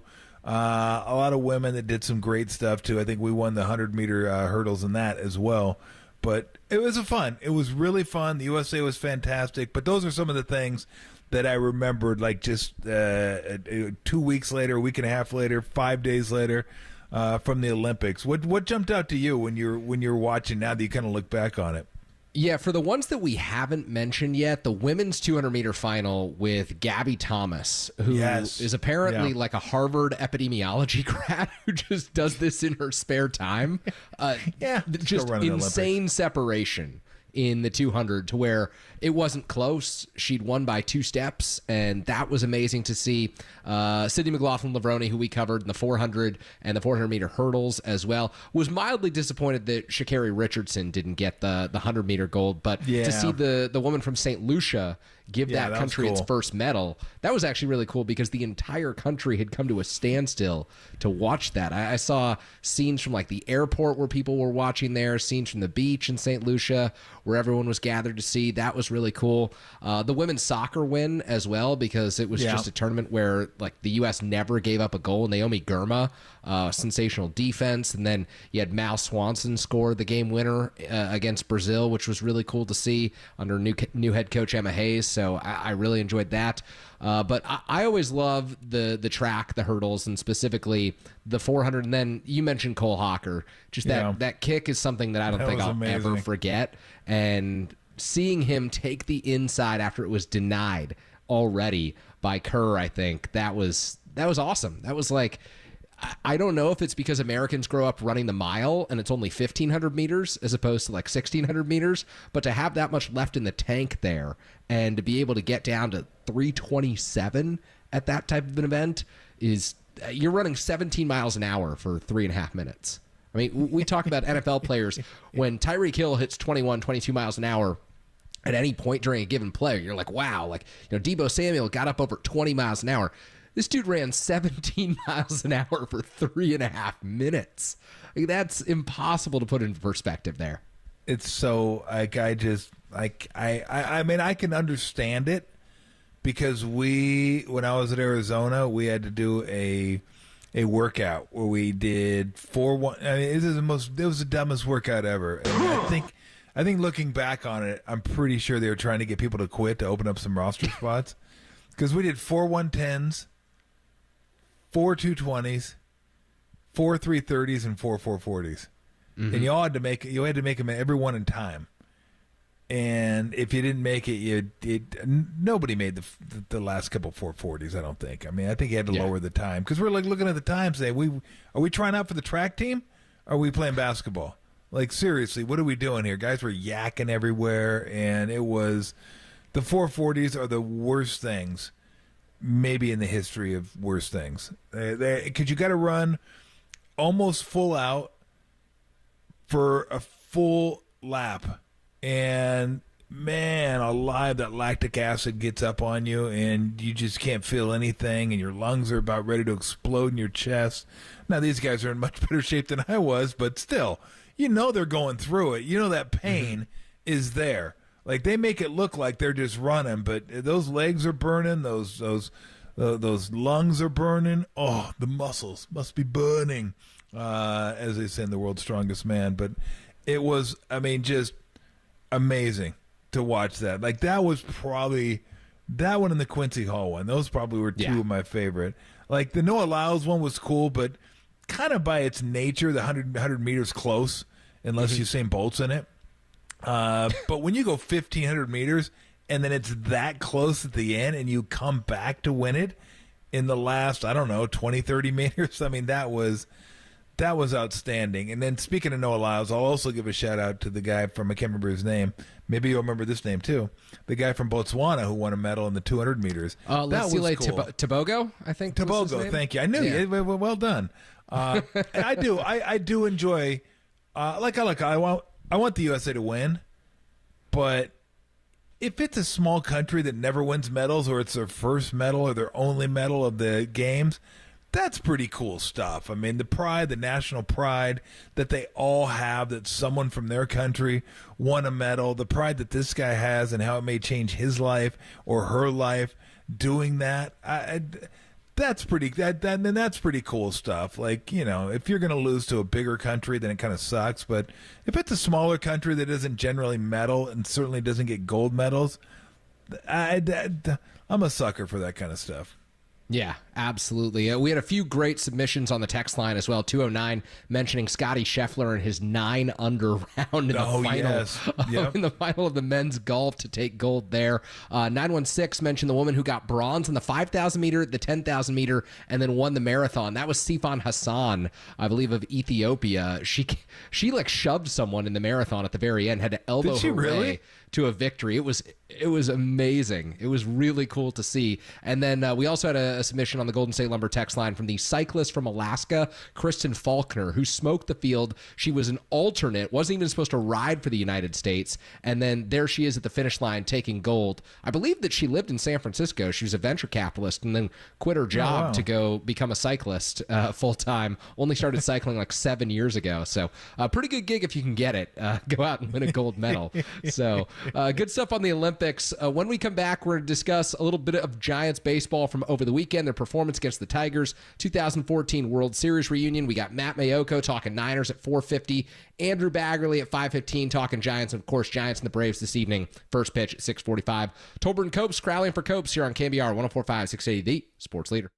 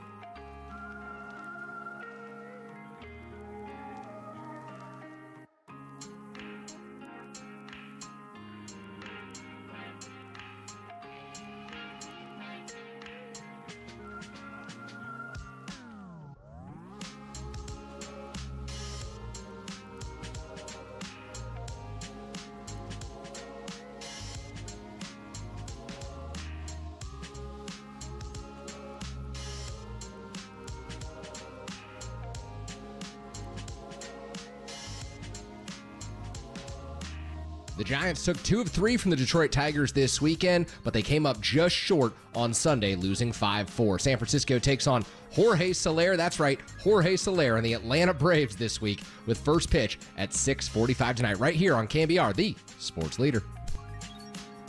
All right, we've got our good friend Steve Moskowitz on the line. Steve, tell us about unfiled tax returns. You'd be amazed how many people just don't file returns. And it's kind of linked with not being able to pay the taxes. That's a big reason why people don't file returns. Although it's a crime not to file a return, the government also punishes you on the civil side. They make up a return. It's called an SFR, substitute for return.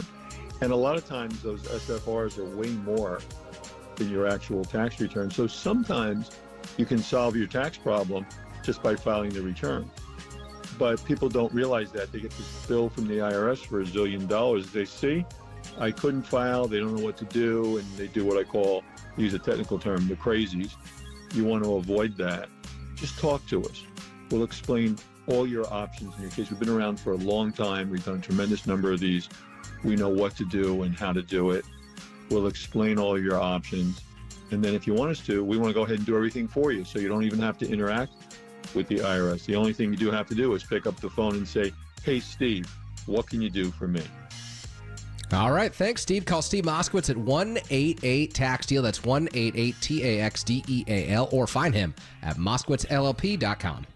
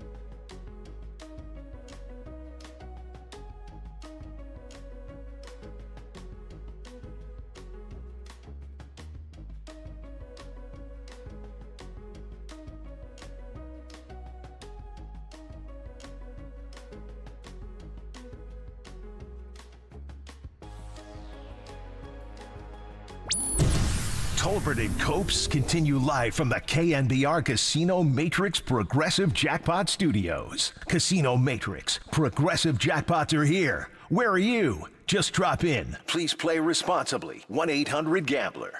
Your 2014 NLCS and World Series MVP, Madison Bumgarner. Thank you, guys. I appreciate that one. That never gets old.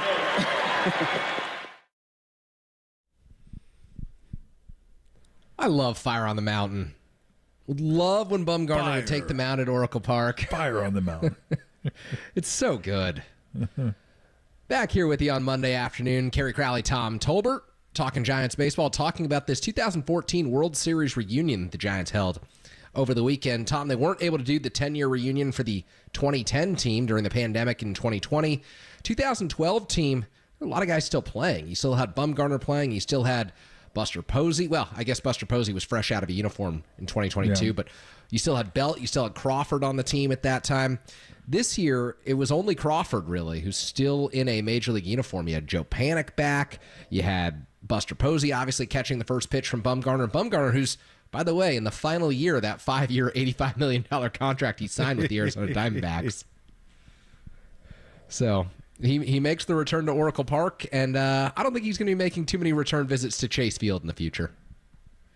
No, I think he's, well, it didn't sound like he's retired, but we'll see. I mean, you get out of the game that long, it's hard to get back. So,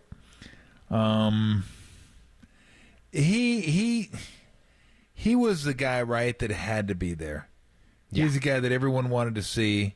He's the guy that drugged them basically to a World Series. Now, it wasn't him alone, but you know what he did in Game 7 was just absolutely incredible. So I always think the Giants do those things really well, bringing guys back and honoring them, and the crowd loves it, kind of eats it up. They're going to start, believe together, they're going to start running out of teams. They're going to have a dry spell here, okay? Unless you're going to wait for 20. Maybe they'll have to cut it down to 15 for all these teams. Now, I don't know, but it was cool to see the guys back on the field. Yeah, absolutely. And I think with Bumgarner, it's really interesting to me the way that his career unfolded, because obviously he comes up and like right away, age at 21, he wins a World Series. He does a really important role in that 2010 team. I think he went 7 innings, going like 1 run allowed against the Rangers, and a key game of that 2010 World Series. 2012, he wins one. 2014, he's a horse unlike any other in modern baseball. I don't know that we'll ever see a pitcher go wild card round shutout. I think he threw NLCS and then World Series. He comes back, Game 1 shutout.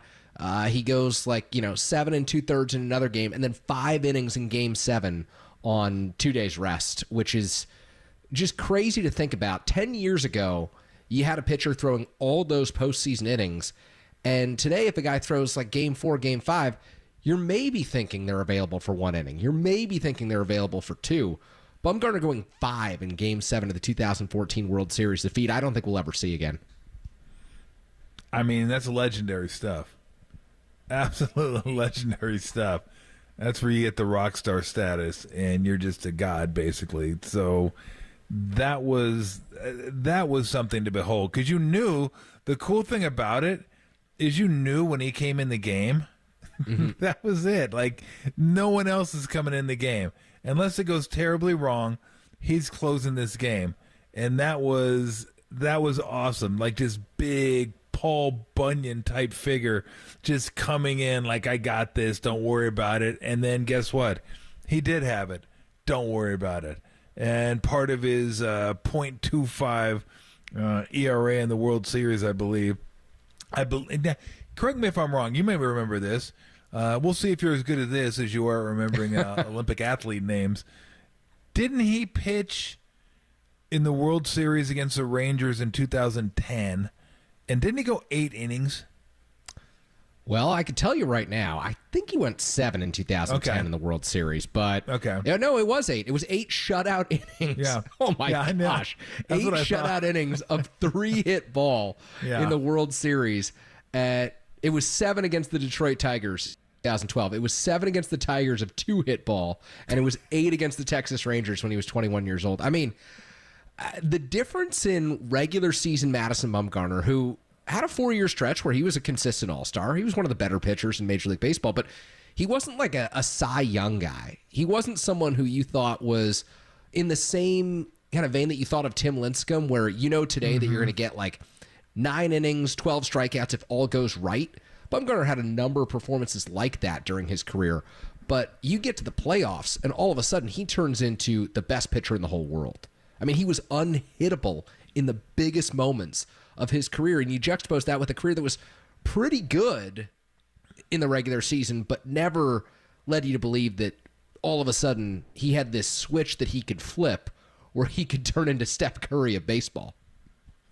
Well, I remember for about probably 5 years, between 10, it probably started after 10, so 4 years or so.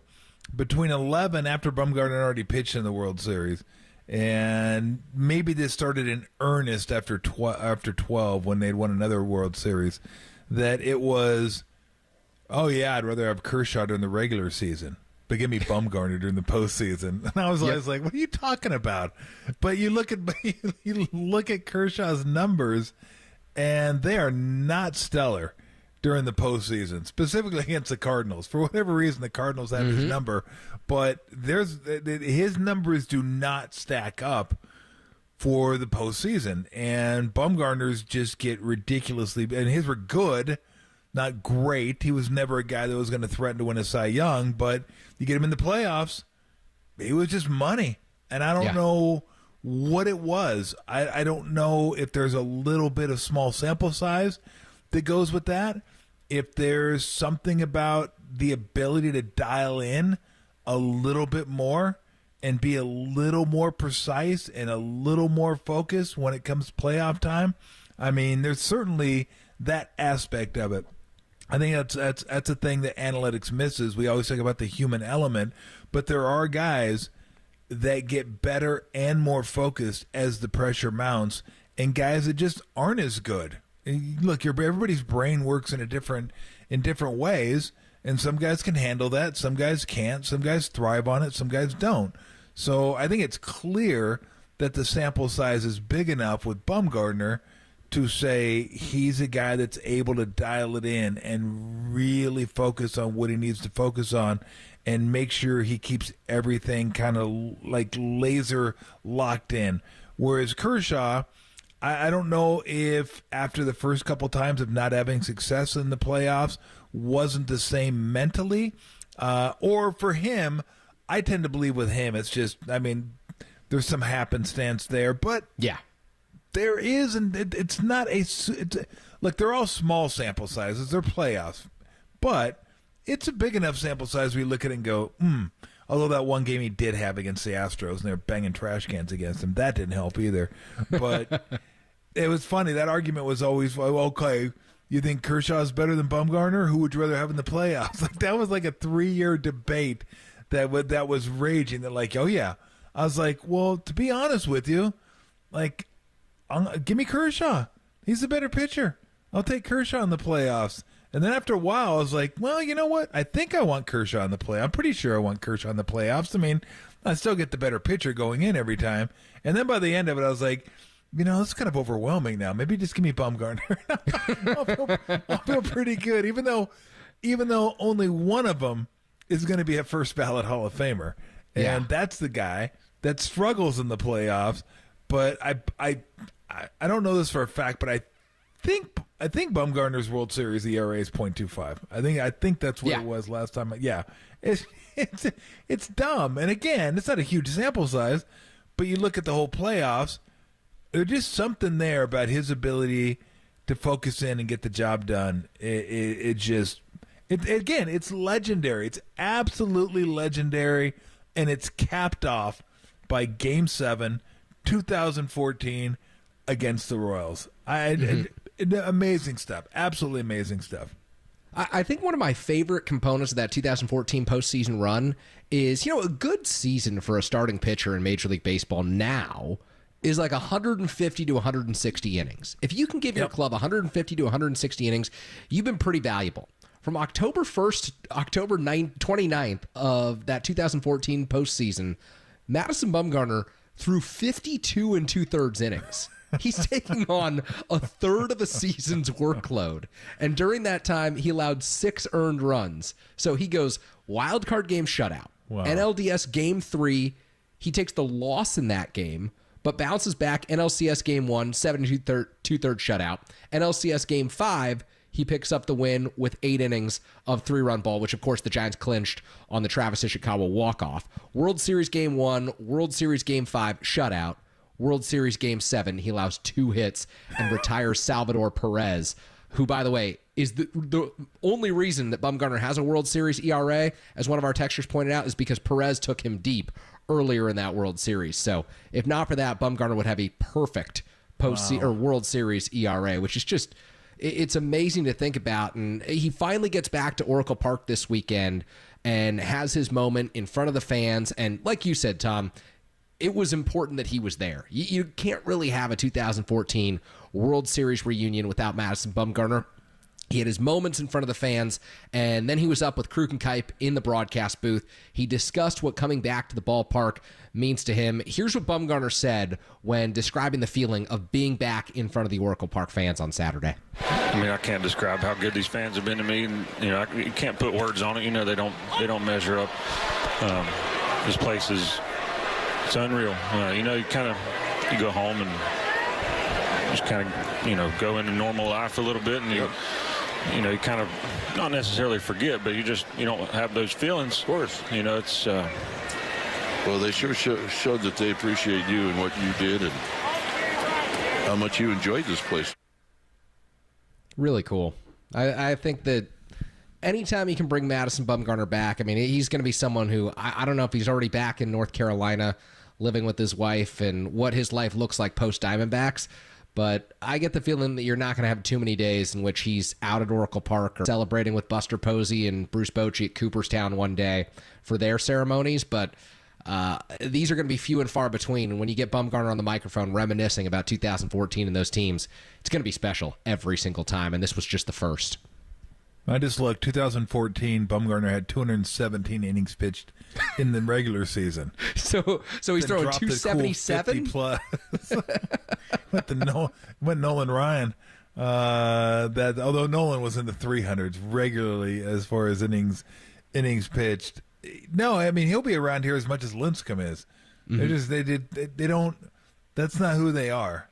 And that pitching staff was so good, so dominant, and so different, right? You had Lincecum, who was just kind of like his own universe, like the way he was. He was the rock star on that team. The hair, 5'8", 97. I mean, the two-seamer that just would, seemingly cover about 2.5 feet. And everyone loved him. Just loved him. To this day, he's one of the most beloved athletes in the history of Bay Area sports. There's no doubt about it. And then you had Matt Cain, the horse, who just, quiet, go about his business, kind of unassuming. And then you had Bumgarner, who always felt like he was the sheriff of baseball every time he stepped for better or mound. For worse, depending on what year it was. Okay, it's okay. He's mad he didn't get a hit. He's mad he didn't make better contact. You don't got to berate him. You don't got to yell at him because of that. There were times, and look, I love watching him pitch, and I love the competitor he was, and that's what made him who he was. You take the good with the bad. There were times it got to a point where you're like, let it go. That's enough. You don't got to police everything. But again, that's who he was. When no one's going to forget the Bumgarner Joe West epic stare down in San Diego, where lasted about 15 seconds. They're just staring at each other. I was like, okay, that's enough. But it was pretty cool. I think it was awkward for me. I was like, okay, I'm getting a little awkward. I'm gonna have to turn the channel here because this is kind of weird. But that's who he was. But it's so dominant, and that pitching staff, Jonathan Sanchez, It was like a perfect 4 on that staff. Hell, I can't even remember who the 5 was on that staff. Back in 2010? Like 2010. Yeah, I can't remember. Who was it? Do you remember? Gosh, 2010. I mean, I guess Bumgarner wasn't really part of the staff the entire year that year in 2010. Yeah, I mean, Todd Wellemeyer was on the A roster. I know that. But I'm going into the research department real quick to get you that answer. 2010, Barry Zito. Barry Zito was the other guy. Oh, that's right. So, yeah. You forget about Barry Zito. Yeah, exactly. Barry Zito. They had a damn country singer on their in their rotation. Yeah. Oh, my goodness. Only used 6 starters all year. So how the game has changed in 14 years. How many of the Giants used in the last 2 weeks? And this has been a stable 2 weeks for the San Francisco Giants. So. Speaking of starters, we got to get Birdsong, get things straightened out a little bit. A little bit, yeah. A little bit. Yeah, the home run ball hurt him on Sunday against the Detroit Tigers. Put the Giants in an early hole. They couldn't come back. They ran their way out of a comeback against the Detroit Tigers in the 8th inning. We will touch on that later on. When we come back, talking 49ers football, looking at the preseason game against the Tennessee Titans, looking ahead with Matt Mayoko at 4:50. 49ers canceled their joint practices with the New Orleans Saints this week. Not a great sign in terms of the injury situation for the 49ers right now. So we'll discuss that and much more as we get you closer to 6:45 first pitch from Oracle Park this evening as Blake Snell takes them out against Chris Sale. Classic matchup of lefties this evening. You're listening to Tolbert and Copes. Crowley and for Copes here on KNBR, the sports leader.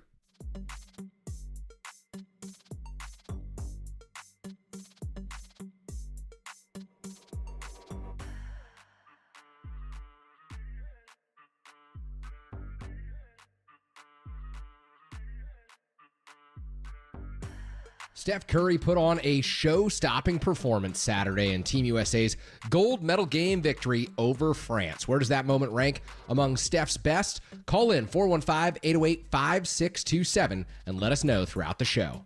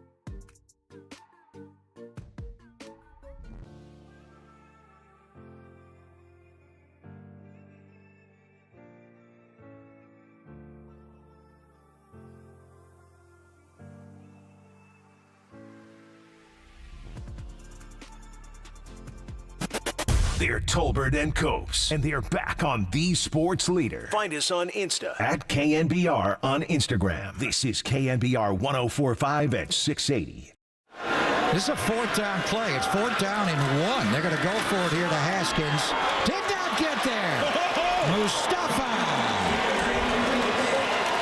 Malik Mustafa comes up from safety. He will rock you. All right, we're back here on Tolbert and Copes. Kerry Crowley in for Adam Copeland here on Monday afternoon, breaking down the 49ers preseason game against the Tennessee Titans in Nashville. As we mentioned just before the break, no joint practices this week with the New Orleans Saints. They were canceled due to mutual agreement. 49ers dealing with a ton of injury issues right now. Tom, really nothing to break down from this game, considering it was the preseason and no starters played for the 49ers. But one thing that I will just add right here at the beginning is note to Sean Gibson this year. He's signed with the Jacksonville Jaguars. Talanoa Hufanga coming back from injury at the safety position. So you got some question marks there right now. 49ers feel confident about Jair Brown at the safety position. They brought in George Odom a season ago, who's been more of a special teams guy. But Malik Mustafa, fourth-round pick out of Wake Forest, made some headlines with that play at the goal line on Saturday evening. And it sounds like he's had a good camp as well. Yeah, I was going to say he was the guy that really kind of stood out to me. And I was going to say that because he was the only guy that came to my head when Tim Ryan mentioned him. So I was, but other than that, I couldn't tell you what the hell was going on. I mean, I watched the first half. That was a pretty nice play, though. Although I can't remember who the running back was for the Titans at the time. Pad level could have been a little lower because I thought for sure he was going to score. I go, that's a touchdown. And then he got just hammered by Mustafa. I was like, good night. So I went back and watched it again. I was like, bro, you got to get those pads down at the goal line. You can't be running like Eric Dickerson down at the goal line. You're going to get smashed. And sure enough, he got smashed. The one thing I will say is, and I think I will echo what Kyle probably said. I'll clean it up a little bit, but special teams sucked. Yeah. The coverage was terrible. Like I'm not sure what they're going to try to figure out for this new kickoff thingy, but that wasn't it. The punt coverage wasn't it. Like they had some issues with that a couple times last year too, and that's something they gotta clean up a little bit. They can't be giving up great field position over and over again on special teams. The special teams, the kickoff was fine. Like I thought it at least if we're gonna have guys returning it, that's cool because at least it's a play now instead of just blasting it through the end zone, going to the 25, 30, whatever it was, and saying, okay, let's start the drive. It's like, well, if we're gonna do that, let's just put the ball there and start the drive and kind of dispense. That's why I like the PAT being a 33-yard PAT. At least make it a play because before it wasn't really a play. It was just like, here, take a free point and move on. And every once in a while, someone would miss it or it'd get blocked, but not enough to make me stay around during the point after touch. Like if I want to go grab a beer or something, I'm going during the PAT. I got PAT, I got a commercial coming, plenty of time to go do that. I don't need to watch the PAT. But so I like that they changed that. And this I like. I think it's going to take getting used to. It's going to take figuring out what the hell's going on. Like I'm not sure exactly what's happening. Now, I know why they're doing it. They don't want the high-speed collisions. So that's why everybody's bunched together. They let the return men start deep, and then there's not this high speed like guys going 100 miles an hour hammering people on the other side. So it's going to take getting used to, but I think it'll be good. Like I think it's going to be okay. Again, I'm still trying to figure it out myself. I think they're probably trying to figure it out as well. I mean, can you kick it to the end zone? I guess you could. I don't think there's a penalty for that. I don't know why teams, I don't know if they're going to try to drop it in the middle somehow and make them pick it up. Like, a lot of stuff to figure out. Yeah, the one thing that worries me about this is under Kyle Shanahan, I never have to worry about the 49ers offense being good. Under Kyle Shanahan, I never really have to worry about the 49ers defense being good. He's figured it out with Robert Saleh. He figured it out with D'Amico Ryans. And Steve Wilkes, I mean, they may not have gotten along, but the defense was still pretty good. It was a point of contention because the 49ers are held to such a high standard. But for the most part, you compare the 49ers defense to other defenses around the NFL, you don't typically have to worry about it. Special teams has always been a concern for me with the 49ers. Like, regardless of who their coordinator has been, and you throw this wrinkle in, you feel like, okay, you've got Jake Moody in the mix last year. He can kick it through the end zone. You're all good. With Jake Moody now and the new kickoff rule, I wonder if the 49ers will be exposed a little bit on this kickoff at the beginning of the season. I wonder if it will take a little more concerted effort from Kyle and whoever's on the special team staff, just because it's always been a weakness, whether it's coverage, whether it's return. They've never really been a net positive team in terms of kickoff return. I feel like there's some error there. There's some things that could go wrong that the old kickoff rule where Kyle was able to just focus on offense and defense put me a little bit more at ease as someone watching the 49ers. Yeah, I mean, it's weird because you don't think about special teams that much. I always say it's a third of the game.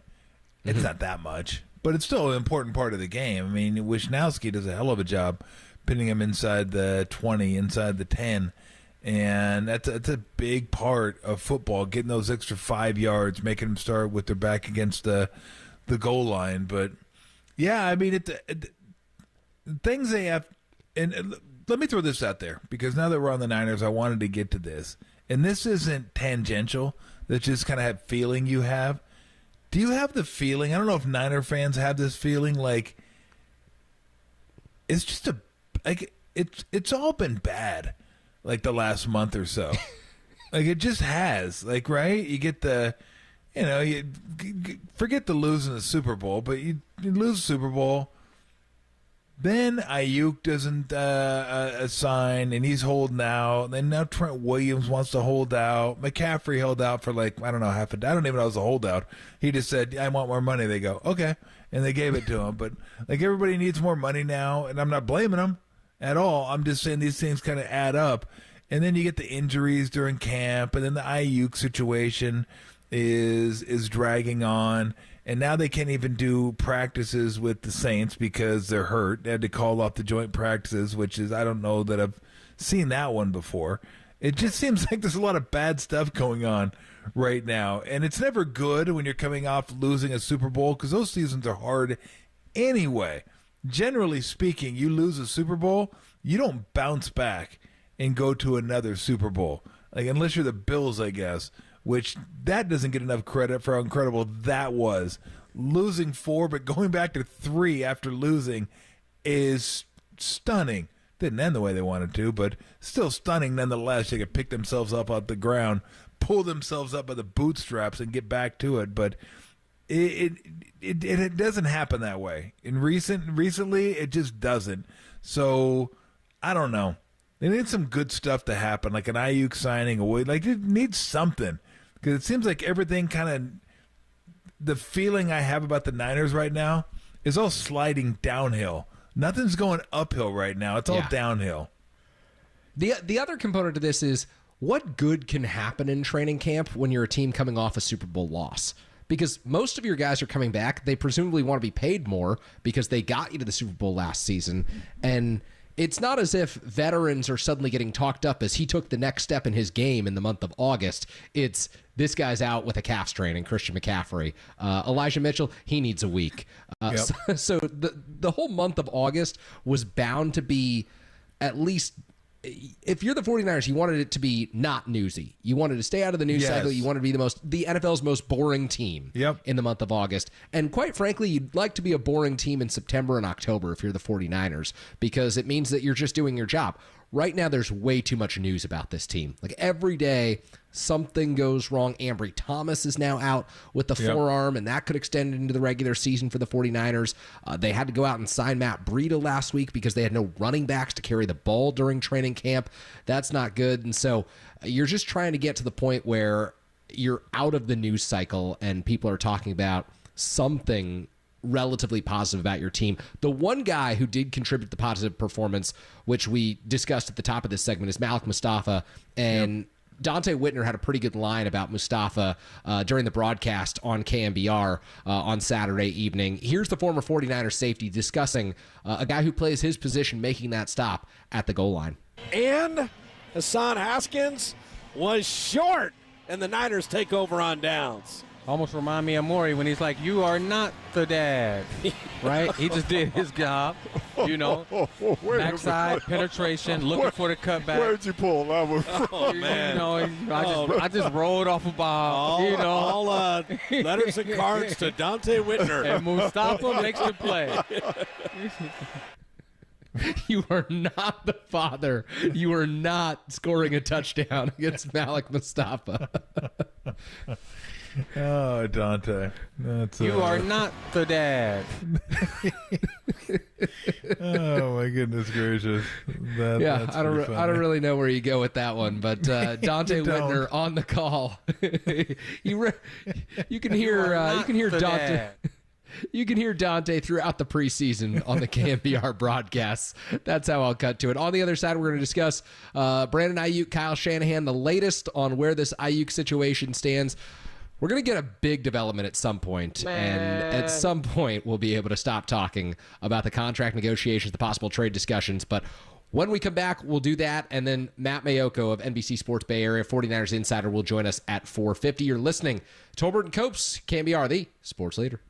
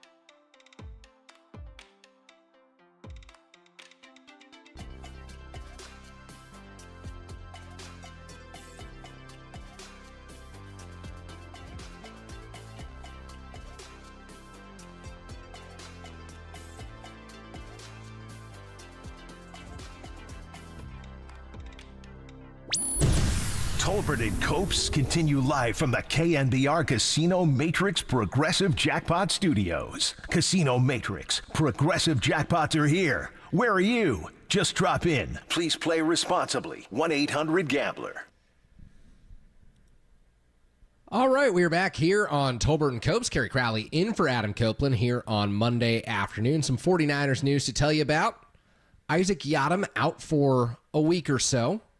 He's got a slight injury that he aggravated last week. New corner the 49ers signed from the New Orleans Saints over the course of the offseason. Defensive tackle Kalia Davis suffered a knee injury, and apparently he will miss about half the season for the 49ers. We already know about Ambry Thomas's injury as well. So the 49ers dealing with a number of different injuries. Before we get into this and why they canceled their joint practices against the New Orleans Saints, do want to remind you that Tolbert & Copes is sponsored by Redwood Credit Union. Redwood Credit Union offers auto loans with competitive rates and personalized service because your journey matters.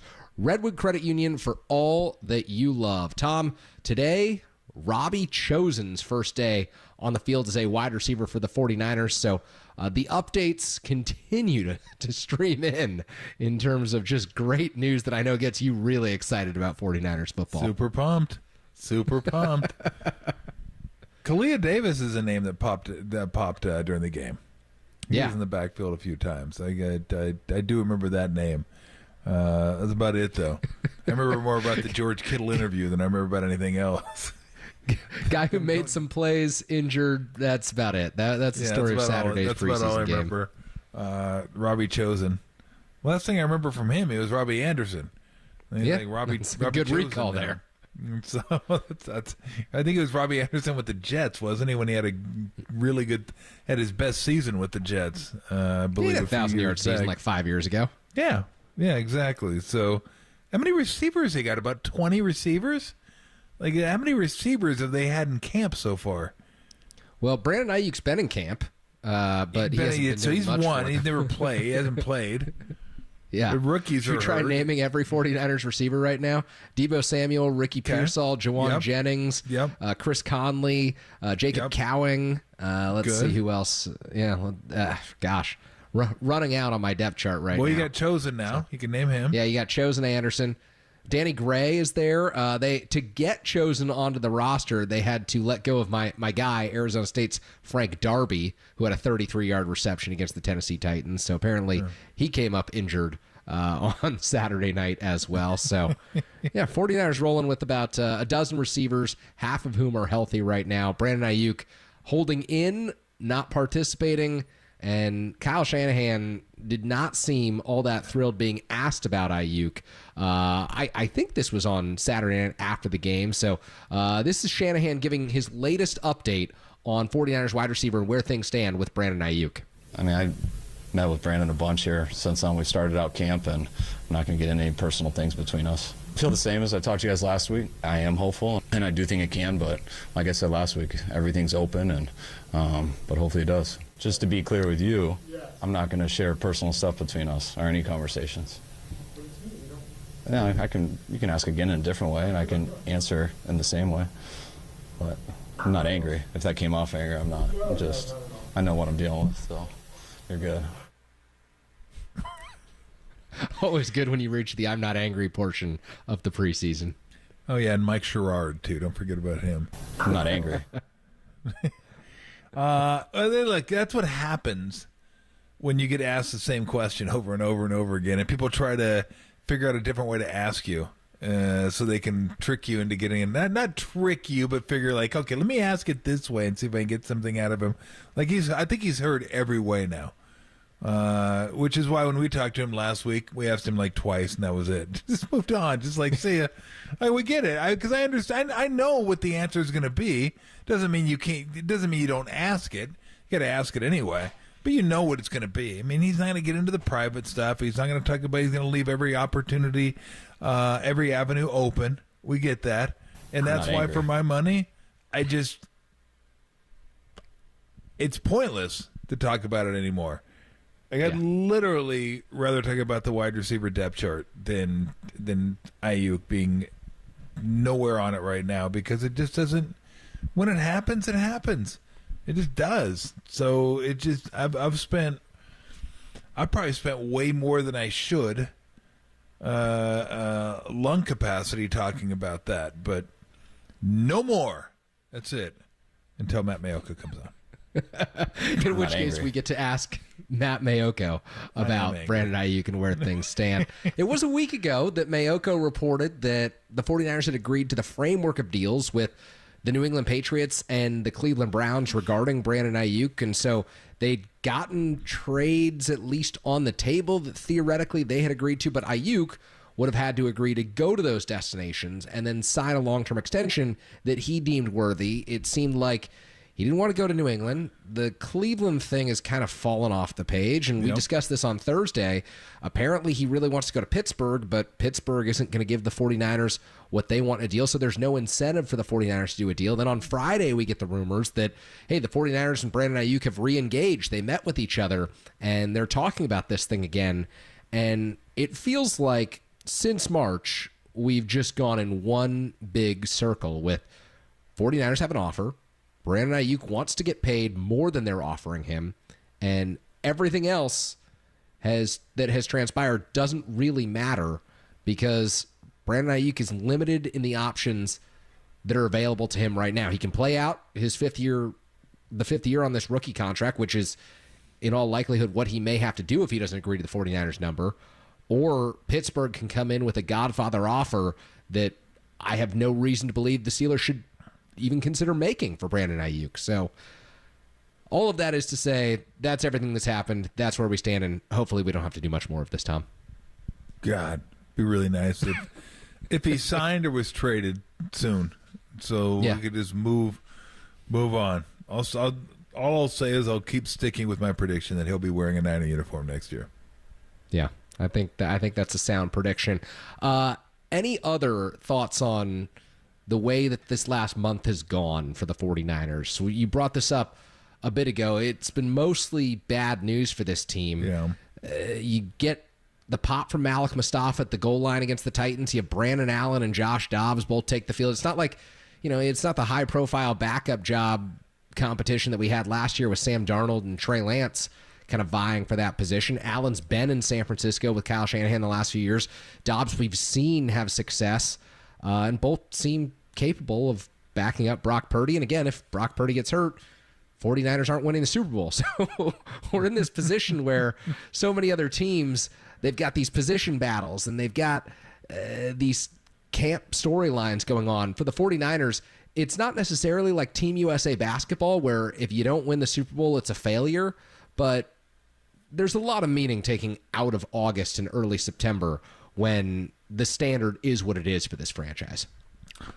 I will say this, and I say it about because I don't get into. I know a lot of people talk about preseason football. Some people talk spring training baseball. Some people talk preseason basketball. Preseason football is the biggest, just because it's football. But there are so many times that, and I think a lot of it. I'll go back to what I said. The analogy I'm going to make here is I talked about Team USA and Steve not playing Jason Tatum and that becoming like a big deal. It's like people need stuff to talk about.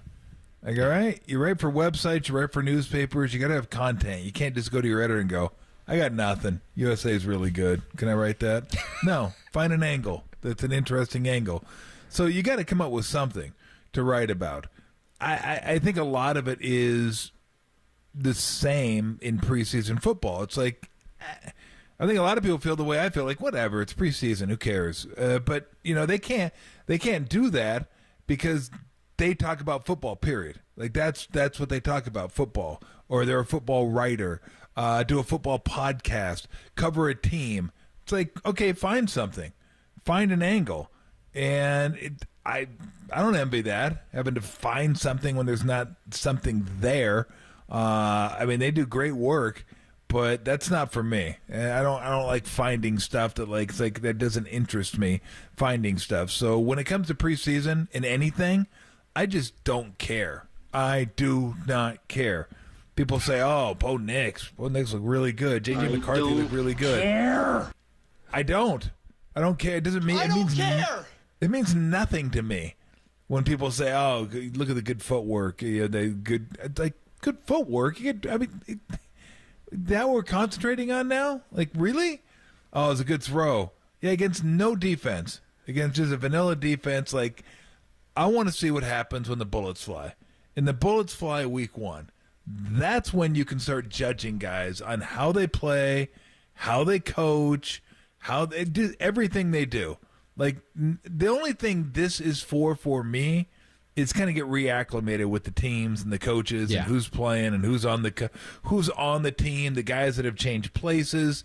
Like, I don't need to watch Baltimore Raven football in the preseason to tell me Derrick Henry's pretty good back. Okay? He's not the same as he was a few years ago, but he's still a pretty good back.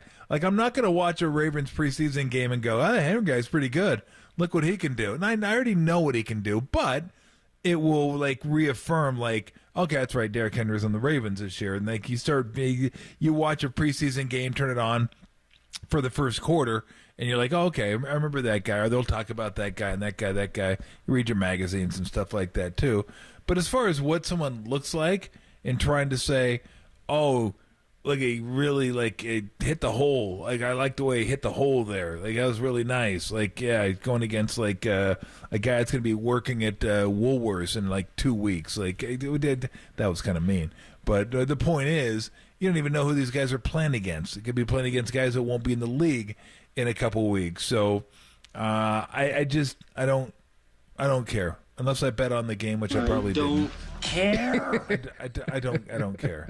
I just don't. So I can't interest you in 49ers Saints Sunday night from Levi Stadium, week 2 of the preseason? No, I'll watch first half. I will. I'll watch first half. I mean, look, it's the Niners, so again, I want to see who's on. I want to, like, for me, in the Niners, you want to know who's on the depth chart. So you kind of want to know, like, what some of these guys at least look like, how they move.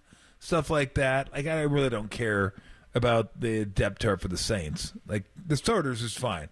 Like, again, let me know who the starters. Okay, we got Derek Carr still back there. We got Olave. I like him. Pretty good in fantasy. Kamara's still there. Pretty good for me last year in fantasy. Not bad. So, again, it's just like, kind of reafirming. You'll pay your respect to the top of the Saints depth chart when it shows. Yeah, just so I know who's. So I know who. And again, if they have somebody that I've forgotten about or whatever, I'll like, oh, okay, that's right. Or they drafted this guy. They got this guy on their team. But as far as like learning anything, or how good a team is or isn't, how good a player is or isn't. Because when the coaches know that at practice, they see it in practice, and that's the same thing in like the NBA during preseason.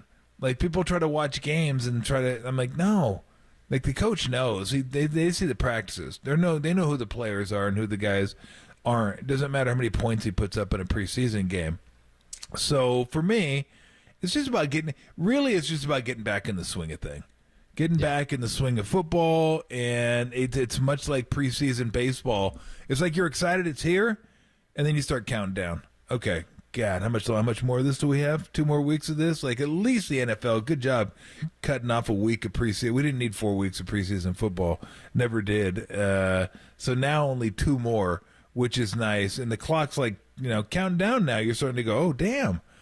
We're getting pretty close to week 0, college football. Awful week, and then we get week 1 in college football, and then we're going to get week 1 in pro football, and then we'll be off and running, and then it'll be everyone's lives are over pretty much for an entire year, because football is seemingly every single day of the week.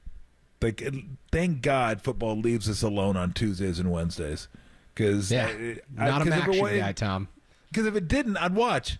Right? I would probably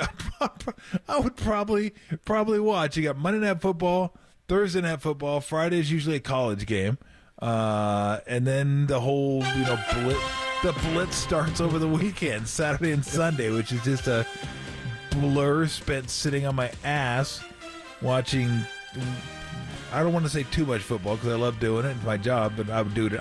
Here's the thing. I would do it anyway. Even if I wasn't doing this, I'd probably watch 12 hours of football over the weekend. Well, we'll talk to someone on the other side who watches his fair share of football, his fair share of preseason football. That is Matt Mayoko, NBC Sports Bay Area 49ers insider. You're listening to Tolbert and Copes, Crowley and for Copes here on Monday, KNBR, the sports leader.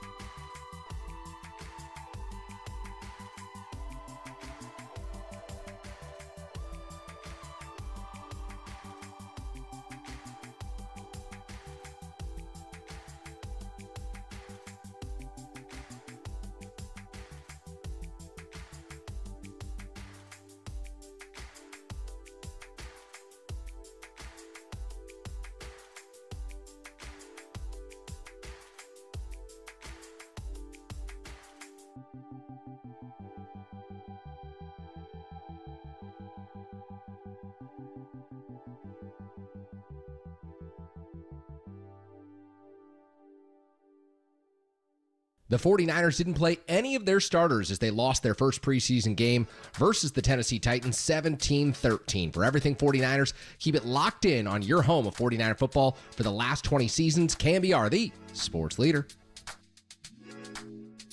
Hey everybody, Mr. T here for Northern California Honda dealers. Looking for a great road trip car?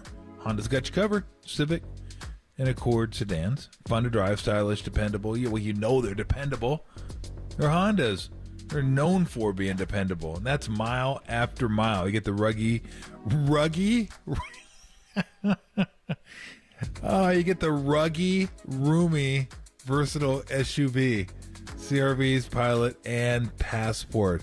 I think I might make that a new word. I like it. CRV and Accord hybrids. They have great range, miles per gallon. The MPGs, no plugs, no charging, no worries. I love road tripping in the Honda. Just get in. In fact, Lori's going on a road trip in a Honda. She's going to have to go to Arizona.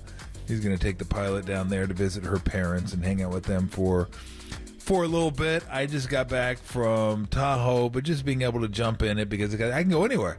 Got the navigational system. Boom, you're good there. The sound system is incredible.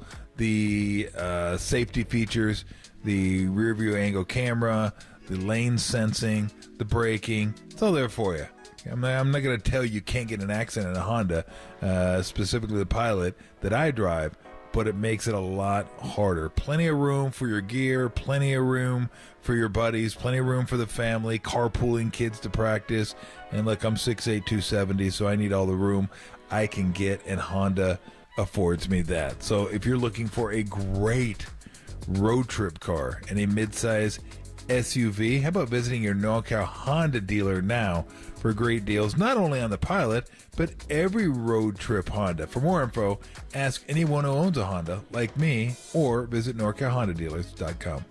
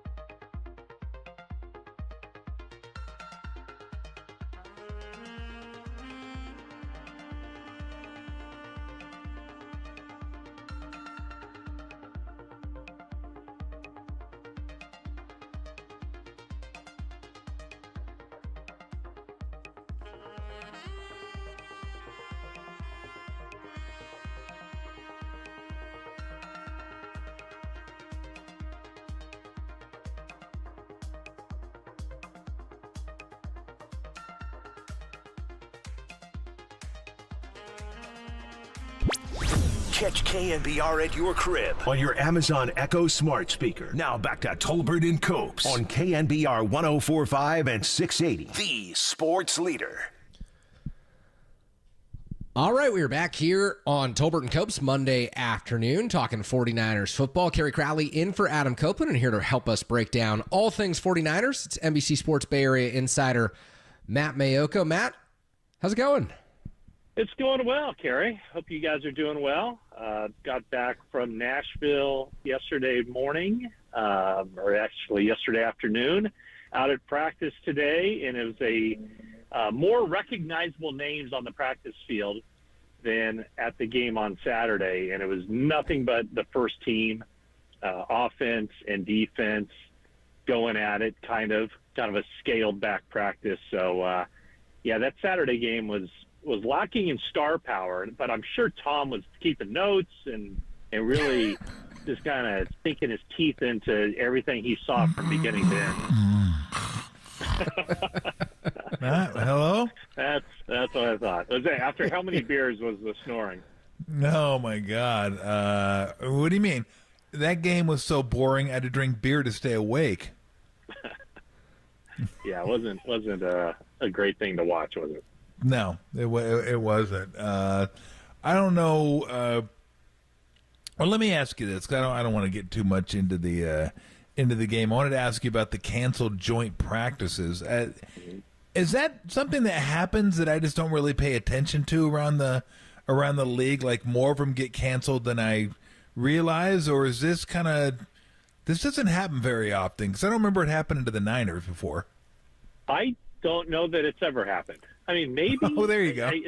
I mean, nothing. I can't think of anything off the top of my head that I remember something from the past.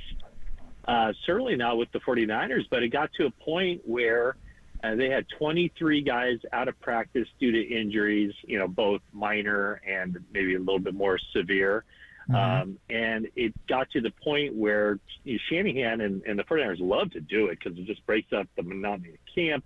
You get to see guys going up against different players. You're defensively, I think things get predictable because your own offense and you kind of know you practice against them so much. You kind of know what they're working on a day-to-day basis. So it's not necessarily a true competition.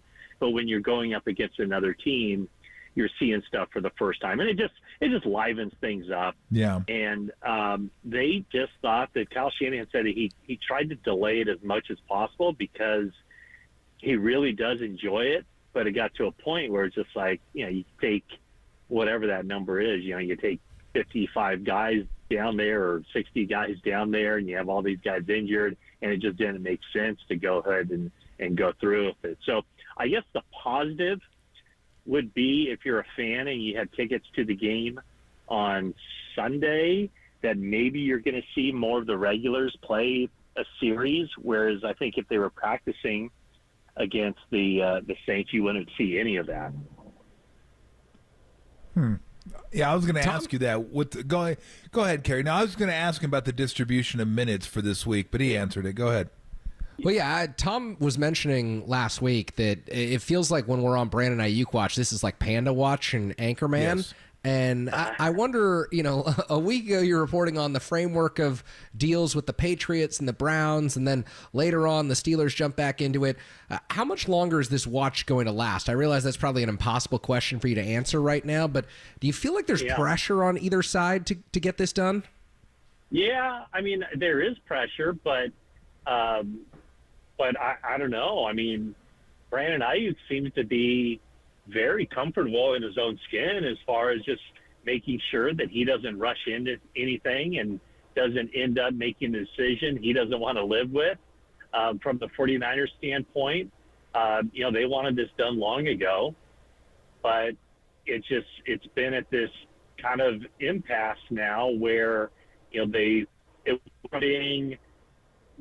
see what teams around the brand trade market. We're going to get something done. He's going to be on the team let's reopen trade talks and let's get some agreements in place. The agreements the 49ers had in place, the framework that you talked about, were with two teams that Brandon Ayuk showed no interest in going to. He basically, during the offseason, on the Pivot podcast, he talked about, if it's not with the 49ers, probably Washington or Pittsburgh. And then the 49ers get deep into trade talks with two teams not named Pittsburgh or Washington. And so Pittsburgh got back in it, probably believing that, all they have to do is work out the deal with the 49ers, and Ayuk will agree to whatever deal it is that they would push across the table to him. But the 49ers don't want to give Brandon Ayuk away, and, they're driving a hard bargain. And then it's kind of gotten to the point of, these two options probably aren't going to work. This other option probably isn't going to work. So then where do you go from there? And so all I can say is, yes, a deal some resolution is getting closer, but just because another day goes by and it has to be getting closer, I just don't know where it's going to end up, or if he remains with the 49ers, how that's going to look. But I just asked Kyle Shanahan about 45 minutes ago, is he doing anything? He's apparently going to meetings, but he's not practicing. He's doing a hold in. Is he doing anything on the field? Are the quarterbacks throwing him routes or anything? And it sounds like, none of that is happening behind the scenes. But at the same time, Kyle Shanahan said that he believes that Brandon Ayuk knows exactly what he needs to do to get ready for the regular season, and he trusts that he's doing that. But what is just a fascinating part of this is, if Brandon Ayuk doesn't sign the long-term deal that he wants to have signed, in other words, if somehow he comes back to the 49ers or remains with the 49ers on a one-year deal, whether it's, I can't imagine he'd play for the $14.1 million, but maybe the 49ers are able to sweeten the pot a little bit and give him more money this year, with the idea that he'll be free to negotiate with other teams, and he'll be on another team next year that's willing to pay him. The problem is, from that standpoint, by not taking part in the off-season program, by not taking part in training camp, is he putting himself in the best position to go out and have another season like last year and still be regarded as, a top handful of wide receivers in the NFL with a contract to go along with it? How has Debo looked? Because there's the funny part, Matt, is going into this year, everyone kind of assumed this would be Debo's last year. They'd sign Ayuk, keep Ayuk, and then Debo would be the one that would leave, because they wouldn't keep both of them, and Ayuk's more of a true number one receiver. And this is looking like, wait a minute now. If they can't get Ayuk under contract, then maybe they end up keeping Debo and try to renegotiate not renegotiate, but do another contract with him. I mean, it seems like he's just been a pro going about this, and I don't know how he's looked during camp, but how has he looked during camp? I think he's looked very good. I think he looks like he's in the best shape of his life.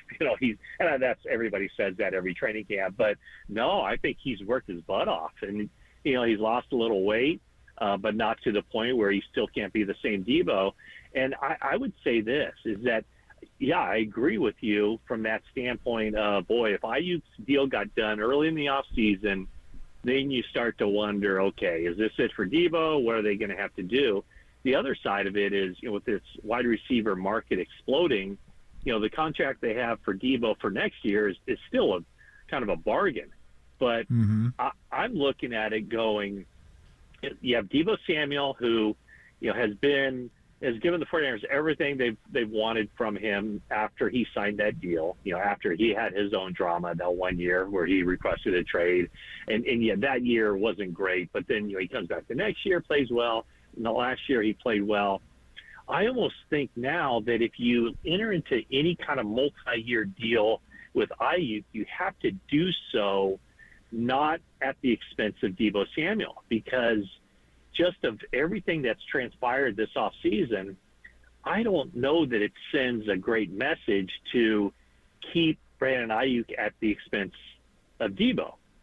So with the wide receiver market exploding the way it is, I almost think at this point you have to make contingencies, or you have to make allowances in order to keep Deebo Samuel around, even if you sign Ayuk to the long-term extension.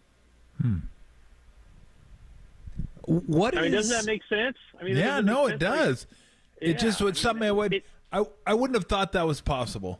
No, I wouldn't either. But I almost think at this point, but I agree. If you're the 49ers, you kind of have to look that way, because these guys see everything, they hear everything, they know what's going on.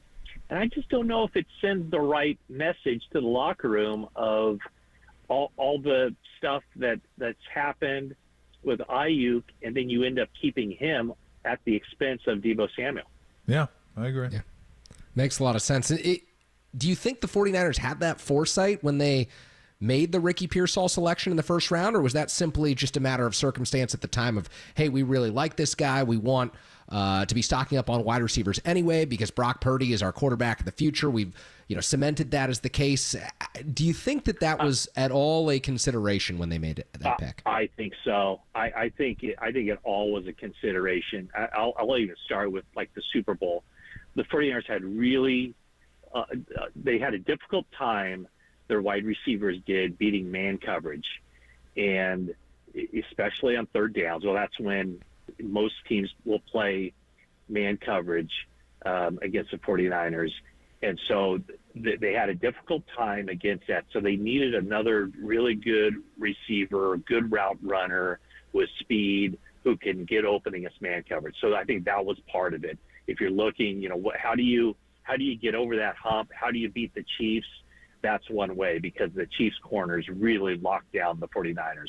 The other thing is that when you look at where those contracts are coming free, where might they need a player down the road? Wide receiver, and however that looks, but they have to look not just who can help the team this year, but more than likely, teams will look to draft a year out. Where are they going to? It's the reason they took Renardo Green in the second round, because a year from now, they might be needing two starting cornerbacks, which are Various Ward and Diamador Lenore, both entering their contract years. And then the other part of this is kind of a financial situation where if you look at the wide receiver market and how it's exploding, and now, it's taking, $28, $30 million a year to lock up a wide receiver on a second contract. At some point, teams are going to look at this and go, it just doesn't make sense to take a player at that position, or it doesn't make sense to give a player at that position that kind of money, because every year there are 6, 8 wide receivers taken in the first round.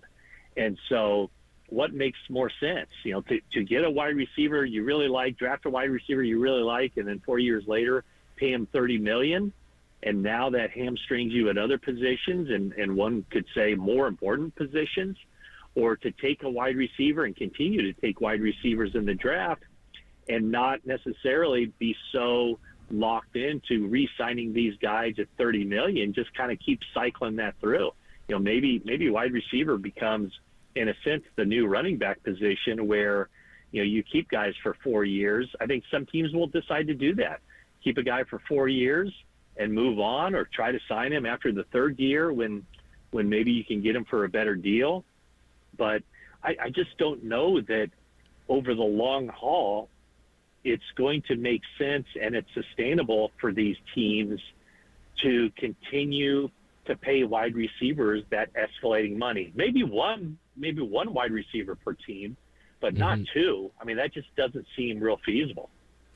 Yeah, I was going to say the same thing as you were talking, like the new running back position, and I'm wondering if I noticed this last year, Matt, when I was watching the playoffs, that you started looking at these playoff teams, and it was the Chiefs, and it was the Lions, and it was the 49ers, and I can't remember who else it was, the Ravens, I believe it was, although Andrews was hurt. And I started thinking, look at all the tight ends these guys have. Yeah. Like the tight ends on those teams. Andrews, he was hurt. I think he might have been back for that game, but he was hurt for most of the season. Kelsey, Kittle, Laporta.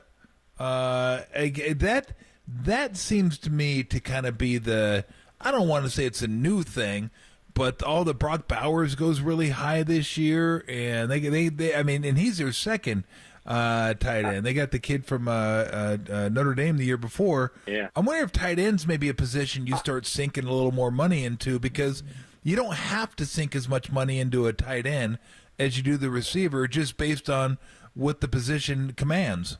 And depending on the tight end, I think you get a lot more bang for your buck. I mean, you have basically a sixth inline blocker. So, a good tight end like George Kittle can be your sixth offensive lineman and help out in the run game. Not only help out in the run game, but can really be a tone setter in the run game.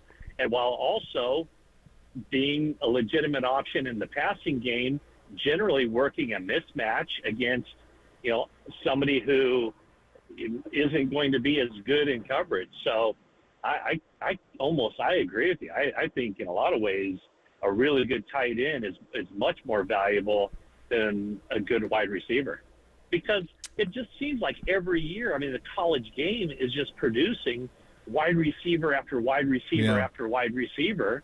And, that's the position that gets drafted most often. That's the position that gets drafted most often in the first round. And you would think that at some point, supply and demand, it would cause it so that, that the prices would kind of level out, but that hasn't happened. Yeah. I believe Mayer is the kid from Notre Dame. I think I just remembered his name. Yeah. And then they went out and got Bauer. Before I let you go, any chance you think we will see, or I don't even know if Kyle's mentioned this, we'll see Purdy this week or much during the preseason? My thought would be if those joint practices had taken place, no. But maybe he gets out there for a little bit on Sunday based on how the practices go, 49ers versus 49ers. So I think there's a chance. He won't play much, but, there's a chance he'll get out there. But I would have said, absolutely not if he had basically gotten the equivalent of, 2 full games practicing back-to-back days against the Saints. Well, you know what? I was going to say the same thing about you, Matt. I think this is the best shape I've ever seen you in going into camp. Well, so thank you. You're looking good, walking tall. I appreciate it. That. Yeah, and you've said that every year now for the past 15 years, and I think you're right. I appreciate the dedication to your craft. You're doing something right. When it comes time to renegotiate my contract, Tom, you're my agent. Oh, yeah, I'm there for you. Whether you want me to hold out or hold in, I'll do whatever it is you tell me. Yeah, I want you to go sit in the NBC Sports Bay Area lobby and just do nothing, not report on anything, just sit there. Yeah, just sit and there. You can drink beers. Thanks, Matt. We always appreciate it. We'll talk to you again next week. All right, Tom. Terry, thanks, all right, guys. Take it easy. All right, see you, Matt. Yeah, I love Matt. He's hilarious. Oh, great stuff as always. 49ers take on the Saints on Sunday, second preseason game. When we come back, helping get you set for Giants baseball on the radio this evening, Andy Baggerly, Giants beat reporter for The Athletic, will join us. You're listening. Tolbert and Copes here on KNBR, the sports leader.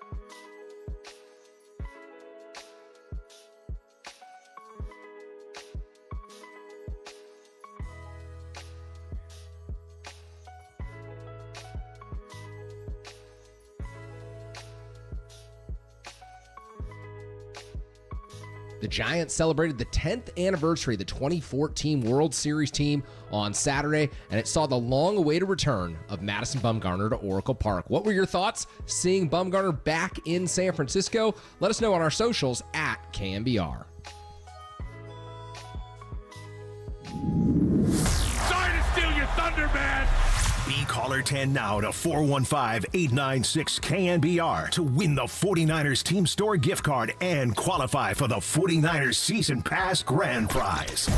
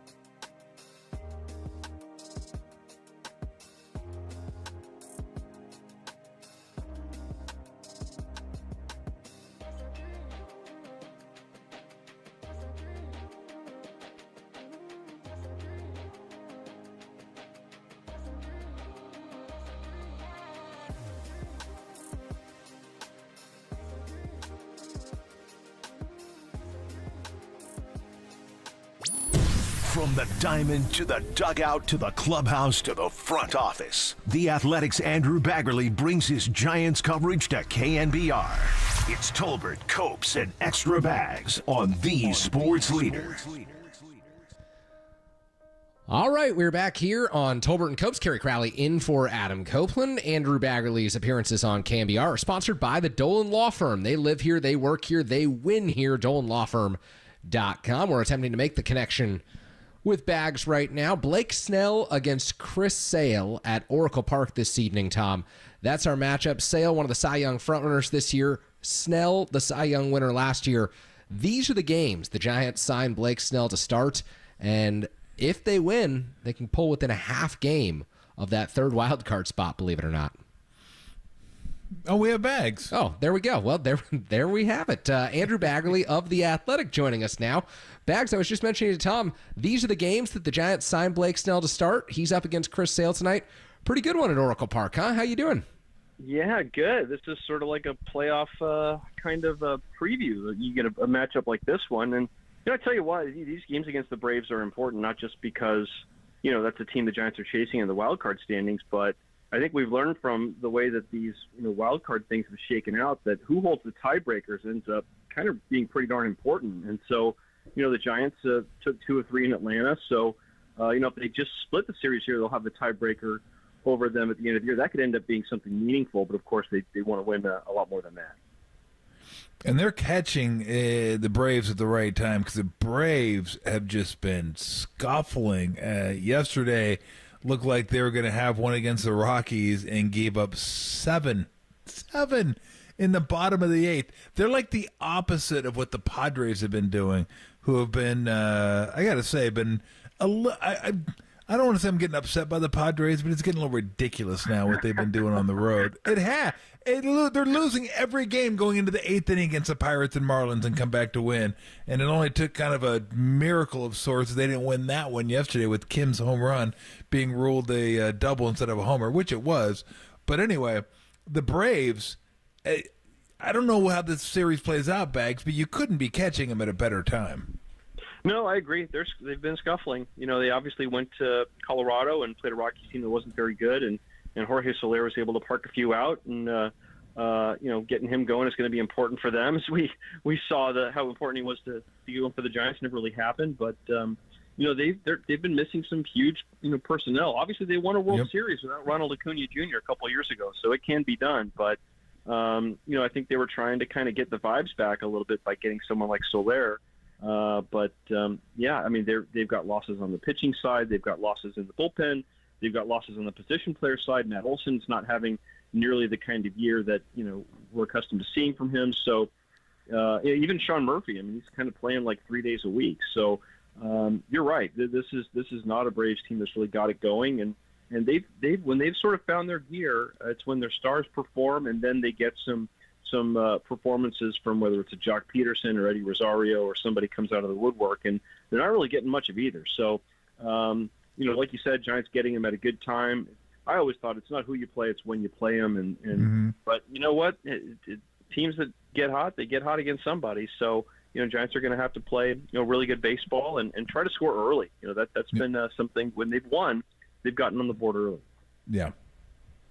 One of the questions I had for you, Bags, is the plan for Marco Luciano down the stretch, because after Soler's traded at the deadline, Farhan comes out and says, we want Luciano to be the DH. Well, they also brought up Gerard Encarnacion, who's been kind of a shot in the arm. He's had some really good at-bats for the Giants, and Luciano's been on the bench for the better part of a week. He's in the lineup, albeit against one of the best pitchers in baseball tonight, and Chris Sale, who's having a total throwback of a season. How much do you think we'll see Luciano?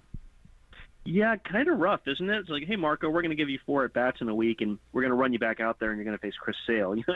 It seems like a tough thing to do to a young guy. And, this is the time of the year when you really have to just react to the hot hand, I think. And, Bob Melvin, I think, is the kind of manager that's a little bit more in the Bruce Bochy mold of, if you're hot, you're going to keep playing. And, we've seen them react that way to Tyler Fitzgerald, kind of becoming the everyday shortstop. They obviously reacted that way with Elliot Ramos earlier in the year.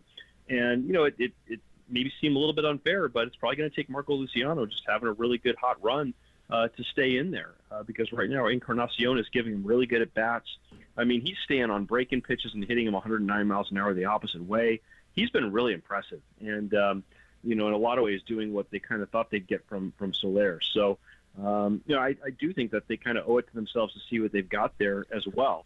But it's got to be tough for a guy who's 22, and you've been told you're the top prospect in the organization forever. You've seen Luis Matos get some run. You've seen some other young players get some run. You probably feel like you're wondering where you stand. And the Giants, if they don't plan on playing Marco Luciano every day, they probably should send him out so he can play every day at AAA. But right now he's just kind of caught in between a little bit, and he gets an opportunity today, although it's a tough assignment, as you mentioned.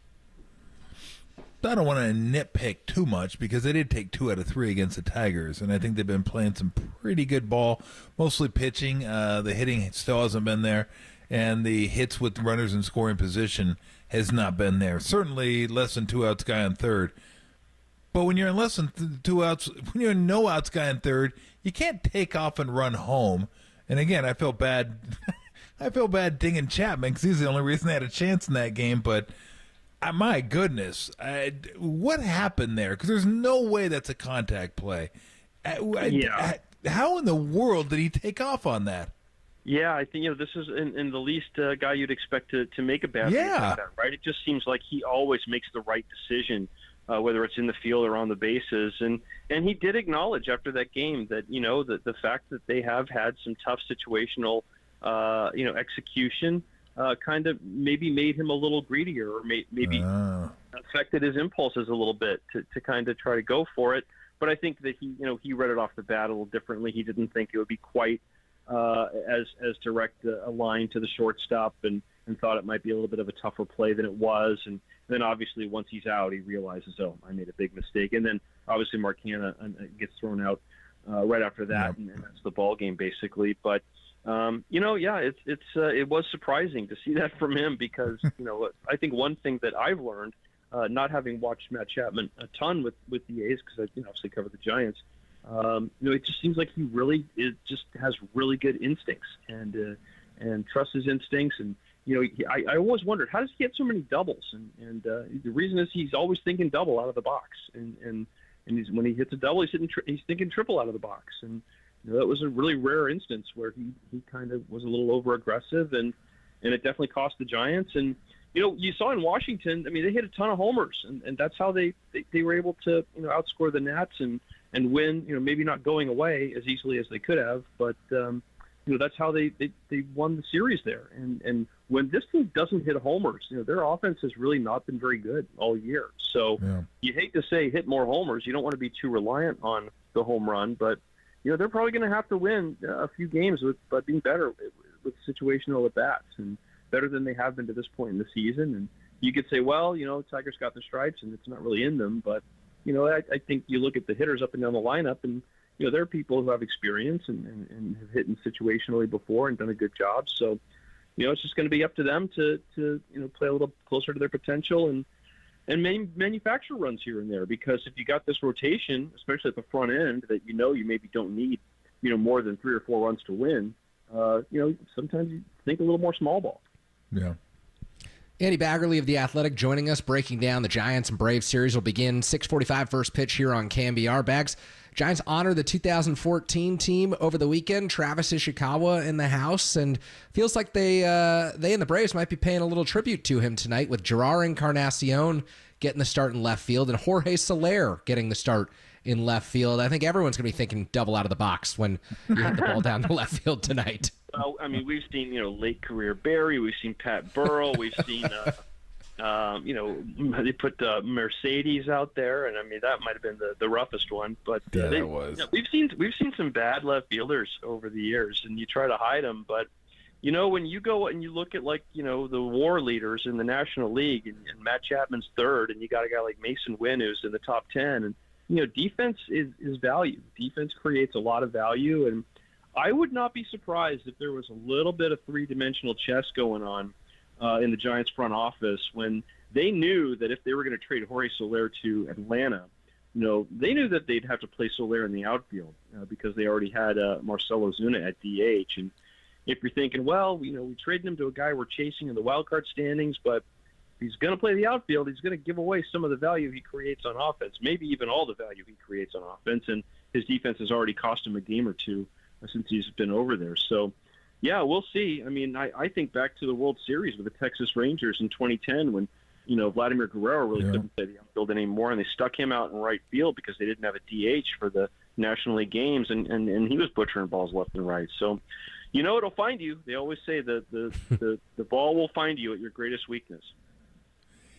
Any warning bells going off as far as Hayden Birdsong, or is it just two bad starts and a few, maybe a correction here or there could fix the home run ball?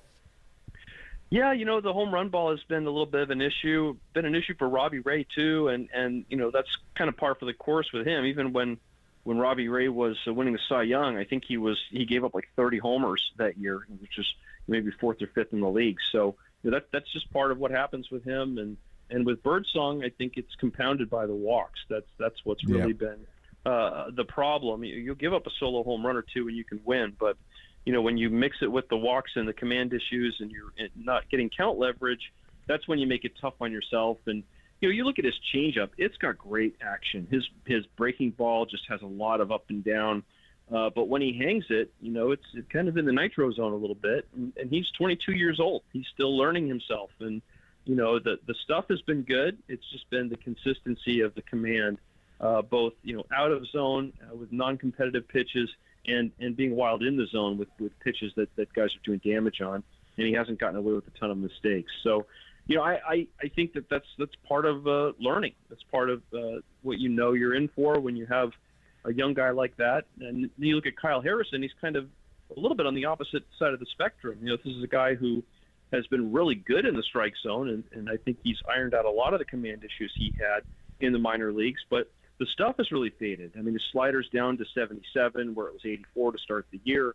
His fastball is just a tick over 90, and he's kind of learning to compete with what he's got, and or try to chase a little more velo with whatever he can do between starts as his innings pile up. So I think both these young guys are kind of facing kind of different problems. One is how to compete, without some consistency, and the other one how to compete without maybe their best stuff. And a lot of the Giants' fortunes is going to hinge on just how those guys do. And Tristan Beck, too, is a guy who he's pitching again, I think, tonight, and he's looked really good in his rehab appearances. Let's not forget about him. He could step in maybe and be a factor here in September.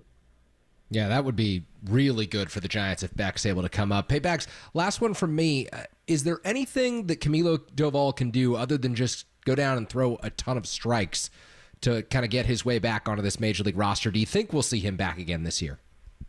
Oh, yeah, I think we will. I think their hope is that this is just 15 days and he'll be back. And I really couldn't tell you if they felt they needed to do this to get his attention. I think that had to be part of the calculus. This is a guy who just has not shown a lot of interest in pitching in non-save situations. We saw him throw a cooler. And it wasn't all because he wasn't getting outs that one day. It's because he was pitching in a 10-2 game or whatever, and he didn't want to be in that game. Made that very plain. So, there's some maturity that has to happen. And this is a guy who had a lot of success real quick. Don't forget that he missed a lot of sort of what you get matriculating in the minor leagues for the COVID year. He spent a year with the alternate site.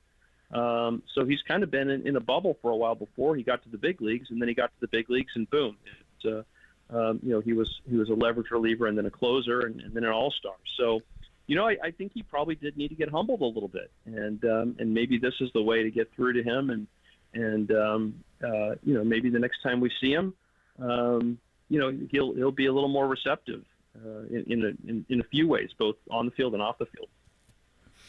So I saw Tyler Rogers gets a save on Friday. Then Walker gets a save on Saturday.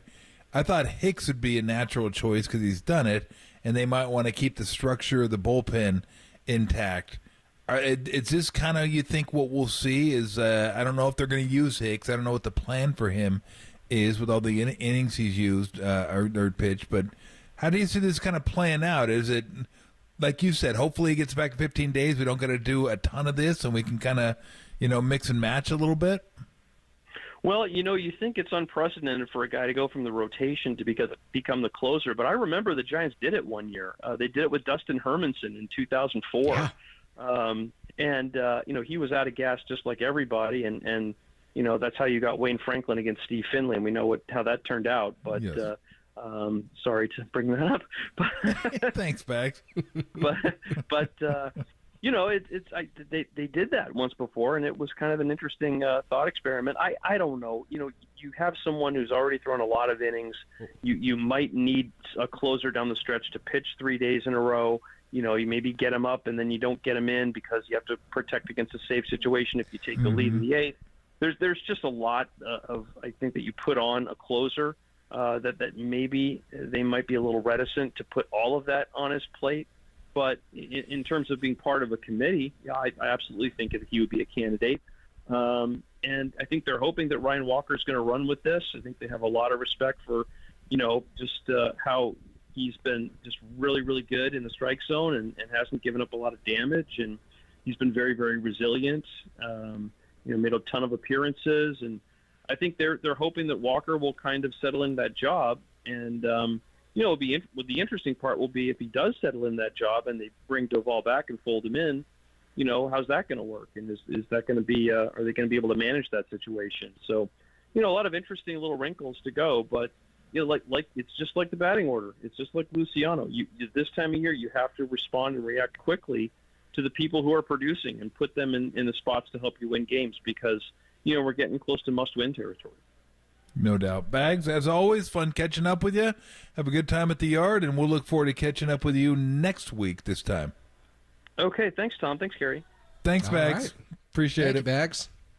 Good stuff, as always, from Andrew Baggerly of The Athletic. A reminder that Tolbert & Copes is sponsored by Redwood Credit Union. Redwood Credit Union offers auto loans with competitive rates and personalized service because your journey matters. Redwood Credit Union, for all that you love.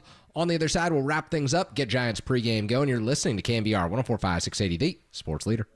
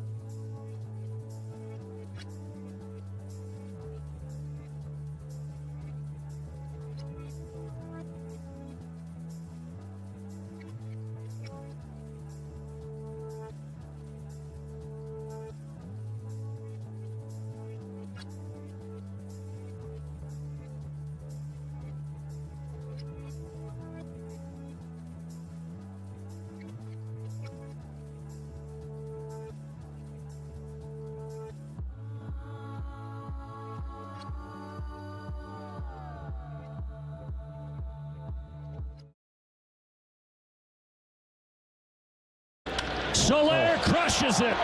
Solo. A big 3-1 shot. Homers in 3 straight games for Soler, and it's 6-2 Atlanta.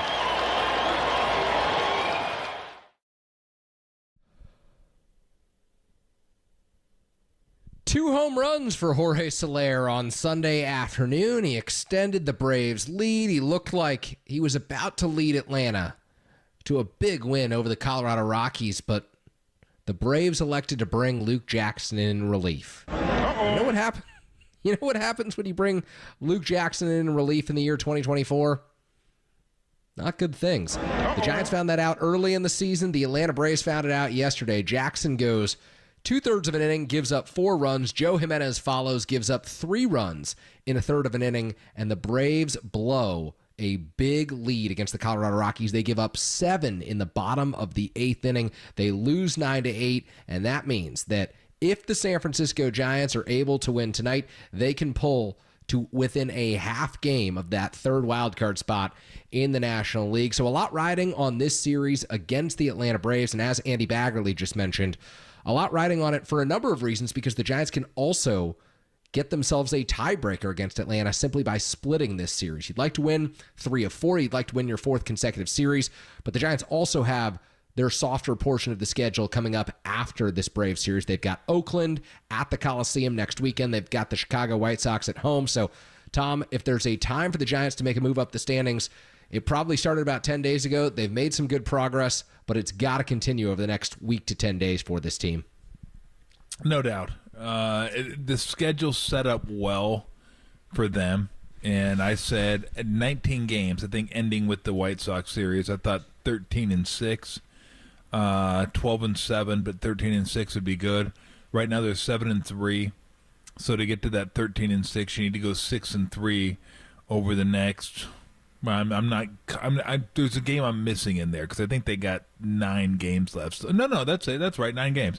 So You got 4 against the Braves, and then A's and White Sox. So White Sox, you're hoping. You usually don't go into a series thinking you should sweep. That's probably what you do there. I mean, they're just flat wrong, absolutely flat wrong. But look, I think, and I know the Mets and the Cardinals and the Braves are the teams that are right next to them.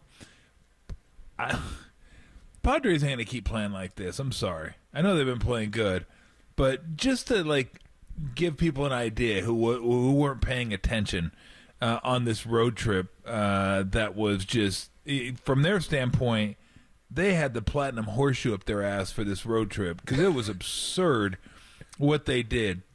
They just started off game 2 against the Pirates, down a run going into the 9th, get a run, and then score 3 in the top of the 10th. Pirates score 2, they win that game 9-8. Last game of the series, they won the first game. They crushed them. First game, the next game of the series, they're up 5-4. Pirates are up 5-4 going into the 9th. Pirates get 3 in the top of the 9th. Pirates get 1. Padres win 7-6. So you're like, okay, this can't continue, can it? Oh, you'd be wrong. First game of the Marlins series. Marlins lead 2-0 going into the 8th. Padres get 1 in the 8th, 1 in the 9th, and then 4 in the 10th to win that game 6-2. 9-8. What happened in that one? Oh, my goodness gracious. They scored 2 in the 7th, 3 in the 8th after being down 7-3 going into the 7th, and win with a run in the 10th.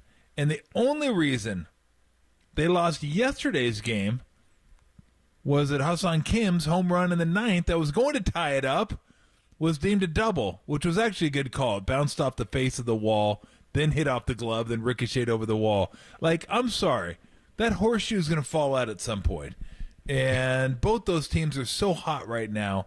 That's just the way baseball works. You don't keep it going forever. So if the Giants can make a push, because it's going to get tougher after the White Sox series, no doubt. But this is where you really got to, I said, extend yourself, get away from 500. Get yourself 5-6 games over 500. So we'll find out if they can do that tonight. in their quest to get away from 500 against the Braves. Want to thank our guests, Mark Spears, Andrew Bagley, Matt Mayoka. Thank you, Derek. Thank you, Tim. Appreciate it. Time to get you ready. Braves Giants here on the Sports Leader. Take it away, Derek. Oh, my